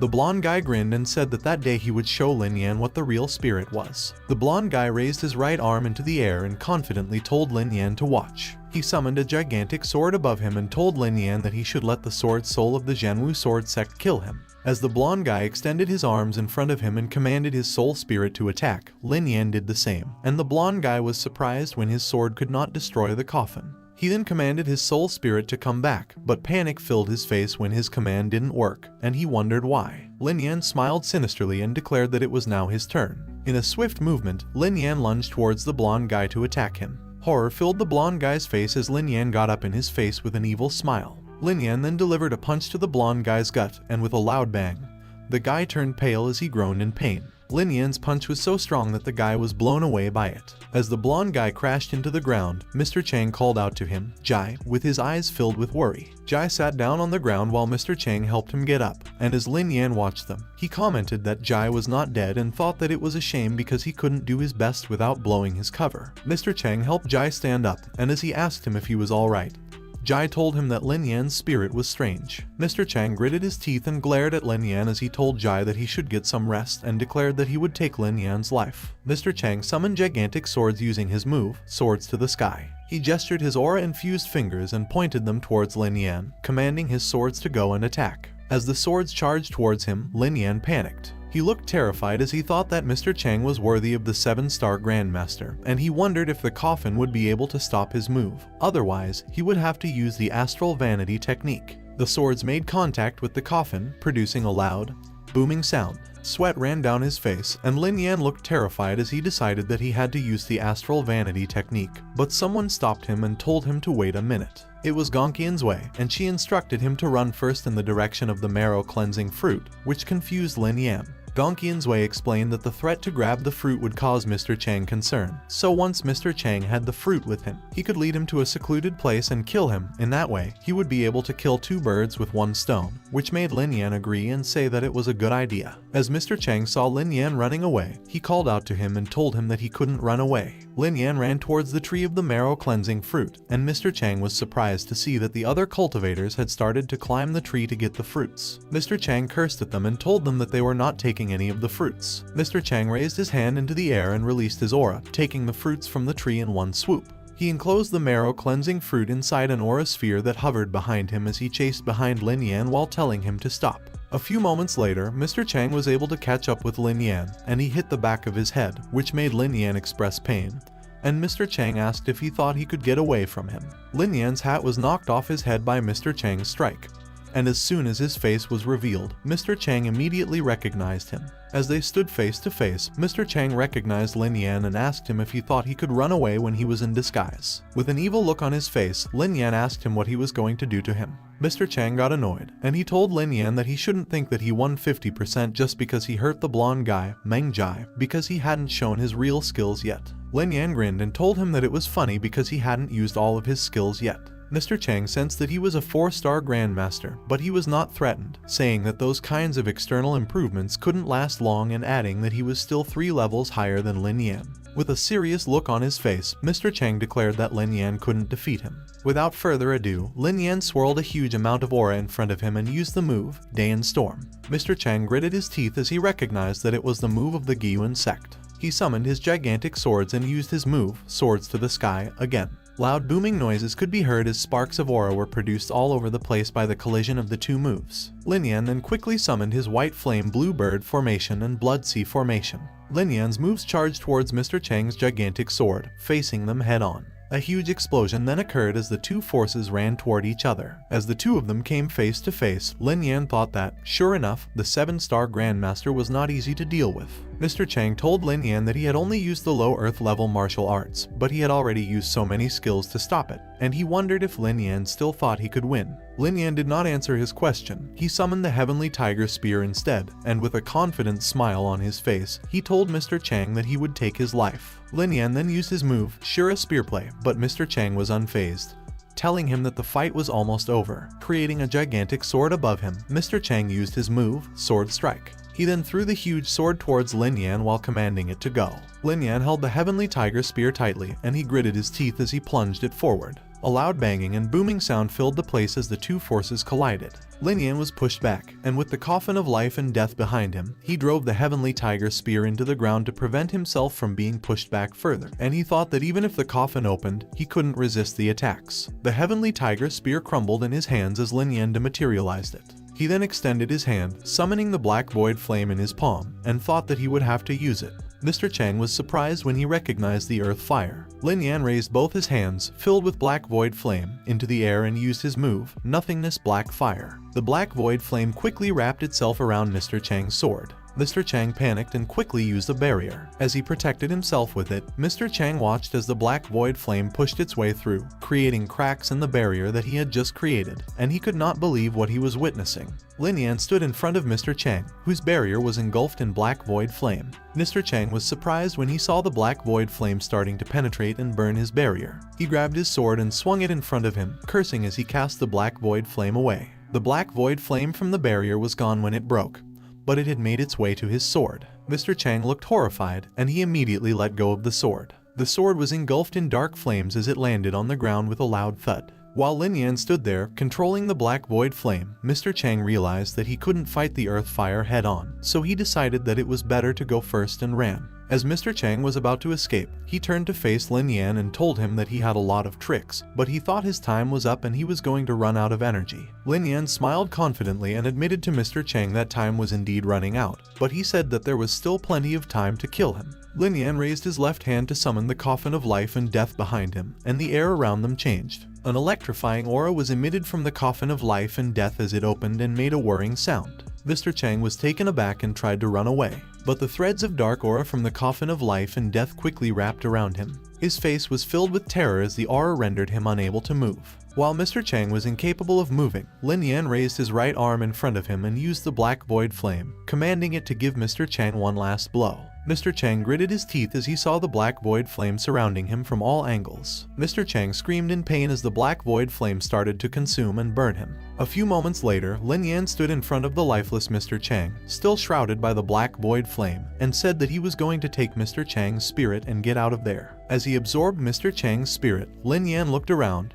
He was wary of his surroundings as he thought that someone must have heard the noise of their battle and started coming, so he needed to find a private place to practice and recover. Lin Yan stood up to leave as he had felt that it was dangerous because he was at his breaking point and had to recover. A few moments later, while the crabs were chilling on the shore, a group of women arrived at the scene. One of them noticed a lifeless body on the beach and asked what it was. Observing the terrain, the leader of the group knew that a fight had occurred there, but she didn't know who had died. But as they approached the body, the leader recognized that it was the body of Chang Zun, Mr. Chang's full name. Her companions were so surprised to hear that it was Chang Zun, the 7-star martial arts grandmaster, and they wondered who could have killed him. Looking at the body, their leader concluded that Chang Zun must have been burned by spiritual fire, and whoever controlled it must have been a chemist. One of her companions pointed out that it wouldn't be the 3 elders because none of them were chemists. The leader closed her eyes and thought carefully about whether it had been Lin Yan, but she didn't think that he could have grown up that fast. One of her companions commented that what had happened was good because they now had one less enemy, so they had a better chance of getting the Earth Tripod Furnace. The leader smiled and agreed with her. As the lightning continued to strike on the island, deep into the forest, the leader decided that they should keep going deeper, to which her companions agreed.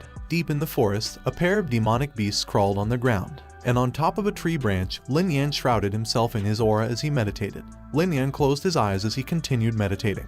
He then opened his eyes, announcing that he had fully recovered and appreciated how useful the 7-star martial arts grandmaster's spirit was. Dong Qian's appeared behind him and said that it was thanks to the coffin of life and death that he could make it to his 3-year appointment. Lin Yan looked ahead and said that he thought his fiancée, Wang Ning, was getting better too, not to mention that they had started at a higher level than he did with better resources. Dong Qian's interjected when she remembered something about resources and asked Lin Yan if he had gotten Chang Zun's Kaienkan bag, and Lin Yan said that he had while showing the bag to her. Lin Yan's eyes twinkled as he said that Chang Zun was rich because he had gotten millions of magic pills, but Dong Qian's told him to forget about those pills and look for the marrow cleansing fruit. Lin Yan found one and grabbed it in his hands, saying that Chang Zun had put it all in.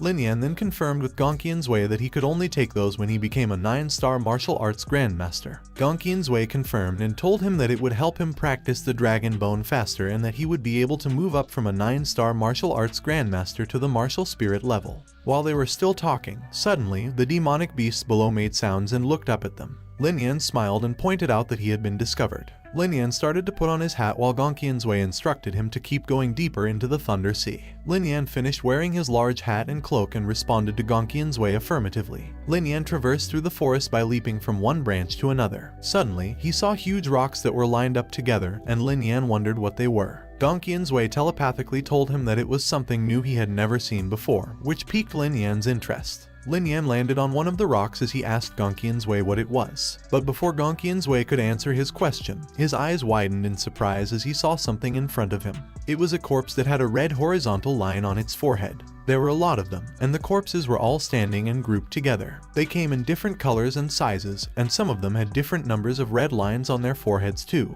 Gongqian Zui looked perplexed as she told Lin Yan that those were spirit puppets. Looking disgusted, Lin Yan asked if those were all dead people, to which Gongqian Zui responded that most of them were refined by dead cultivators and were made into machines that only knew how to kill. Lin Yan suddenly looked interested, and he asked Gongqian Zui how powerful those spirit puppets were and if they were dangerous, to which Gongqian Zui responded and told him that their strength would depend on their cultivation level before they died. But they no longer knew martial arts, only brute force, pointing out one of the corpses that had 2 red lines on its forehead.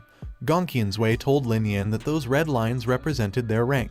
Gongqian Zui then added that the only way to defeat them was to destroy them completely or to find and defeat their manipulator. Looking at the terrain, Lin Yan said that the gully was too big and he didn't notice it when he was in the sky, and it looked like it was hard to get around, so he was going to have to go through there. While Lin Yan was standing on the ledge of the gully, someone was approaching him from behind. A group of cultivators had arrived, and they also saw the spirit puppets and wondered what they should do and if they could defeat them. The leader of the group of women from earlier stepped forward and told the cultivators that she thought they had to work together if they wanted to get through there. Suddenly, a group of men with broadswords on their backs appeared behind her and asked about working together. The old man, who had seemed to be the leader of the group of men with broadswords, pointed out that what Miss Lu, the leader of the group of women from earlier, was saying was absolutely right because those spirit puppets were by no means weak, so it would have been best for all of them to work together. The other cultivators discussed it amongst themselves, and most of them agreed because the Mad Blade sect had said so. Miss Lu was pleased and said that since everyone had agreed to fight together, there was no reason to delay much longer. The cultivators grouped themselves, and they stood on the edge of the gully, preparing to attack. Meanwhile, Lin Yan continued to hide his identity and thought that it would be best for him to mix with the group and go into the gully together. The cultivators started running down the gully and charged to attack and destroy all the spirit puppets. The spirit puppets all turned to look at the direction from where the cultivators were coming.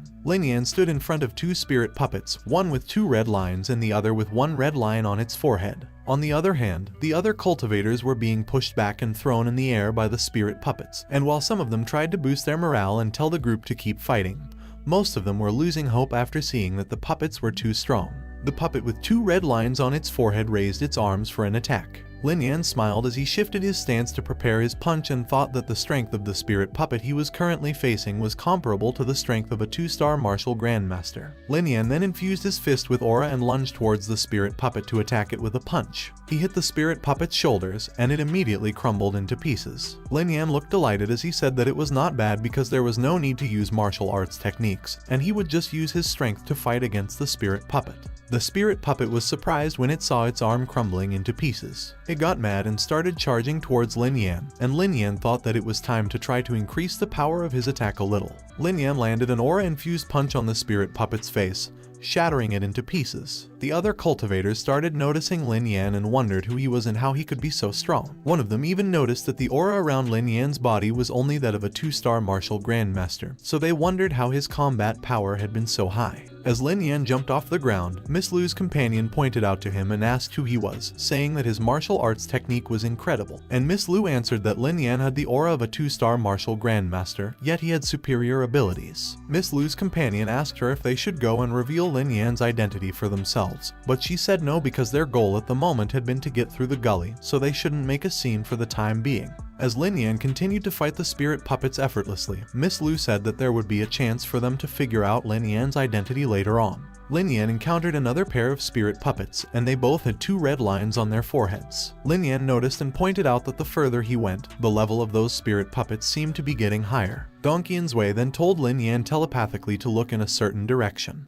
Lin Yan saw that in front of him was a spirit puppet that was of a different color. It was purple, and he wondered what it was. Gongqian's Wei told him that it was a masterless spirit puppet. Looking at the 6 red lines on its forehead, Gongqian's Wei said that it had the strength equal to a 6-star martial grandmaster, so if he were able to control it, he would have a great helper on his side. Lin Yan looked worried as he asked Gongqian's Wei if he would be able to control the spirit puppet. Gongqian's Wei told Lin Yan that the spirit puppet's level had been a bit high, but it was possible if he gave it his best. This made Lin Yan excited, and he quickly shifted into a fighting stance, declaring that he would give it a try. The group of cultivators stood behind Lin Yan as he charged towards the masterless spirit puppet, and they wondered what he was trying to do and if he was thinking of killing all those spirit puppets all by himself. The old man of the Mad Blade sect also watched and wondered if Lin Yan was looking for death. Lin Yan stood face to face with the masterless spirit puppet, who emitted an ominous aura. The spirit puppet's eyes glinted, and Gongqian's Wei telepathically warned Lin Yan to watch out. The spirit puppet ran straight towards Lin Yan with extreme speed.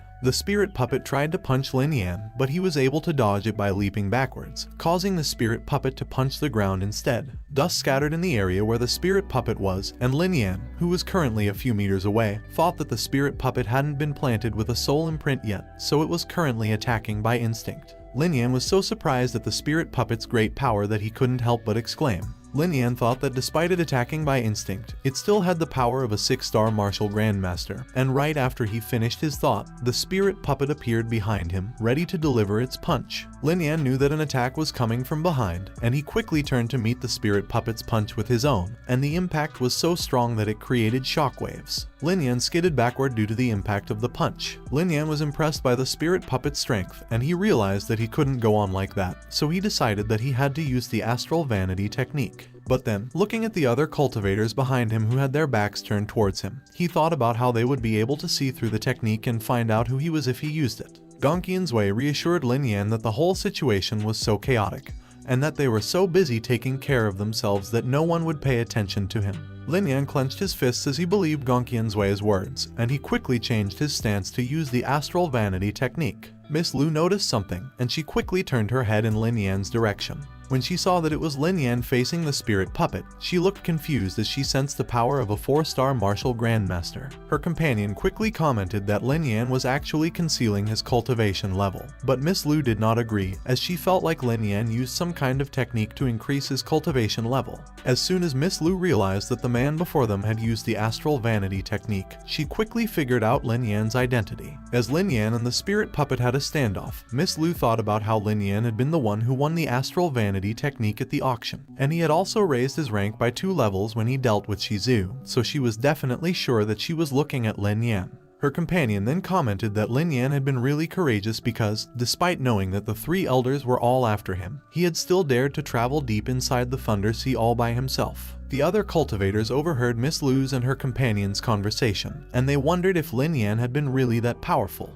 On the other hand, the spirit puppet looked displeased, and it quickly charged at Lin Yan. It punched Lin Yan, but he effortlessly caught its punch. Lin Yan was pleased to see that there was still some hope to subdue the spirit puppet. On the other hand, the cultivators looked surprised, and they pointed at something. While back in the fight, Lin Yan told the spirit puppet that it would be best for them to go somewhere else first. He turned his back towards the spirit puppet and told it to come and follow him. As Lin Yan made his way through the other cultivators, he was amazed that the spirit puppet was really following him. Still running, Lin Yan glanced at the spirit puppet and told it to come just a little further so they could see how he could subdue it. Miss Lu observed Lin Yan, who was fighting with the spirit puppet, and she thought that Lin Yan had deliberately lured the spirit puppet away from where they were. She instructed the other cultivators to continue moving forward and said that she would follow through after checking things out first. Another cultivator said that he was going to take a look at the situation and instructed his companion to lead the others through the gully. In response, his companion reminded him to be careful at all times. Meanwhile, Lin Yan continued running away and luring the spirit puppet away from the crowd.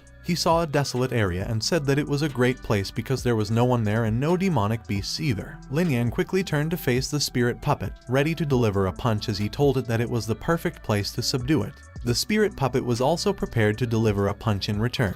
Lin Yan smirked and told it that it was not its turn to go on a rampage. Their punches collided with each other, causing a massive aura explosion. Lin Yan then summoned the Heavenly Tiger Spear. Gongqian's Wei appeared behind him and instructed him to find the right opportunity to infuse his soul power into the spirit puppet in order to establish a soul imprint, to which Lin Yan agreed. Lin Yan lunged towards the spirit puppet, which startled it. Lin Yan swung the Heavenly Tiger Spear to attack the spirit puppet, but it managed to block the attack with its arms. Lin Yan stared at his weapon, and he stopped attacking when he remembered that in order to use the spirit puppet, he had to subdue it without damaging it. Looking at the fierce spirit puppet in front of him, he stopped and gave it some thought. He furrowed his brows and wondered how he could infuse his soul power into it when he couldn't even get close to it. The spirit puppet glowered at him as if it understood what he had just said. The spirit puppet threw another punch at him, and he managed to dodge it by ducking, and then he decided that he would put it down first. He used the Heavenly Tiger Spear's pole to strike the spirit puppet on its feet.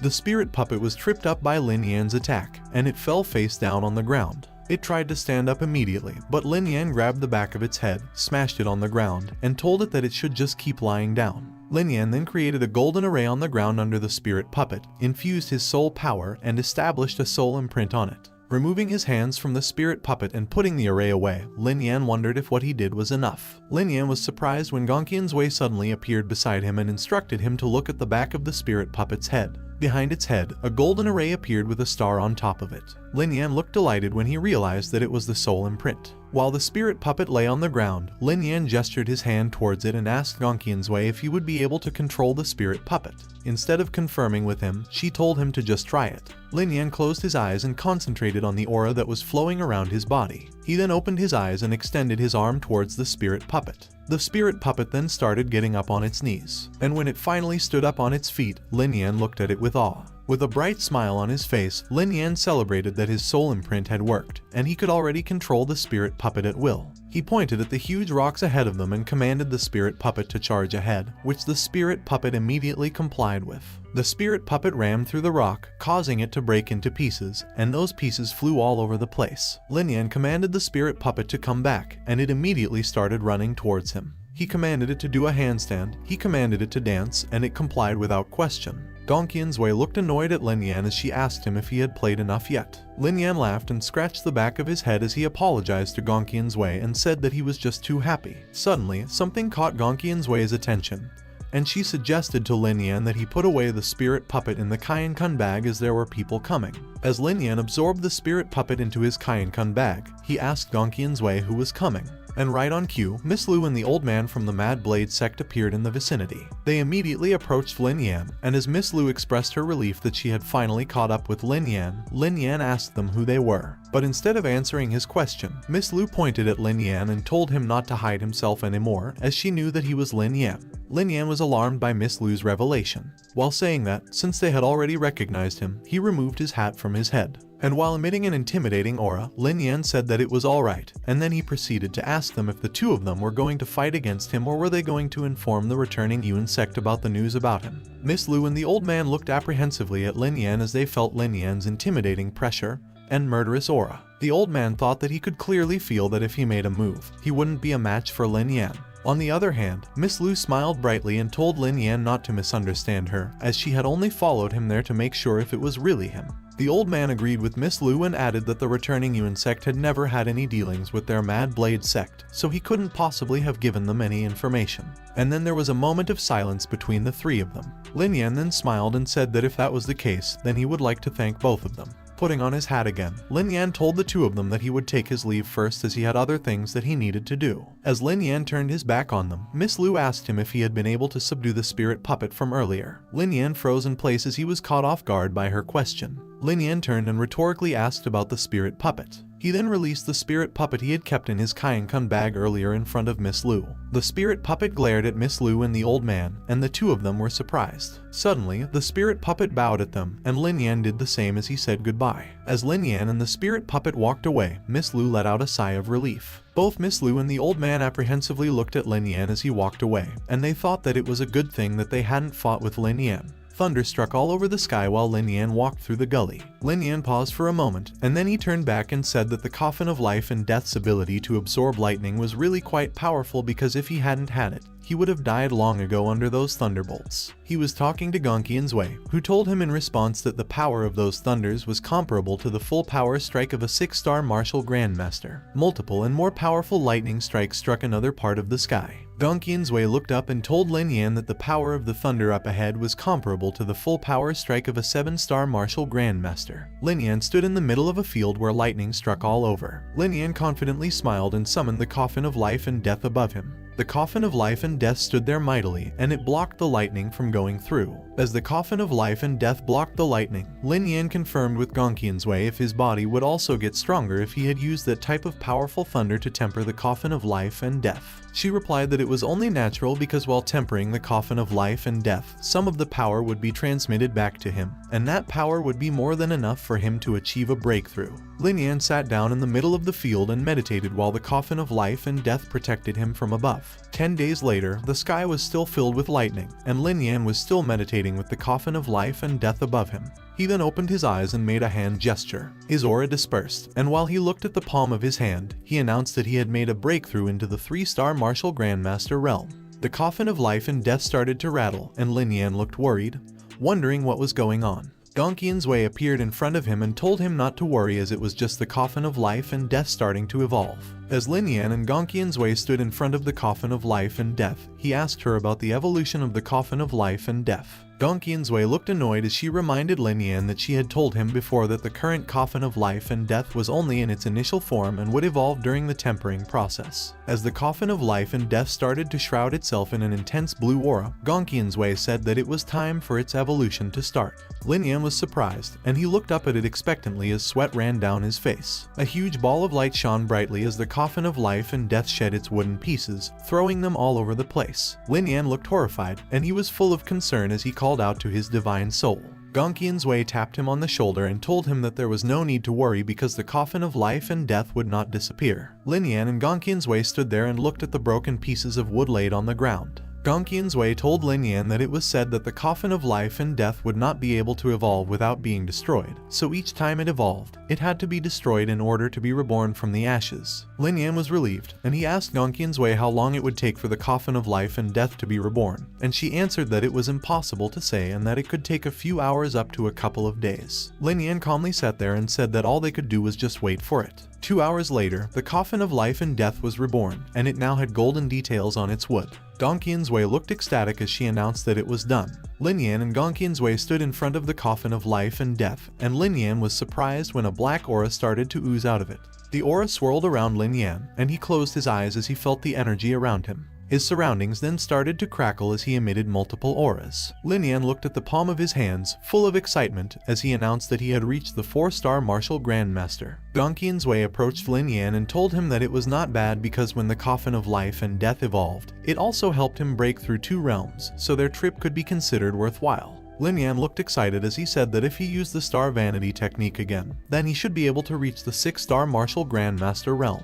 Gonqian's Wei mockingly glowered at him and asked him if that was what he really thought, and Lin Yan doubted his statement, asking her if it wasn't right. Gonqian's Wei told him that the star vanity skill could, at most, raise his rank up to the 5-star martial grandmaster level because if it could raise his rank by 2 levels at any level, it would be worth more than a few million spirit pills, and Lin Yan agreed and said that she had a point there. Suddenly, an explosion occurred in the mountains, like 2 meteors colliding with it. The other cultivators saw what happened, and they all hurried to go over to the scene. Lin Yan also saw it and said that there was something going on over there, so he was going to check it out. Lin Yan suspected that it should be the earth cauldron that had appeared because many people were headed that way. Gonqian's Wei glanced at him and asked him if he wanted to go over there and try to grab it. Lin Yan was fired up as he told her that he wanted to. Gonqian's Wei then warned him that it would not be that easy to grab it this time because one of the elders of the returning Yuan sect was also headed over there, and he was an 8-star martial grandmaster. Lin Yan looked horrified upon hearing that the elder was an 8-star martial grandmaster level, and he asked Gonqian's Wei if he would be able to defeat the elder when he had just advanced earlier to the 4-star martial grandmaster level. Lin Yan said that at the moment he was a 4-star martial grandmaster, so he would be able to raise his rank to the 5-star martial grandmaster level if he used the astral vanity technique. He realized that if he used all of his techniques without hesitation, there should be no problem, so he told Gonqian's Wei that they should go and get the earth cauldron. Lin Yan then remembered the evolution of the coffin of life and death and asked Gonqian's Wei how long it would take to evolve again. Gongqian's Wei told him that when he reached the martial emperor cultivation level, he could consider the next evolution happening again. Lin Yan was surprised and disappointed to hear that he had to reach the martial emperor realm. His shoulders slumped in disappointment as he realized that it was still a long way for him. Multiple lightning strikes filled the sky near the mountaintop. There lay the earth cauldron that was being hit by lightning. The cultivators gathered at the foot of the mountain, and they were looking up, saying that the earth cauldron must be right up the mountain. Amongst those cultivators was Lin Yan, and he was surprised when he heard them say that the divine lightning cauldron they were after was ranked number 1 on the earth cauldron ranking list. Lin Yan said that he was extremely lucky because the void black flame was ranked number 1 on the earth fire ranking list, and he never would have thought that the earth cauldron that he would encounter would also be number 1 on the earth cauldron ranking list. Gongqian's Wei agreed and said that it was probably a kind of strength as well. Lin Yan saw Miss Lu, and he realized that the people from the Purple Feather Palace and the Mad Blade sect were also there. Lin Yan also noticed that people from the Kaiyan Academy and the Yuan Yang sect were also there. On the other side, Lin Yan saw the third elder of the returning Yuan sect. He asked Gongqian's Wei again and made sure that there was only one 8-star martial grandmaster in the area. Lin Yan was surprised when Gongqian's Wei appeared behind him and playfully asked him if he was afraid. But she reassured him that there was indeed only one person there, as the other two had been looking for him in other parts of the Thunder Sea region.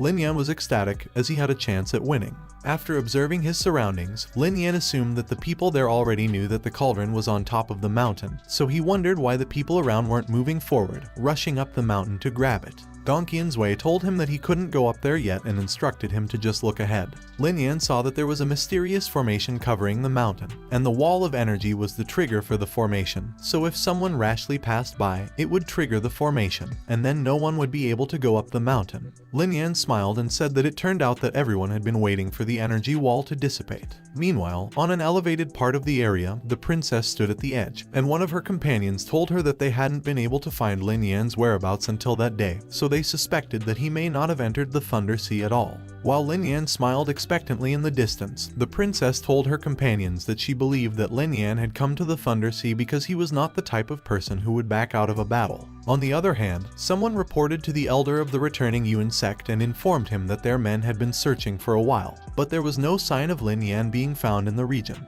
The elder was enraged, and he stated that if Lin Yan dared to come to the Thunder Sea, then he would definitely come to take the earth cauldron away from them.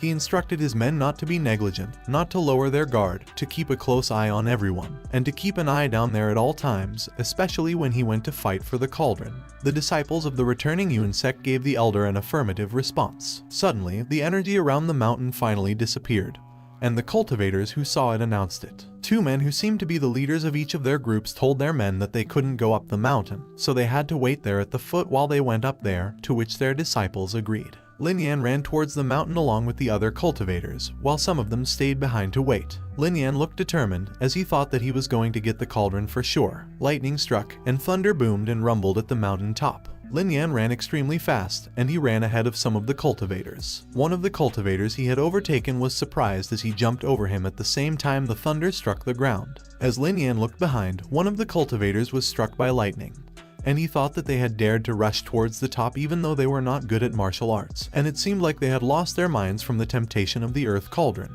The lightning continued to strike and the thunder continued to boom, and while Lin Yan continued to rush towards the mountain top, a lightning strike struck his arm, but he was able to deflect it easily. He quickly made his way through the fields filled with lightning. Meanwhile, the other cultivators were already thinking about withdrawing, as the higher they went, the denser the thunder was, so it was too dangerous. The top of the mountain was now enveloped in lightning, and as Lin Yan landed on the plain ground, he saw the people ahead of him, and he thought that they were the only ones who had managed to rush up there. Those people were the returning Yuan sect's third elder, Lin Yan, Qian's academy, Hu Weniao, Yuan Yang sects, Zhang Rui, Purple Feather Palaces, Lu Wan, Mad Blade sects, like Xuan, and the mysterious princess who was in a cloak. Lin Yan thought that the people who had managed to reach that place were all quite capable, and couldn't be taken lightly, and he confirmed with Gongqian's Wei that among them was the strongest opponent, the third elder. But to Lin Yan's surprise, Gongqian's Wei asked him if he really thought that Lin Yan was the only one who was an 8-star martial grandmaster. Pointing out the mysterious princess and her companion, Gongqian's Wei told Lin Yan that among them, one was an 8-star martial grandmaster and the other was a 7-star martial grandmaster. Lin Yan looked at the two of them and thought that they were one of the strongest groups in the place, and he realized that it was going to be quite troublesome. The princess princess glanced over at Lin Yan, which startled him. The princess moved swiftly to approach Lin Yan, while Lin Yan quickly took a step back. Lin Yan was in a panic, questioning what was going on, and he wondered why an 8-star martial grandmaster was rushing towards him. The princess talked to Lin Yan, and without further ado, she revealed that she knew he was Lin Yan and asked him if he wanted to acquire the Divine Thunder Cauldron. Lin Yan was extremely surprised that the princess was able to recognize who he was. Instead of answering her question, Lin Yan asked the princess how she recognized him, and the princess told him that she had been watching him when he was fighting against Shizu, so she was able to recognize him when she saw his palm. Lin Yan looked at the palm of his hand, and he was extremely puzzled that the princess recognized him by just looking at his palm. The princess smiled brightly, and she introduced herself as Eli, saying that she just wanted to work together with Lin Yan and would not make a move against him. Eli walked past Lin Yan and proposed to him that they would help him deal with some of the people while he took the opportunity to grab the Divine Thunder Cauldron. Before accepting her offer, Lin Yan asked Eli why she wanted to help him. Eli turned to look at him to tell him the reason. At the mountain peak, Lin Yan asked Eli why she wanted to help him. Eli nonchalantly told him that it was because she had taken a liking to his talent and potential. Lin Yan was not content with Eli's answer and told her that it was not a reason enough to convince him. Eli confidently asked him if he thought that he had any other options. As Lin Yan looked over at Lin Yan, Eli told him that Lin Yan alone was enough to give him a headache and there were others besides him who were not to be underestimated. Eli told him that she could help him deal with his biggest problem, and he wouldn't be losing anything at all. Lin Yan gave it some thought and he realized that if he didn't work together with Eli, they would become enemies, and he couldn't handle so many people all by himself. Although he seemed to be hesitating, Lin Yan agreed with Eli that they would work together. Eli was beaming as she told Lin Yan that they should have a good time working with each other. They shook each other's hands as they agreed to have a great cooperation. As they shook hands, Lin Yan could not understand what was going on as it felt like they had known each other for a long time. Lin Yan looked perplexed as someone told him that Eli was special, and he asked what they meant. It was Gongqian's way, and she told Lin Yan that she could sense that Eli was perhaps also in possession of one of the 10 great ancient divine souls. Lin Yan thought about the 10 great ancient divine souls and wondered if it was the reason why he had that feeling of being familiar with each other. Gongqian's way told Lin Yan that the 10 great divine souls had been fighting each other since ancient times, and there had been both enemies as well as friends among the 10 great divine souls. So, if he was experiencing a sense of familiarity, then there shouldn't be any hostile relationship between them. Lin Yan looked nervous as he asked Gongqian's way telepathically if Eli would also find out that he had one of the 10 great ancient divine souls, and she told him that Eli would have the same feeling as him. But if no one had told her about it, then it was a possibility that Eli herself didn't know what the divine soul represented. Lin Yan let out a sigh of relief and thought that indeed, if it hadn't been for Gongqian's way telling him about it, he would have just assumed that the coffin of life and death was nothing but a useless divine soul. Eli smiled brightly and asked Lin Yan what he had been thinking about. On the other hand, Eli's companion called Lin Yan a bastard in her head and looked annoyed because he hadn't let go of Eli's hand since he had held it earlier. Realizing his mistake, Lin Yan immediately let go of Eli's hand and nervously said that what he had been thinking was just nothing. It had been just about what their next plan would be. Eli said that their plan had been simple and gestured towards her companion, Hongyu, saying that she would deal with Lin Yan. Eli then said that the Purple Feather Palace, the Mad Blaze sect, and the rest of those people would be left for her to deal with. She then added that she knew that Lin Yan had a grudge against those people from Kaiyan Academy and Yuan Yang sect, so she would leave those people for him to deal with. Lin Yan was surprised to hear that Eli was going to handle the rest of their enemies all by herself, and he told her that it wouldn't work and that it would be best for him to fight alongside her. Eli reassured him and told him that she would be fine on her own. On the other hand, Hongyu was gritting her teeth, wondering what kind of merit and ability Lin Yan had that Eli was so dedicated to helping him. And he even got to hold her hand when it was a noble hand that many princes and nobles couldn't even afford to touch. Suddenly, Eli ordered Hongyu to get ready to make a move, to which she immediately calmed down and agreed. Lin Yan suddenly remembered Lu Wan and Lai Xuan, and he told Eli to try not to kill them as they had had a little friendship with each other, to which Eli confirmed that she got it. Lin Yan then looked ahead, determined, and announced that they would get started. As soon as he removed his hat and threw it in the air, the other cultivators immediately recognized him, saying that he actually dared to come there. With an enraged expression, Lin Yan called out to Lin Yan. Lin Yan approached Lin Yan, saying that he really did not expect that he would come, pointing out that he really had the guts to come to that place. And Lin Yan reminded Lin Yan that he killed the young patriarch of their returning Yuan sect, Shizu, so it was a grudge that couldn't be forgotten. He said he would capture him and bring him back to their sect and let the patriarch deal with him.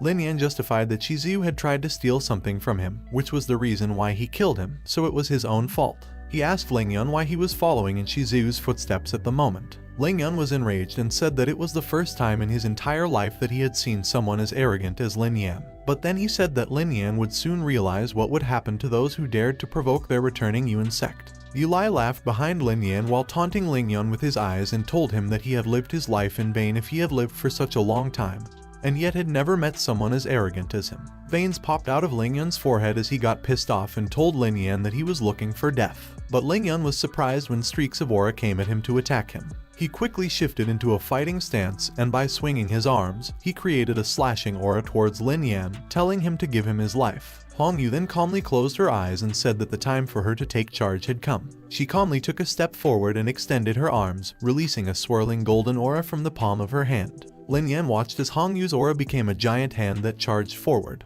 Lin Yan's attack also turned into a giant hand with a sharp claw, and as the two forces hit each other, a huge explosion occurred. On the other hand, Lu Wan asked Lai Xuan if Hong Yu and Eli were Lin Yan's helpers, and he told her that it could be possible as he saw them talking with Lin Yan right before he unveiled his disguise. Meanwhile, Lin Yan got more enraged, and his claws were out as he asked Hong Yu who she was and why she was interfering in a matter between him and Lin Yan. Hong Yu told him that he was not qualified enough to know who she was. Suddenly, Zhang Rui came into the picture and he approached Lin Yan, saying that he killed Shizu, so if Eli and Hong Yu still insisted on helping him, then it would mean that they were also going against the returning Yuan sect, and he suggested that they should think about it carefully. Zhang Rui was surprised when someone came behind Eli and asked if the returning Yuan clan was so powerful. Eli ignored the question and told Zhang Rui that if he was thinking that he could use the returning Yuan sect to threaten them, then she could only say that he had thought about things the wrong way. Meanwhile, Hu Weniao, who had been listening to them, became enraged at what Eli had just said. He wondered who the hell they were, that even the returning Yuan sect, which had been one of the major forces of the Great Feng dynasty, was unworthy in their eyes. On the other hand, Eli released her tremendous and ominous aura, declaring that no matter which sect the others were from, they would be taking the Heavenly Thunder Cauldron, and if they didn't like it, she told them to feel free to come forward and fight it out. Lin Yan observed from the sidelines and thought about how Eli had been quite domineering. As the lightning continued to strike, Gonqian's Wei suddenly popped up and commented that she thought very highly of such domineering women. Hu Weniao stood in front of the other sects, trying to rally them up against Eli, who had declared that the Heavenly Thunder Cauldron was theirs for the taking, and he said that they didn't care about the grudge between them, but they wouldn't let them take away the Heavenly Thunder Cauldron. Zhang Rui, along with the other cultivators, agreed and said that they didn't care about the grudges that they had, but they wouldn't let them get away with the Heavenly Thunder Cauldron, questioning who Eli thought she was to decide it when they also came to the place for it. With an evil look on his face, Hu Weniao added fuel to the fire by saying that since those three people had been so arrogant, he suggested that they should deal with them first for the time being. The other cultivators quickly agreed, as they couldn't just give up at that point. Meanwhile, Lu Wan looked at Lai Xuan, and it seemed like she was waiting for his response, but Lai Xuan said nothing yet. Lu Wan then suggested to Lai Xuan that she thought it would be best if they didn't get involved in the matter because she had a feeling that Lin Yan and the others would dominate the battle, which Lai Xuan agreed to as he thought of the same thing. Hong Yu stepped in front of Eli, called her princess, and told her that she was going to start fighting, so she should be careful, to which Eli agreed. Lin Yan was extremely surprised to hear that Hong Yu had called Eli a princess. While standing behind Eli, Lin Yan realized that it would seem that only someone from the royal family could be called a princess, which made him wonder who exactly Eli was. Suddenly, Eli glanced at him and told him that they should begin, reminding him to just follow the plan that they had previously discussed. Lin Yan told her to wait a minute, as it was not safe for her to fight so many people all by herself, so he would help her out with his spirit puppet, which made Eli smile at him brightly and say thank you. As the battle began, the spirit puppet stood behind Eli while she was quickly surrounded by a lot of cultivators. As Eli fought and released her aura, quickly rendering some of the cultivators lifeless and lying on the ground while the spirit puppet continued to stand behind her. The remaining cultivators realized that Eli was actually a 7-star martial grandmaster. Meanwhile, Lu Wan just stood on the sidelines and watched the battle unfold. Lin Yan saw Lu Wan and Lai Xuan, and he commended them for being smart people, which saved him a lot of trouble as well, making him move on to the next opponent. Hu Weniao and Zhang Rui stood in front of Lin Yan, and he asked them if the two of them were both ready to die. Zhang Rui laughed so hard that he was in tears as he told Lin Yan that he would like to see if he had the ability to kill them, while Hu Weniao confidently told him that there was no need to talk to Lin Yan and they should just attack directly. But as soon as Lin Yan raised his hand and emitted a tremendous amount of aura, the two of them quickly realized that he was a 4-star martial grandmaster. Hu Weniao was surprised, and he could not understand what was going on because he remembered that not too long ago, Lin Yan was only a 2-star martial grandmaster, which made him ask Zhang Rui if Lin Yan had used the astral vanity technique. But Zhang Rui told him that Lin Yan hadn't used it yet, and he was also very surprised, wondering how Lin Yan improved so quickly. Summoning his heavenly tiger spear, Lin Yan challenged the two of them to come at him. While Lin Yan raised the heavenly tiger spear in front of them, Hu Weniao regained his composure and said that it didn't matter if Lin Yan was a 4-star martial grandmaster because he was still 2 levels below them, and Zhang Rui added that there was no need to be afraid. Hu Weniao swung his arms for a punch while his fists were engulfed in fire, and he used his move, Inferno Demon Fist. On the other hand, Zhang Rui released a yin-yang shaped aura at the palm of his hand as he swung it and used his move, the Yin-Yang Seal. While Lin Yan stood there, charging his aura, the two of them simultaneously told him to go to hell. Lin Yan shifted into a fighting stance, and as he confidently gazed at the two of them, he said that they were not worth even a single move in his eyes. Lin Yan firmly grabbed his heavenly tiger spear, and he quickly stuck it forward towards his enemies while he used his move, the Shura Spear technique. Multiple shots of aura came flying towards Hu Weniao and Zhang Rui as Lin Yan ominously stood in front of them, simply pointing the heavenly tiger spear in their direction and guiding the aura shots. Both Hu Weniao and Zhang Rui were taken aback by how fast things were happening, and they couldn't even manage to dodge the aura that was coming at them. Lin Yan extended the heavenly tiger spear towards his enemies and ordered it to go, throwing Hu Weniao and Zhang Rui into the air, unable to fend for themselves. Meanwhile, Lin Yan was surprised to see what just happened, while Hong Yu smiled and thought that she now understood why Lin Yan was highly regarded by Eli because he indeed had a few tricks up his sleeve. On the other hand, Eli smiled and thought about how she was right about him. Back in Lin Yan's fight, still holding the heavenly tiger spear in his hands, he loomed over Hu Weniao and Zhang Rui, who were both lying on the ground, gritting their teeth in pain. Lin Yan pointed his spear towards Hu Weniao and asked if they both had any last words to say, but instead of answering his question, Hu Weniao threatened him that if he dared to kill them, he would definitely be hunted down by the Cayenne Academy and the Yuan Yang sect until the very end. Lin Yan smiled at them and retorted that it was not like those groups were going to let him go if he hadn't killed them.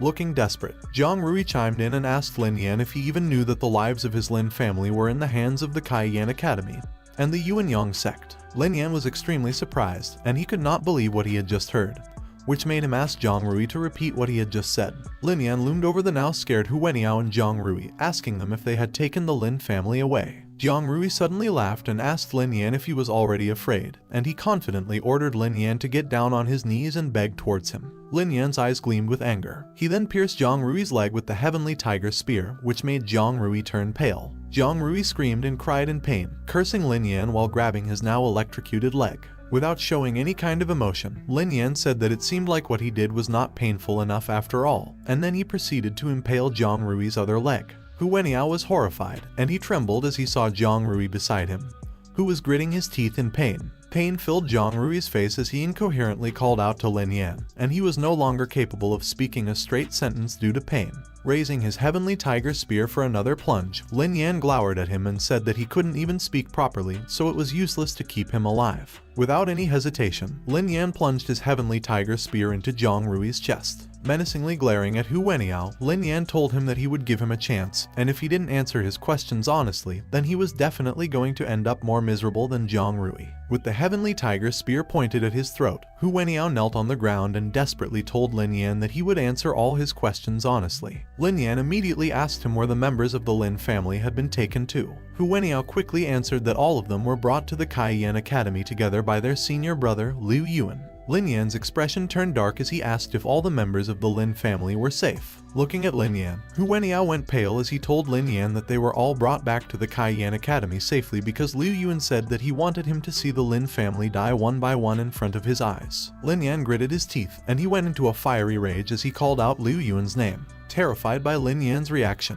Hu Weniao remembered to inform Lin Yan that Lin Zuer was not in Cayenne Academy because she had run away before they went to the Lin family. He realized that Lin Yan's father might know where she had gone, so he proceeded to beg for his life, stating that he had already told him the truth. With a single slash, Lin Yan chopped off Hu Weniao's head. Emitting a fiery aura, Lin Yan told the lifeless Hu Weniao that he had never said he would spare him. In his mind, he wondered where exactly Lin Zuer could have gone and whether she was safe at the moment. Gong Qian's Wei suddenly appeared behind him and tapped him on the shoulder, assuring him not to worry as Lin Zuer had the heavenly yang physique and was also very smart, so she could take care of herself. She then suggested that he should deal with the matter at hand first and then plan for the future. Lin Yan let out a sigh of frustration as he realized that Gong Qian's Wei was right. He needed to finish the matter at hand first, then return to Qingyang City to gather more information, and finally head to Kai Yan Academy. Lin Yan quickly collected the Kaiyankun bags and absorbed the divine souls of the enemies he had just defeated.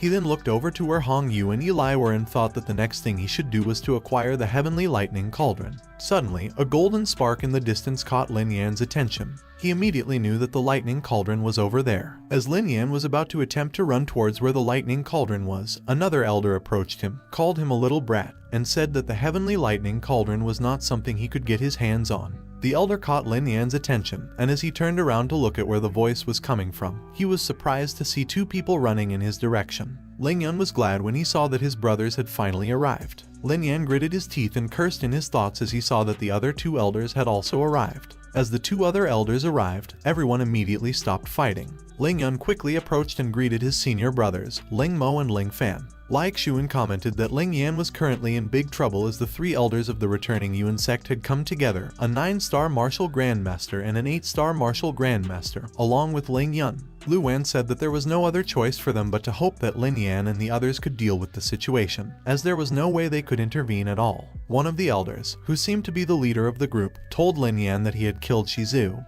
and that debt could never be forgotten. But if he surrendered himself to them, they would make his death quick and painless, otherwise he would be tortured to death. Lin Yan confidently smiled and commended their good thinking for wanting to scare him because they couldn't defeat him. The elder was enraged by Lin Yan's response, but he suddenly noticed Hong Yu, who confidently stood behind him and asked who they were. Hong Yu simply told the elder that he was not qualified to know. Ling Yan then told the elder that Hong Yu and Eli were Lin Yan's helpers, and it was because of their obstruction that he had not been able to succeed earlier. The elder gave it some thought and said that since they were Lin Yan's helpers, they should also be captured and brought back to the sect master for execution. On the other hand, Eli was unfazed, and she confidently asked Lin Yan if he thought that he would be able to handle one person. Lin Yan gave her a thumbs up and told her that it was no problem as it was just an old dog, so he could handle it. Eli was pleased, and she told Lin Yan that he would be dealing with Ling Yan while she and Hong Yu would deal with Ling Mo and Ling Fan. The two groups, which had 3 members each, faced each other. Lin Yan then summoned his spirit puppet and said that he would leave it to deal with the other cultivators. The spirit puppet roared, seemingly indicating its agreement. Lin Yan, Eli, and Hong Yu charged forward while the spirit puppet was left behind.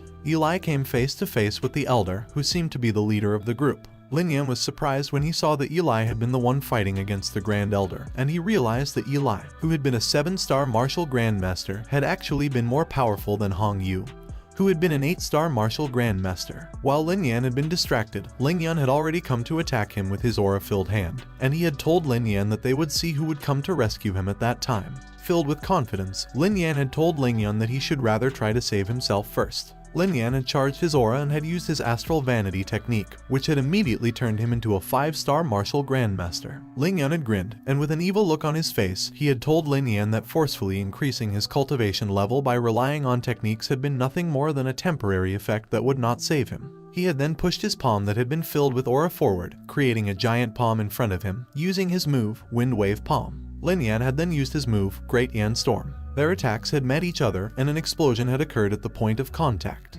Ling Yan's Wind Wave Palm had been able to push through Lin Yan's Great Yan Storm, and Lin Yan had had to use the Heavenly Tiger Spear to block it. Lin Yan had waved the Heavenly Tiger Spear and had used his Shura Spear technique, which had made the Wind Wave Palm dissipate. Ling Yan had stood calmly and composedly as he had told Lin Yan that it had just been a superior level human-grade spiritual treasure. Ling Yan had then infused his fists with a golden aura and had used his move, Armor-Breaking Fist. Lin Yan had been terrified and surprised as Ling Yan's move had hit the Heavenly Tiger Spear, and he had barely dodged it. He had gritted his teeth and groaned in pain as he had used his strength to hold onto the Heavenly Tiger Spear. Ling Yan charged at Lin Yan with his armor-breaking fist. Lin Yan held onto his Heavenly Tiger Spear firmly as he braced himself for Ling Yan's attack. As Lin Yan's heavenly tiger spear met with Lin Yan's armor-breaking fist, Lin Yan realized that he was not in a good situation. As Lin Yan took another swing to attack him, Lin Yan dodged the attack this time by leaping backward. Lin Yan was apprehensive as he realized that the intermediate-level Earth-grade martial arts technique that Lin Yan was performing was really very powerful. Lin Yan kept on attacking Lin Yan and told Lin Yan that his strength was not enough for him to fight against him.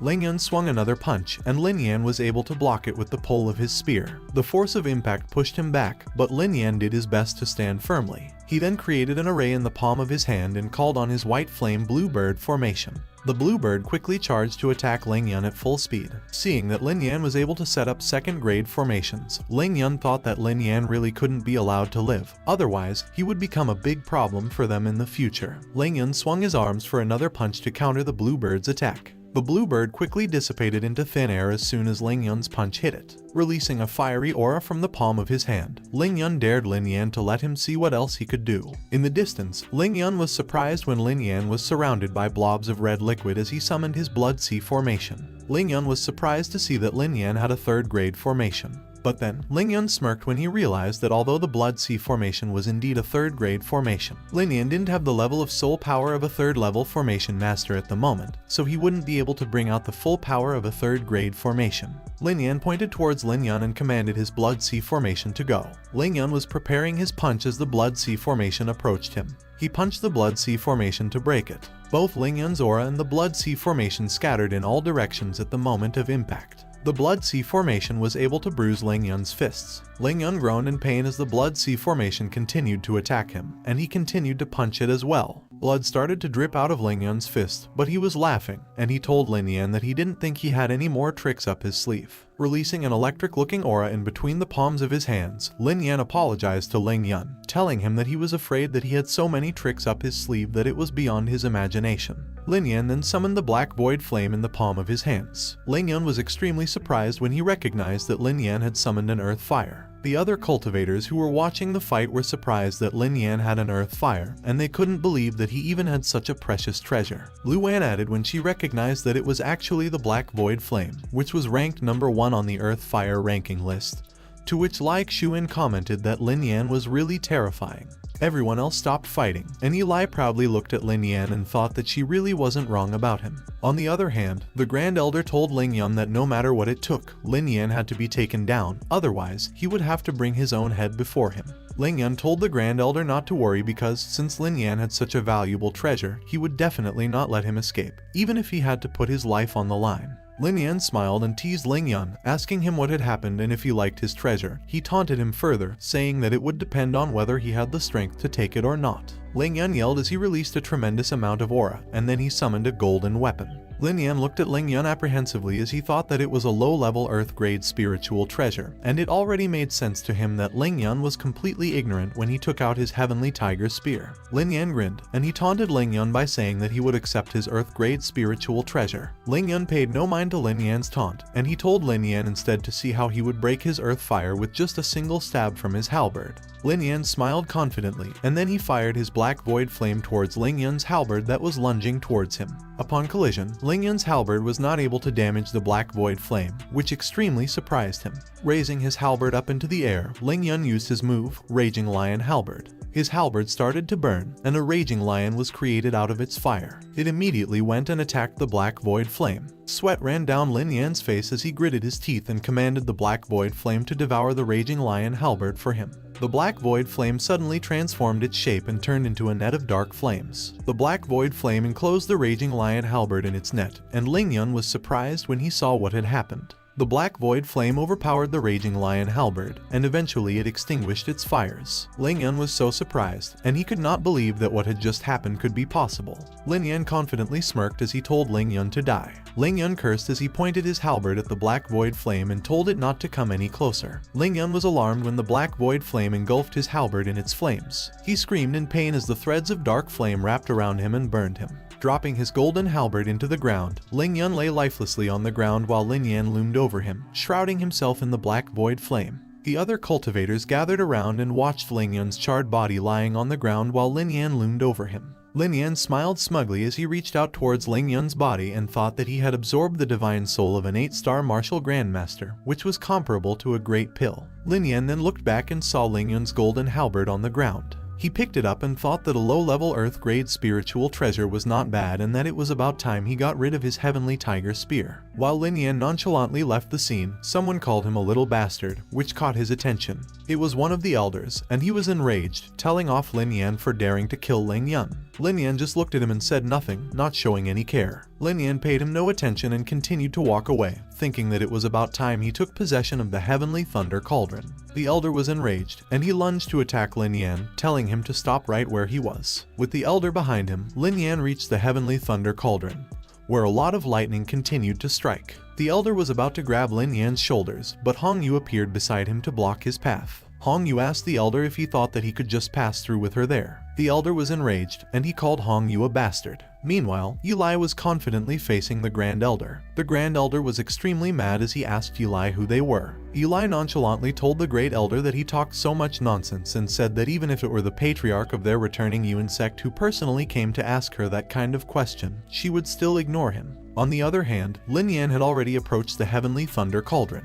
He reached out his hand to grab the heavenly thunder cauldron, but lightning struck him on the head. Lin Yan looked surprised, as he had not been damaged by the lightning and it simply faded away. Lin Yan smiled when he realized that it was all thanks to the protection of the coffin of life and death, otherwise he wouldn't have been able to make it that far. Lin Yan reached out and grabbed the heavenly thunder cauldron. This time, he was able to raise the heavenly thunder cauldron off the ground with his aura and quickly declared that he had finally acquired it. Lin Yan smiled and thought that with the heavenly thunder cauldron, as long as his soul power reached the 7th grade alchemist level, he would be able to refine 7th grade pills. Meanwhile, Hong Yu was still fighting with one of the elders when Eli told her that they should go. Hong Yu leapt backward and gritted her teeth as she landed on the ground. As Hong Yu and Eli walked away, they waved at Lin Yan, who was running towards them from behind. As the two of them jumped into the air, leaving Lin Yan on the ground, Hong Yu asked Eli why they were running and not finishing off those two people as well. Eli told her that Lin Yan's astral vanity technique's time was almost up, and if they forced Ling Mo to fight to the death, it would be a dangerous thing to do. Thinking about a mysterious red figure, Eli explained that in case the patriarch of the returning Yuan sect came, it would be very difficult for them to get out of the situation because, after all, the patriarch's cultivation level had already advanced into the martial spirit realm, and at the moment, they wouldn't be able to deal with him even if they used all means possible. One of the elders, Ling Fan, called out to Lin Yan, asking him where he thought he was going. But as he was about to chase him, the great elder, Ling Mo, stopped him. Ling Fan reasoned with Ling Mo that Lin Yan had killed Shizu and Ling Yan, and he had even taken the heavenly thunder cauldron, so they couldn't just let him escape. Ling Mo reprimanded him for speaking nonsense and told Ling Fan that he knew all those things. Ling Mo asked Ling Fan if he hadn't seen the strength of their 3 opponents earlier, and he reminded him that the 3 elders couldn't even defeat them. With Ling Yan dead, there was nothing they could do with just the 2 of them. Ling Fan looked sorrowful as he asked Ling Mo what they should do at that moment. Ling Mo told him to wait as he retrieved something from his chest pockets, revealing a flat, red, glowing stone with intricate carvings on top. Ling Fan asked Ling Mo if it was the Perception Jade tablet. Ling Mo confirmed that it was indeed the one given to him by their patriarch, and the patriarch had already found out that Ling Yan's life token had been broken, so he would be coming to them soon. Ling Mo said that after they reunited with the patriarch, it wouldn't be too late to go after Lin Yan's group. With their patriarch's methods, he didn't think they would be able to escape. On the other hand, someone had just reached the ground. It was Lin Yan and his new allies. The other cultivators immediately recognized Lin Yan, and they wondered why he had come down from the mountain and when he had gone up. They also remembered that the 3 elders of the returning Yuan sect had been on the mountain, and they wondered if they hadn't seen Lin Yan. They all had a sinister smile as they plotted, saying that it was their chance because if they managed to capture Lin Yan, they could go to the returning Yuan sect and claim the reward. All of them quickly charged towards Lin Yan to attack him. Lin Yan smiled and told them that they didn't know anything about life and death. As Lin Yan charged towards them, they told him to stop right where he was and threatened him to be obedient and let them capture him. But Lin Yan paid no mind to their threats, swinging his arms for a punch and using his move, Great Divine Storm. A huge amount of swirling aura appeared in the air, and the other cultivators stopped in their tracks when they saw it. They realized that they were not in a good situation, and they decided to quickly run away. They ran with all their might, and some of them were already out of breath. But the Great Divine Storm caught up to them, hitting every cultivator that was in its way and even throwing some of them in the air. The remaining cultivators saw the helpless, injured cultivators on the ground, and they wondered if that was the end. Those who did not charge towards Lin Yan looked terrified as they saw that he was actually a 5-star martial grandmaster, and they felt fortunate that they had not charged towards him earlier. The remaining cultivators did not know what to do, and they wondered if they should just watch Lin Yan and his group leave like that or if they should stop them. One of the cultivators quickly asked them if they were kidding and if there was someone amongst all of them who could even stop Lin Yan, and he told them not to get themselves killed. A few moments later, in the forest at the foot of the mountain, some cultivators greeted Eli, who had returned with Hong Yu and Lin Yan. As Eli commanded those cultivators to go back to the imperial city without any further delay and said that she would meet up with them later along with Hong Yu, Lin Yan observed her from behind, and he thought that Eli was really a princess, and he didn't think that he would get involved with the imperial family, which was the most powerful ruler of the Great Feng dynasty. Eli quickly turned to look at Lin Yan and told him that the death of Lin Yan was definitely going to alert the patriarch of the returning Yuan sect, so they had to leave quickly before the patriarch arrived. Lin Yan agreed and said that they had to hurry up and leave the Thunder Sea region at that very moment. At the mountains beyond the Thunder Sea, Lin Yan, Hong Yu, and Eli ran. They continued to run, and Lin Yan was running behind them, but he suddenly fell and kneeled to the ground, which made Eli worriedly call out to him. He crouched on the ground, and both Eli and Hong Yu stood in front of him, their faces filled with worry as they asked him what had happened to him. As Lin Yan knelt on the ground, Hong Yu tried to assist him and hold him up while Eli asked him if he had sustained any injuries to his body. While wincing and sweating due to tremendous pain, Lin Yan confirmed that what Eli had said was right and told them that once the duration of the astral vanity technique was over, injuries would start to appear on his body. Hong Yu and Eli assisted Lin Yan and helped him walk over to a cave they had found, telling him that they should go over there to take some rest and that he should also hurry up and recover his strength. The three of them went into the cave, and Lin Yan quickly sat down to meditate while Hong Yu stood beside him and Eli sat on his other side. Lin Yan closed his eyes, thanked them, and said that he would start cultivating and quickly recover. Lin Yan gathered a huge amount of aura, and he shrouded himself in it as he used his move, the second-grade spirit gathering formation. While Lin Yan was meditating, Eli stared at him, her eyes filled with awe. Hong Yu then approached her and told her that he should take some rest too while she went outside and kept a lookout. Eli told Hong Yu that there was no need for her to keep a lookout and that she should also get some rest because whatever was supposed to come would surely come eventually, so they needed to get themselves back into the best condition possible before their enemies came. Meanwhile, back at the mountain peak, Ling Fan and Ling Mo stood near Ling Yan's charred body, and as they looked up, they saw a man flying in the air, and Ling Fan announced that their patriarch had arrived. As the patriarch floated in the air in front of them, Ling Fan and Ling Mo quickly greeted him. The patriarch of the returning Yuan sect, Shi Genshin, was really mad as he looked ahead of him. Shi Genshin stood in front of Ling Yan's charred body, and he asked if he had been burned to death. Shi Genshin still looked really mad when someone answered him and told him that Ling Yan had been burned to death by the earth fire known as the Black Void Flame. It was Ling Mo, and Shi Genshin glanced at him, curious about the Black Void Flame and asking who was the one controlling it. Ling Mo hesitated, but he eventually told Shi Genshin that it had been Lin Yan. Upon hearing what Ling Mo had said, Shi Genshin immediately let out a tremendous amount of aura as he called out to Lin Yan, anger evident on his face. Shi Genshin clenched his fist, and his veins popped out as he recognized Lin Yan as the little bastard who had killed his son, Shizu, and the one who had also killed Ling Yan. Ling Mo looked nervous and said nothing as he continued to pay his respects. Shi Genshin glared at the two elders, stating that even if Lin Yan possessed the Black Void Flame, he questioned if he had already become so powerful that the three of them couldn't deal with him. Ling Fan quickly answered that Lin Yan alone would never have been able to hurt the three of them, but he had helpers, and they were two unknown women, to which Ling Mo agreed and added that one of them had been a 7-star martial grandmaster while the other one had been an 8-star martial grandmaster. Upon hearing their reasoning, Shi Genshin was enraged, questioning how an 8-star martial grandmaster and a 7-star martial grandmaster could have held the two of them back and calling them a waste. He then took a step and jumped into the air, leaving Ling Fan and Ling Mo behind, instructing them to take Lin Yan's corpse back with them, to which Ling Mo tried to protest but was not able to finish his sentence. Ling Mo slumped his shoulders and he looked dejected. Meanwhile, at the foot of the mountain, a lot of cultivators were still gathered. As Shi Genshin passed above them, they immediately recognized him and thought that something big must have happened for the patriarch of the returning Yuan sect to have come over the mountains. A few moments later, Ling Fan and Ling Mo arrived at the foot of the mountain, carrying a stretcher, and the other cultivators, who immediately recognized them as well, wondered what it was that they were carrying.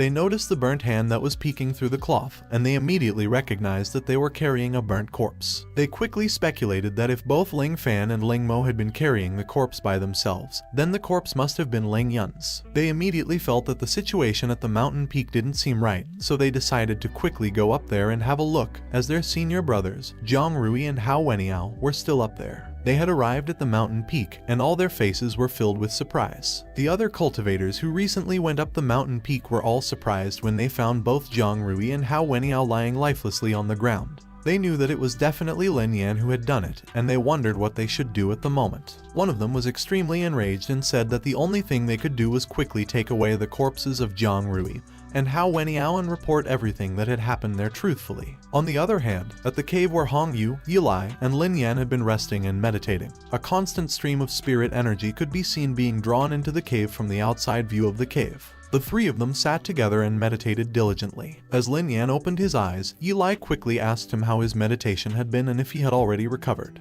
Lin Yan responded that he had almost fully recovered, which made Yilai suggest that they should get going. As Lin Yan walked ahead of the two ladies towards the cave entrance, Yilai called Hong Yu. Yilai instructed Hong Yu to go ahead and explore the area ahead as she had something she wanted to talk about with Lin Yan, to which Hong Yu complied. Upon hearing what Yilai said, Lin Yan was alarmed, and he wondered what she wanted to talk to him about. Yilai stood in front of Lin Yan, and with a serious face, she told him that she wanted to ask why he had absorbed Shizu and Ling Yan's divine souls. Lin Yan was taken aback, and sweat ran down his face as he wondered how Yilai knew about what he had done when even Ling Mo, who was a 9-star martial grandmaster, hadn't even noticed it. He clenched his fist and thought about what Yilai's purpose was, and as he contemplated whether he should kill her, he quickly pulled himself together and remembered that she was his savior, but he wondered if Yilai had saved him for some other reason. Dong Qianzui suddenly appeared behind Lin Yan and told him not to be nervous as Yilai was also the owner of the ancient divine soul, so it was normal for her to have some senses, and moreover, Yilai had sent away the other people, so it was quite obvious that she didn't want to reveal his secret.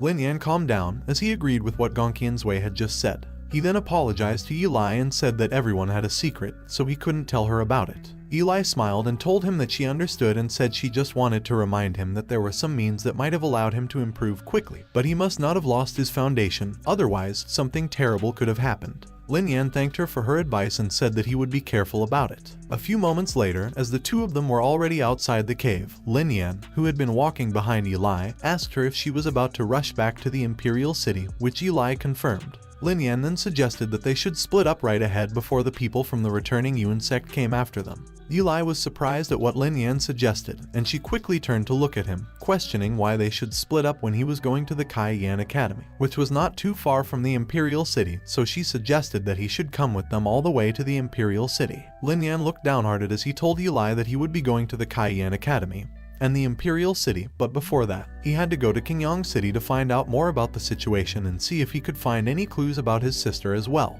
Yilai seemed to understand Lin Yan, but as she was about to discuss the matter further with Lin Yan, she was cut off. A tremendous amount of aura filled the sky, and birds were flying frantically away from it. Yilai noticed it and said that it was the aura of someone who was at the 1-star martial spirit level. Suddenly, Hong Yu came back, rushing, and told Yilai that Shi Genshin was coming after them. Yilai quickly told Lin Yan that he should have hurried up and left right away, while if possible, she and Hong Yu would have done their best to stall Shi Genshin for a while. Lin Yan told them that he couldn't have done that as it was a problem that he had caused, so he couldn't have let them take care of it for him.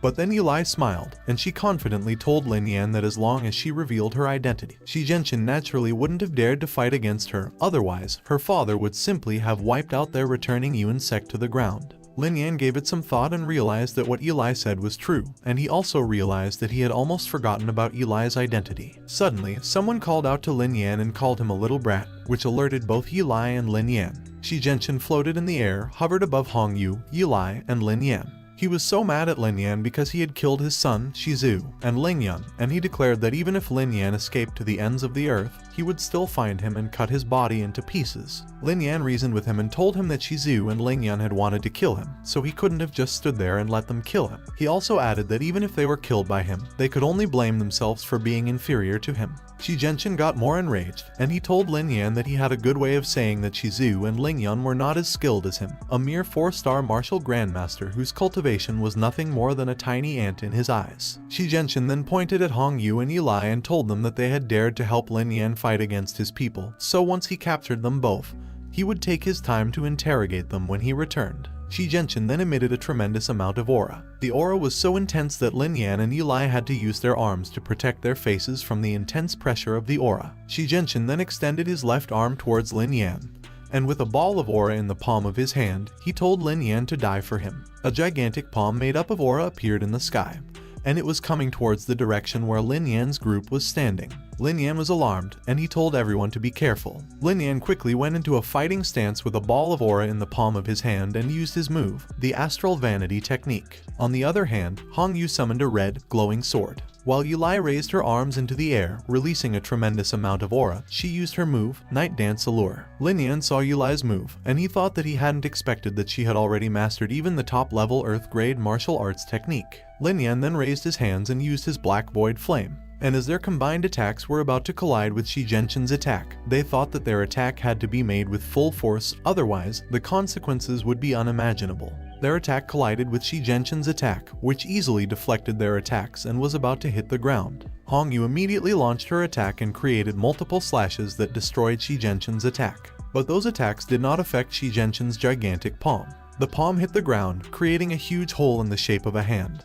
But Lin Yan and the others managed to dodge it. Although they were not hit head-on by Shi Jianchen's attack, Lin Yan was still thrown backwards by the intensity of the aura that hit the ground. The impact of the aura was so intense that it was followed by an explosion. Lin Yan coughed up blood as he knelt on the ground with one knee and thought that Shi Jianchen was too strong, which made him realize that it was the strength of someone at the martial spirit realm. Lin Yan looked in the direction where Hong Yu and Eli were and wondered if they were alright. Eli was also coughing blood, and Hong Yu was alarmed, calling out to her with concern, but Eli told her that she was alright. On the other hand, Shi Jianchen, who was still hovering in the air above them, said that in the end, they were just a group of ants. Lin Yan looked up at Shi Jianchen, and his face filled with rage as he clenched his fist and told Gong Qianzui that in the situation they were currently in, he was afraid that she would have to take action, otherwise, the three of them would all die there. Gong Qianzui appeared behind him and calmly told him that at the moment, there was still no need for her to make a move because Eli had some other means. Lin Yan looked over at Eli, who was gritting her teeth and holding a talisman in her hand, and Lin Yan wondered what she was going to do.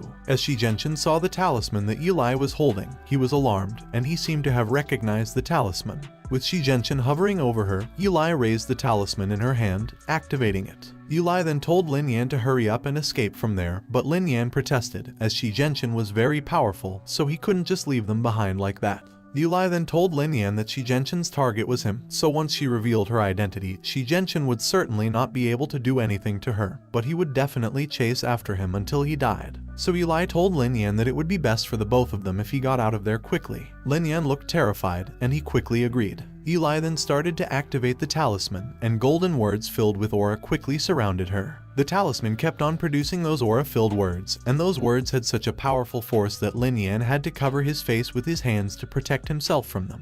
Gong Qianzui told Lin Yan that the powerful energy that was sealed inside the talisman paper was powered by spiritual energy, and the creation of that talisman paper was not so simple, so it was probably an item belonging to the royal family. Lin Yan's eyes widened as he understood and realized that it should be a protective item for the princess. Throwing the burning talisman in the air, Eli told Lin Yan to hurry up and go, as they would meet up with him later in the imperial city. Lin Yan turned to walk away as he told Eli and Hong Yu to be careful. As he saw Lin Yan walk away, Shi Jianchen was pissed off, and he tried to lunge towards Lin Yan, asking him where he thought he was going. But Eli threw the talisman at him, which surprised him. He was quickly shrouded by the powerful energy that was coming from the talisman, and he was overwhelmed by it. Shi Jianchen was then surprised when he recognized the aura that was coming from the talisman as Yijan's. Shi Jianchen extended his arms, releasing a huge amount of aura and breaking free of the talisman's powerful energy. The talisman slowly fell down, and before it could reach the ground, it exploded. A silhouette of someone could be seen standing on the ground as the dust around them started to settle down. Shi Jianchen was still angry, and he asked Eli what her exact relationship with Yijan had been. Eli calmly stood there, looking up at Shi Jianchen, and told him that Yijan had been her father. Shi Jianchen was extremely surprised by what he heard and asked her to confirm if she was Princess Eli. Eli confirmed that he was right. Shi Jianchen was alarmed, as he thought that Yi Jian had been the leader of the imperial family of the Great Feng dynasty, and he had heard before that Yi Jian had only one daughter, but he had never thought that he would actually meet her there. Shi Jianchen quickly told Eli that he hoped she would forgive him if he had offended her in any way because the situation had been unknown to him. Shi Jianchen immediately threw a bag containing 2 6th-grade pills at Eli to heal her injuries and told her that he still had some matters to attend to, so he couldn't afford to be delayed any longer. As Eli caught the bag that Shi Jianchen had thrown, Shi Jianchen quickly disappeared into the air as he told her that he was taking his leave. While Eli looked in the direction where Shi Jianchen had been, Hong Yu approached her from behind and told her that she didn't know if Lin Yan had managed to escape. Eli looked hopeful and said that Lin Yan had been a man of great fortune, so she was sure that he would be fine. Lin Yan traveled through the mountains at a tremendous speed. Lin Yan was sweating profusely as he asked Gong Qianzui if Shi Jianchen was still chasing after him, and Gong Qianzui told him that Shi Jianchen was still chasing after him, and at their current speed, it wouldn't be long before he caught up. Panic filled his eyes as Lin Yan asked Gong Qianzui what he should do because, at his current level, it would take quite a long time to defeat someone who was close to being a 2-star martial spirit realm. Gong Qianzui smiled at him and told him that he wouldn't be able to defeat Shi Jianchen with that little cultivation level of his, and he was still very far from being able to do it, so in case Shi Jianchen caught up to them, as a last resort, she would make a move. As Lin Yan continued to run, he told Gong Qianzui that it was great and asked her what her current cultivation level was, to which Gong Qianzui told him that she hadn't reached the Martial King realm. Lin Yan was surprised to hear that Gong Qianzui hadn't reached the Martial King realm yet, which irritated her, and she quickly reminded him that it had been such a long time and he was not even able to find something to restore her soul, so she couldn't increase her cultivation level. Lin Yan smiled and knocked on his forehead as he realized that he was the one to blame, and he told Gong Qianzui to wait a little longer because he believed that the Great Feng dynasty was still too small, so when he got a little more powerful, they would go to the outside world to explore, and maybe then he would find something that could restore her soul. While Lin Yan continued to run away, Shi Jianchen suddenly appeared behind him, calling him a little bastard and declaring that he wouldn't be able to escape from him. Lin Yan glanced at Shi Jianchen and confidently asked him who had told him that he was running away, and how he could be so confident that he hadn't led him there on purpose. Shi Jianchen glared at Lin Yan and asked him if he really thought that he could intimidate him with such intimidation tactics. Lin Yan faced Shi Jianchen, and while Lin Yan gestured with his hands, taunting Shi Jianchen to come, Lin Yan told him that if he was not scared, then he could go ahead and give him a try. Shi Jianchen was alarmed, and he was so confused by Lin Yan's confidence that he wondered if Lin Yan had any more tricks up his sleeve. But he immediately thought that it was impossible because even if Lin Yan had some great heavenly ability, his cultivation level was far too weak. Raising his hands into the air and producing a tremendous amount of multiple aura rays, Shi Jianchen thought that he wouldn't be fooled by Lin Yan as he was already at the peak of the 1-star martial spirit realm and Lin Yan was just a 4-star martial grandmaster, so the 7 levels of difference between them were not a joke. As Shi Jianchen threw the aura rays in Lin Yan's direction, he told him to suffer death. Lin Yan was alarmed, and in his thoughts, he asked Gong Qianzui to quickly help him. Gong Qianzui turned into a tremendous amount of purple aura that enveloped Lin Yan, and she instructed him to close his eyes and let her take over his body, to which Lin Yan immediately complied. When Lin Yan's eyes opened, he smiled and started emitting a great amount of purple aura, which indicated that Gong Qianzui had successfully taken over his body. Shi Jianchen was surprised when he felt that Lin Yan had become a 2-star martial spirit realm. Gong Qianzui, who was controlling Lin Yan's body, smiled confidently, and as she created a powerful aura slash to counter Shi Jianchen's attack, she said that it was just a little technique. Shi Jianchen's attack was broken down into pieces by Gong Qianzui's aura slash. Sweat ran down Shi Jianchen's face, and he thought that something was not right, as the aura he just felt seemed strange, as if someone else had taken over Lin Yan's body by force. While Gong Qianzui and Lin Yan's body stood confidently in front of him, Shi Jianchen yelled and said that he didn't expect that there was a hidden spirit inside Lin Yan's body, and the power that he was having at the moment was given to him by that spirit being. Shi Jianchen asked Gong Qianzui if she was afraid of being recognized as she was hiding within Lin Yan's body, not daring to come out and show herself. Shi Jianchen then charged another tremendous aura above him, and as he told Gong Qianzui that she was currently just a spirit being, not as powerful as she was when she was still alive, and told her to watch how he would break her apart, Shi Jianchen used his move, Blue Heaven. A huge pillar of blue aura came down from the sky. It went to Shi Jianchen, who gestured his hands in Gong Qianzui's direction and instructed it to kill. Lin Yan's consciousness looked extremely worried as he asked Gong Qianzui if she would be able to withstand Shi Jianchen's attack. On the other hand, Gong Qianzui, who was on Lin Yan's body, smiled confidently, and she then extended her arms, producing a tremendous amount of aura as she used her move, falling leaves, fluttering, flying.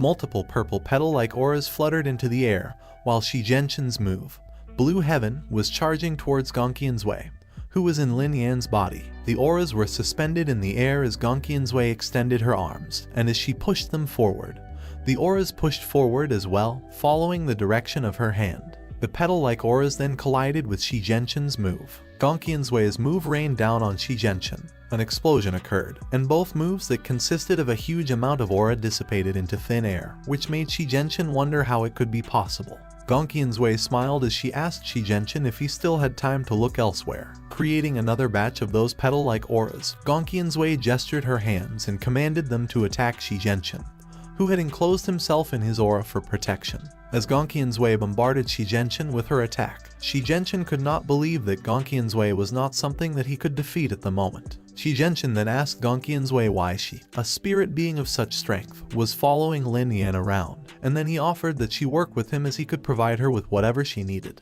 Gongqian's Wei's eyes twinkled, and she told Shi Zhenqin that he had a good thought, but she was not so naive. Gongqian's Wei then released a huge wave of aura, and she told Shi Zhenqin that he simply couldn't afford to give her what she wanted. Gongqian's Wei thought that Lin Yan, who was the owner of the coffin of life and death, was the only one who could give her what she wanted. The aura wave that Gongqian's Wei released twisted into a whirlwind, and she commanded it to go ahead, using her move, Sacred Sand Heavenly Wave. Shi Zhenqin was alarmed because he knew that if he failed to block Gongqian's Wei's current attack, he would be dead for sure, so he decided to summon his divine soul. Releasing a cloud of aura above him, Shi Zhenqin called for his divine soul to come forth. Shi Zhenqin's divine soul then collided with Gongqian's Wei's move, but to Shi Zhenqin's surprise, he was struggling, and he felt that his divine soul wouldn't be able to hold out much longer. As his divine soul waned, Shi Zhenqin was out of breath, and he coughed up blood. Shi Zhenqin grew weak, and he dropped to his knees on the ground. Shi Zhenqin was extremely mad, and he pointed at Lin Yan, saying that he was lucky that time but that he should just wait as he would never spare him the next time. Shi Zhenqin quickly fled, and Lin Yan's consciousness told Gongqian's Wei to quickly go after him as he was escaping. But Gongqian's Wei had already left Lin Yan's body, and she told him that she simply wanted Shi Zhenqin to escape. Lin Yan shuddered as he wondered why Gongqian's Wei was letting Shi Zhenqin escape, and he asked her if she wanted Shi Zhenqin to come back and kill him later. Gongqian's Wei proudly confirmed that Lin Yan was right. She wanted to keep Shi Zhenqin around as a threat because Lin Yan would be able to cultivate more seriously when there was more pressure, so it would be a waste to kill Shi Zhenqin all at once. Lin Yan was speechless, and he thought that Gongqian's Wei was really quite vicious. Lin Yan then asked Gongqian's Wei what would happen if Shi Zhenqin came looking for him in a few days and added that he couldn't cultivate that fast. Gongqian's Wei nonchalantly told him that Shi Zhenqin wouldn't be able to recover that fast, and he would certainly have to make a breakthrough to the 2-star martial spirit realm before he could come looking for him. Otherwise, it would be a waste of time. Taking into account the recovery and breakthrough time, Gongqian's Wei estimated that it would probably take Shi Zhenqin about 1 month. Lin Yan then became determined, and he decided that in a month, he would have to go back to Qingyang City first, and then he would go to the Imperial City because he was thinking that even Shi Zhenqin wouldn't be too overbearing out there. In a crowded street, the people were talking about how the returning Yuan sect's elder, Lin Yan, had died at the hands of Lin Yan, and there were also people from the Kai Yan Academy and the Yuanyang sect. 3 of the 7 major powers of the Great Feng Dynasty had been offended by Lin Yan. Lu Wan and Lai Xuan were having a drink, and they overheard the people talking about how the patriarch, Shi Zhenqin, had already gone out to take action because they thought that Lin Yan wouldn't be able to escape. Lai Xuan asked Lu Wan if she thought Lin Yan had any chance of escaping. Lu Wan looked worried as she said that it was very difficult to say because, after all, Lin Yan's opponent was Shi Zhenqin, and if they considered the entire Great Feng Dynasty, Shi Zhenqin was one of the top-ranked masters, so Lin Yan was currently in great danger. Lai Xuan looked crestfallen as he admitted that he thought so too. Suddenly, a string of auras wafted over their meal, which confused both of them. Both Lu Wan and Lai Xuan were alarmed as soon as they recognized the aura. The people on the streets looked horrified as they looked up and pointed out to the others to look who it was up in the air. Above them was the injured and fleeing Shi Zhenqin. Lu Wan and Lai Xuan stood by the window to look up, and he asked her if she could see the person clearly. Lu Wan then said that if she was not mistaken, what she saw was Shi Zhenqin. The people on that street who saw Shi Zhenqin all had the same thought: Lin Yan had won. Lai Xuan quickly told Lu Wan that he had to go back to the Mad Blade sect at the moment, and Lai Wen told him that she was also going back to the Purple Feather Palace. Everyone thought that it was a shocking piece of news that Lin Yan had defeated Shi Zhenchen. Meanwhile, in the middle of the forest, Lin Yan was sitting on the ground, meditating. He opened his eyes for a moment, and as he closed them again, an aura surged through him and shrouded him. Lin Yan stood up, and he was ecstatic, announcing that he had made a breakthrough into the 5-star martial grandmaster realm. Lin Yan then asked Gong Qianzui if the astral vanity technique had ceased to be effective for him, which she confirmed and said that it could no longer increase his level. Lin Yan was not disappointed, and he said that it was better that way because rather than using external power to temporarily raise his cultivation, it was certainly better to have his own cultivation improved instead. Lin Yan then flew in the air. He was delighted that he could also fly over short distances at the moment, and he told Gong Qianzui that they should return to Qingyang City. A few moments later, in Qingyang City, a lot of cultivators were passing through the entrance. Lin Yan, who was in disguise, stood in front of his family's residence. As he stared at the residence, he thought that it was as they had said, there was no one in it anymore. Lin Yan quickly turned and walked away, thinking that it would be better to go to the city lord's mansion to ask about the situation first. When Lin Yan arrived at the city lord's mansion, 2 guards blocked his path and asked who he was. He immediately introduced himself as Lin Yan and said that he wanted to meet the city lord, Su Tian. One of the guards was surprised, and he quickly addressed Lin Yan as young Master Lin, while the other guard frantically turned around to go and inform Su Tian immediately. As soon as Lin Yan went in and faced Su Tian could not believe his eyes, and he confirmed if it was really Lin Yan. Lin Yan smiled and greeted him, saying that it had been a long time since they had met each other before he left. Su Tian tapped Lin Yan on the shoulders, and he was relieved that Lin Yan was alright because he thought that he was going to be killed too when the disciples from Kai Yan Academy and the Yuan Yang sect took his family away. But Lin Yan changed the topic and quickly asked Su Tian if he knew where his sister had gone. Su Tian's expression changed, and he looked crestfallen as he told Lin Yan that Lin Zuer and Su Han had both been taken away by a mysterious woman. Lin Yan asked Su Tian who the woman was who had taken Lin Zuer and Su Han away, but Su Tian told him that he didn't know and that all he knew was that the woman was extremely strong. He felt as if she could completely obliterate him with a single thought in her mind. Su Tian said that the woman had taken Lin Zuer and Su Han, stating that she was impressed with their talent and wanted to take them away to be nurtured properly. Otherwise, if both of them had continued to stay in a small place like Qingyang City, they would not have been able to grow as much as they were destined to. Gong Qianzui chimed into the conversation in Lin Yan's mind and told him that if it was a very strong person who had taken Lin Zuer and Su Han, then there was no need to hurry, which Lin Yan questioned. Gong Qianzui explained that a person who could be strong to that extent would have no need to play any tricks with people. So it was true that she was taking Lin Zuer away with her to nurture her. If she wanted to take Lin Zuer's life, it would be easy for her to do so. Lin Yan still looked worried, saying that if the woman wanted to take Lin Zuer away, she should have at least told them where she was going. Then he asked Su Tian if he had any leads. Su Tian looked gloomy as he said that the woman had come and left without a trace very quickly, so he had no idea where she had gone. But then he remembered something and told Lin Yan that he had seen a fiery phoenix pattern on the woman's clothes. He wondered if it was a symbol of the sect she had come from. Gong Qianzui quickly said that it was possible that the woman was somehow related to the vermilion bird. Lin Yan looked alarmed and thought that the vermilion bird was a demonic beast that was on the same level as the jade dragon. He added that the Great Feng dynasty certainly didn't have such great power, so they could only search outside of it. Lin Yan then bowed down to Su Tian and assured him that he would go and look for Lin Zuer and Su Han. If he ever got the opportunity to meet with Su Han, he would find a way to inform him about her. With his eyes filled with worry, Su Tian sincerely thanked Lin Yan. As Lin Yan turned to walk away, he thought that he still had one more person to meet in Qingyang City. Meanwhile, at the Alchemist Guild, the elders had gathered along with the president, and the president said that he had called them all that day to make an important announcement. The president said that a competition was being held for the young alchemists of the entire Great Feng dynasty, and the one who emerged victorious would be granted a special qualification to enter the Pill Tower, and the guild in which the person was a member would also be rewarded. The president added that the name of the one who would win the competition would be spread throughout the whole Great Feng dynasty. The other cultivators said that it was a once-in-a-lifetime opportunity to be able to enter the Pill Tower, which was a sacred place for alchemists in the Great Feng dynasty, and they would have loved to go there. Suddenly, the president said that there were only 2 spots assigned to the Alchemist Guild, and the condition was that only those who were under 28 years of age and had obtained the 3rd grade alchemist qualification were eligible. Upon hearing the conditions, the other elders thought that they were too harsh, while the other cultivators thought that the only person who met the qualifications was Liu Xuan. Liu Xuan then came forward and told her father, the president, that she was going to participate in the alchemy competition, which the president quickly agreed to. Liu Xuan thought that she had to win the competition no matter what, because only after entering the Pill Tower would she have an opportunity to gain the power to fight against the Kai Yan Academy and the Yuan Yang sect, and only then would she be able to save Lin Yan.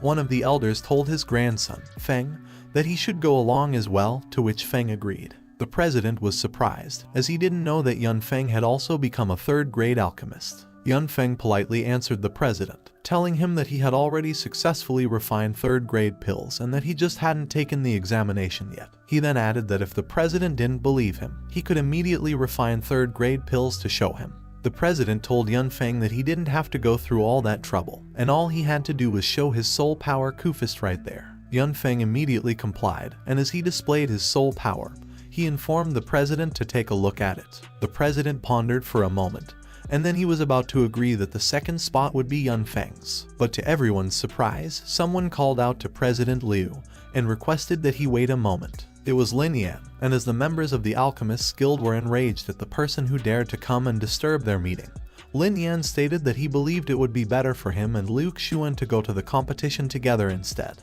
He took off his hat as he introduced himself as Lin Yan. Liu Xuan was extremely surprised to see Lin Yan standing before her. Lin Yan smiled as he informed Liu Xuan that he had returned.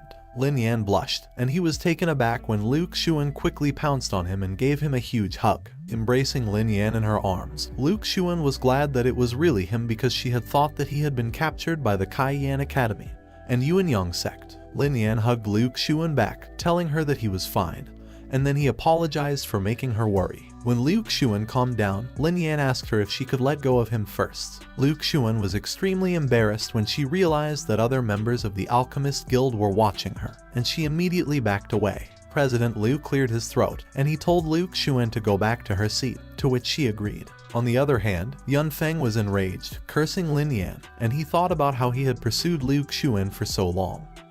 But she hadn't even looked at him for a moment, and yet she actually hugged Lin Yan in front of everyone. Yun Feng pointed at Lin Yan and told him that he couldn't believe that he came back alive, and he asked about the people from the Kai Yan Academy and the Yuan Yang sect who were sent to capture him. Lin Yan proudly answered that those people did come to catch him, but he killed them all. Upon hearing that Lin Yan killed the people from the Kai Yan Academy and the Yuan Yang sect, the members of the Alchemist Guild immediately discussed amongst themselves and wondered if Lin Yan was serious and if he really had that kind of power. Yun Feng laughed, saying that it was ridiculous, and as he told Lin Yan that there was no limit to his bragging, he questioned Lin Yan if he was even capable of killing them. He then added that he thought Lin Yan must have escaped from his death by hiding in some place where even a bird couldn't shit. Liu Xuan quickly stood up and reprimanded Yun Feng, saying that Lin Yan was also a member of their Alchemist Guild, so he should be more careful when he spoke with him. Lin Yan told Liu Xuan that there was no need to argue with such a person because soon he would know exactly what the truth was. Lin Yan smiled confidently and told Yun Feng that his eyes were really narrow because it turned out that in his eyes, the Kai Yan Academy and the Yuan Yang sect were already existences that could never be surpassed. Yun Feng gritted his teeth and was mad, saying that Lin Yan liked to talk big so much. Yun Feng swung his fist and lunged at Lin Yan, saying that he would take a look at how powerful he really was. Liu Xuan was alarmed and told Lin Yan to watch out. Lin Yan swung his arms, effortlessly deflected Yun Feng's attack while mocking him for wanting to attack him with his power that was comparable to an ant, which extremely confused Yun Feng. Lin Yan extended his arms and emitted a burst of aura, which threw Yun Feng backwards. Yun Feng hit his body against the wall, and the force of the impact was so strong that the wall behind him cracked, and he coughed up blood. The members of the Alchemists Guild gathered around Yun Feng, and Lin Yan said that he was alright. Yun Feng's grandfather got mad at Lin Yan, and he was so enraged that he called Lin Yan a little beast, questioning him for daring to hurt Yun Feng. Yun Feng's grandfather then lunged at Lin Yan, using his move, Great Transformation Yuan Palm. President Liu looked horrified and tried to stop Yun Feng's grandfather, Yun Chen. Liu Xuan also looked mortified, as she thought that the Grand Elder was already a 2-star martial Grand Master, and she wondered what she should do when he was going to attack. Yu Chen charged at Lin Yan with a golden aura swirling in the palm of his hand and told him to die. Lin Yan smiled as he said that it seemed that if he didn't teach their Yan family a lesson, they would still think that he was easy to bully. Lin Yan shifted his stance and yelled, shrouding himself with aura. Yun Chen was surprised when he felt that Lin Yan was a 5-star martial grandmaster. Yun Chen was then wrapped in Lin Yan's aura and thrown towards the ceiling. The members of the Alchemists Guild bore witness as Yun Chen hit the ceiling and exploded. Yun Feng looked horrified as he called out to his grandfather. Meanwhile, President Liu stood up and thought that in just half a year's time, Lin Yan had already become a 5-star martial grandmaster. His power had already surpassed that of Su Tian, and at the moment, he was the most powerful person in Qingyang City. Yun Feng lifted the unconscious Yun Chen off the ground as he called out to him, and the other members of the Alchemists Guild gathered around them while Lin Yan stood before them. Lin Yan looked at Yun Feng and said that their candidate for the competition had already been badly injured. He then smiled and suggested to the other members of the Alchemists Guild who were standing behind him that they should let him and Luke Xuan participate.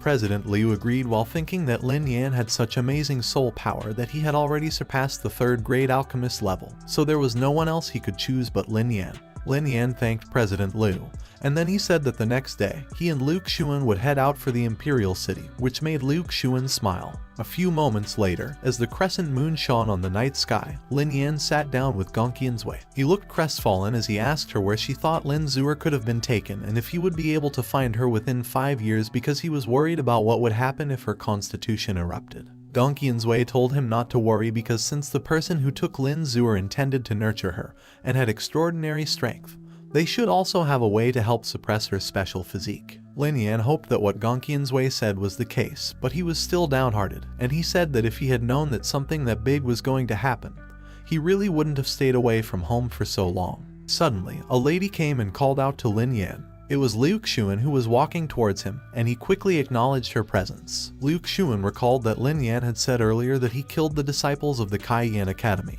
and the Yuan Yang sect, and she wondered if the news had already spread back to the Kaiyan Academy and the Yuan Yang sect. Lin Yan looked up at the sky and said that the news must have definitely reached the Kaiyan Academy and the Yuan Yang sect, but it didn't matter to him because if they wanted to take revenge, they could come to him because he didn't care. Luke Xuan stared at Lin Yan and thought that he had changed a lot, that she couldn't even call him little brother like before because he had changed from a boy to a real man in her eyes. Luke Xuan then said that she had found out about the fiery bird pattern that Lin Yan had asked her to find out about, and it was the symbol of the Vermilion Bird Academy, so she suspected that Lin Zuer had probably been taken there. As Lin Yan wondered about the Vermilion Bird Academy, Luke Xuan started to explain that the entire continent was divided into the eastern, western, southern, northern, and central spiritual regions, and the Great Feng Dynasty, where they were, belonged to the eastern spiritual region. Luke Xuan continued to explain that the Great Feng Dynasty was the lowest ranked dynasty in the entire eastern spiritual region,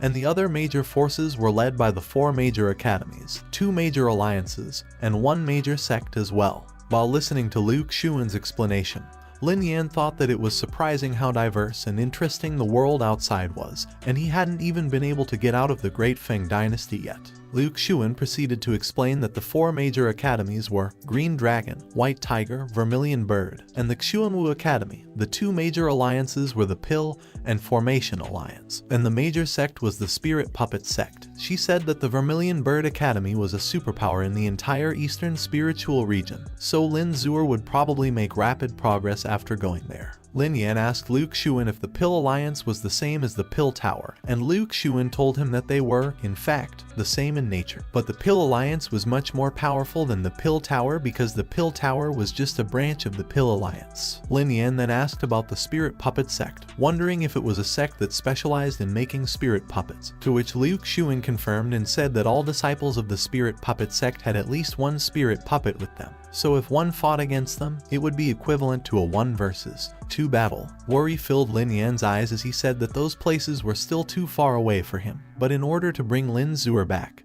he had to try to go there no matter how far away those places were. Luke Xuan then asked Lin Yan what he was going to do about his father, and without hesitating, Lin Yan said that there was nothing else he could do since the Kaiyan Academy and the Yuan Yang sect were looking for death, so he should fulfill their wishes. Luke Xuan grabbed Lin Yan's fist to calm him down and said that the matter required a long-term plan because if he got caught, then there would really be no one who could save his family. Lin Yan told Liu Xuan not to worry because, after all the things he had experienced, he was no longer as impulsive as he used to be, and he knew what to do and what not to do. Liu Xuan smiled at him and agreed. A month later, in Tiandu City, a lot of people were at the city entrance. Liu Xuan and Lin Yan were amongst the crowd. Liu Xuan told Lin Yan that Tiandu City was just up ahead, so they should go inside and stay there for a while. Then they could travel by flying mounts so they would be able to reach the Imperial City in another month, to which Lin Yan agreed and said that they should go. As they approached the entrance, Lin Yan thought that there were 3 different groups of guards, and he wondered to whom he should give the fee for entering the city.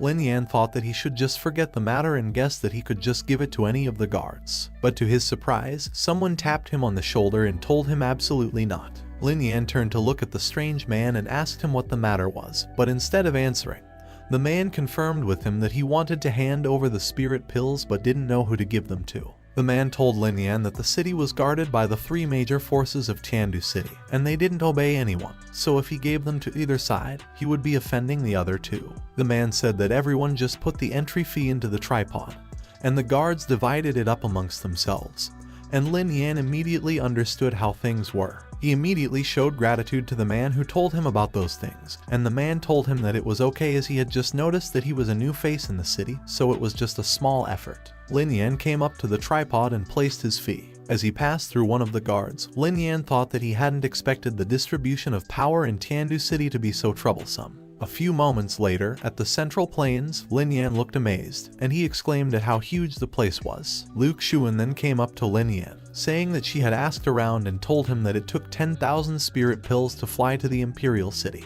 Lin Yan calmly asked if they could go immediately, while in his mind, he was surprised at the price of 10,000 spirit pills and thought that it seemed that those who could fly there were all rich people. A lady who seemed to be the host smiled brightly at Lin Yan and told him that they usually needed to have 50 people before they could fly, but they were quite lucky as the number of people was going to be enough soon. She then requested that they wait there and have some rest for a while. As the lady ushered them to the waiting area, the people there were amazed at how beautiful Liu Xuan was, and they praised her beauty. Liu Xuan blushed when Lin Yan suddenly came behind her, telling her not to mind the crowd and saying that they should find a place for them to rest. Suddenly, a fair-looking man approached Lin Yan and Liu Xuan, asking if the 2 of them were also heading to the Imperial City. Lin Yan smugly answered the man with another question, asking him if he thought that those flying mounts there could go to places other than the Imperial City. The man was enraged, and he told Lin Yan that he was not talking to him, so he better shut up and get lost. Lin Yan also got mad and asked the man who he thought he was to be able to tell him to get lost. Lin Yan then punched the man with his aura-infused fist, and the man was thrown backwards. The other cultivators were surprised that Lin Yan had the cultivation level of a 5-star martial grandmaster.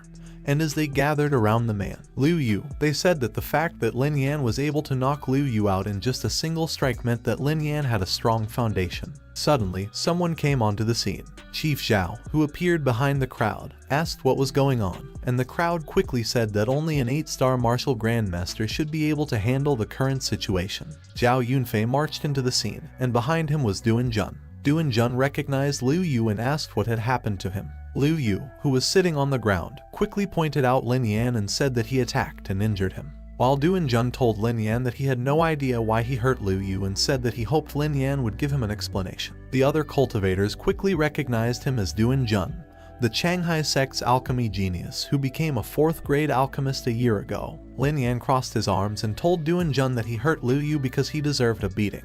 Duan Jun was enraged by Lin Yan's answer, and as he was about to say something, someone stopped him. It was Zhao Yunfei, and he told Lin Yan that in the place they were currently in, they were not allowed to fight.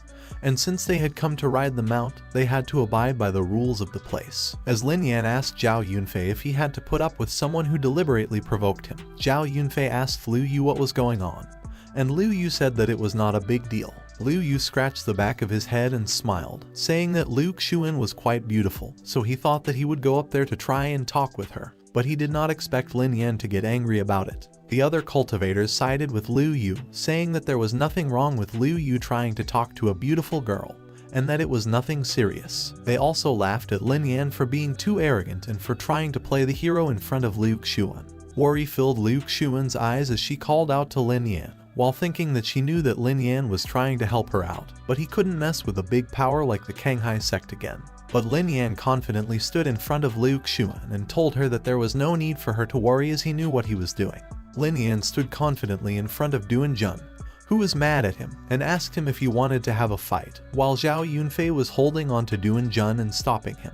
Duan Jun said that although Liu Yu had done something wrong, it was not serious enough for him to get into a big fight, so it was obvious that Lin Yan really liked to start a fight. Duan Jun shrouded himself in aura and said that he didn't think it was right if he didn't join Lin Yan. Zhao Yunfei gave up on stopping Duan Jun and told him to do as he pleased. On the other hand, Liu Xuan looked extremely worried, and she told Lin Yan to be careful. Lin Yan then summoned the golden halberd. The other cultivators were in awe as they recognized it as a low-level Earth-grade spiritual treasure, and upon seeing that Lin Yan actually had such a treasure, they felt that Lin Yan was not an ordinary 5-star martial grandmaster. Lin Yan shifted into a fighting stance while holding the golden halberd, and he taunted Duan Jun to come at him. Duan Jun lunged at Lin Yan with a punch that was engulfed in aura, and he told Lin Yan to witness his fist. Duan Jun's attack met with Lin Yan's golden halberd, and the impact was so strong that there was an explosion at the point of contact. Duan Jun realized that Lin Yan was by no means weak, and it now made sense to him why Lin Yan was so arrogant. Duan Jun looked threatened, but he told Lin Yan that he had just tested his strength earlier,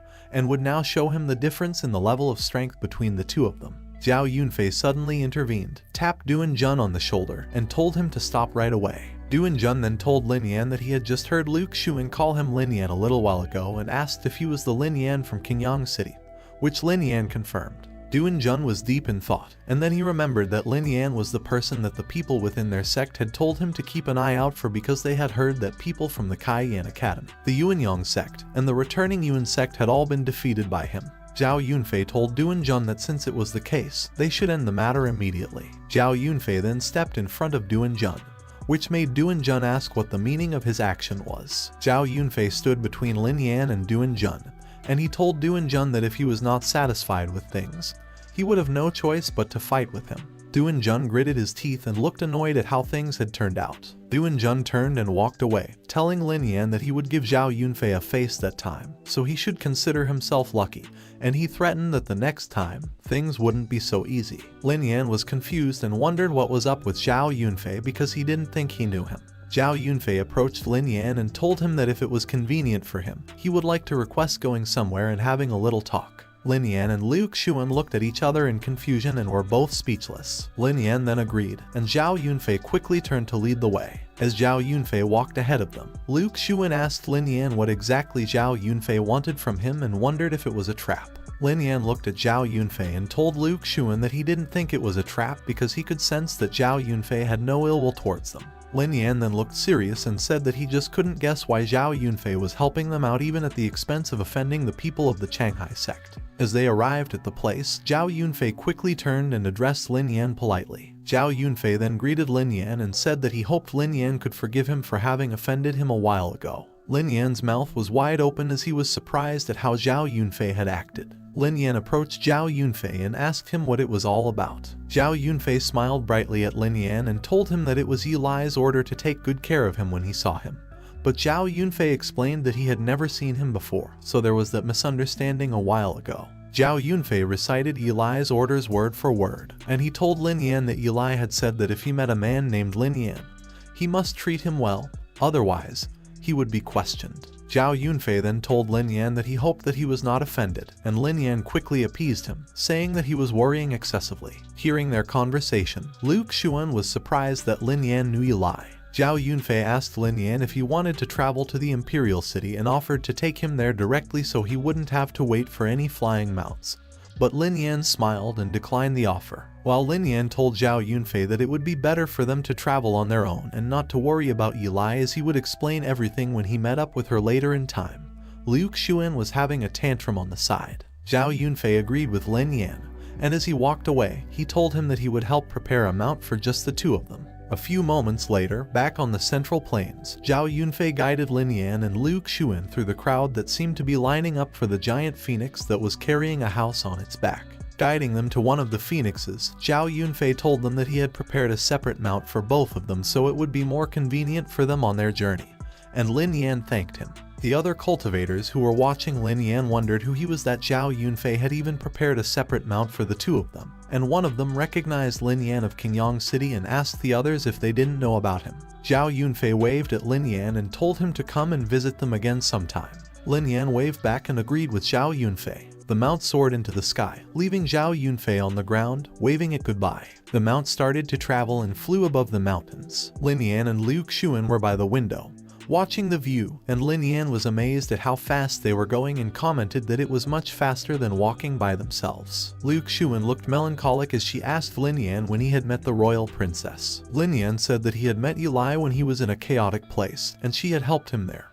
He added that if it hadn't been for Eli helping him out, he wouldn't have been able to escape from there, so when they went to the Imperial City, he would like to thank her properly. Liu Xuan looked jealous as she heard that Eli had actually helped Lin Yan.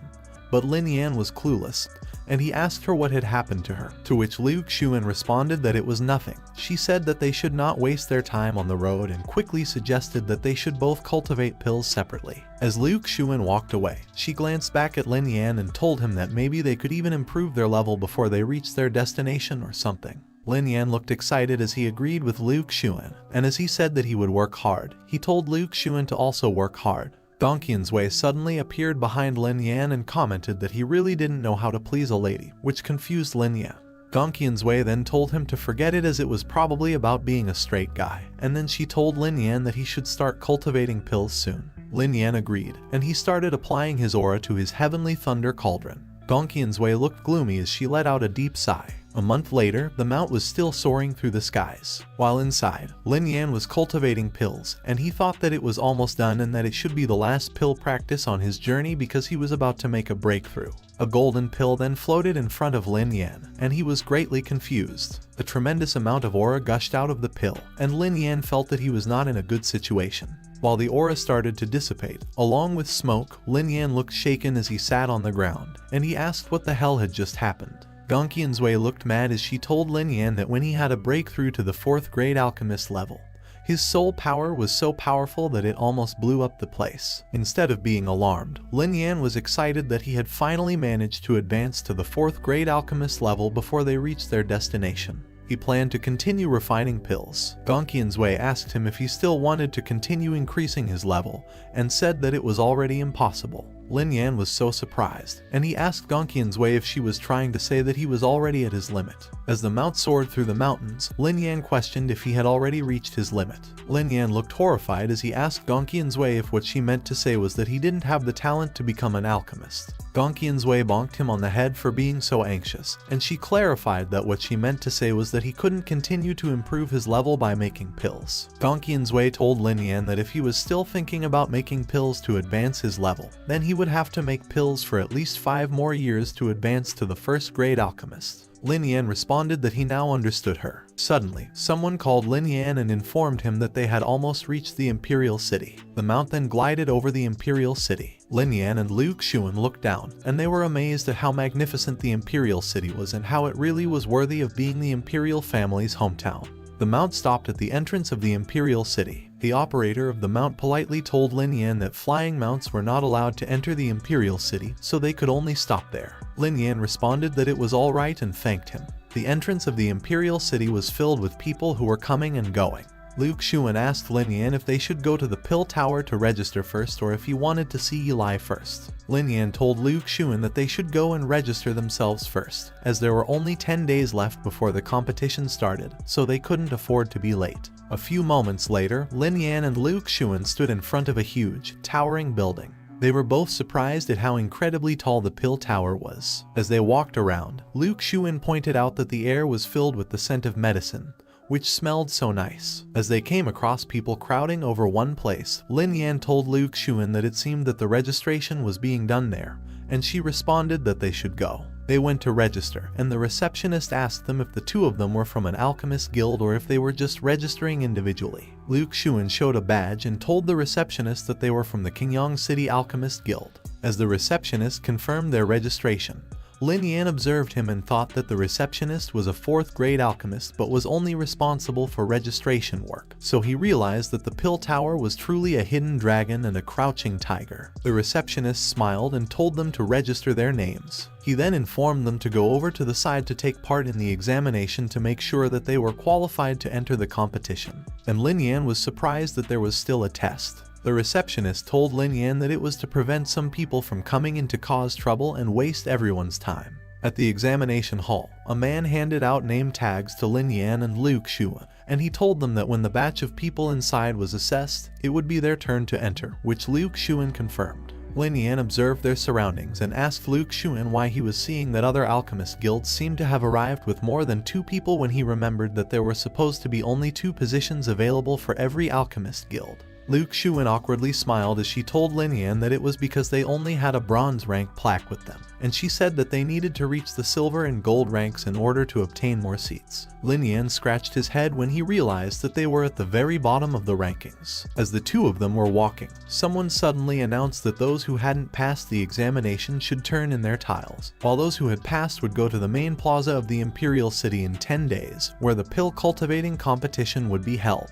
As the people from the examination hall went out, Lin Yan encountered a familiar face, Duan Jun. Duan Jun quickly recognized Lin Yan and was amused that Lin Yan had also come to the city to take part in the examination. He taunted Lin Yan and told him that it was too bad that he would be swept off at the current level, and he would say goodbye to him in advance. But instead of getting mad, Lin Yan simply ignored him and passed by him with a smile. Duan Jun was mad and told Lin Yan that he would see how long he could continue to be complacent. Lin Yan entered the room, and as the examination started, the examiner instructed them to use the herbs in front of them to make the golden spirit pill. They would only have 3 chances, so they should make the best use of those. Lin Yan grabbed the herbs, and as he placed them in his heavenly thunder cauldron, the examiner was surprised. As the examiner watched over Lin Yan, he thought that the young ones in the current time were too impatient, and he added that putting all the medicinal herbs together in a single breath would prove to be uncontrollable, and he was afraid that it would get destroyed altogether. Meanwhile, Duan Jun watched Lin Yan from the window, calling him an idiot who didn't even know how to refine pills. He said that he couldn't believe that Lin Yan had put all of the medicinal herbs together in one breath,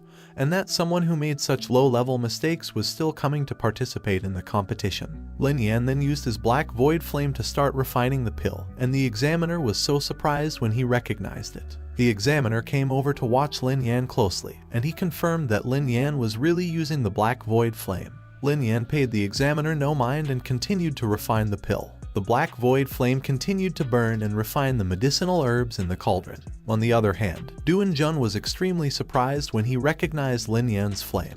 The other cultivators recognized it too, and they all started to gather around Lin Yan, wondering how he could possibly have the black void flame, which was ranked number 1 in the Earth Fire ranking list. Lin Yan finished refining the golden spirit pill, and he handed it over to the examiner. The examiner looked at it closely and said that it was remarkably perfect. The examiner asked him if his name was Lin Yan, and Lin Yan told him that he was right. The examiner smiled brightly at him, telling him that he was a good kid. He informed him that the competition would be held in 10 days and reminded him not to be late or absent for the competition. Lin Yan smiled, and he told the examiner that he would definitely be there. Meanwhile, Wuxia was done with her examinations, and she thought that she didn't know how Lin Yan's exam had turned out, so she decided to go there quickly and check it out. But as Wuxia looked ahead, Lin Yan was already in front of her, greeting her and asking if she had also finished her examination. Wuxia was surprised that Lin Yan had managed to finish before him, which made her ask him if he had passed, and Lin Yan confidently told her that he had. Wuxia still could not believe it, and she thought that compared to when she first met Lin Yan, it felt as if their positions had been reversed. As she gazed at Lin Yan, who stood in front of her, Wuxia thought that, at the moment, Lin Yan seemed to be really out of her reach. The evening came, and as the crescent moon adorned the sky, someone in their lodging was relieved and said that soaking their feet had felt really relaxing. It was Lin Yan, and as he relaxed, he He remembered that it had been quite a long time already, so he wondered why Shi Genshin hadn't made a move yet when he should have recovered from his injuries at the moment. Gongqian's Wei appeared before him, saying that it wasn't that Shi Genshin hadn't moved at all because she could sense his aura in the northern region of the Imperial City. And as Lin Yan heard about it, he quickly confirmed with Gongqian's Wei that it was the direction where the Kai Yan Academy was located. Lin Yan suddenly realized that Shi Genshin must have known about the conflict between him and the Kai Yan Academy, so he must have been waiting for him to go there. Gongqian's Wei then warned Lin Yan to be careful because Shi Genshin might have already advanced to a 2-star martial spirit at the moment. Noticing the expressions on Gongqian's Wei's face, Lin Yan asked her why it looked like she was enjoying herself a lot. Gongqian's Wei smiled brightly and told Lin Yan that she loved to see him get unlucky so much. Lin Yan complained about how she was a really bad master. The morning came, and as Lin Yan exited his room, he called Liu Xuan, waved at her, and told her that he was going to see Eli, and he asked her if she wanted to come along with him. Liu Xuan strongly refused and said that it would be better for him to go there by himself because she didn't even know Eli well. But in her mind, Liu Xuan was intimidated by the royal family. Lin Yan looked confused, but he quickly agreed and told Liu Xuan to wait for him there as he would be back soon. A few moments later, Lin Yan walked towards the entrance of the Great Feng Imperial Palace. Lin Yan walked confidently, and as he saw the Imperial Palace, he thought that it was really worthy of being the strongest authority in the Great Feng dynasty, and was indeed deserving of its reputation. As Lin Yan arrived at the gate, the guards blocked his path and asked who he was. Lin Yan then politely introduced himself, saying that he had come to meet Eli and had requested that the guards inform her about him. The guard quickly recognized Lin Yan's name and said that Eli had already instructed them to lead him to her when he came to visit her. The guard requested that Lin Yan come with him, and Lin Yan thanked him. Lin Yan followed the guard, and they walked through the halls. The guard told Lin Yan that Eli was probably having a fight with their young master Yuan in the arena at the moment, so they should go directly to the battleground. What the guard said piqued Lin Yan's interest, so he asked who Yuan was. The guard told him that he was the eldest son of General Yuan, and he and Eli had made an agreement to have a competition and that it was the agreed day. Lin Yan then smiled, saying that he didn't expect Eli to have such elegance. The guard stopped and corrected Lin Yan, saying that, in reality, Eli didn't want to compete with Yuan either. Lin Yan was surprised when the guard leaned over and whispered at him, saying that Yuan had been pursuing Eli for a long time. But she had no interest in Yuan, so she suggested such a competition. The guard told Lin Yan that Eli's condition for the competition was that if Yuan lost, he would not be allowed to step into the palace for the next 3 years. Lin Yan smiled and thought that Eli was really quite interesting because, after all, she was the bearer of one of the 10 ancient divine souls.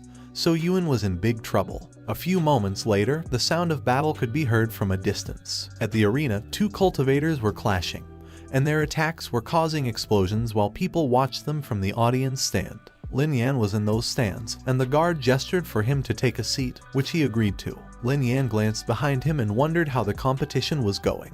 Eli stood proudly at the center of the arena as she shrouded herself in aura. She stood there beautifully, and she was no longer wearing her cloak. Lin Yan was taken aback, as it was the first time that he had been able to see Eli's face clearly, and he thought that she was very beautiful. Noticing that Lin Yan had been frozen in place, the guard leaned over, whispered, and called him, asking if he was alright, which pulled Lin Yan back to his senses. While blushing, Lin Yan cleared his throat and said that Yuan had the cultivation level of an 8-star martial grandmaster realm, which really was not simple. In the arena, Yuan Chu was in a fighting stance and looked determined. The guard told Lin Yan that Yuan Chu had already been 3 years older than Eli, so when Eli reached his age, he was afraid that her cultivation level would surely reach the martial spirit realm.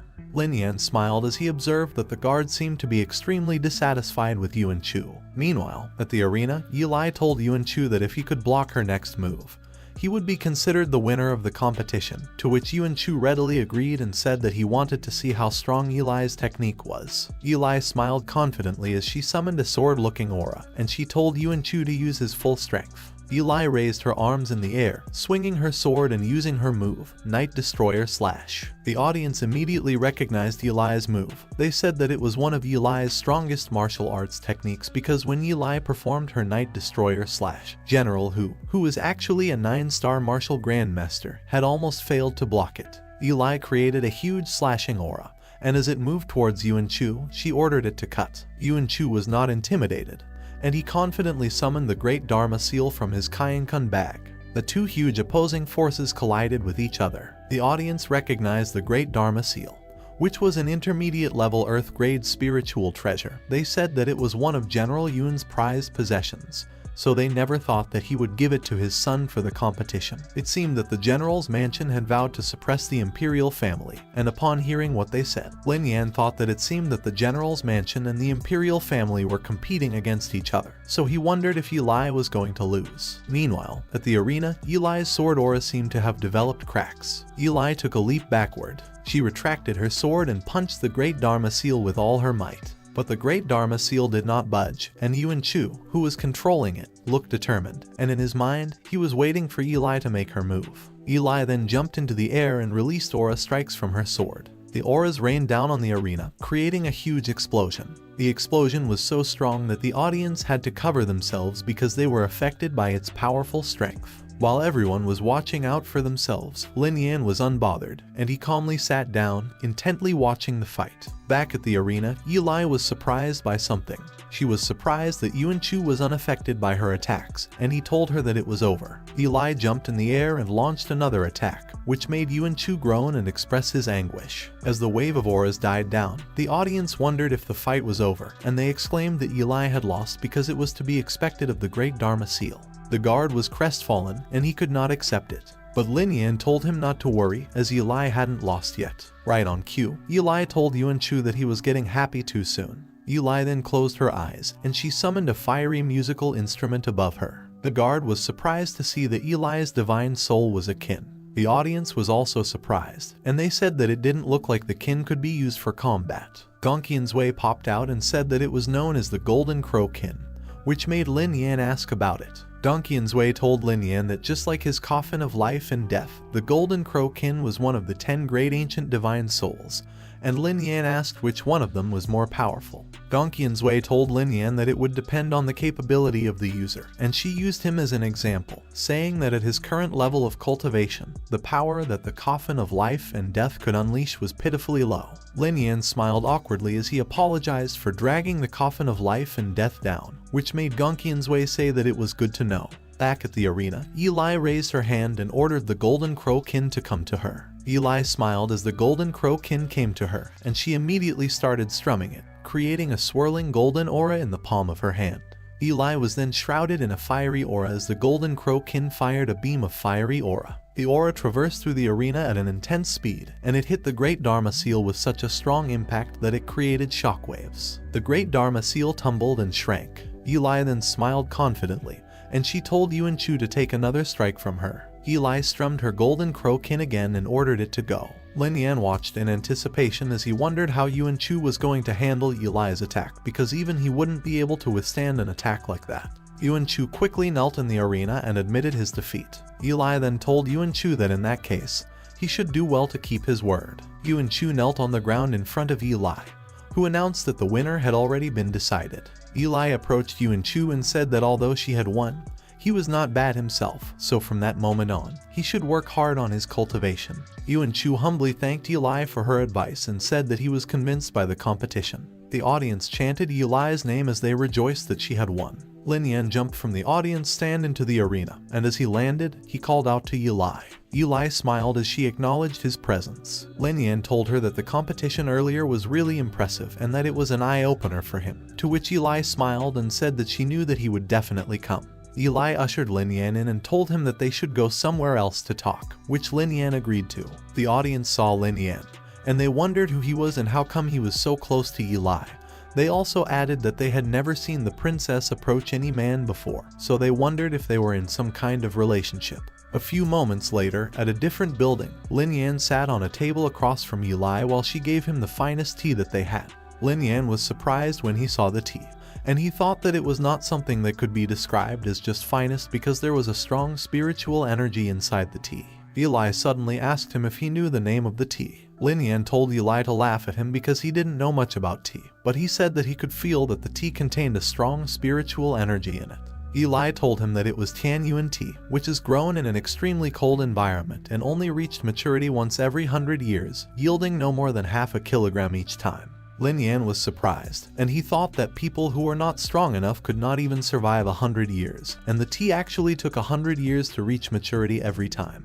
Eli told Lin Yan to go ahead and taste the tea, and Lin Yan respectfully accepted it. Lin Yan drank the tea without saying anything. After a while, he was surprised when he felt something familiar in his stomach. Lin Yan felt like he was in a different world and said that the spiritual energy that he had felt before and after drinking the Tian Yuan tea, and the spiritual energy that he felt were completely two different types at the same time. Lin Yan commented that the spiritual energy within the Tian Yuan tea was really quite rich and strong. Eli smiled brightly at him while she confirmed with him if it felt quite good and said that it was a pity that such a great thing was only effective when it was consumed once a year, and there was no benefit in drinking it more than once. As she drank her tea, Eli said that the last time she drank was about a year ago, and at that time, her cultivation level was directly increased from a 9-star martial master to a 1-star martial grandmaster realm. Lin Yan looked at Eli intently and thought about how Eli had broken through to the 1-star martial grandmaster by drinking tea a year ago, which made him realize that Eli's cultivation had reached the 7-star martial grandmaster in just 1 year. He wondered what kind of terrifying ability Eli had. Lin Yan continued to observe and wondered if Eli would be able to make a breakthrough to the 8-star martial grandmaster level after she drank the tea. Then, as Lin Yan placed his cup on the table, he told Eli that he had not known her before the incident. Lin Yan added that not only had she helped him obtain the Heavenly Thunder Cauldron, but she had also helped him resist Shi Genshin, and now she had given him such a precious thing like Tian Yuan tea, so he wondered why. Eli answered Lin Yan with another question and asked if he would believe her if she said that she had taken a liking to his talent and potential, and would like to bring him in. Lin Yan was so surprised to hear what Eli had just said that he had to clarify and ask if she was asking him to join the royal family. Eli explained to Lin Yan that she was not asking him to join the royal family, but she wanted him to join her in the great competition of 10,000 dynasties. Lin Yan repeated what Eli had just said to confirm if he had heard them correctly, and Eli told him that he was right. Lin Yan then awkwardly smiled and asked Eli what the great competition of 10,000 dynasties was. Eli looked disappointed as she did not expect that Lin Yan wouldn't know about the great competition of 10,000 dynasties. Eli looked disappointed as she asked Lin Yan if he didn't know about the Great Dynasty War, and she proceeded to ask him if he knew that the Great Feng Dynasty was part of the Eastern Spiritual Domain. Lin Yan awkwardly said that he knew about it, and he also knew that there were 4 major academies, 2 major alliances, and 1 major sect in the Eastern Spiritual Domain. But in his head, he thought that he was fortunate that Liu Xuan had drilled those knowledges into him recently.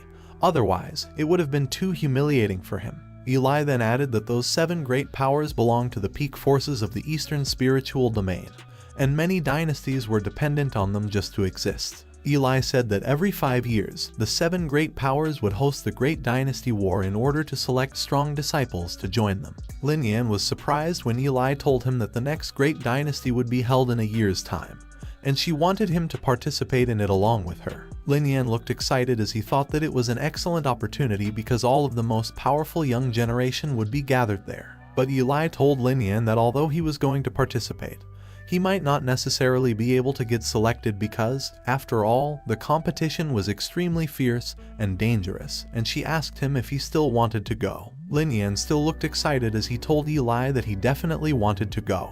Eli smiled and said that it was great, but Lin Yan then looked crestfallen as he told Eli that there were still some unresolved issues that he had to resolve. Eli told Lin Yan that she knew what he was worried about, and she said that he shouldn't worry because if he joined them, then their royal family would help him settle his affairs. Lin Yan thanked Eli for her kindness, but he refused and said that he wanted to resolve those matters by himself.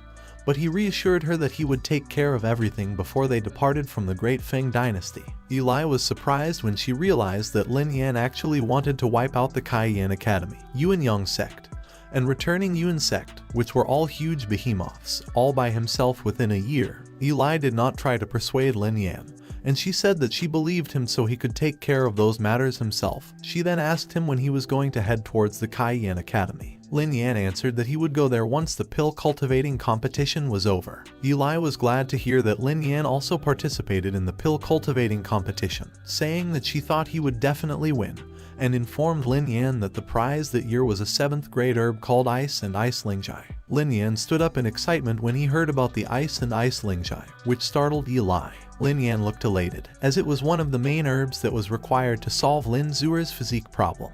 Eli noticed Lin Yan's reaction, and she asked what happened to him, but Lin Yan told her that it was nothing, that he just found out that there would be such an expensive thing as the first prize, so he must take the first place. Eli did not ask any further, she just wished Lin Yan great success in all his efforts, and Lin Yan thanked her. Lin Yan drank the Tan Yuan tea, and he was immediately engulfed in an aura. Lin Yan and Eli sat in front of each other, and Lin Yan told her that they should start cultivating. Lin Yan started to meditate, and he was shrouded in an aura. He then opened his eyes and thought that he had reached the 6-star martial grandmaster level. Lin Yan looked over to Eli, who was still meditating, and he was surprised that she was not done yet. Lin Yan answered his own question in his mind and thought that Eli had already reached the 8-star martial grandmaster level and was on her way to breaking through to the 9-star martial grandmaster. Eli was shrouded in an aura as she continued to meditate. As she opened her eyes, she asked Lin Yan if he was also done. Lin Yan paid his respects as he told Eli that he had not expected that she would actually break through 2 realms in one single breath,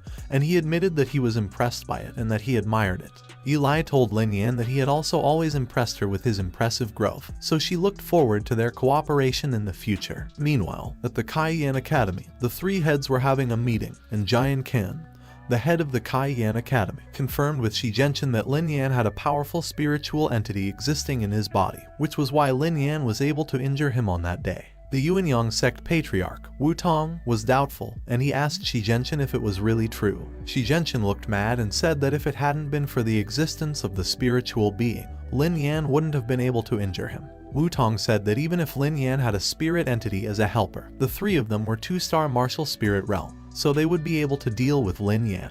Shi Jianchen added that the people of the Lin family were also in their custody, so Lin Yan would eventually come over, and that's when they would take Lin Yan down all at once. Jian Kang also said that Lin Yan had a 3-year agreement with their academy's Liu Yuan, so he could use it as a means to lure him there. Shi Jianchen agreed, saying that they had to thank him for that. Jian Kang said that it was just a small matter, and Wu Tong laughed. A few days later, the day of the competition at the Pill Tower arrived. A lot of cultivators had gathered at the venue of the competition. Lin Yan was in awe, saying that hundreds of thousands of people had come to watch the competition, and it was a really impressive lineup of people, which made Liu Xuan agree and say that she didn't expect so many people to come either. Lin Yan and Liu Xuan were both lining up along with the other cultivators, and a man at the front of the line announced and reminded them to make sure they lined up properly and got a little pregame inspection. Lin Yan stopped in his tracks. He looked up and admired the amazing look of the venue. Lin Yan said that the place was so big, and pointing out that there were so many platforms there.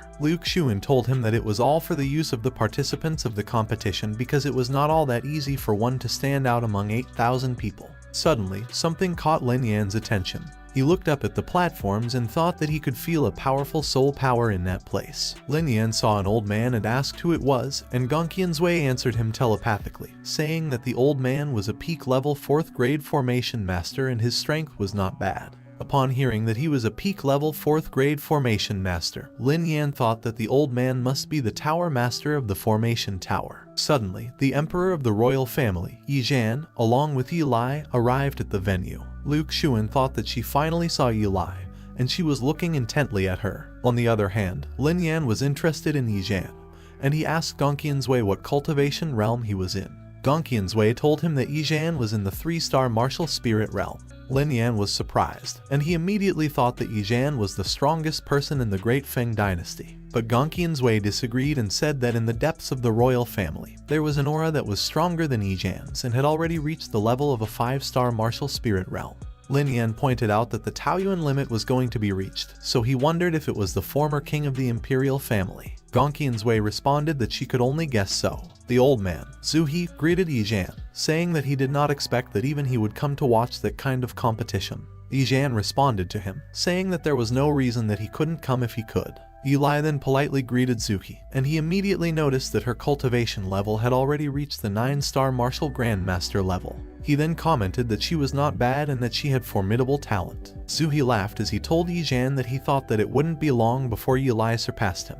Then he told him that he was getting old and useless. Suddenly, another old man arrived at the venue. He asked Yi Zhan and Zuhi what they were both talking about and pointed out that the 2 of them had come there quite early. The other cultivators quickly recognized the old man. It was the tower master Nangong Cheng. Lin Yan heard what the other cultivators said, and he said that he never thought he would get to see such a big shot, while thinking that Nangong Chen was a peak rank 5th grade alchemist and that all the various great masters had actually appeared for the competition. Nangong Chen immediately noticed that Eli had already reached the cultivation realm of a 9-star martial grandmaster, which made Zuhi laugh and asked him if it already felt like all of them were already getting old. Zuhi then told Nangong Chen that his son, Nangong Yang, was also quite excellent, so in the alchemy competition, he thought that it wouldn't be a problem for him to win first place. Nangong Chen calmly said that Nangong Yan's talent in alchemy was indeed not bad, but he thought that it would be difficult for his son to win first place because he had heard that during the registration test, there was a young man who had refined a 3rd grade pill in a very short period of time, and he had done so by refining all 6 medicinal herbs together at the same time. Yizhan added that, moreover, the young man also had a fire that was ranked first on the Earth Fire ranking list, the Black Void Flame, which extremely surprised Nangong Chen. As Eli listened to the old men talking, she smiled as she thought that they were definitely talking about Lin Yan. A huge bell rang, and Nangong Chen quickly jumped off of his seat and headed for the platform in the middle of the venue. Nangong Chen stood there as he welcomed everyone to the pill refining competition organized by their pill tower, and he said that he wouldn't say any more polite words. He immediately proceeded with the instructions and said that for the competition, those who ranked in the top 100 would be eligible to join their pill tower, and those who ranked in the top 10 would be eligible to take up a position within the pill tower. Nangong Chen added that the one who won first place would be rewarded by the pill tower with a 7th grade medicinal herb, Ice Lingjai. The other cultivators commented that the pill tower was really very rich and powerful to have actually come up with a 7th grade herb as a reward, especially the Ice Lingjai, which was a very rare herb. Nangong Chen then announced that the pill refining competition had officially begun. The other cultivators started to go up on their respective platforms. Lin Yan then told Wuxia that they should go up too, to which she readily agreed. A few moments later, a pair of cultivators had already occupied each platform. Nangong Chen then excitedly instructed that the pill refining competition was divided into 2 stages. In the first stage, they would have to refine a 3rd grade pill, and the pills must be of the highest quality, otherwise they would be considered eliminated. Grabbing a Kainkun bag, Nangong Chen said that the time limit was 2 hours, and anyone who exceeded the time limit would be considered eliminated. Nangong Chen threw the bags in the air and said that those were 2 pairs of herbs for making the Xuanzhen pill, and he reminded the participants to use them carefully. Lin Yan caught one of the Kainkun bags. Meanwhile, Zuhi laughed, saying that Nangong Chen really knew how to put up a difficult task, and Yizhan added that he could see that there would probably only be 100 or fewer of those little guys left when they got to the 2nd stage. Back on stage, Nangong Chen announced that the time had started. Wuxia carefully placed her cauldron on the table.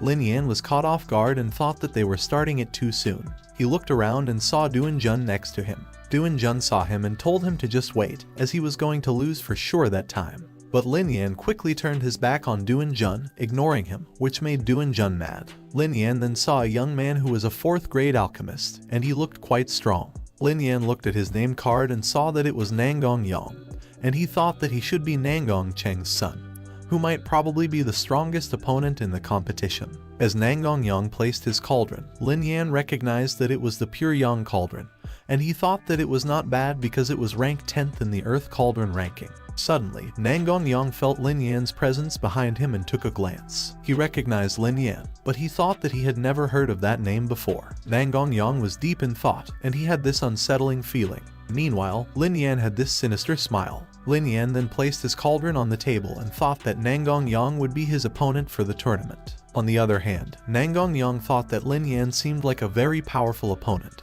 but he also wondered if it was just his imagination. The sun shone brightly as Nangong Yang started to refine his pills. The audience watched him, saying that he and his cauldron were really amazing and that his spirit fire was also first rate. On the other hand, Lin Yan also started to refine his pills. The audience noticed him and pointed out that his cauldron was even better than the one Nangong Yang had. One of the audience members recognized the Heavenly Thunder Cauldron and said that it was ranked number 1 on the Earth Cauldron list, which made his companion wonder what Lin Yan's origin was and how he could possibly have the Heavenly Thunder Cauldron. One of the cultivators butted in, saying that he remembered that Lin Yan was the one who killed Shizu and Lin Yan, and he also injured Shi Genshin.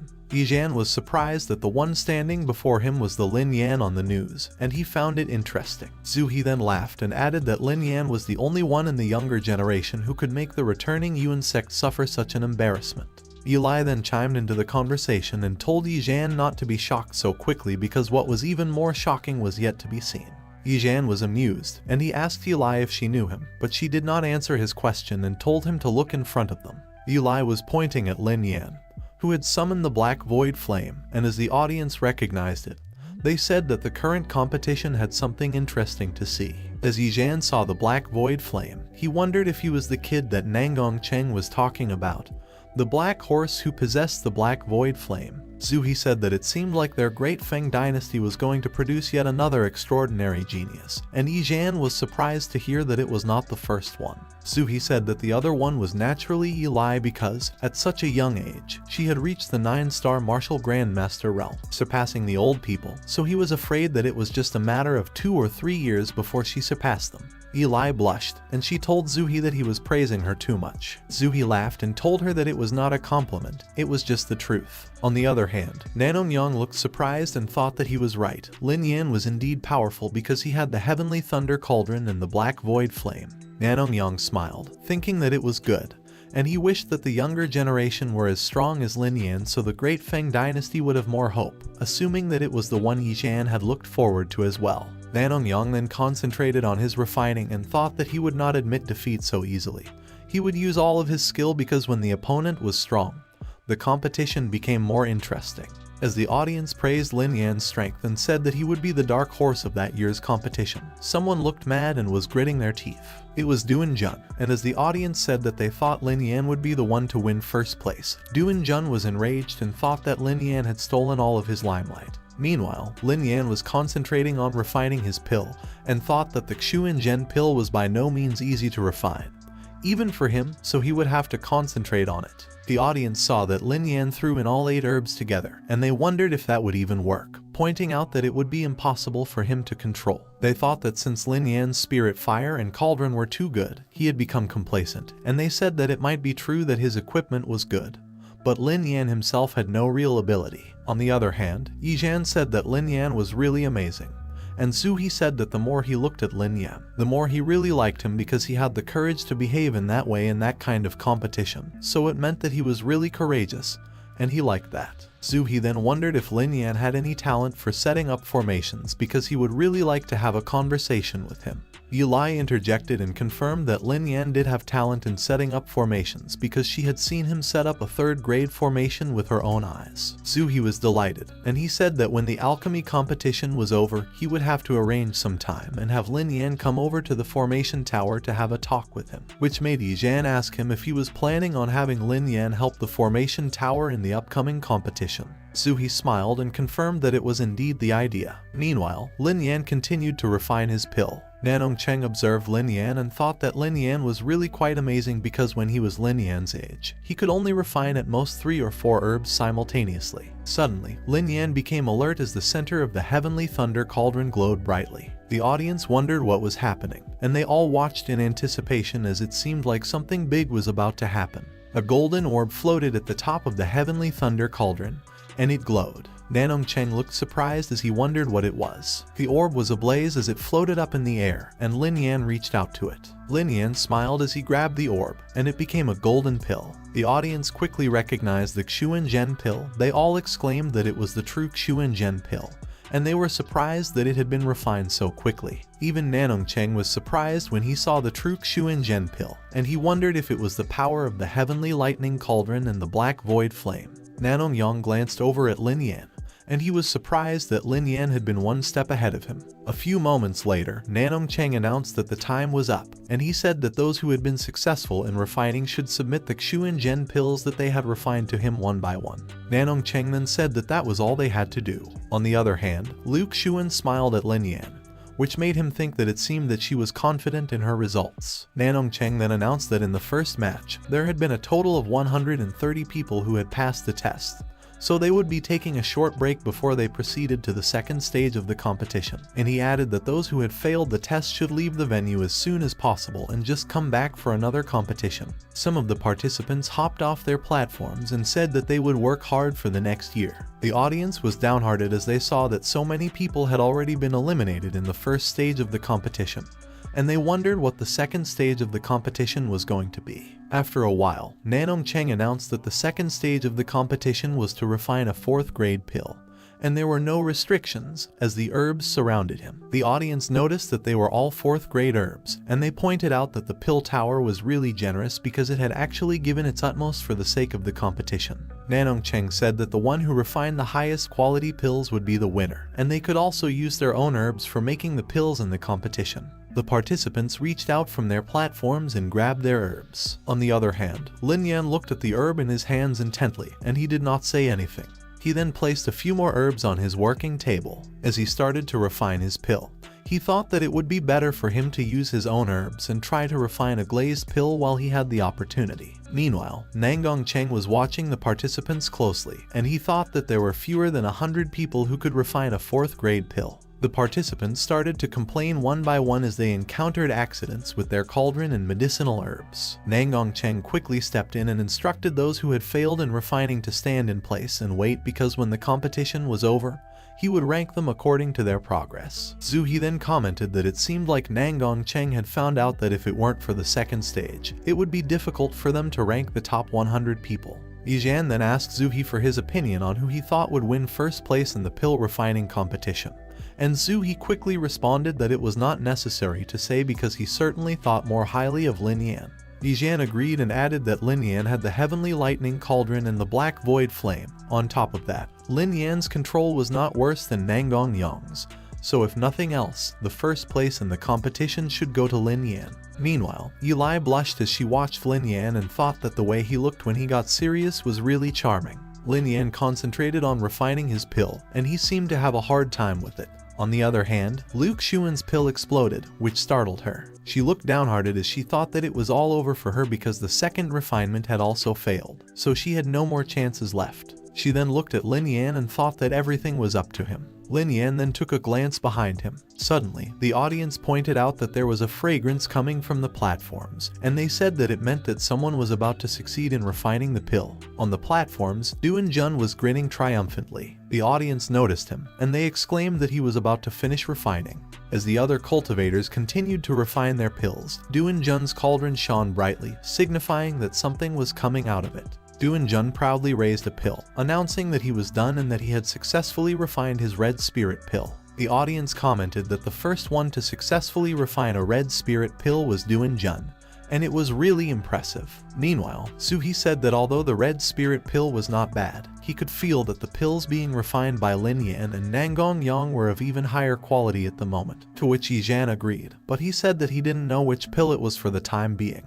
A few more participants groaned and expressed their disappointment as they failed to refine their pills. On the other hand, some of the participants raised their pills and announced that they had finished refining their pills. A few moments later, Nanong Yang let out a shout as he poured his concentration into refining his pill. He then proudly showed off the pill that he had created. The audience cheered as they saw that Nanong Yang had successfully refined his pill, and it was a powerful pill. Duan Jun was mad as he saw that Nanong Yang had actually refined a dragon power pill, and the audience said that it was stronger than his. The audience wondered if the competition was over and if it was time for the evaluation process. But one of them noticed and pointed out that there was still one more person left in the competition. It was Lin Yan, and the audience wondered if he hadn't finished refining his pill, and if he was the last one remaining in the competition. While the audience continued to ask questions and wondered if something went wrong while Lin Yan was refining his pill, Lin Yan was concentrating and thought that there was still one more step left,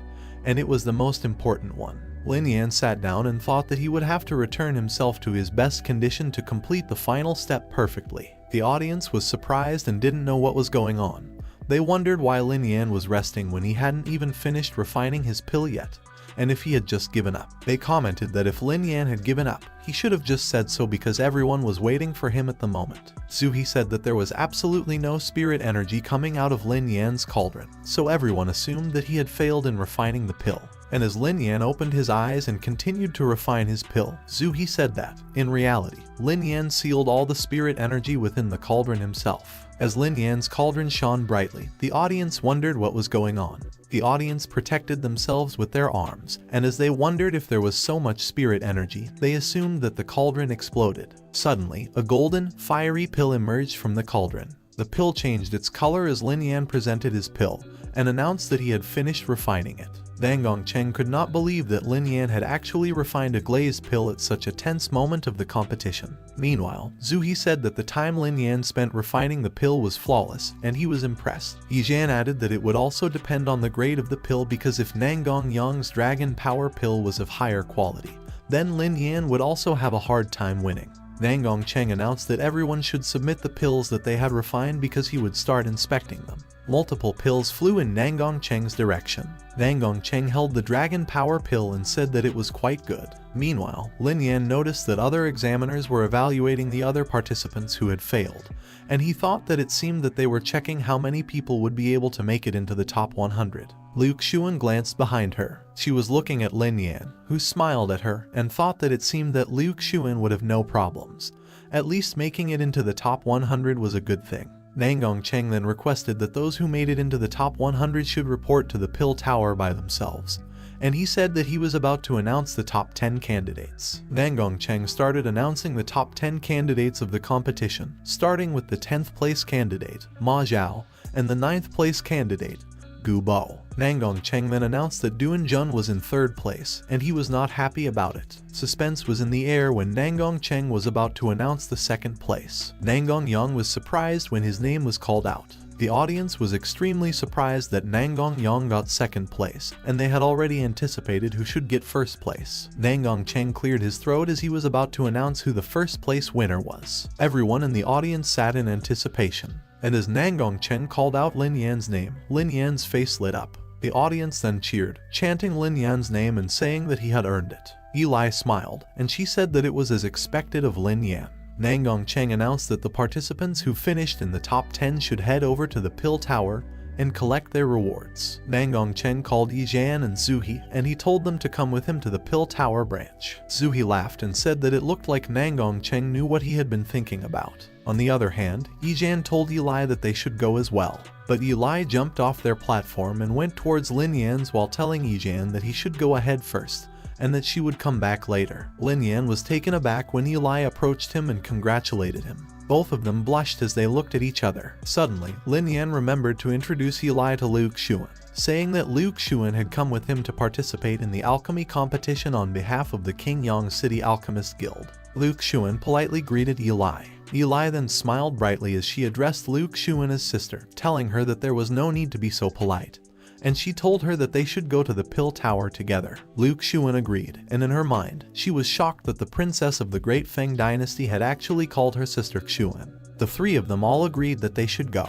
With Lin Yan leading, the three of them approached the Pill Tower. As they arrived at the entrance, Luke Xuan told Eli and Lin Yan that they should go ahead and that she would wait for them out there. Luke Xuan looked downhearted as she thought that at that moment, she was already too far away from them because one of them had been the 1st place winner of the pill-making competition, while the other had been the princess of the Great Feng Dynasty. Eli then noticed Luke Xuan's expression. Eli smiled brightly as she told Lin Yan that he should go in by himself because she would stay outside together with Luke Xuan, which made Luke Xuan fret and say that it was alright for her to wait there by herself. Eli said that it was okay because she hadn't participated in the competition anyway, so there was no point in her going inside. Lin Yan went ahead and told them that he would be right back, so they should wait for him there. Lin Yan then took a step towards the Pill Tower. As Lin Yan went inside, the three elders, Nangongcheng, Zuhi, and Yijan, were waiting for him, and he immediately politely greeted them. Nangongcheng smiled as he told Lin Yan that he wouldn't be polite, and while he handed out a box, he told Lin Yan that as the 1st place winner, it was something that he deserved. A bright light emerged from the box as Lin Yan opened it. Lin Yan held up his prize and asked if it was the ice lingjai. Nangongcheng told Lin Yan that he had performed very well, so he deserved to win 1st place in the alchemy competition. Lin Yan then politely thanked Nangongcheng. Nangongcheng smiled as he called Lin Yan,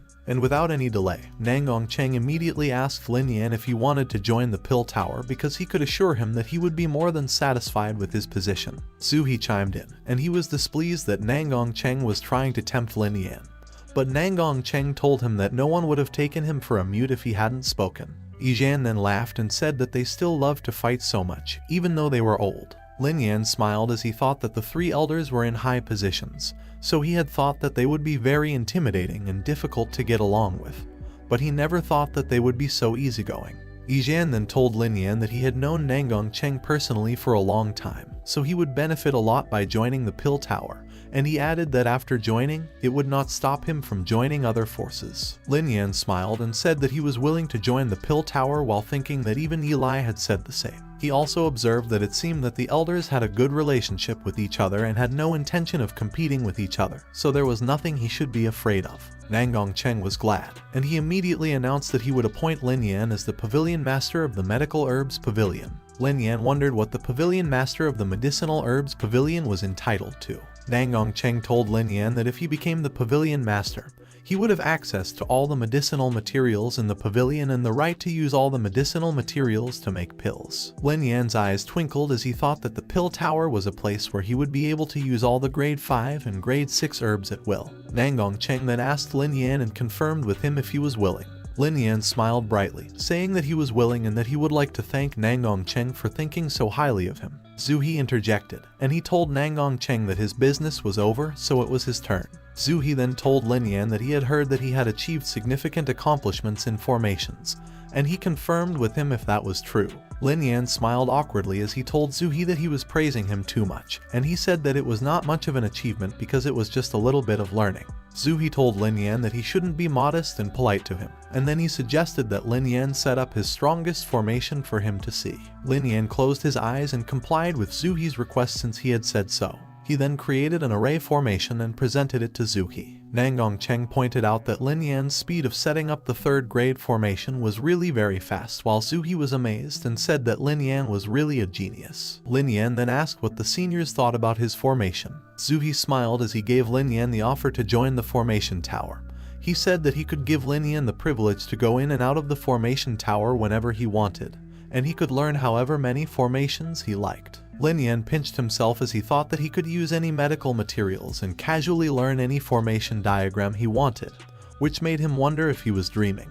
Lin Yan politely thanked Zhu and said that he was willing to join the formation tower. Both Zhu and Nangong Cheng laughed, while Yijian said that the two of them had really offered Lin Yan an ample price in order to recruit him. Yijian then added that their imperial family would also like to recruit him, and he asked if he would also consider it. Lin Yan asked Yijian if he was referring to having him participate in the Great War of the 10,000 Dynasties, and he told him that Eli had already told him about it. Lin Yan told Yijian that he needed to take care of his personal matters before he considered the offer. Yijian confirmed with Lin Yan if he had been talking about the matter regarding the Kaiyan Academy, the returning Yuan sect, and the Yuan Yang sect, and he told Lin Yan not to worry because he would help him mediate with them. Lin Yan then answered that he hadn't wanted to mediate with those groups because he had wanted to destroy all three of them. Zhu and Nangong Cheng were both surprised by what Lin Yan had said. Lin Yan announced in front of the three elders that he wanted to destroy all three sects. The three elders looked at each other with worry written all over their faces. Yijian then chose to speak up and told Lin Yan that that kind of thing was not something he could joke about.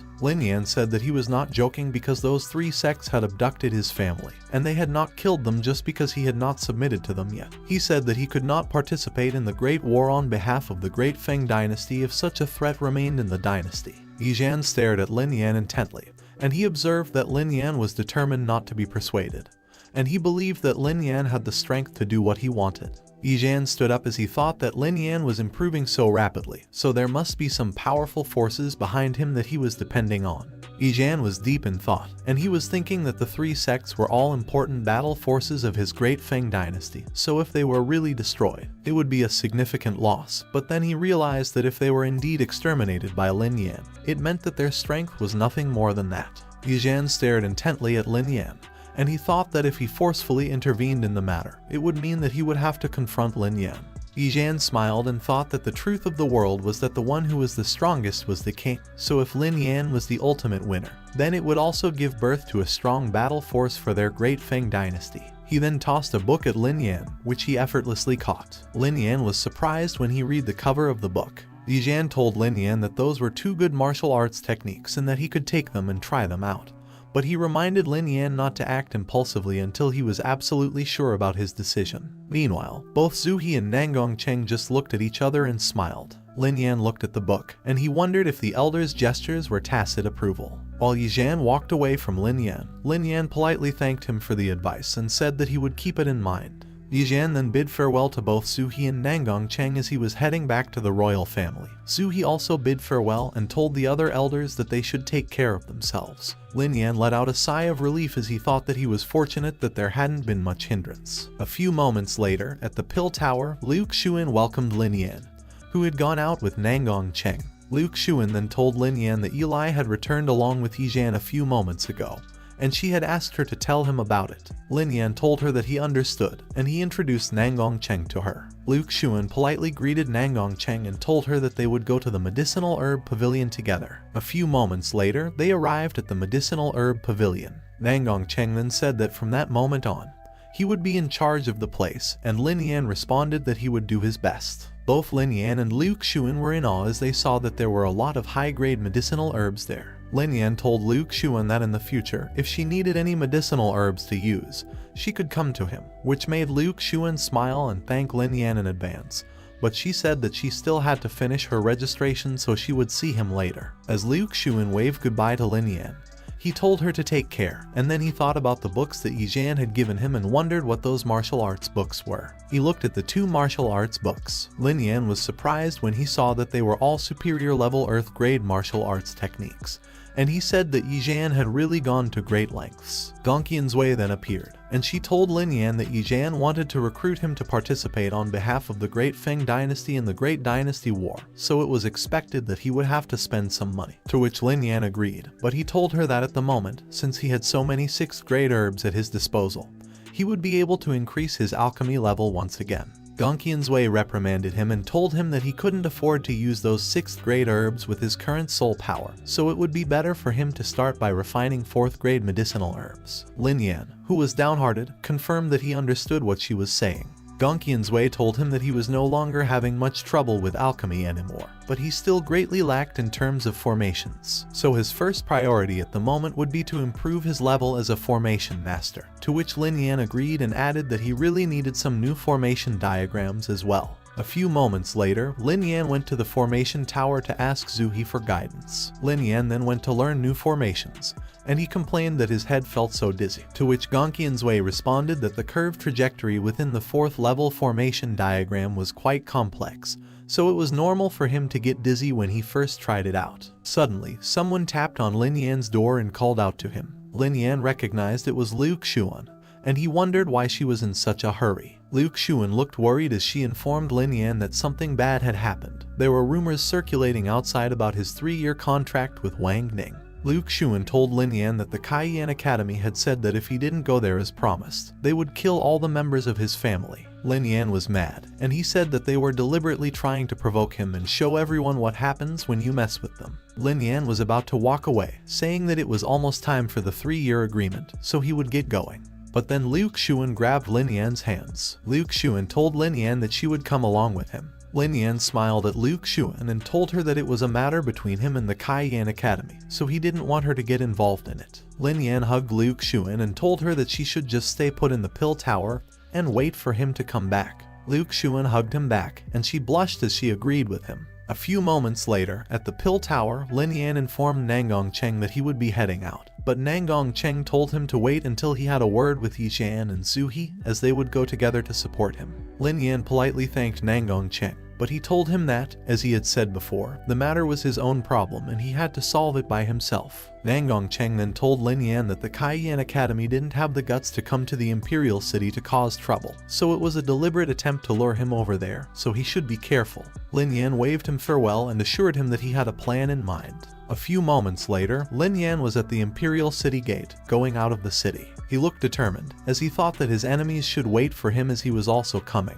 Lin Yan was walking out of the city when a shadowy figure suddenly intercepted him. It was Eli, and she smiled as she asked Lin Yan if he was going to the Cayenne Academy without telling her. Lin Yan gave Eli a reason, saying that it was because he thought that it was a personal matter for him, but he was not able to finish his sentence. Eli cut off Lin Yan and told him to stop talking about all those things that didn't matter. She told Lin Yan that it was alright if he didn't let her father come along with him, but he couldn't drive her away. Eli walked ahead of Lin Yan, and he tried to call out to her. Lin Yan gave up and said that there was nothing he could do about Eli, so he just told her to wait for him. A few moments later, the two of them traversed through the forest. Eli asked Lin Yan if he was only going to save his family or if he intended to destroy the entire Cayenne Academy in one single stroke when he got there. Lin Yan said that it depended on whether the Cayenne Academy would try to break their word when the time came. He said that his priority objective was to save his family, and he wouldn't go easy on them if they came looking for death. Eli just looked at Lin Yan, saying nothing, and then she flicked her finger, firing some sort of aura. Gongqian's Wei appeared, and she told Lin Yan that Eli had just sent a message, to which Lin Yan asked her telepathically what kind of message it was. Gongqian's Wei responded and told Lin Yan that she thought that Eli had informed Yijan about his answer. Lin Yan wondered if Eli was trying to get Yijan to stop him,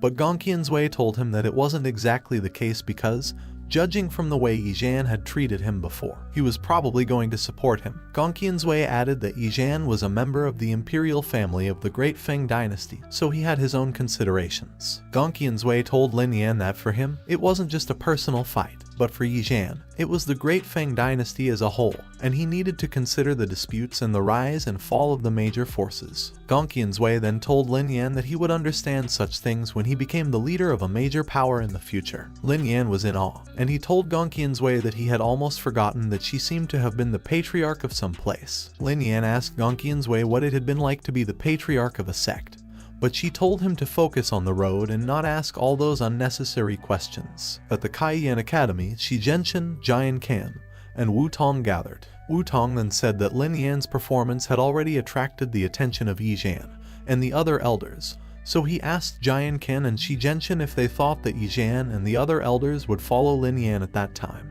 Shi Zhenshin looked horrified and said that even if one of those three elders came along, their plan would have to be terminated. Jian Kan looked confident as he told the other elders not to worry because he had his informants, and at the moment, Yi Zhang, Nangong Cheng, and Zhu He had not left the imperial city. Shi Zhenshin was relieved, and Wu Tong said that he didn't think Lin Yan was worthy enough for them to intervene in the matter, so Lin Yan would definitely have no way to escape.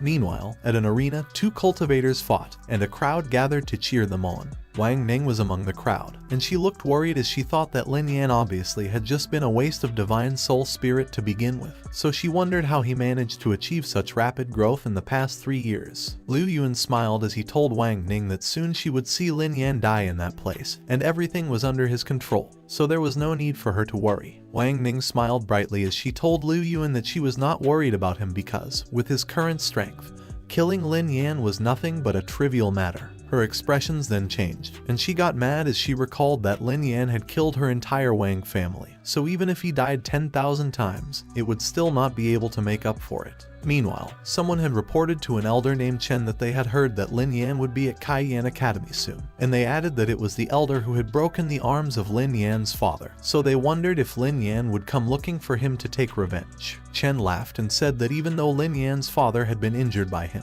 there was no reason for him to care about Lin Yan. Chen said that Lin Yan was just a small glimmer of light, and it was not worth remembering him because sooner or later, his name would end up being a joke of the entire Great Feng dynasty, to which the other person laughed and agreed. A few days later, on the day of the agreement, a crowd gathered on the academy grounds, and they wondered if Lin Yan would come. As the crowd gathered, a fast-moving silhouette passed above them, and then the crowd noticed that someone was on stage as two people landed on it. They saw that Lin Yan had arrived, but they wondered why Eli was also there. Lin Yan told Wang Ning that 3 years ago, he had said he would break off the marriage between the two of them in front of everyone.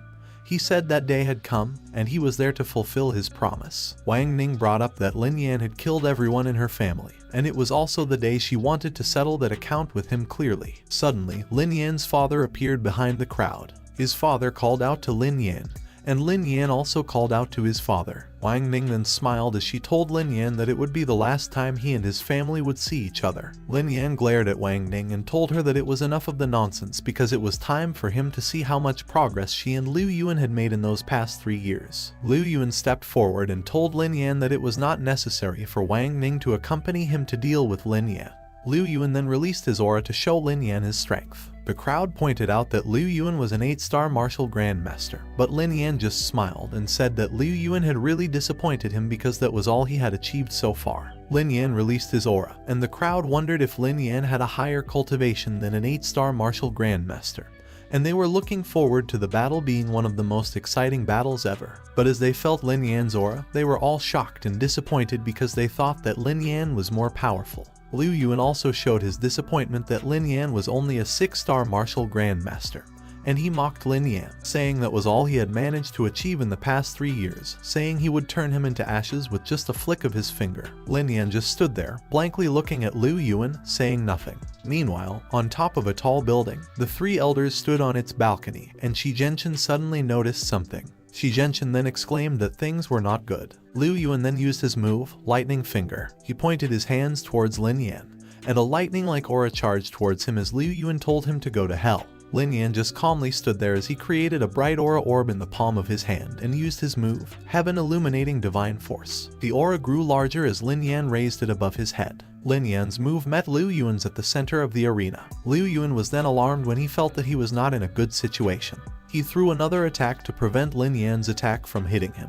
Liu Yuan was mad at the situation, and he cursed in his mind. The audience then talked about how Liu Yuan just threw a double punch when he said that he would finish his opponent with just one move, and they laughed as they mocked him, saying that maybe Liu Yuan didn't know how to count. On the other hand, Shi Zhenchen was mad, and he asked Jianken how he could be so careless when he had already told him to warn Liu Yuan that Lin Yan was not easy to deal with. Jianken calmly told Shi Zhenchen that he had already warned Liu Yan and that there was no need for him to worry because he knew Liu Yuan's strength very well. He said that Liu Yan could even deal with a 9-star martial grandmaster, so they should just continue watching from there. Wu Tong agreed with Jianken, and he also told Shi Zhenchen that there was no need to be anxious as it was just the beginning because their main purpose that day was to force the spirit being out of Lin Yan's body, so they should just wait and see. Shi Zhenchen was still a bit skeptical, but he chose to agree. Back at the arena, Wang Ning stood behind Liu Yuan, and she called out to him, worrying if he was alright. Liu Yuan was mad, and he gritted his teeth. He then jumped in the air and lunged towards Lin Yan with an aura in the palm of his hand, using his move, Heaven Tearing Claw. Lin Yan just stood there as Liu Yuan charged towards him.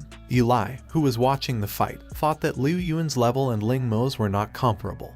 But Lin Yan was no longer the same Lin Yan that he used to be, and Liu Yuan was not a threat to him. As if right on cue, Lin Yan's figure suddenly blurred as he used his move, the Shadowless Demon Subduing Technique. Lin Yan quickly disappeared in front of Liu Yuan, who was still in midair. Liu Yuan looked around him, and there was no sign of Lin Yan. Even the audience wondered if Lin Yan had disappeared or become invisible. Suddenly, one of the audience members pointed out that Lin Yan hadn't vanished. Lin Yan appeared behind Liu Yuan as the audience remarked that he had been so fast that he was invisible to everyone. Lin Yan was about to deliver a punch behind Liu Yuan, and Liu Yuan was alarmed when he noticed Lin Yan's presence. But Liu Yuan couldn't react, and Lin Yan's punch landed on his back. Liu Yuan groaned in pain as he felt the impact of Lin Yan's attack. Liu Yuan coughed up blood, and he was alarmed when he saw Lin Yan running towards him. One of them suddenly grasped the other's fists. It was Liu Yuan who held Lin Yan's fist and told him that he wanted him to die. He then backed up and released a huge amount of aura. Lin Yan looked disappointed that it was just Liu Yuan. Lin Yan unleashed enormous golden chains of aura and employed his move, the Desolate Sands 9 Extremes Formation. Lin Yan stood there, surrounded by golden aura chains, staring intensely at Liu Yuan. The arena was filled with a golden aura as Lin Yan raised his hand. Shi Zhenchen cursed at Lin Yan, pointing out that his power had risen too fast. On the other hand, Wang Ning looked worried as she realized that they were in a bad situation. She thought that if Liu Yuan lost,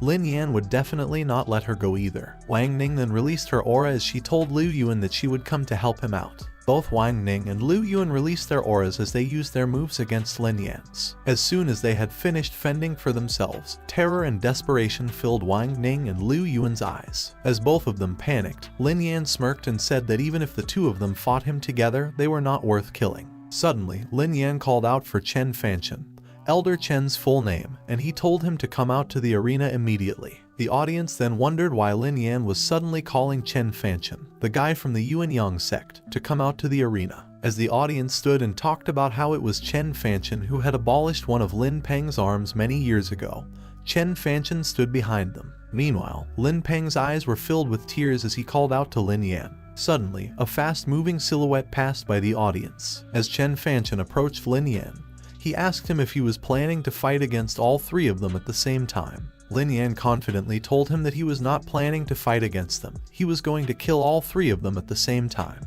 Lin Yan told Chen Fanchen that when Lin Peng went to the Yuan Yang sect years ago, he had broken his arm, so that was the day that he would settle that debt. Chen Fanchen released an orb of aura in the palm of his hands as he mocked Lin Yan for talking about settling debts when he was just by himself. Lin Yan just told Chen Fanchen that there was no point in talking to him, and he raised his hand up, creating a huge orb of golden aura and using his move, Heaven Illuminating Divine Force. Liu Yuan then told Wang Ning that they should destroy Lin Yan together, which Wang Ning agreed to. Lin Yan shifted into a fighting stance as he threw his orb towards his opponents and commanded it to go. As Lin Yan threw the orb, Chen Fanchen appeared behind him with an aura orb in the palm of his hand, stating that he would not let go of an opening when he attacked someone. But Lin Yan quickly used his move, the Shadowless Demon Subduing Technique. Lin Yan disappeared in front of Chen Fanchen, which made him wonder where Lin Yan had gone. To his surprise, Lin Yan appeared behind him, ready to punch him in the face. Chen Fanchen was able to block Lin Yan's attack with his arms, and he thought that Lin Yan was very powerful.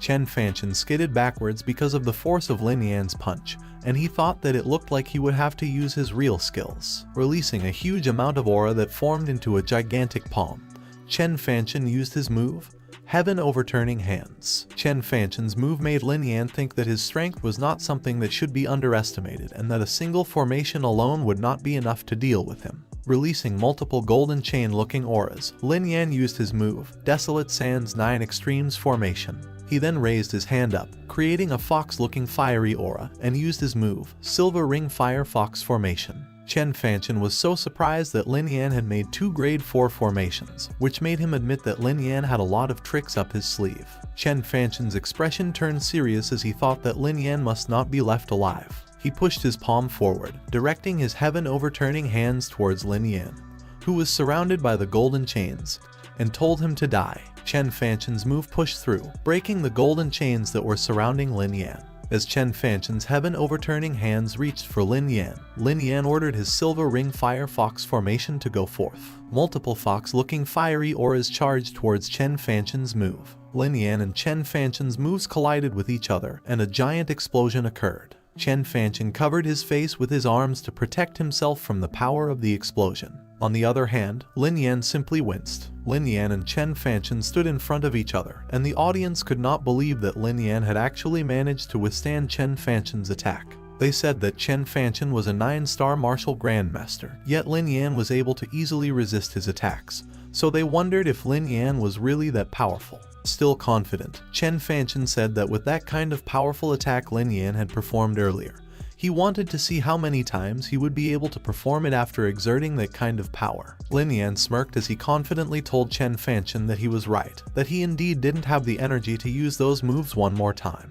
But with a determined look on his face, Lin Yan asked Chen Fanchen, who said that he only had those means. Chen Fanchen was surprised by Lin Yan's question. Extending his arms, Lin Yan concentrated, and as he closed his eyes, he summoned the black void flame in the palm of his hands. The audience immediately recognized the legendary Earth Fire, and they confirmed that the rumors of Lin Yan having it were true. Chen Fanchen glowered as he realized that he had forgotten that Lin Yan had the black void flame.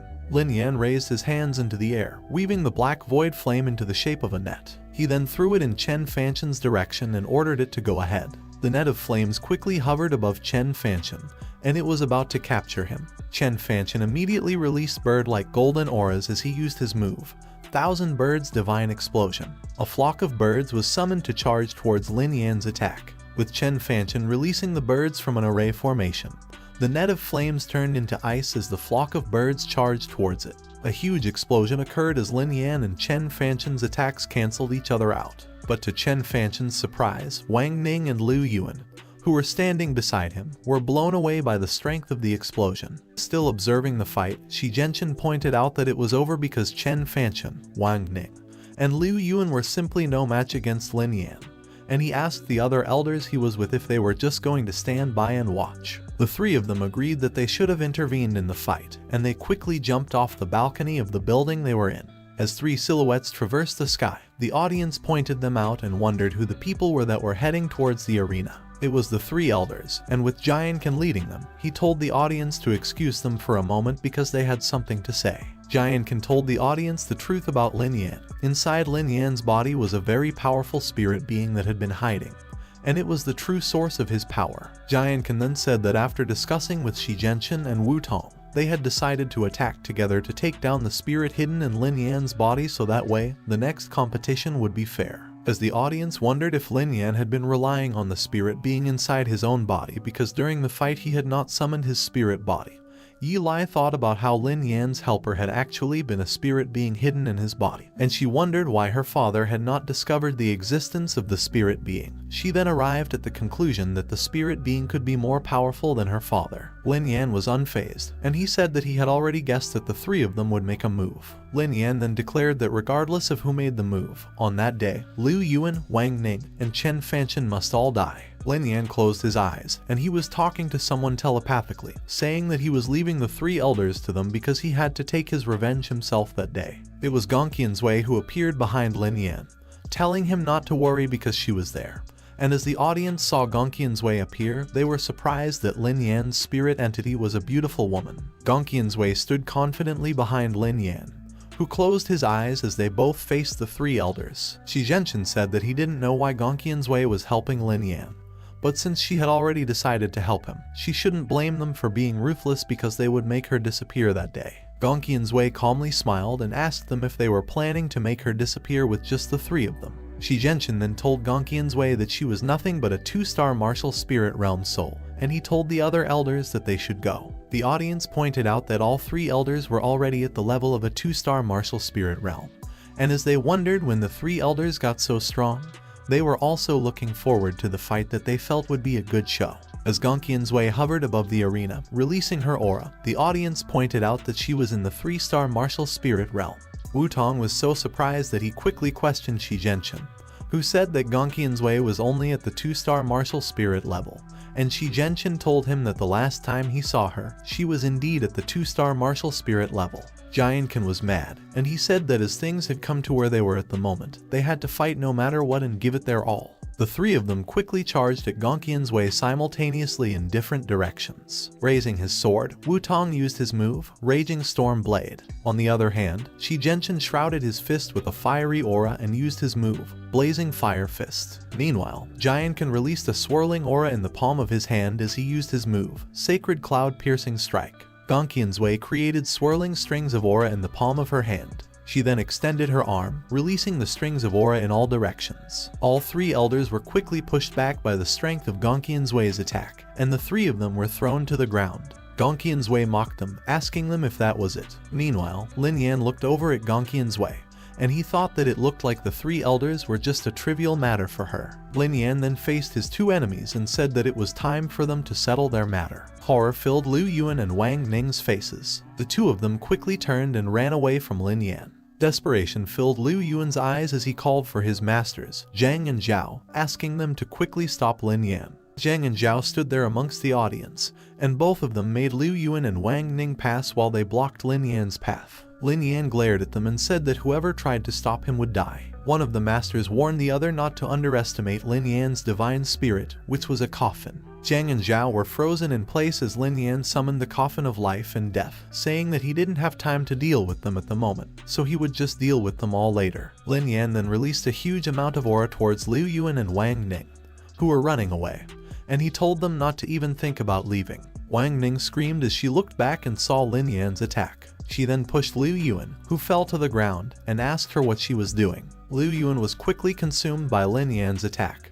and all he could do was scream in pain. As Lin Yan stood before her with the black void flame in the palm of his hand, Wang Ning quickly knelt on the ground, pleading for Lin Yan to let her go, saying that she wouldn't withdraw from the marriage, so she was still her fiancée, so he shouldn't kill her. Lin Yan looked down at Wang Ning and he reminded her that he had already told her that he would personally come to break the engagement with her in 3 years, so now was the precise time that he would announce that the two of them no longer had any relationship with each other. Then Lin Yan asked Wang Ning if she had always wanted to kill him, confirming with her that her Wang family had always wanted to destroy their Lin family. Lin Yan extended his arm, firing the black void flame at Wang Ning, saying that he would now send her to meet those bastards of her family. And all Wang Ning could do was scream, begging for Lin Yan to not kill her. Everyone in the audience was surprised as Lin Yan confidently stood up between two charred bodies. Chen Fanchen was terrified as he started to back up, telling Lin Yan not to come any closer. But to his surprise, Lin Yan fired the black void flame at him without any hesitation. As Chen Fanchen started to get burned, he threatened Lin Yan that if he dared to kill him, he wouldn't have a good end. Chen Fanchen's charred body lay in front of Lin Yan as he agreed with him that perhaps he wouldn't have a good end. But Lin Yan then added that Chen Fanchen wouldn't get the chance to see what happened to him. Jianken suddenly appeared behind Lin Yan, calling him a bastard. He then announced to everyone down in the arena to kill everyone from the Lin family immediately. Lin Yan was surprised when a lot of cultivators charged towards the tied Lin Peng and his other family members, but Gongqian Zui was able to react quickly, and she threw her aura string towards Lin Peng, enveloping them in it. The enemies were then thrown into the air by Gongqian Zui's aura string. Lin Peng and the others were unharmed, and Lin Yan quickly ran towards them, checking up on them to see if they were alright. Longing filled their eyes as Lin Yan and Lin Peng looked at each other. Lin Peng told Lin Yan that he was fine as well as everyone else, and then he said that he never thought that he would be able to see Lin Yan ever again. Suddenly, the audience saw 3 silhouettes in the sky, and they wondered who was coming again. The audience was surprised when they saw that it was Yi Zhan, Zhu He, and Nangong Cheng, and they pointed out that out of the 7 great powers of the Great Feng Dynasty, 6 of them had gathered at the Kaiyan Academy arena. Meanwhile, Lin Yan was not surprised, and he thought that Gongqian Zui was right. Eli had indeed sent a letter to Yi Zhan. Yi Zhan then paid respects to Gongqian Zui, saying that regarding that day's matter, he hoped that she would give him some face. Gongqian Zui looked at Yi Zhan and thought that he should have arrived a long time ago, but he waited until Lin Yan had taken revenge before showing up, so it could be considered as giving face. But with a stern expression on her face, Gongqian Zui told Yi Zhan that he should ask Lin Yan whether she should give him a face or not. Yi Zhan then looked at Lin Yan, as if waiting for his response. Meanwhile, the audience was surprised that Gongqian Zui, who was at the 3-star martial spirit realm, had actually followed Lin Yan's wishes, and they wondered just how powerful Lin Yan had been to subdue that kind of spirit entity. Lin Yan was also surprised at how Gongqian Zui had acted because, usually, he only listened to her orders, so he hadn't expected that she would give him so much face at that moment. Yi Zhan then asked Lin Yan what he had thought about the situation. Lin Yan quickly paid his respects and said that since Yi Zhan had already spoken, he would, of course, give him his face so everything would be handled in accordance with his wishes. Yi Zhan's face lit up, and he thanked Lin Yan. Yi Zhan quickly turned to Jiankan, Shi Zhenshin, and Wu Tong, and he told them that that day's matter should be put to an end, and if they were not convinced, he would not be able to protect them. The 3 elders quickly agreed as they paid their respects to Yi Zhan, but Shi Zhenshin was obviously not happy about it. Yi Zhan looked relieved, and he thought that it was a good thing that the most powerful forces of the Great Feng Dynasty had not suffered destruction, and that they had also gained a genius like Lin Yan, which could be considered a blessing.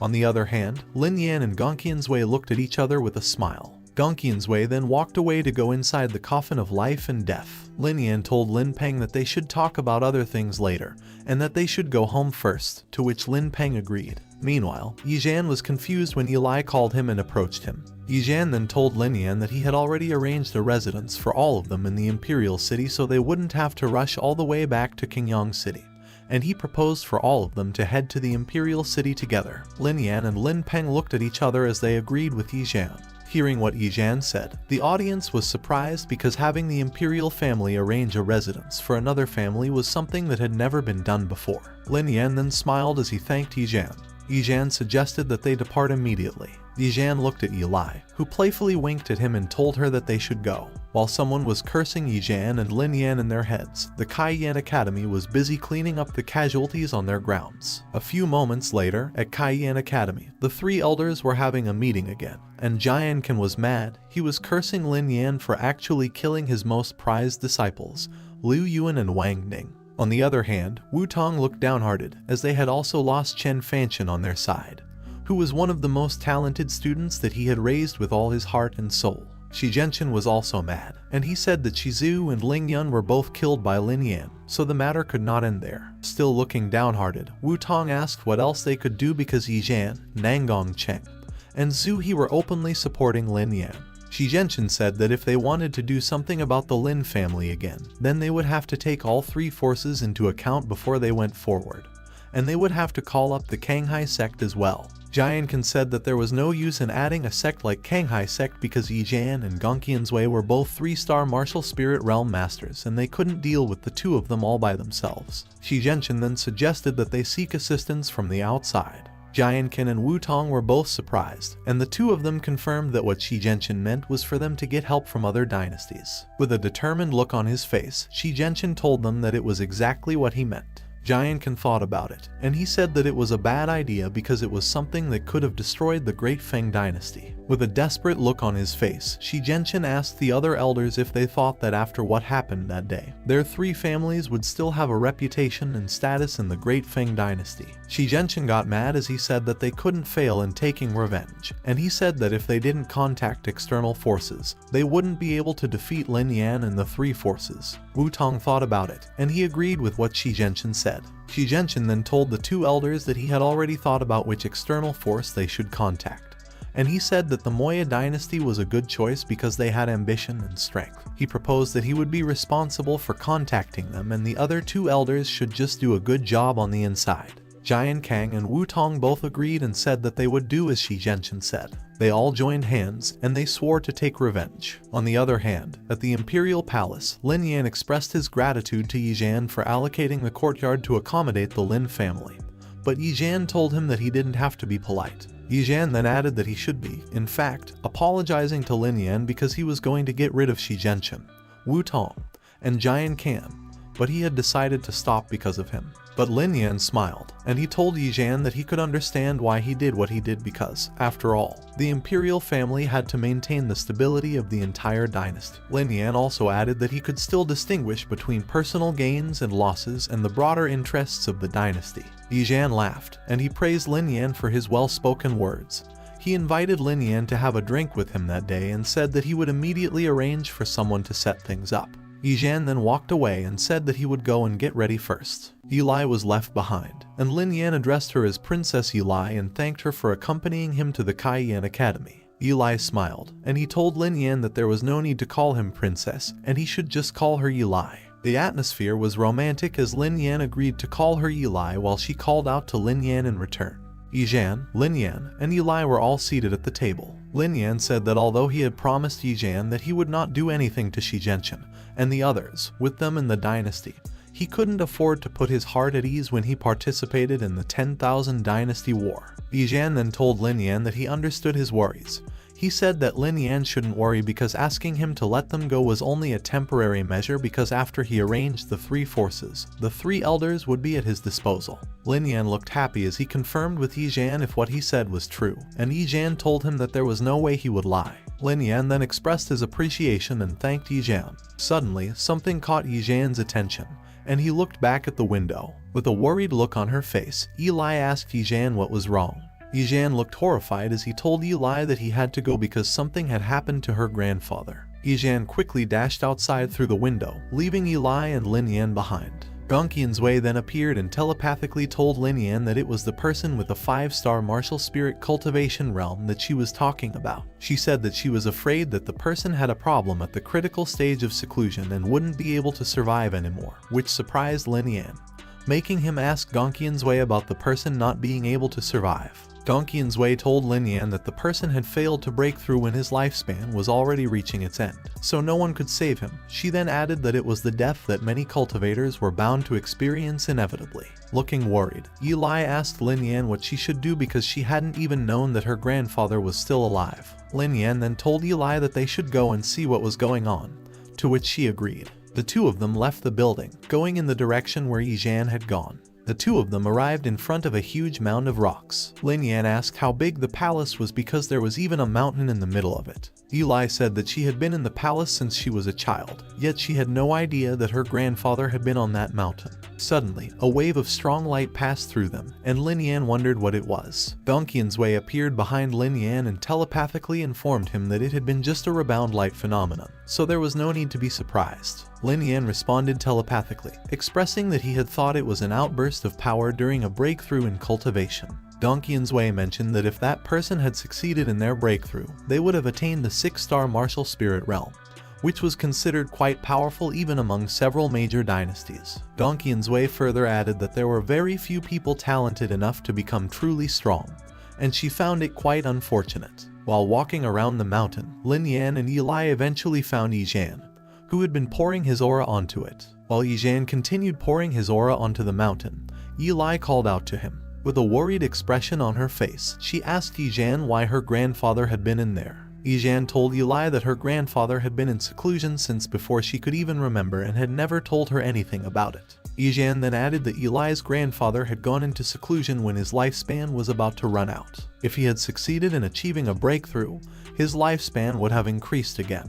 But it seemed like his breakthrough had failed. Lin Yan, Eli, and Yijan stood there, looking at the mountain. Suddenly, something caught their attention, and the three of them were equally surprised. The mountain split into two, and the blue aura that Yijan had applied earlier turned red. Yijan then raised his hands, creating an array in front of them. A bright, blinding light emerged, and the three of them had to protect their eyes. However, Lin Yan tried to keep one eye open. Suddenly, a silhouette appeared behind Lin Yan and Yijan, capturing both of their attention. A man stood before Yijan, Eli, and Lin Yan. Yijan was surprised to see his father, and he quickly called out to him. Yijan's father looked weak, and as Yijan assisted him to sit down, his father told him that he had not let him down because he had managed the Great Feng dynasty very well over the years. Yijan's father then noticed Eli, and she also acknowledged him by calling him grandfather. He said that he had now reached the end of his lifespan, so before he died, he wanted Yijan to tell him about the recent events that had transpired in the Great Feng dynasty. Suddenly, he noticed Lin Yan,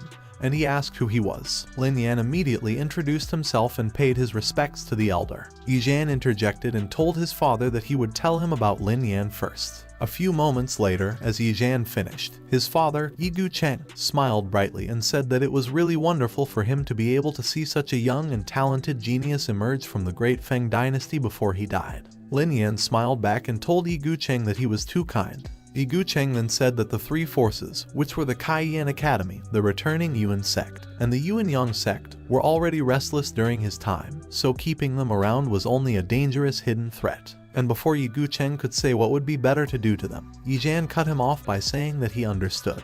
Yigu Cheng then told Yijan and Eli to leave at the moment because he wanted to talk to Lin Yan alone, to which Yijan immediately agreed. After a moment, Yigu Cheng told Lin Yan that Yijan had said that a spirit being existed within Lin Yan's body, and he asked him if it would be convenient to let Gongqian's Wei come out to meet him. Lin Yan was surprised, and he hesitated, but Gongqian's Wei told him that it was alright. Gongqian's Wei then appeared before Yigu Cheng, and she asked him what he wanted to talk about. Yigu Cheng was surprised, and he said that Gongqian's Wei was not merely at the 3-star martial spirit cultivation realm. Gongqian's Wei nonchalantly asked Yigu Cheng when she had said that she was only at the 3-star martial spirit realm. Yigu Cheng quickly told Gongqian's Wei to calm down, and he admitted that he was the one who was confused. Yigu Cheng then told Gongqian's Wei that she must have been an extremely powerful existence in her lifetime, and he said that he would like to ask if there was any way that could allow him to continue living. Lin Yan whispered to Gongqian's Wei, and he told her that if there was a way, she should help Yigu Cheng. Gongqian's Wei told Yigu Cheng that she could still have saved him if it had been before he failed in his attempt to break through, but at that moment, no one could save him. Yigu Cheng was crestfallen but still thanked Gongqian's Wei. Yigu Cheng then told Lin Yan that he had to go to the 10,000 Dynasties War because when he had participated in it, he discovered that there was a heavenly grade martial art hidden in that space. Lin Yan was surprised to hear that Yigu Cheng had also participated in the Great 10,000 Dynasties War. Yigu Cheng confirmed and said that he did participate in it, but he mentioned that he was not selected as a disciple, and it was not easy for him to come back alive. Drawing scribbles on the ground, Yi Gucheng said that the area where the Great War of the 10,000 Dynasties took place was extremely vast. He mentioned that it was even larger than the Great Feng Dynasty, and he had only explored a very small part of it at that time. Yi Gucheng then said to remember the map he had drawn, and he would be able to find where the treasure was. Lin Yan thanked Yi Gucheng for telling him about it. Yi Gucheng also told Lin Yan that when the time came, he should take Yulai along with him because she was his last hope. And Lin Yan reassured him, saying that he would definitely take care of Yulai. Yi Gucheng then released his aura in front of him, and he told Lin Yan that it was all he wanted to say to him. Yi Zhan and Yulai saw the aura that Yi Gucheng had just emitted. Both of them were immediately alerted when they heard Yi Gucheng calling for them. The two of them responded and quickly ran back to where Yi Gucheng was. As they arrived, Yi Gucheng immediately told both of them that no matter what happened to the Great Feng Dynasty in the future, he wanted them to be alive and well. Yi Gucheng said that nothing else mattered because their lives were the most important, and then he asked them if they understood. Looking crestfallen, Yi Zhan replied that he understood, while Yulai said that she would also remember his words by heart. Yi Gucheng was content as long as they understood and kept repeating those words. Yi Gucheng then lost his balance, and Yi Zhan quickly reached out and called out to him with worry. Yi Gucheng fell lifeless on the ground, and Lin Yan hesitantly said that they should mourn their loss. Gong Qianzui told Lin Yan that he should let them take their own time to overcome their grief for a while. Lin Yan said that he would go back first and come back to visit some other day, to which Yulai agreed. Lin Yan quickly ran away from mourning Yi Zhan and Yulai. As Lin Yan was running away, a sudden surge of power suddenly shrouded him, and he wondered what that power was. Lin Yan was horrified when Gong Qianzui smiled and told him that it was the power from the divine soul of the person who had just died earlier. Lin Yan protested to Gong Qianzui for absorbing Yi Gucheng's divine soul for him because he was not his enemy. Gong Qianzui told Lin Yan not to panic because absorbing the divine soul didn't detain the soul of a person as it was just a kind of energy body. She added that the divine soul would return to the world after the person died, so even if Lin Yan didn't absorb it, it would also be useless to Yi Gucheng. Her explanation, which made Lin Yan understand, calmed him down. Gong Qianzui looked dismayed as she told Lin Yan not to think about it, and then she ordered him to go back and refine the divine soul because he had to improve himself before the upcoming Great Dynasty War. Lin Yan confirmed that he had understood, and with determination filling his eyes, he said that he wouldn't let Yi Gucheng's divine soul go to waste. A few moments later, back at the Imperial Palace, Lin Yan meditated while Gong Qianzui shrouded him with the aura strings that she had used before. Days had passed, and they were filled with people. 3 months later, Lin Yan meditated, and Gong Qianzui instructed him that he could already stop suppressing his aura. Lin Yan released his aura, and he quickly rose from a 7-star martial grandmaster to a 9-star martial grandmaster. Lin Yan then released a huge amount of aura. Lin Yan clenched his fists, and he looked elated that he had become a 9-star martial grandmaster and that he had actually advanced 3 stages in one go. Lin Yan thanked Gong Qianzui because, without her help, he would never have been able to increase his cultivation level so quickly.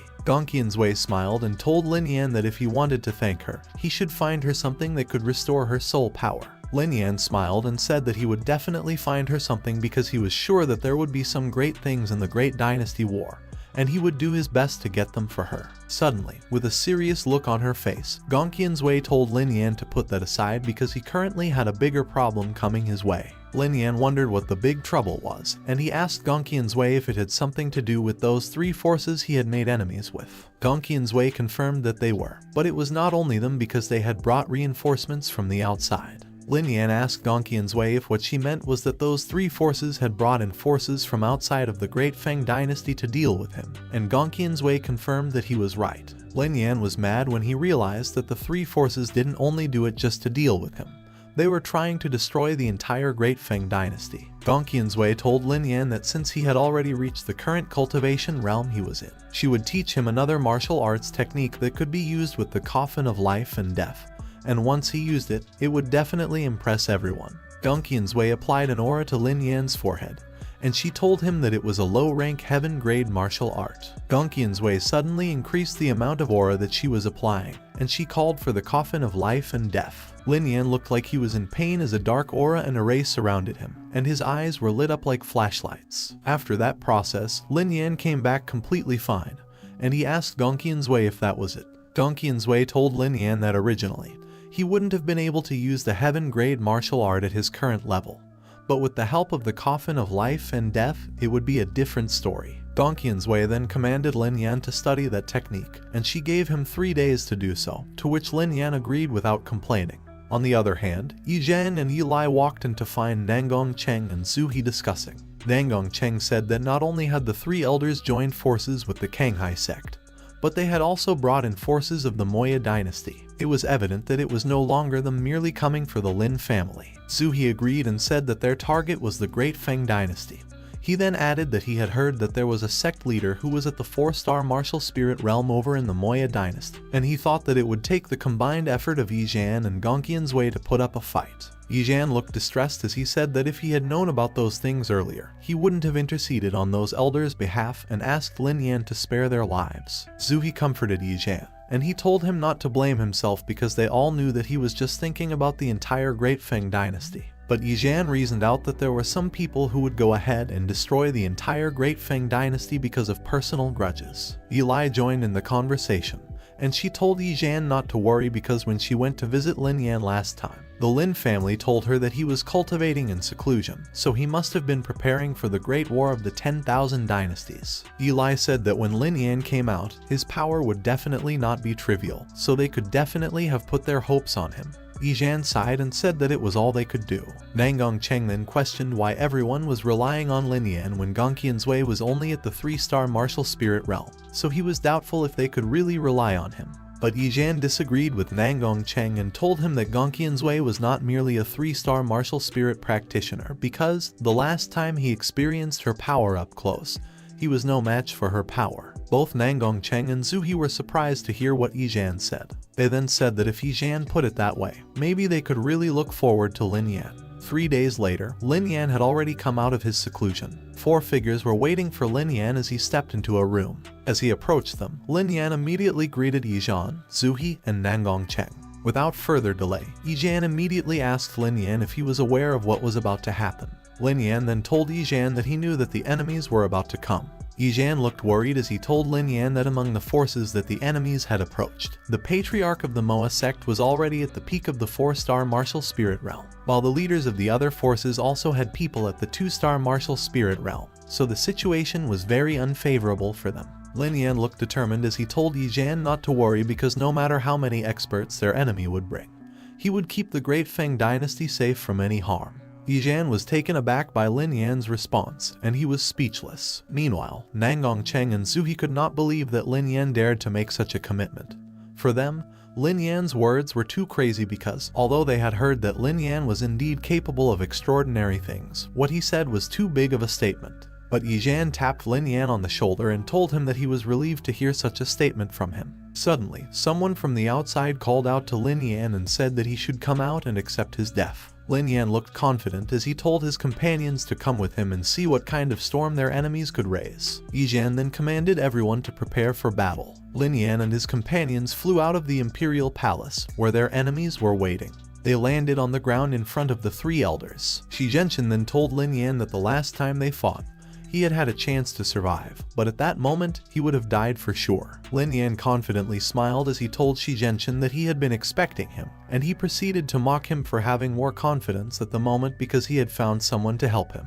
The patriarch of the Moa sect chimed in and asked if Lin Yan was the one who had a spirit body with a 3-star martial spirit cultivation hidden in his body. Shi Zhenchen then told the patriarch of the Moa sect, Moya, that he was right. Lin Yan was the person that he had told him about. Yi Zhan pointed to Moya, telling him that he hadn't expected that he would actually dare to interfere in the internal matters of the Great Feng dynasty, and he asked if he was trying to take advantage of the opportunity to take over the Great Feng dynasty. Moya feigned ignorance and said that he was not there to interfere, he was there to watch the fun. He added that he had come out to see how long the Great Feng dynasty could continue to survive without Yigu Cheng.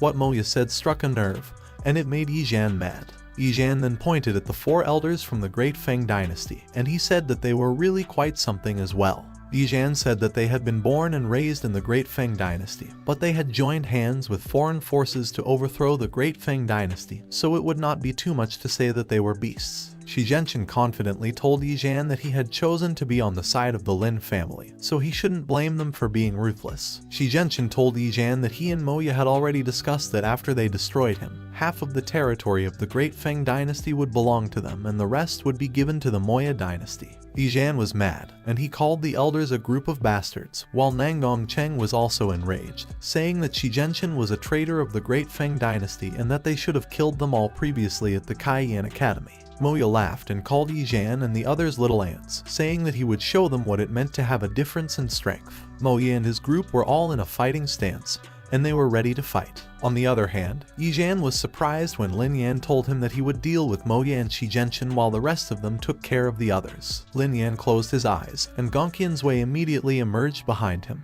Even though he hesitated, Yi Zhan then agreed with Lin Yan, and he told him that he would leave those two guys to him. Gongqian's Wei started to emit his aura, creating a ripple of sounds. Moya and Shi Zhenchen were both surprised that Gongqian's Wei was at the 5-star martial spirit realm. And Shi Zhenchen could not believe that it was possible because he was sure that Gongqian's Wei was only at the 3-star martial spirit cultivation level. Moya glared at Shi Zhenchen, and he was mad at him for daring to lie to him, but Shi Zhenchen denied the accusation and said that he didn't lie to him. As Shi Zhenchen tried to explain to Mo Yan, Gongqian's Wei quickly hovered over them. Moya was alarmed when he noticed Gongqian's Wei behind him, and he quickly released a fiery aura and used his move, Crimson Moon Dragon Curse. As Moya raised his hands, a golden aura that looked like a dragon quickly charged towards Gongqian's Wei, who was still up in the air. But Gongqian's Wei was able to defend herself using multiple navigable aura rays. The aura rays swirled around the Crimson Moon Dragon Curse as if they were trying to tie it down. A huge explosion of aura was then created in the middle of the fight. A lot of cultivators ran away in all directions, trying to save themselves from the destruction that was happening all around them. Meanwhile, Moya's Crimson Moon Dragon Curse was tied down by Gongqian's Wei's aura rays. The aura rays tightened themselves around the Crimson Moon Dragon Curse until it broke into pieces and was completely obliterated. Gongqian's Wei's aura rays were already on their way towards Moya, and he immediately knew that he was not in a good situation. Moya then shrouded his fist in aura, and as he was about to deliver a punch, he expressed his hope that it would break through for him. Moya delivered multiple punches to deflect each of Gongqian's Wei's aura rays. After successfully deflecting Gongqian's Wei's attack, Moya asked Jianken and Shi Zhenchen why they were just staring at him, and then he ordered them to go ahead and kill the others so they could come and help him. Jianken and Shi Zhenchen agreed, and they were determined to go and destroy all their enemies. Jianken, Wu Tong, and Shi Zhenchen charged towards their enemies. Meanwhile, Lin Yan glared ahead of him. He was glaring at Shi Zhenchen, who had called him a bastard and declared that it was the day he would die. In response, Lin Yan called Shi Zhenchen an old dog and said that he had heard that kind of talk many times. But unfortunately for those people, he had lived until that day. As Lin Yan released a huge amount of aura, Shi Zhenchen was surprised when he felt that Lin Yan was a 9-star martial grandmaster, and he wondered how Lin Yan managed to raise his cultivation level so fast. Lin Yan glared at Shi Zhenchen, saying that since he had completely betrayed the Great Feng Dynasty, there was no need for him to spare their lives anymore. But Shi Zhenchen was still confident, and he told Lin Yan that he was talking big when he was just alone. Releasing an aura that looked like a giant palm, Shi Zhenchen used his move, Shadowless Demon Subduing Technique. Lin Yan defended himself, and as he released a bright golden aura, he used his move, Heaven Illuminating Divine Power. A huge orb of golden light collided with Shi Zhenchen's move. After successfully destroying Shi Zhenchen's attack, Lin Yan mockingly asked him if that was it. Lin Yan then fired an aura ray from the palm of his hand. It approached Shi Zhenchen at a very fast speed while Shi Zhenchen was still creating an orb of light in the palm of his hand. Shi Zhenchen quickly used his move, Divine Soul Severing Axe. A gigantic golden axe hovered above Shi Zhenchen as he raised his arms in the air. The golden axe was about to hit Lin Yan, and he was just staring at it. Meanwhile, Eli, who was fighting with Jianken, noticed what was happening, and she grew worried for Lin Yan. But Lin Yan quickly released his golden aura chains and his fiery foxes and used his moves, Frenzied Killing 9 Extremes Formation and Silver Ring Fire Fox Formation. Lin Yan's attack quickly charged towards Shi Zhenchen, and as Lin Yan's attack collided with Shi Zhenchen's, a huge explosion occurred above Shi Zhenchen, but he said that it was the power of mere ants. Lin Yan then used his Black Void Flame and directed it towards Shi Zhenchen. But Shi Zhenchen was unfazed, and he laughed, telling Lin Yan to go to hell. Shi Zhenchen released a golden, fiery weapon, and he waved his hand in front of him, commanding the weapon to slash Lin Yan's attack. A huge, fiery slash collided with the Black Void Flame. Lin Yan, who was using the Black Void Flame, raised his hand and shrouded himself in it. Shi Zhenchen laughed confidently as he told Lin Yan that he was dead. but the black void flame engulfed Shi Genshin's golden axe in its flames. The black void flame consumed Shi Genshin's golden axe, and as the fires were extinguished in front of him, Shi Genshin cursed at Lin Yan and told him to just wait for him. Lin Yan smiled confidently and told Shi Genshin that if he had any more skills, then he should just bring them all out. Shi Genshin was enraged and summoned a huge sword. Shi Genshin then grabbed the sword and wielded it. Shi Genshin jumped in the air to launch an attack with his sword at Lin Yan, who was shrouded in the black void flame. Shi Genshin's eyes emitted an aura as he used all his force for his attack. Shi Genshin's sword reached the black void flame, but Lin Yan was still closing his eyes and meditating. The formless purple flames then took the form of a snake and stood in front of Lin Yan, protecting him. Shi Genshin moved forward with his attack, hitting the snake, but to his surprise, the snake was able to move quickly, wrapping its body around his sword and slithering towards him to attack. Shi Genshin then yelled at the snake, telling it to get out of his way while releasing a huge amount of aura from his mouth. Shi Genshin stood unharmed, and as he pointed his weapon at Lin Yan, he said that if Lin Yan had a 1-star martial spirit cultivation realm, he would not have been able to stop him when he used such a powerful treasure like the black void flame. Shi Genshin smiled evilly as he told Lin Yan that at the moment, the black void flame was useless in his hands. He then told Lin Yan to watch how he would break through his attack and asked him to give him his life. Shi Genshin lunged towards Lin Yan for another attack, but Lin Yan raised his hand in the air and summoned the coffin of life and death. Shi Genshin was taken by surprise as the coffin of life and death opened before him. Although he was surprised, Shi Genshin still continued to attack Lin Yan, creating multiple slashes. The coffin of life and death was able to block and deflect Shi Genshin's slash attacks. Shi Genshin became agitated, and then he used his move, Falling Sun Slash. A huge amount of blue aura was condensed into that one slash that was created by Shi Genshin's weapon. The aura was so huge that even the bystanders had to protect themselves from the bright light with their arms. Both Eli and Giant can stop fighting each other as Shi Genshin's attack caught their attention. Lin Yan sensed that he was not in a good situation, and he quickly told the coffin of life and death to come back. As Lin Yan was drawing the coffin of life and death back, absorbing it into the palm of his hand, he was surprised when he saw Eli running in his direction, warning him to watch out. Donqian's Wei smiled and thought that Lin Yan hadn't revealed the trump card yet. Lin Yan called for the coffin of life and death again, and it immediately materialized above him. A strong gust of wind came from the coffin of life and death, and Eli had to cover her face with her arms to protect it. The coffin of life and death rose higher above them all, and then suddenly it opened. A huge, bright light gushed out of the coffin of life and death, and the other cultivators who saw it wondered what it was. On the other hand, Shi Genshin looked up at the sky, and he was surprised and terrified when he saw that it was a heavenly grade martial arts technique, which was a power that only a heavenly rank martial warrior could possess. Shi Genshin questioned Lin Yan about how he could possibly have mastered that power. Shi Genshin then launched another attack by slashing his sword, creating a huge slashing aura. But the aura was immediately absorbed by the coffin of life and death. Shi Genshin was so surprised when he saw what had happened. He tried to launch the same attack one more time, and the same thing happened. His aura attack was absorbed by the coffin of life and death. Suddenly, the coffin of life and death started drawing in air, which surprised Shi Genshin. The coffin of life and death drawing in air intensified, and Shi Genshin's weapon started to get sucked into it. The strength of the coffin of life and death became so intense that even Shi Genshin himself was already floating in the air, being sucked in. Shi Genshin tried to protest as his face warped while the coffin of life and death absorbed him. The coffin of life and death fully absorbed Shi Genshin, and it immediately closed after doing so, leaving the audience confused about what was going on. Yijan looked up at the sky along with Nangong Cheng, and they wondered if Shi Genshin was already dead because he had been sucked in.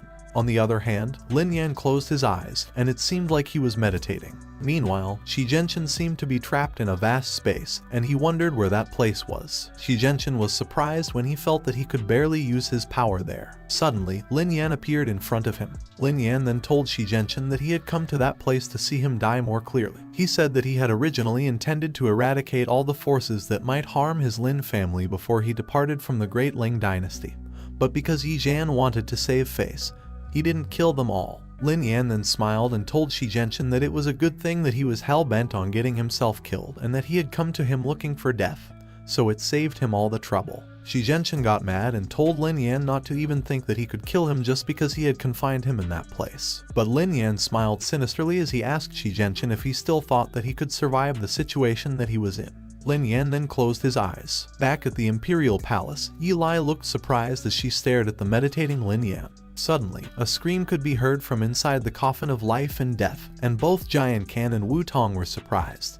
They immediately noticed that Shi Jinshin's aura had disappeared, and they couldn't understand what was going on. As Lin Yan opened his eyes, he told them that Shi Jinshin was dead. The coffin of life and death shone brightly above them. Then it suddenly opened, revealing Shi Jinshin's body. Shi Jinshin's lifeless body fell out of the coffin, and the cultivators who were watching became convinced that Shi Jinshin was really dead. Giant Kan approached Shi Jinshin's body, and upon confirming that it was lifeless, he declared that Shi Jinshin was really dead. Gongqian's Wei smiled proudly. Moya was surprised and couldn't believe that Shi Jinshin died just like that. He then thought that if Lin Yan was actually able to kill Shi Jinshin all by himself, then Gongqian's Wei would be able to kill him easily. On the other hand, Eli gazed at Lin Yan. Her expressions were full of admiration. Suddenly, Yizhan commanded the other elders not to just stand still and keep attacking.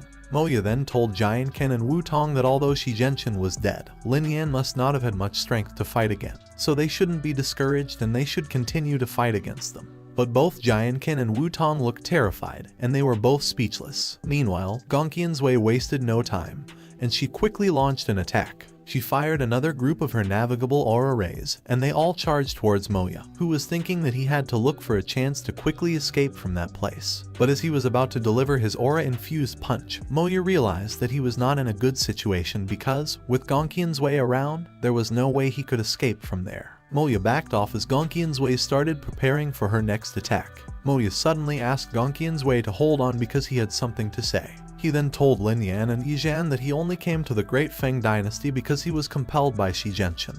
He added that since Shi Jinshin was dead, he believed that there was no need for them to continue fighting with each other, so they should both stop. Moya told Lin Yan that he promised that he would leave the Great Feng Dynasty immediately, and that he would never set foot in the territory of the Great Feng Dynasty again. Lin Yan then smiled and told him that he was right, that he would indeed not set foot in the territory of the Great Feng Dynasty again because he was going to die soon in that place. Moya then asked Lin Yan if he was sure that he had to kill everyone and told him that if he tried to fight back desperately, it wouldn't be easy for him. Lin Yan smirked and told Moya that he really thought too highly of himself for thinking that he really would have a chance to fight back. And then he called Gongqian's Wei. Gongqian's Wei then confirmed that she got it. Gongqian's Wei then started to emit a tremendous amount of aura as she prepared to launch her attack. Giant Kan and Wu Tong were both surprised as they felt that Gongqian's Wei was in the 9-star martial spirit realm. Moya was also taken aback, and he looked terrified when he also realized that Gongqian's Wei was in the 9-star martial spirit realm. Releasing her attack, Gongqian's Wei told Moya to die. Strings of aura wrapped around Moya, who groaned in pain as he seemed to have a hard time breathing. Then an explosion of bright light occurred. Shreds of Moya's clothes scattered on the ground, and Giant Kan was surprised, wondering what just happened. Gongqian's Wei then turned to walk away, and she said that she would leave the rest to them. Lin Yan confirmed that he got it and told her that they would take care of the rest. Lin Yan and the rest of his companions immediately charged towards their opponents. Lin Yan, Yizhan, and Suhi stood there triumphantly as their enemies lay lifeless on the ground. Blood gushed out from the corners of Giant Kan's mouth as he also lay lifeless on the ground. Lin Yan and Yizhan stood before his corpse, and Yizhan said that the traitorous villain who betrayed the Great Feng Dynasty deserved to die. Yizhan then told Lin Yan not to worry because they wouldn't spare any of the remaining evil members of the Kai Yan Academy, the returning Yuan sect, the Yuan Yang sect, and the Kanghai sect. Lin Yan then smiled, and he quickly thanked Yizhan. Eli then chimed in, and she brought up the topic of the Great 10,000 Dynasties War. Lin Yan told Eli that after he had completed his cultivation in seclusion for some time, he would come out and look for her. Eli smiled brightly as she agreed with Lin Yan. Lin Yan then turned to look at Gongqian's Wei, who was behind him, and he thanked her. Gongqian's Wei said nothing, and she just smiled brightly at him. Suddenly, Lin Yan started to absorb a tremendous amount of aura, and then he walked away, leaving Eli and Yizhan behind. Eli was glad that Lin Yan had finally agreed to go to the Great 10,000 Dynasties War, and Yizhan commented that it was because, after all, Lin Yan had cleared away all his worries. Since that day, there has been a complete restructuring of the Great Feng Dynasty, as the 7 major forces were turned into 4 major forces: the Royal Family, Pill Tower, Array Tower, and Lin Family. 1 month later, Lin Yan was in a room, meditating as he shrouded himself in aura. Lin Yan then said that after his cultivation realm had stabilized, He could feel how powerful he had become, and it seemed like he had become a lot stronger. Gong Qian's then told him that he could start trying to cultivate the second stage of Dragon Bone transformation of the Azure Dragon transformation technique, and that he should also get ready to break through to the martial spirit cultivation realm. Lin Yan agreed and said that if he wanted to participate in the Great 10,000 Dynasties competition, the cultivation level of a 9-star martial grandmaster would not be enough. Gong Qian's quickly disappeared when someone called Lin Yan from the outside, asking if he had gotten up, to which he responded. It was Lin Peng, and he said that he had heard some noise, so he thought that he must have finished cultivation. He then said that a few days ago, Yi Lai had come to see him, saying that it was about the Great 10,000 Dynasties War. Lin Yan told Lin Peng that he knew and that he was going to see her immediately. At the Imperial Palace, Lin Yan and Yi Lai stood before Yi Zhan, who instructed them that in order for them to participate in the Great Dynasty War, they would have to go to a place called the Western Peace Dynasty first. Lin Yan was surprised, and he said that he had never heard of such a place. Yi Zhan told Lin Yan that the place was very far from their Great Feng Dynasty, so it was natural that he wouldn't have heard of it. He then said that if they left immediately, it would take them about 2 months to reach there. Lin Yan then asked Yi Zhan if there were only 2 of them, Yi Lai and him, participating. Yi Zhan said that there were 2 more people, Nangong Yang from the Pill Tower and Yun Yi from the Array Tower. Lin Yan thought that he had already seen Nangong Yang, while on the other hand, he had heard that Yun Yi was also an outstanding formation master among the younger generation. Yi Zhan explained that originally, they had 5 seats for the Great Feng Dynasty, but since the 7 major forces were no longer there, he decided to select 1 person from each of the 4 major forces, and then he added that it was better to have fewer people rather than having a waste. Lin Yan agreed with what Yi Zhan said, and then he asked him when they would be leaving. Yi Zhan told Lin Yan that they could depart tomorrow, but that night he should go home and say a proper goodbye to his family, to which Lin Yan agreed. Lin Peng told Lin Yan that since he was going out, he didn't know when he would be able to see him again next time, so there was something that he needed to tell him, and Lin Yan requested for him to speak. Lin Peng told Lin Yan that it was something about his mother. Lin Yan was taken aback when he heard what Lin Peng said. He thought that he hardly had any memories of his own mother's existence, but his deepest wish was to meet her. Lin Peng told Lin Yan that his mother didn't just leave him and Lin Zuren in a heartless manner because she was forced to leave, which made Lin Yan ask what happened back then. Lin Peng told Lin Yan that he didn't know his mother's true identity because when he met her by chance, they both fell in love with each other for life, and then he and Lin Zuer were born.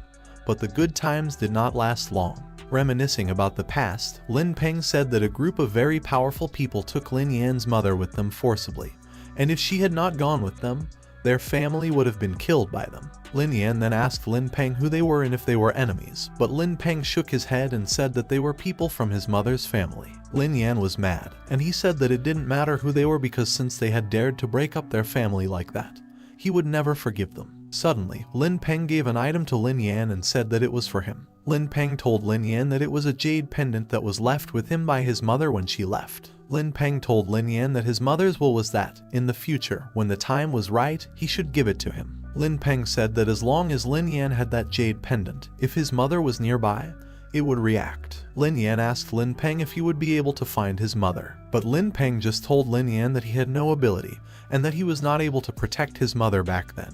But then he added that he knows that Lin Yan would be able to. Wiping the tears from the corner of his eyes, Lin Peng told Lin Yan that he would definitely become one of the greatest on their continent.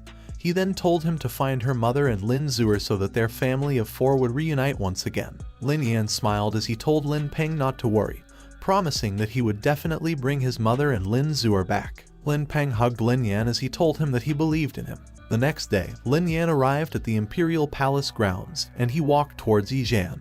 Yi Zhan welcomed Lin Yan and immediately introduced him to Nangong Yang and Yun Yi, who were going to travel with them. Yi Zhan said that they were all representing the young generation of the Great Feng Dynasty, participating in the Great 10,000 Dynasties War, so the honor of the Great Feng Dynasty rested on their shoulders, and he hoped that they would return victorious. Yi Zhan told the 4 of them to make sure they did their best. He then told them that they should go ahead and reminded them to be careful on their way, to which Lin Yan agreed. Lin Yan, Yi Lai, Nangong Yang, and Yun Yi all went on their way, leaving Yi Zhan behind. A few moments later, Yi Zhan was with Su He and Nangong Cheng, and he asked them if they had instructed Nangong Yang and Yun Yi, to which Nangong Cheng responded and said that he shouldn't worry because they had already talked with them. Nangong Cheng said that he had told them to listen to Lin Yan on their journey and nothing would go wrong. Yijan agreed and said that Lin Yan was by no means someone ordinary. He said that he was someone who could reach the 9-star martial spirit realm really quickly, so he couldn't be treated like an ordinary person. Meanwhile, the 4 participants were traversing the forest. Lin Yan and Eli ran side by side while the other 2 were behind them. Eli was blushing as she stared at Lin Yan while running. Lin Yan, Eli, Nangong Yang, and Yunyi arrived on a crowded street. Yunyi said that they had arrived at the Western Peace Dynasty and pointed out that it was much bigger than their dynasty. He then added that it was a mid-grade dynasty, so it was probably equivalent to the 10 Great Feng dynasties. Lin Yan then said that he had heard that those who came from low-grade dynasties like them had to pay spirit pills to use their teleportation array, which Eli confirmed, and she added that it cost 10 million spirit pills per person.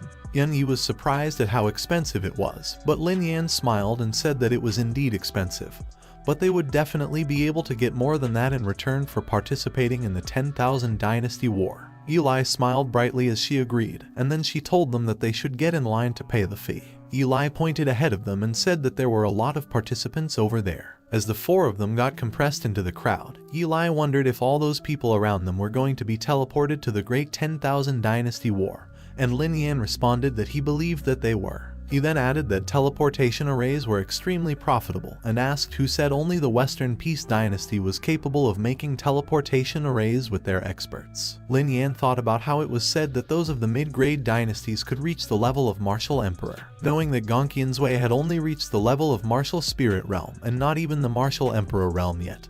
He thought that the experts of the Western Peace Dynasty should not be underestimated. As they arrived in front of the line, Lin Yan told the man in charge of registering that they were from the Great Feng Dynasty and consisted of 4 people. Lin Yan stared at the man, and he thought that he couldn't believe that he couldn't see through what exactly the man's cultivation level was. Gongqian's Way suddenly appeared beside him, telling him not to even guess because the man was at the 9-star Martial Spirit Realm, and Lin Yan was surprised that he was just a registrar at that level. The man then told Lin Yan that their registration was done. He said that 10 days later, the teleportation array to the vast space of the Great 10,000 Dynasty War would open, and that the location was in the center of the Imperial City. He then informed Lin Yan that the opening time was only half a day, so if they missed it, they could only wait for the next time. But the registration pills were not refundable, and then he confirmed with Lin Yan if everything was clear. Lin Yan then confirmed that they understood. After the registration, Lin Yan and his companions walked down the street. Lin Yan then said that in the coming days, they should stay in the inn because the less they went out, the less chance they had of getting into trouble, to which Eli confirmed that they would do as he said. Suddenly, as they passed 2 cultivators, one of them drooled over Eli, saying that she was extremely beautiful, and then his companion asked him what the matter was, wondering if they should go and take a look. Lin Yan and his companions continued to walk past the tables, unaware of what the other cultivators had just said. But suddenly, Lin Yan told Eli to go clean up her own room because he would handle the situation himself, to which Eli agreed. As he heard footsteps, Yunyi looked behind him and asked who it was. It was the cultivator from earlier, and he was with his group. He asked Yunyi if they were there to participate in the Great 10,000 Dynasties War, and Yunyi confirmed as he asked them what the matter was. The cultivator told Yunyi that it was nothing much. He just wanted to get to know each other because maybe they might have a chance to work together in the 10,000 Dynasties War. He then peeked behind Yunyi, and he drooled as he introduced the 7 people behind him as his good brothers, saying that they were from the Nguang dynasty. Lin Yan looked alarmed, and he looked mad at what the cultivator had just done. The cultivator was taken aback, but he was still blushing and drooling. Lin Yan stood in front of the cultivator and told him that they had no intention of joining with him, nor were they interested in getting acquainted with him, so if he had nothing else to do, he asked him to leave immediately. The cultivator then smiled as he reprimanded Lin Yan, saying that he had to be friendlier when he went out because he might never know who he had provoked. Lin Yan then apologized to him for not having had a good attitude, and then he glared at him, saying that he was currently telling him with a good attitude to get out of there or else he would have to be rude. But the cultivator was unfazed, and he asked Lin Yan if he couldn't see the situation he was in, pointing out that they were only 4 people, but he had dared to talk to him that way. Emitting a huge amount of aura, Lin Yan told the cultivator not to mention the 4 of them because even if he had been alone,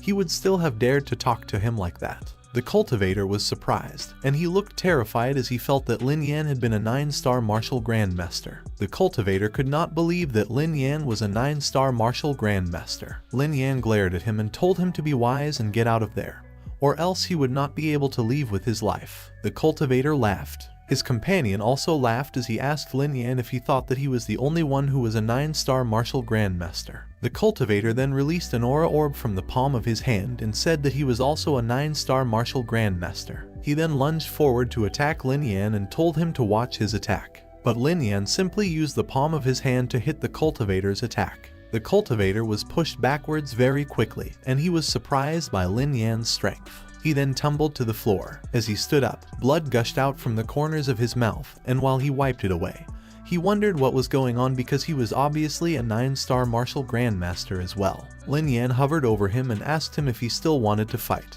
The cultivator was mad, and he thought that Lin Yan was obviously at the same level as him, so he couldn't understand how Lin Yan was so much stronger than him.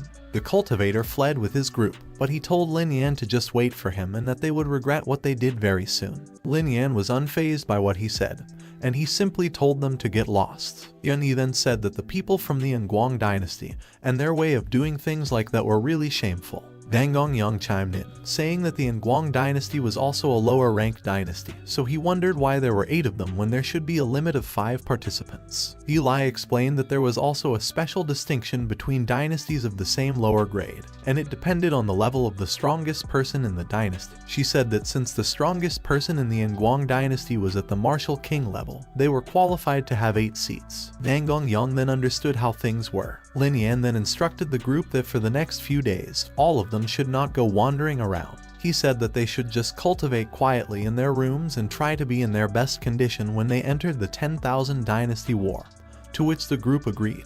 A few minutes later, Lin Yan sat in his bed and asked Gongqian's Wei if he could start cultivating the second layer of the Azure Dragon transformation technique to cultivate the dragon bone. Gongqian's Wei confirmed and added that he could take out all the spirit pills he had and go all out in his cultivation. Lin Yan agreed and then closed his eyes. 10 days later, the cultivators gathered in the streets of the Western Peace Dynasty. Meanwhile, Lin Yan had just finished cultivating and said that in 10 days, he had used up millions of spirit pills only to temper the second layer of the Azure Dragon transformation technique to such a little extent. He complained that the progress was extremely slow. Gongqian's Wei then told him that the spirit energy contained within the spirit pills was not too much, and that it would have been much better if he had been able to get the pure yang pills. Lin Yan was surprised to hear about the pure yang pills and asked Gongqian's Wei what they were. Gongqian's Wei then told him that, in essence, it was the same as a spirit pill, except for the fact that a pure yang pill contained much more dense spirit energy, so much so that a single pure yang pill was roughly equal to 1,000 spirit pills. Lin Yan was surprised that there was actually such a good thing.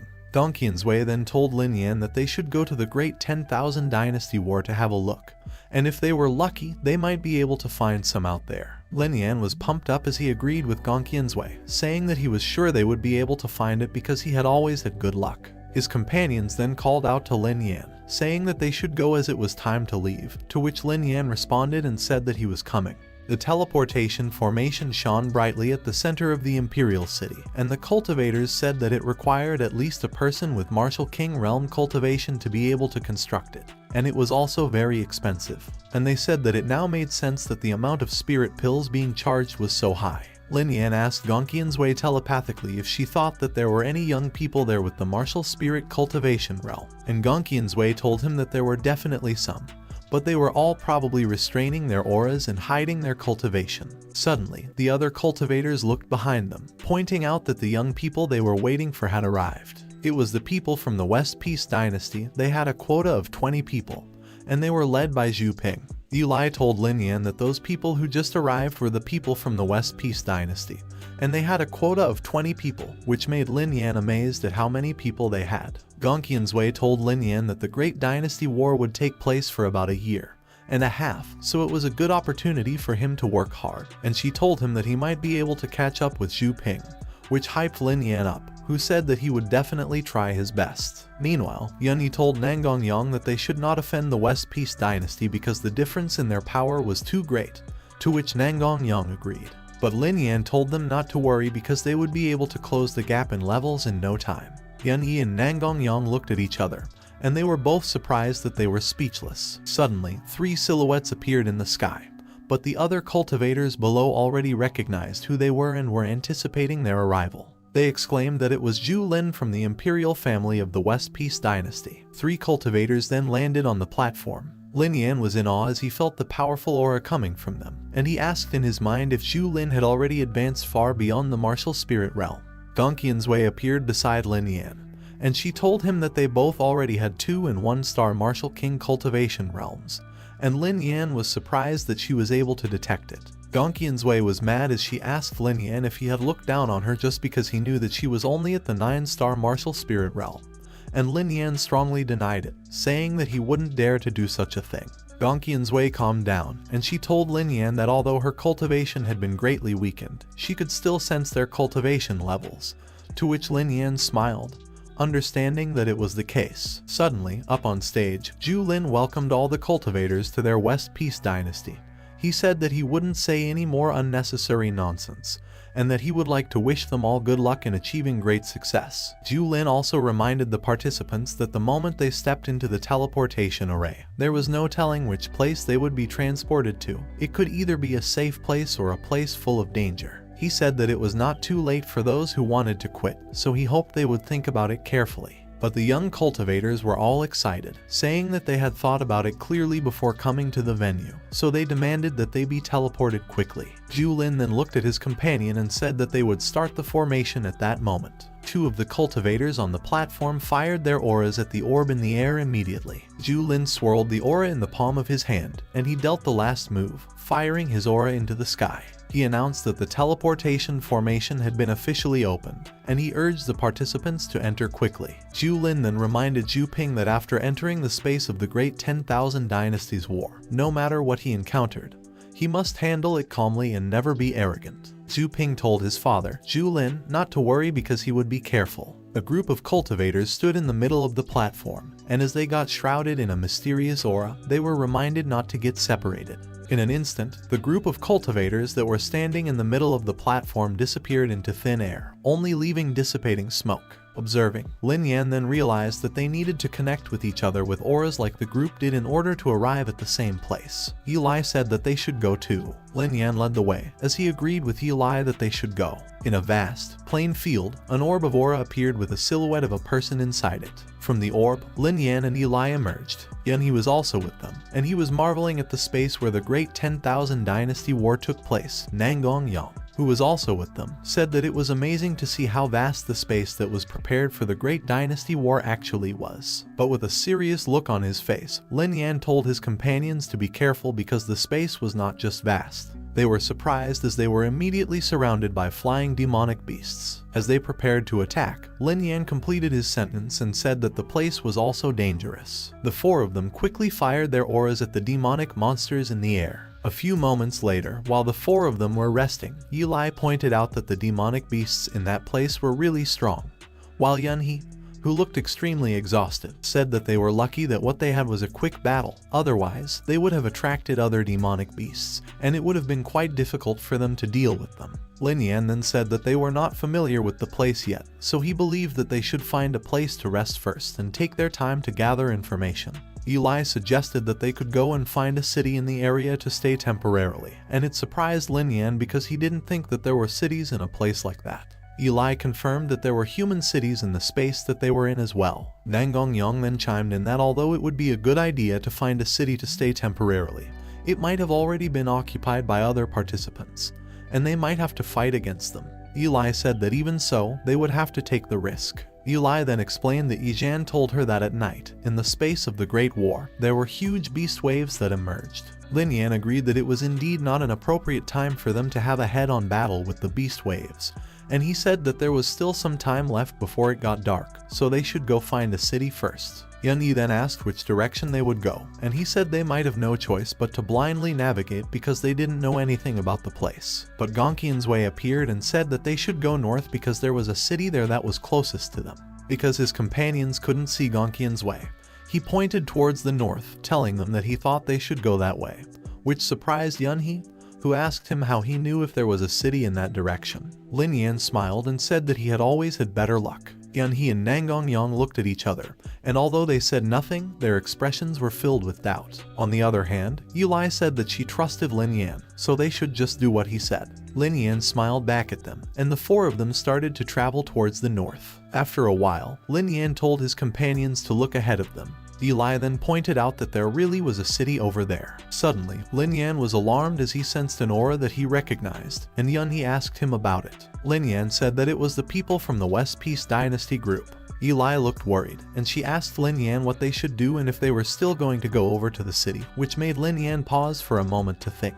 Lin Yan then said that they had no way to go back, so instead of facing the beast wave directly, they should take their chances with the people of the West Peace Dynasty. Lin Yan and his group arrived at the city wall. Lin Yan inspected the wall and said that it seemed that those were all the traces left by the demonic beasts. Suddenly, Nangongyang points out a lifeless body on the ground, which surprises Lin Yan.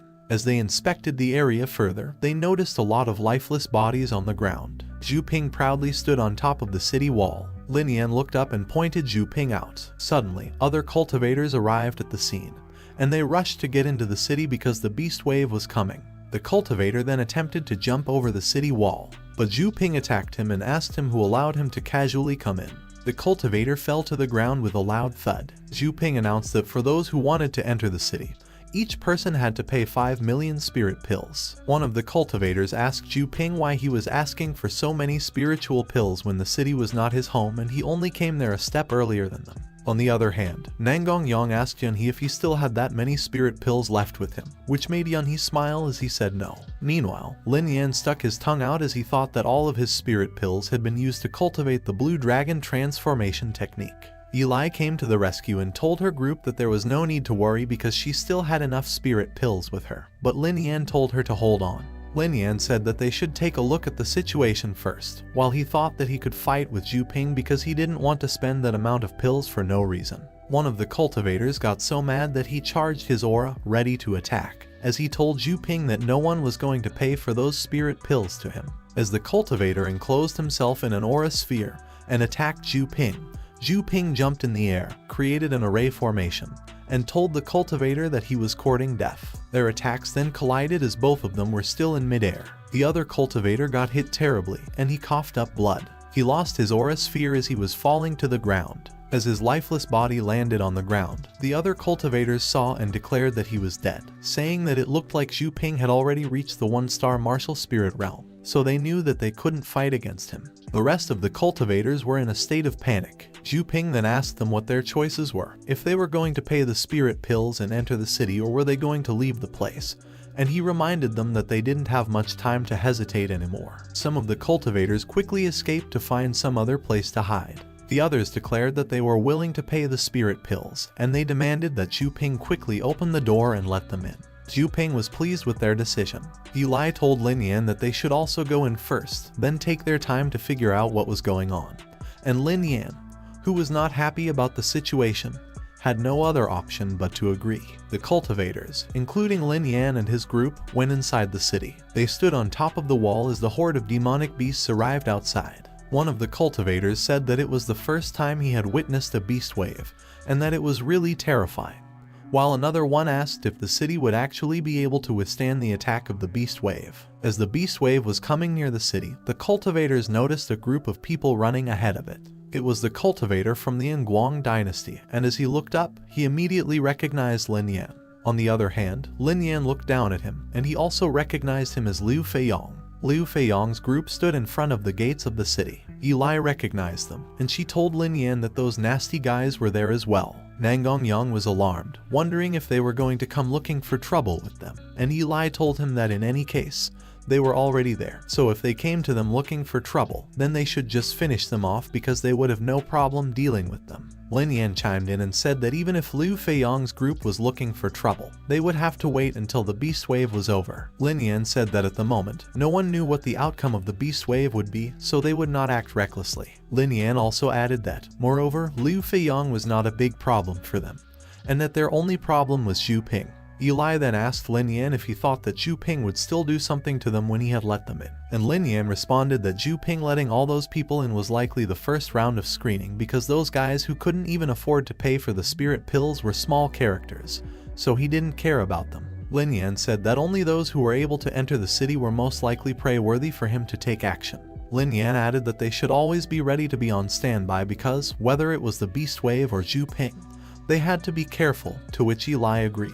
Lin Yan then thought that, considering Zhu Ping's strength, it would be even more difficult for him to deal with compared to Shi Zhenchen, so he would have to give it his best shot. The demonic beast started charging towards the city walls. One of them slammed its body on the gate, trying to open it. The other cultivators looked worried, and as one of them wondered if those demonic beasts were going to collapse the city walls and come in. Another cultivator said that it was not possible because the walls looked like they had already been attacked many times before. On the other hand, Nangongyang said that the stone used to build the city was not something he had ever seen anywhere before, and he thought that it should be some kind of ancient stone that was incredibly strong, so there was no need for them to be worried. But Lin Yan didn't agree with him and said that they had other things to worry about. He said that if they kept things up, the demonic beasts were going to come in by stepping on each other's bodies. Zhu Ping then called out for everyone's attention, and he told everyone to listen to his orders. He ordered everyone to concentrate on the city walls and stop the demonic beasts from entering the city. And he said that if they let those demonic beasts break through the city walls, they would all be finished. Zhu Ping also ordered to kill anyone who dared to fight without using their best efforts. Lin Yan and his group were alarmed by Zhu Ping's orders, but Lin Yan thought that there was no time to worry about other things at the moment because they had to defend the city first. A huge claw then dug itself into the top of the wall. It was in front of Lin Yan where the demonic beasts had climbed over. Lin Yan punched the demonic beast, who quickly lost its grip and fell off the wall. Meanwhile, Eli was defending the wall beside Liu Feiyong. While Eli was concentrating on what was below the wall, Liu Feiyong was busy drooling over her and thinking how beautiful she was. Suddenly, another demonic beast climbed over the wall and appeared in front of Eli. Lin Yan quickly came to the rescue, and he fired an aura ray at the demonic beast, causing it to fall off the wall. Liu Feiyong saw Lin Yan, and as he was about to punch another demonic beast who had climbed over the wall, he arrogantly called Lin Yan a little brat in his mind, and he thought that he would make sure to kill Lin Yan later. Lin Yan then instructed his group that they should make sure that they preserved some of their strength to only block the beast wave, and he said that they didn't have to kill them with all their strength because the main event has yet to start, to which Yun Yi and Nangongyang agreed. Suddenly, a cultivator who looked terrified pointed out a much larger demonic beast compared to the others, and as he confirmed with the others if it was a demonic beast as well. The others panicked and didn't know what to do because those demonic beasts were too big, and they thought that the city walls wouldn't be able to stop them. Lin Yan was also alarmed, and he cursed in his mind as he recognized that it was a demonic beast with 1-star martial spirit level. The larger demonic beasts roared. This intimidated the other cultivators, who wondered if they would be able to stop those demonic beasts, and they didn't know what to do. Lin Yan told his group that they should step back because there was no need for them to try and fight those demonic beasts. Yun Yi was worried, and he reminded Lin Yan that Zhu Ping would come for them if they stepped back. But Lin Yan said that they were no match for those demonic beasts, and Zhu Ping also knew that, so he should fight those demonic beasts on his own.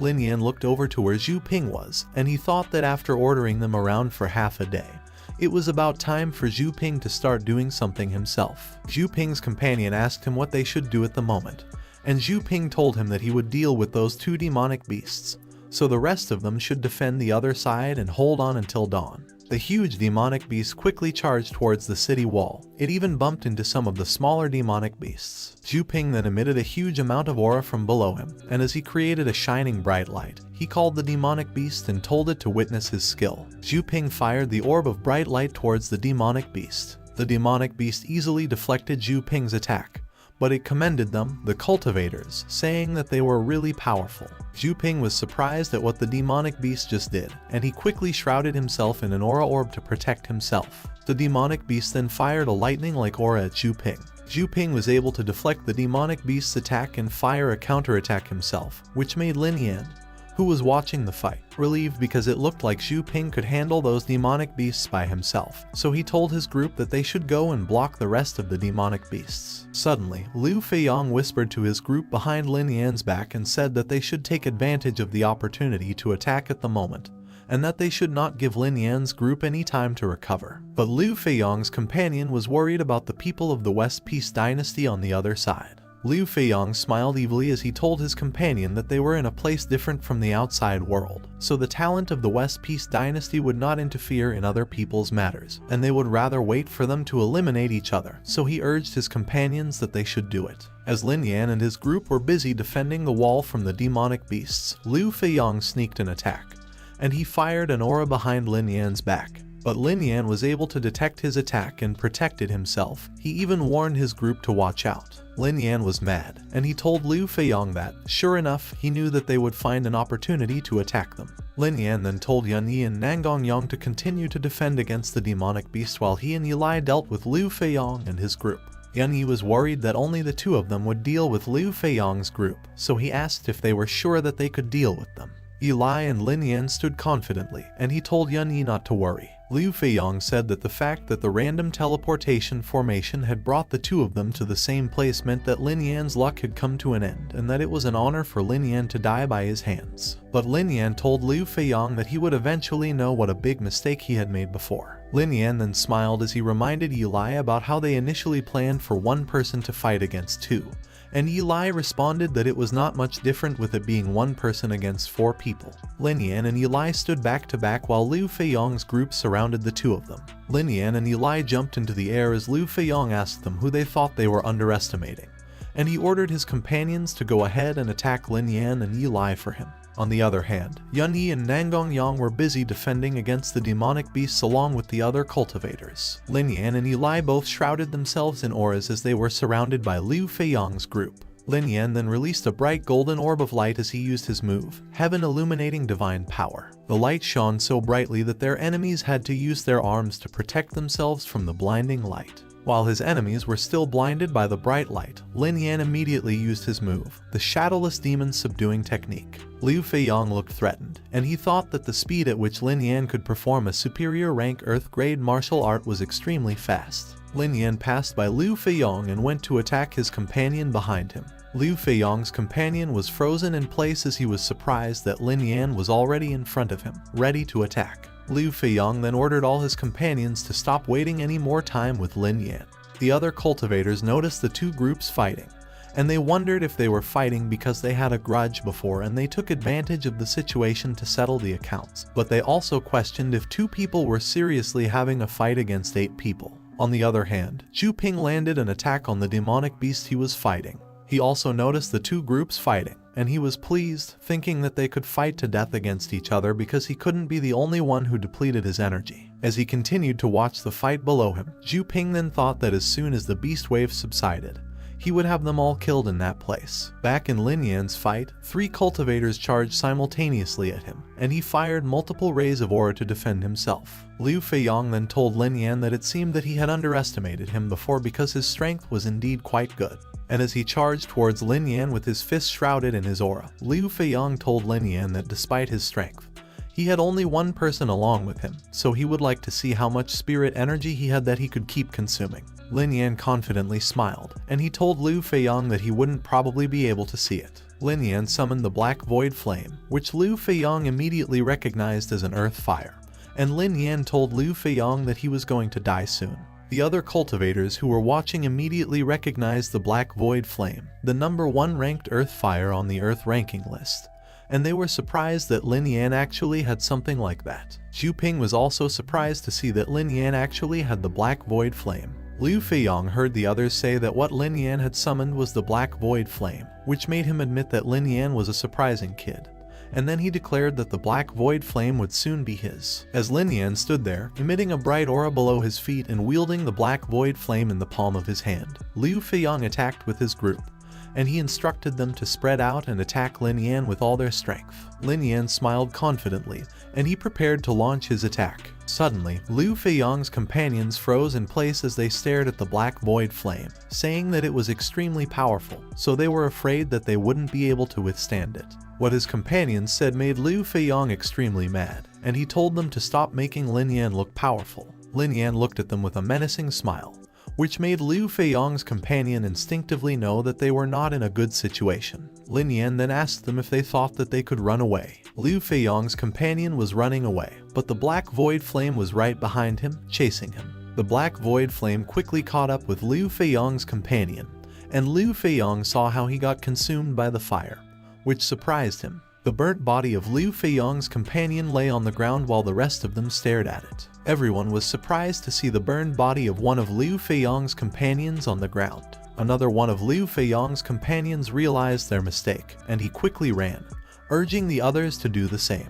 But Lin Yan smiled sinisterly, telling them that even if they wanted to run away, it was already too late. Lin Yan then threw the black void flame towards his enemies. Two of Liu Feiyong's companions who were running away were immediately caught by it. They screamed as the black void flame engulfed them. Liu Feiyong looked horrified as one of the burned bodies fell in front of him. Liu Feiyong then looked desperate, and as he released a tremendous amount of aura, he declared that he wouldn't be killed by Lin Yan.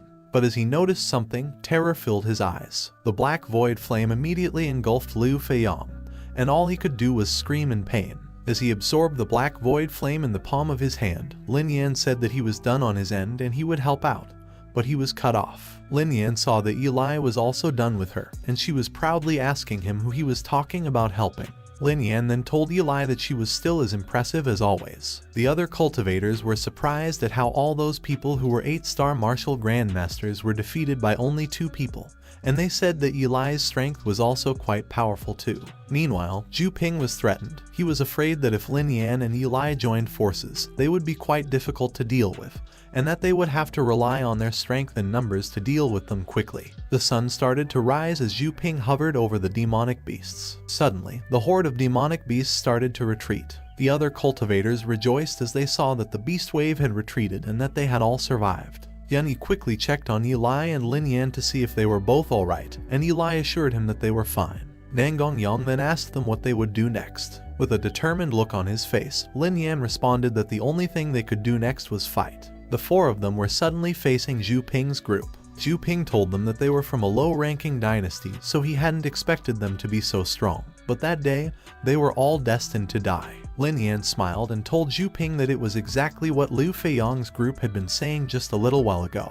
What Lin Yan said hit a nerve, and Zhu Ping immediately told him not to confuse him with that useless bunch of losers. Lin Yan then told his group that he would deal with Zhu Ping, so they should handle the rest of their group. Nangongyang was worried, and he reminded Lin Yan that Zhu Ping had already reached the 1-star martial spirit realm, but Lin Yan told him to just believe in him. Eli was confident as she said that Lin Yan would never lose. Lin Yan stood there, staring confidently at Zhu Ping. Zhu Ping shifted into a fighting stance, and Lin Yan did the same. Then they both jumped into the air, leaving each of their groups on the ground. Yunyi stood behind Eli, and he asked her if they would be able to handle the rest of Zhu Ping's group.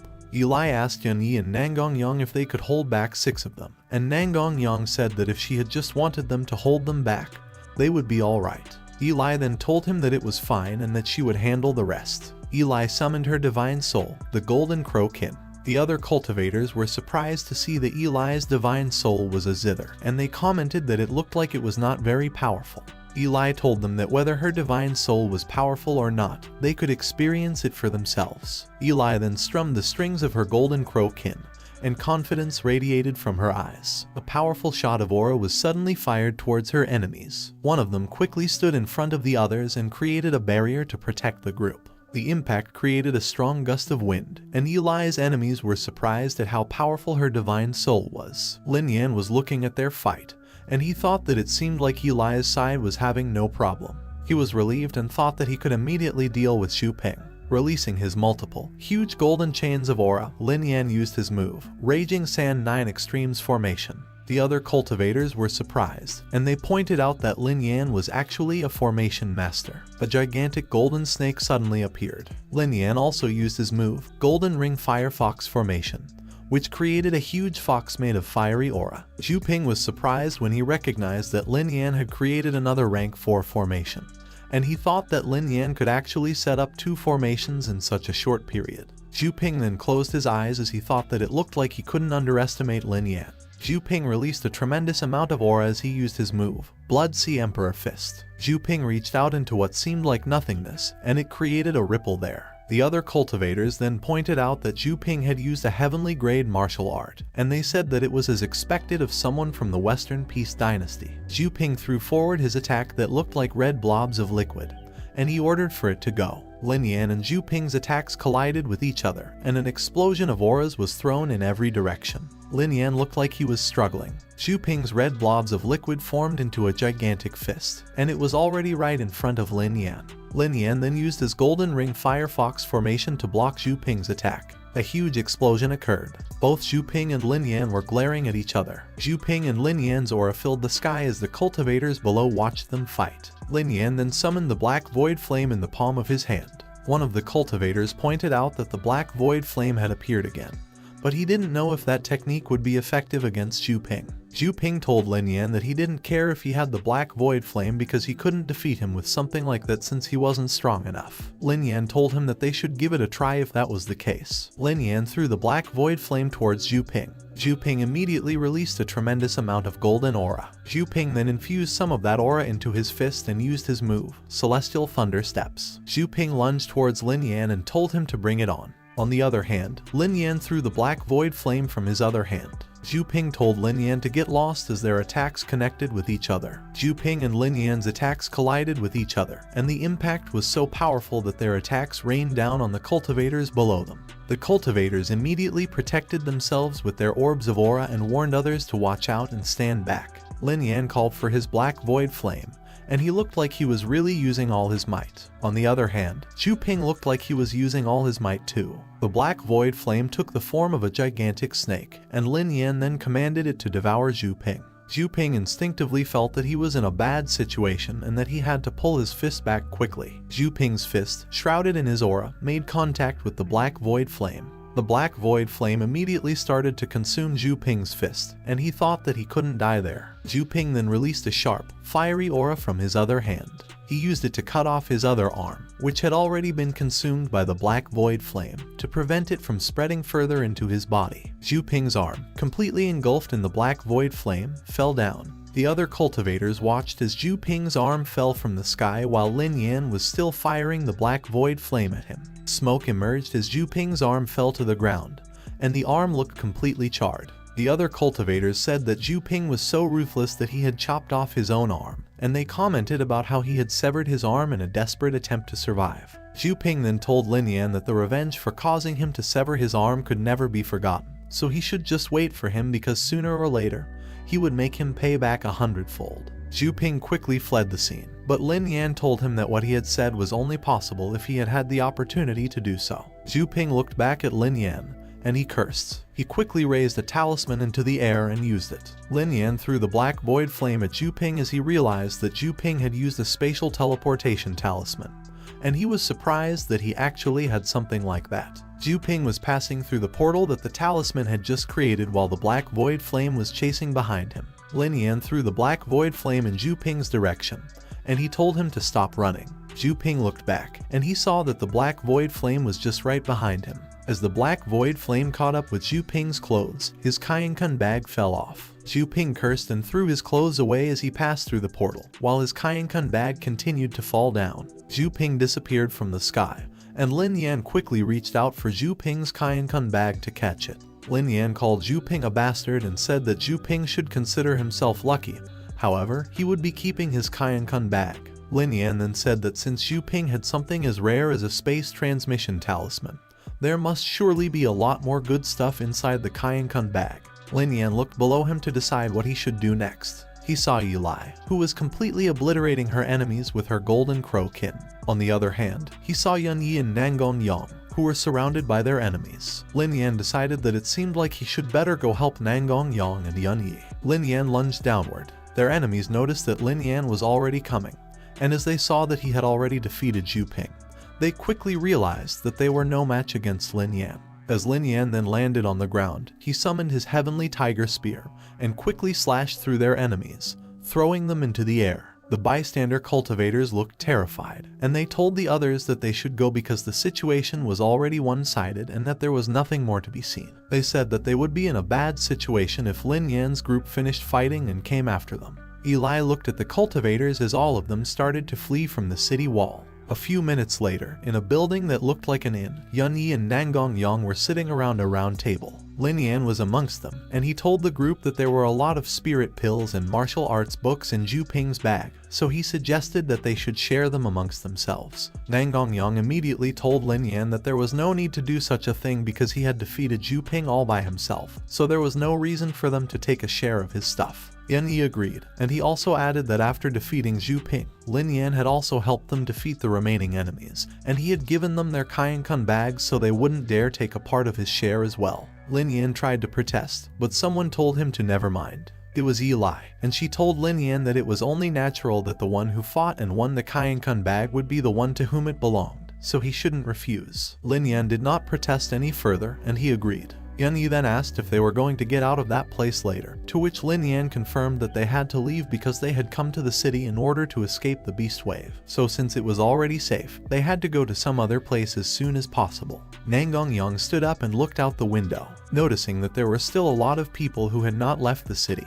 He asked if Lin Yan thought that they could pose a threat to them. Lin Yan said that those people had already seen his skills a little while ago, so he didn't think that there was anyone who was not afraid to die and get killed. Eli said that she thought so too, so she suggested that they should take the opportunity to meditate and recover their strength, and the group quickly agreed. Meanwhile, in the streets of the city, a few cultivators were talking about how Zhu Ping's Kaienkan bag was in Lin Yan's hands, and how the spirit pill that they paid for when they were entering the city was also in there, so they were wondering if they should try to find a way to get it back. One of them looked terrified, and he quickly said that he was not going to be a part of it. He reminded them about the strength of Lin Yan that they saw, and he said that he was there to participate in the trials, so he didn't want to die there. On the other hand, Lin Yan told his group that if they had all finished recovering, they should go, to which Eli agreed. Suddenly, a voice outside the door told them to wait. Nang Gongyang opened the door and asked who it was. It was an unknown cultivator, and he immediately told Nang Gongyang that he didn't mean any harm.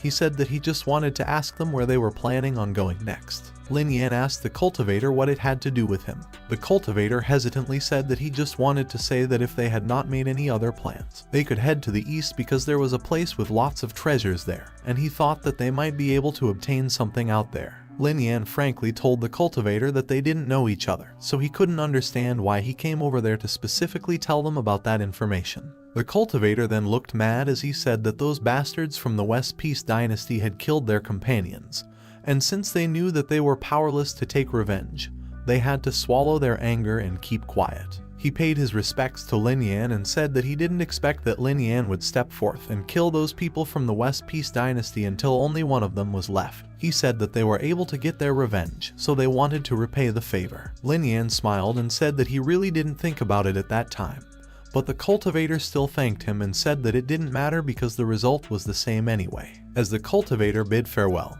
he warned Lin Yan that the place he told them about was also very dangerous, so they should be extremely careful. Lin Yan then thanked him for the information and said that they would see him later. As the cultivator walked away, Nang Gongyang immediately asked Lin Yan if it could be a trap. Lin Yan pondered upon it, and he said that he didn't think so because that guy's ability was not strong enough to be a threat to them, and trying to set a trap in such a dangerous place would be more of a threat to themselves. Lin Yan added that they came in there to take a risk anyway, so wherever they went, it was the same. So he suggested that they go over to the place that the guy said and have a look. Eli smiled, and she told Lin Yan that she would go wherever he went. Lin Yan then looked back at her and smiled. A few moments later, the four of them traveled over great mountains. Lin Yan stood over the edge of a rock and said that they had been traveling in that direction for the past 3 days, so that should be the place the guy was talking about. Lin Yan then pointed at the place in front of him and said that he could feel the extremely powerful aura of the demonic beasts. He also added that there were quite a number of people gathered under the mountain range. Lin Yan charged forward and told his group that they should go there too. At the foot of the mountain, a lot of cultivators had gathered. Lin Yan and his group landed, and he thought that, sure enough, there were quite a lot of people present in the place. But he wondered why no one was heading up the mountains. Gongqian's way then popped into Lin Yan's mind and said that in that mountain range, there was a demonic beast with a 3-star martial spirit cultivation realm, and it was controlling the other demonic beasts, so those people didn't dare act recklessly. A group of cultivators was huddling, and one of them said that the demonic beast was extremely fierce in fighting power, and its spiritual intelligence was by no means low, so he suggested that they all join forces. Another one of them added that the mountain range had a lot of treasures, so if they wanted to go up there, he was afraid that they would have to work together. One of them suggested that they would deal with the demonic beast that had a 3-star martial spirit cultivation, while the rest of them would be in charge of the rest of the demonic beasts, which surprised another one of them, that he could actually deal with the 3-star martial spirit realm demonic beast, and another one was quite impressed. Lin Yan overheard their conversation, and he said that if the person was not bragging, then he should be even more powerful than that group of people from the West Peace Dynasty. And Eli said that it was good to have someone who could deal with the demonic beasts. The cultivator told everyone to listen to his command. He said that they shouldn't waste any more time and that they should go. Lin Yan and Eli then looked at each other like they were waiting for each other's approval, after which the 4 of them followed the queue of cultivators who were traveling towards the mountain range. A fiery demonic beast roared in front of the cultivators. One of them pointed at something ahead and asked what it was. A horde of fiery demonic beasts was by the mountainside. One of the cultivators recognized the demonic beast and said that it was the heavenly fate leopard. Lin Yan got curious about what the heavenly fate leopard was, and Nangong Yang told him that the heavenly fate leopard was said to be at the very top among the demonic beasts, which were at the 3-star martial spirit level, and that those ordinary 3-star martial spirit realm demonic beasts were no match for it. Eli then pointed at something and told the group to look over there. They saw a stone entrance behind where the demonic beasts were gathering. The other cultivators also noticed that there was a gateway, and they immediately assumed that the treasure must be right inside there. The man from earlier reminded everyone that, as they had agreed, he would deal with the 3-star martial spirit demonic beast and leave the rest to them. As the man released his aura, the rest of the cultivators noticed that he was at the peak level of the 1-star martial spirit realm, and they said that he was really powerful. Suddenly, Lin Yan noticed something. As he looked at the man's back, he wondered why he felt that something was not right, and for him, it seemed like that person's cultivation level did not stop at the level that he was showing. Gongqian's way appeared, and she commended Lin Yan for having good perception because that person was intentionally concealing his true strength because, in fact, he was already at the peak stage of the 2-star martial spirit cultivation realm, and Lin Yan was pleased that he was right. The man then quickly charged at the heavenly fate leopard, and he announced that he would kill it. The man created a bright aura in the palm of his hand. He fired it at the heavenly fate leopard, who bared its fangs at him. The man hurriedly ordered everyone to spread out and surround the other demonic beasts. He told everyone to take care of the rest of the demonic beasts, to which they complied. Lin Yan then told his group to be careful and that they should try to hide their strength because those beasts were not worth using their full strength, to which they agreed. The man continued to attack the heavenly fate leopard, and he lunged forward, summoning a bright aura in front of its face. He had defeated the heavenly fate leopard, and he told the other cultivator that the rest was up to them. He quickly ran towards the gateway, and he thought that he would be the first one to get everything that was in there. One of the cultivators saw him, and he told the others that the man was rushing towards the stone entrance. They quickly realized that the man wanted to take everything for himself. The man stood in front of the stone entrance. He stared ahead, and then he punched the stone entrance with his aura-infused fist, causing the stone to break into pieces. Lin Yan told his group that they should go there too. Lin Yan quickly ran towards the stone entrance, and his companions quickly followed him. Lin Yan and Eli were the first to enter through the open stone entrance. Yun Yi and Nangong Yang then followed them inside. As they continued to walk forward, Lin Yan suddenly stopped, and he told the group to hold on. In front of them was a teleportation formation. Lin Yan said that the small teleportation formation in front of them had been randomized, so they would all probably be teleported to different places. Lin Yan told his group that if they all got teleported to different places, then they must avoid the guy who had come there earlier because his cultivation level was more than 1-star martial spirit realm. He said that the guy had already reached 2 stars, and his strength was quite powerful. Yun Yi and Nangong Yang were both surprised that the guy earlier was at the 2-star martial spirit cultivation realm, and that he was that powerful. Eli said that she also felt that something was not right about the guy, so she agreed with what Lin Yan said, that everyone needed to be careful. Lin Yan looked at Eli, who, in return, smiled at him. Lin Yan then said that they should go. As soon as Lin Yan stepped into the small teleportation formation, his body started to disappear. He was transported into a room where he was alone. He looked around and said that, sure enough, he and his group had been separated from each other and had been teleported to random locations. A bright light was shining at the far end of the room, and Lin Yan followed it. He was then surprised because, as he reached the point where the bright light was coming from, he saw a 5th grade formation pattern, which was a really precious treasure. Suddenly, a strong source of light appeared at the other end of the room, which caught Lin Yan's attention. 3 cultivators had been summoned to the room where Lin Yan was. Lin Yan quickly jumped into the air to grab the formation pattern, and the other cultivators tried to beat him to it. The 4 of them then fought with each other as each of them attempted to grab the formation pattern up in the air. One of them was enraged, and he told Lin Yan that the 5th grade formation pattern was his, so he should get out of his way if he didn't want to die. The guy ran towards the formation pattern, and he told Lin Yan, who was chasing him, that he shouldn't dare try to take it. Lin Yan didn't listen to him, and he jumped into the air. But as he was about to grab the formation pattern, he was blocked by something, and Lin Yan quickly realized that the formation pattern had a barrier. Lin Yan forced his way through the barrier, and as soon as he grabbed the formation pattern, the other 3 cultivators attacked him, but he managed to avoid them by leaping backwards. One of the cultivators told Lin Yan that he would give him a chance to hand over the 5th grade formation diagram, or else he would definitely die that day. But Lin Yan responded to the cultivator and said that if he didn't want to die, he should get out of there before it was too late. The guy was annoyed, and he told Lin Yan that he had such a big mouth, so he would like to see how powerful he was. Lin Yan quickly emitted a huge golden orb of aura as he used his move, Heaven Illuminating Divine Formation. One of the cultivators got behind Lin Yan's back, and with an orb of aura in his hand, he attacked Lin Yan and told him to go to hell.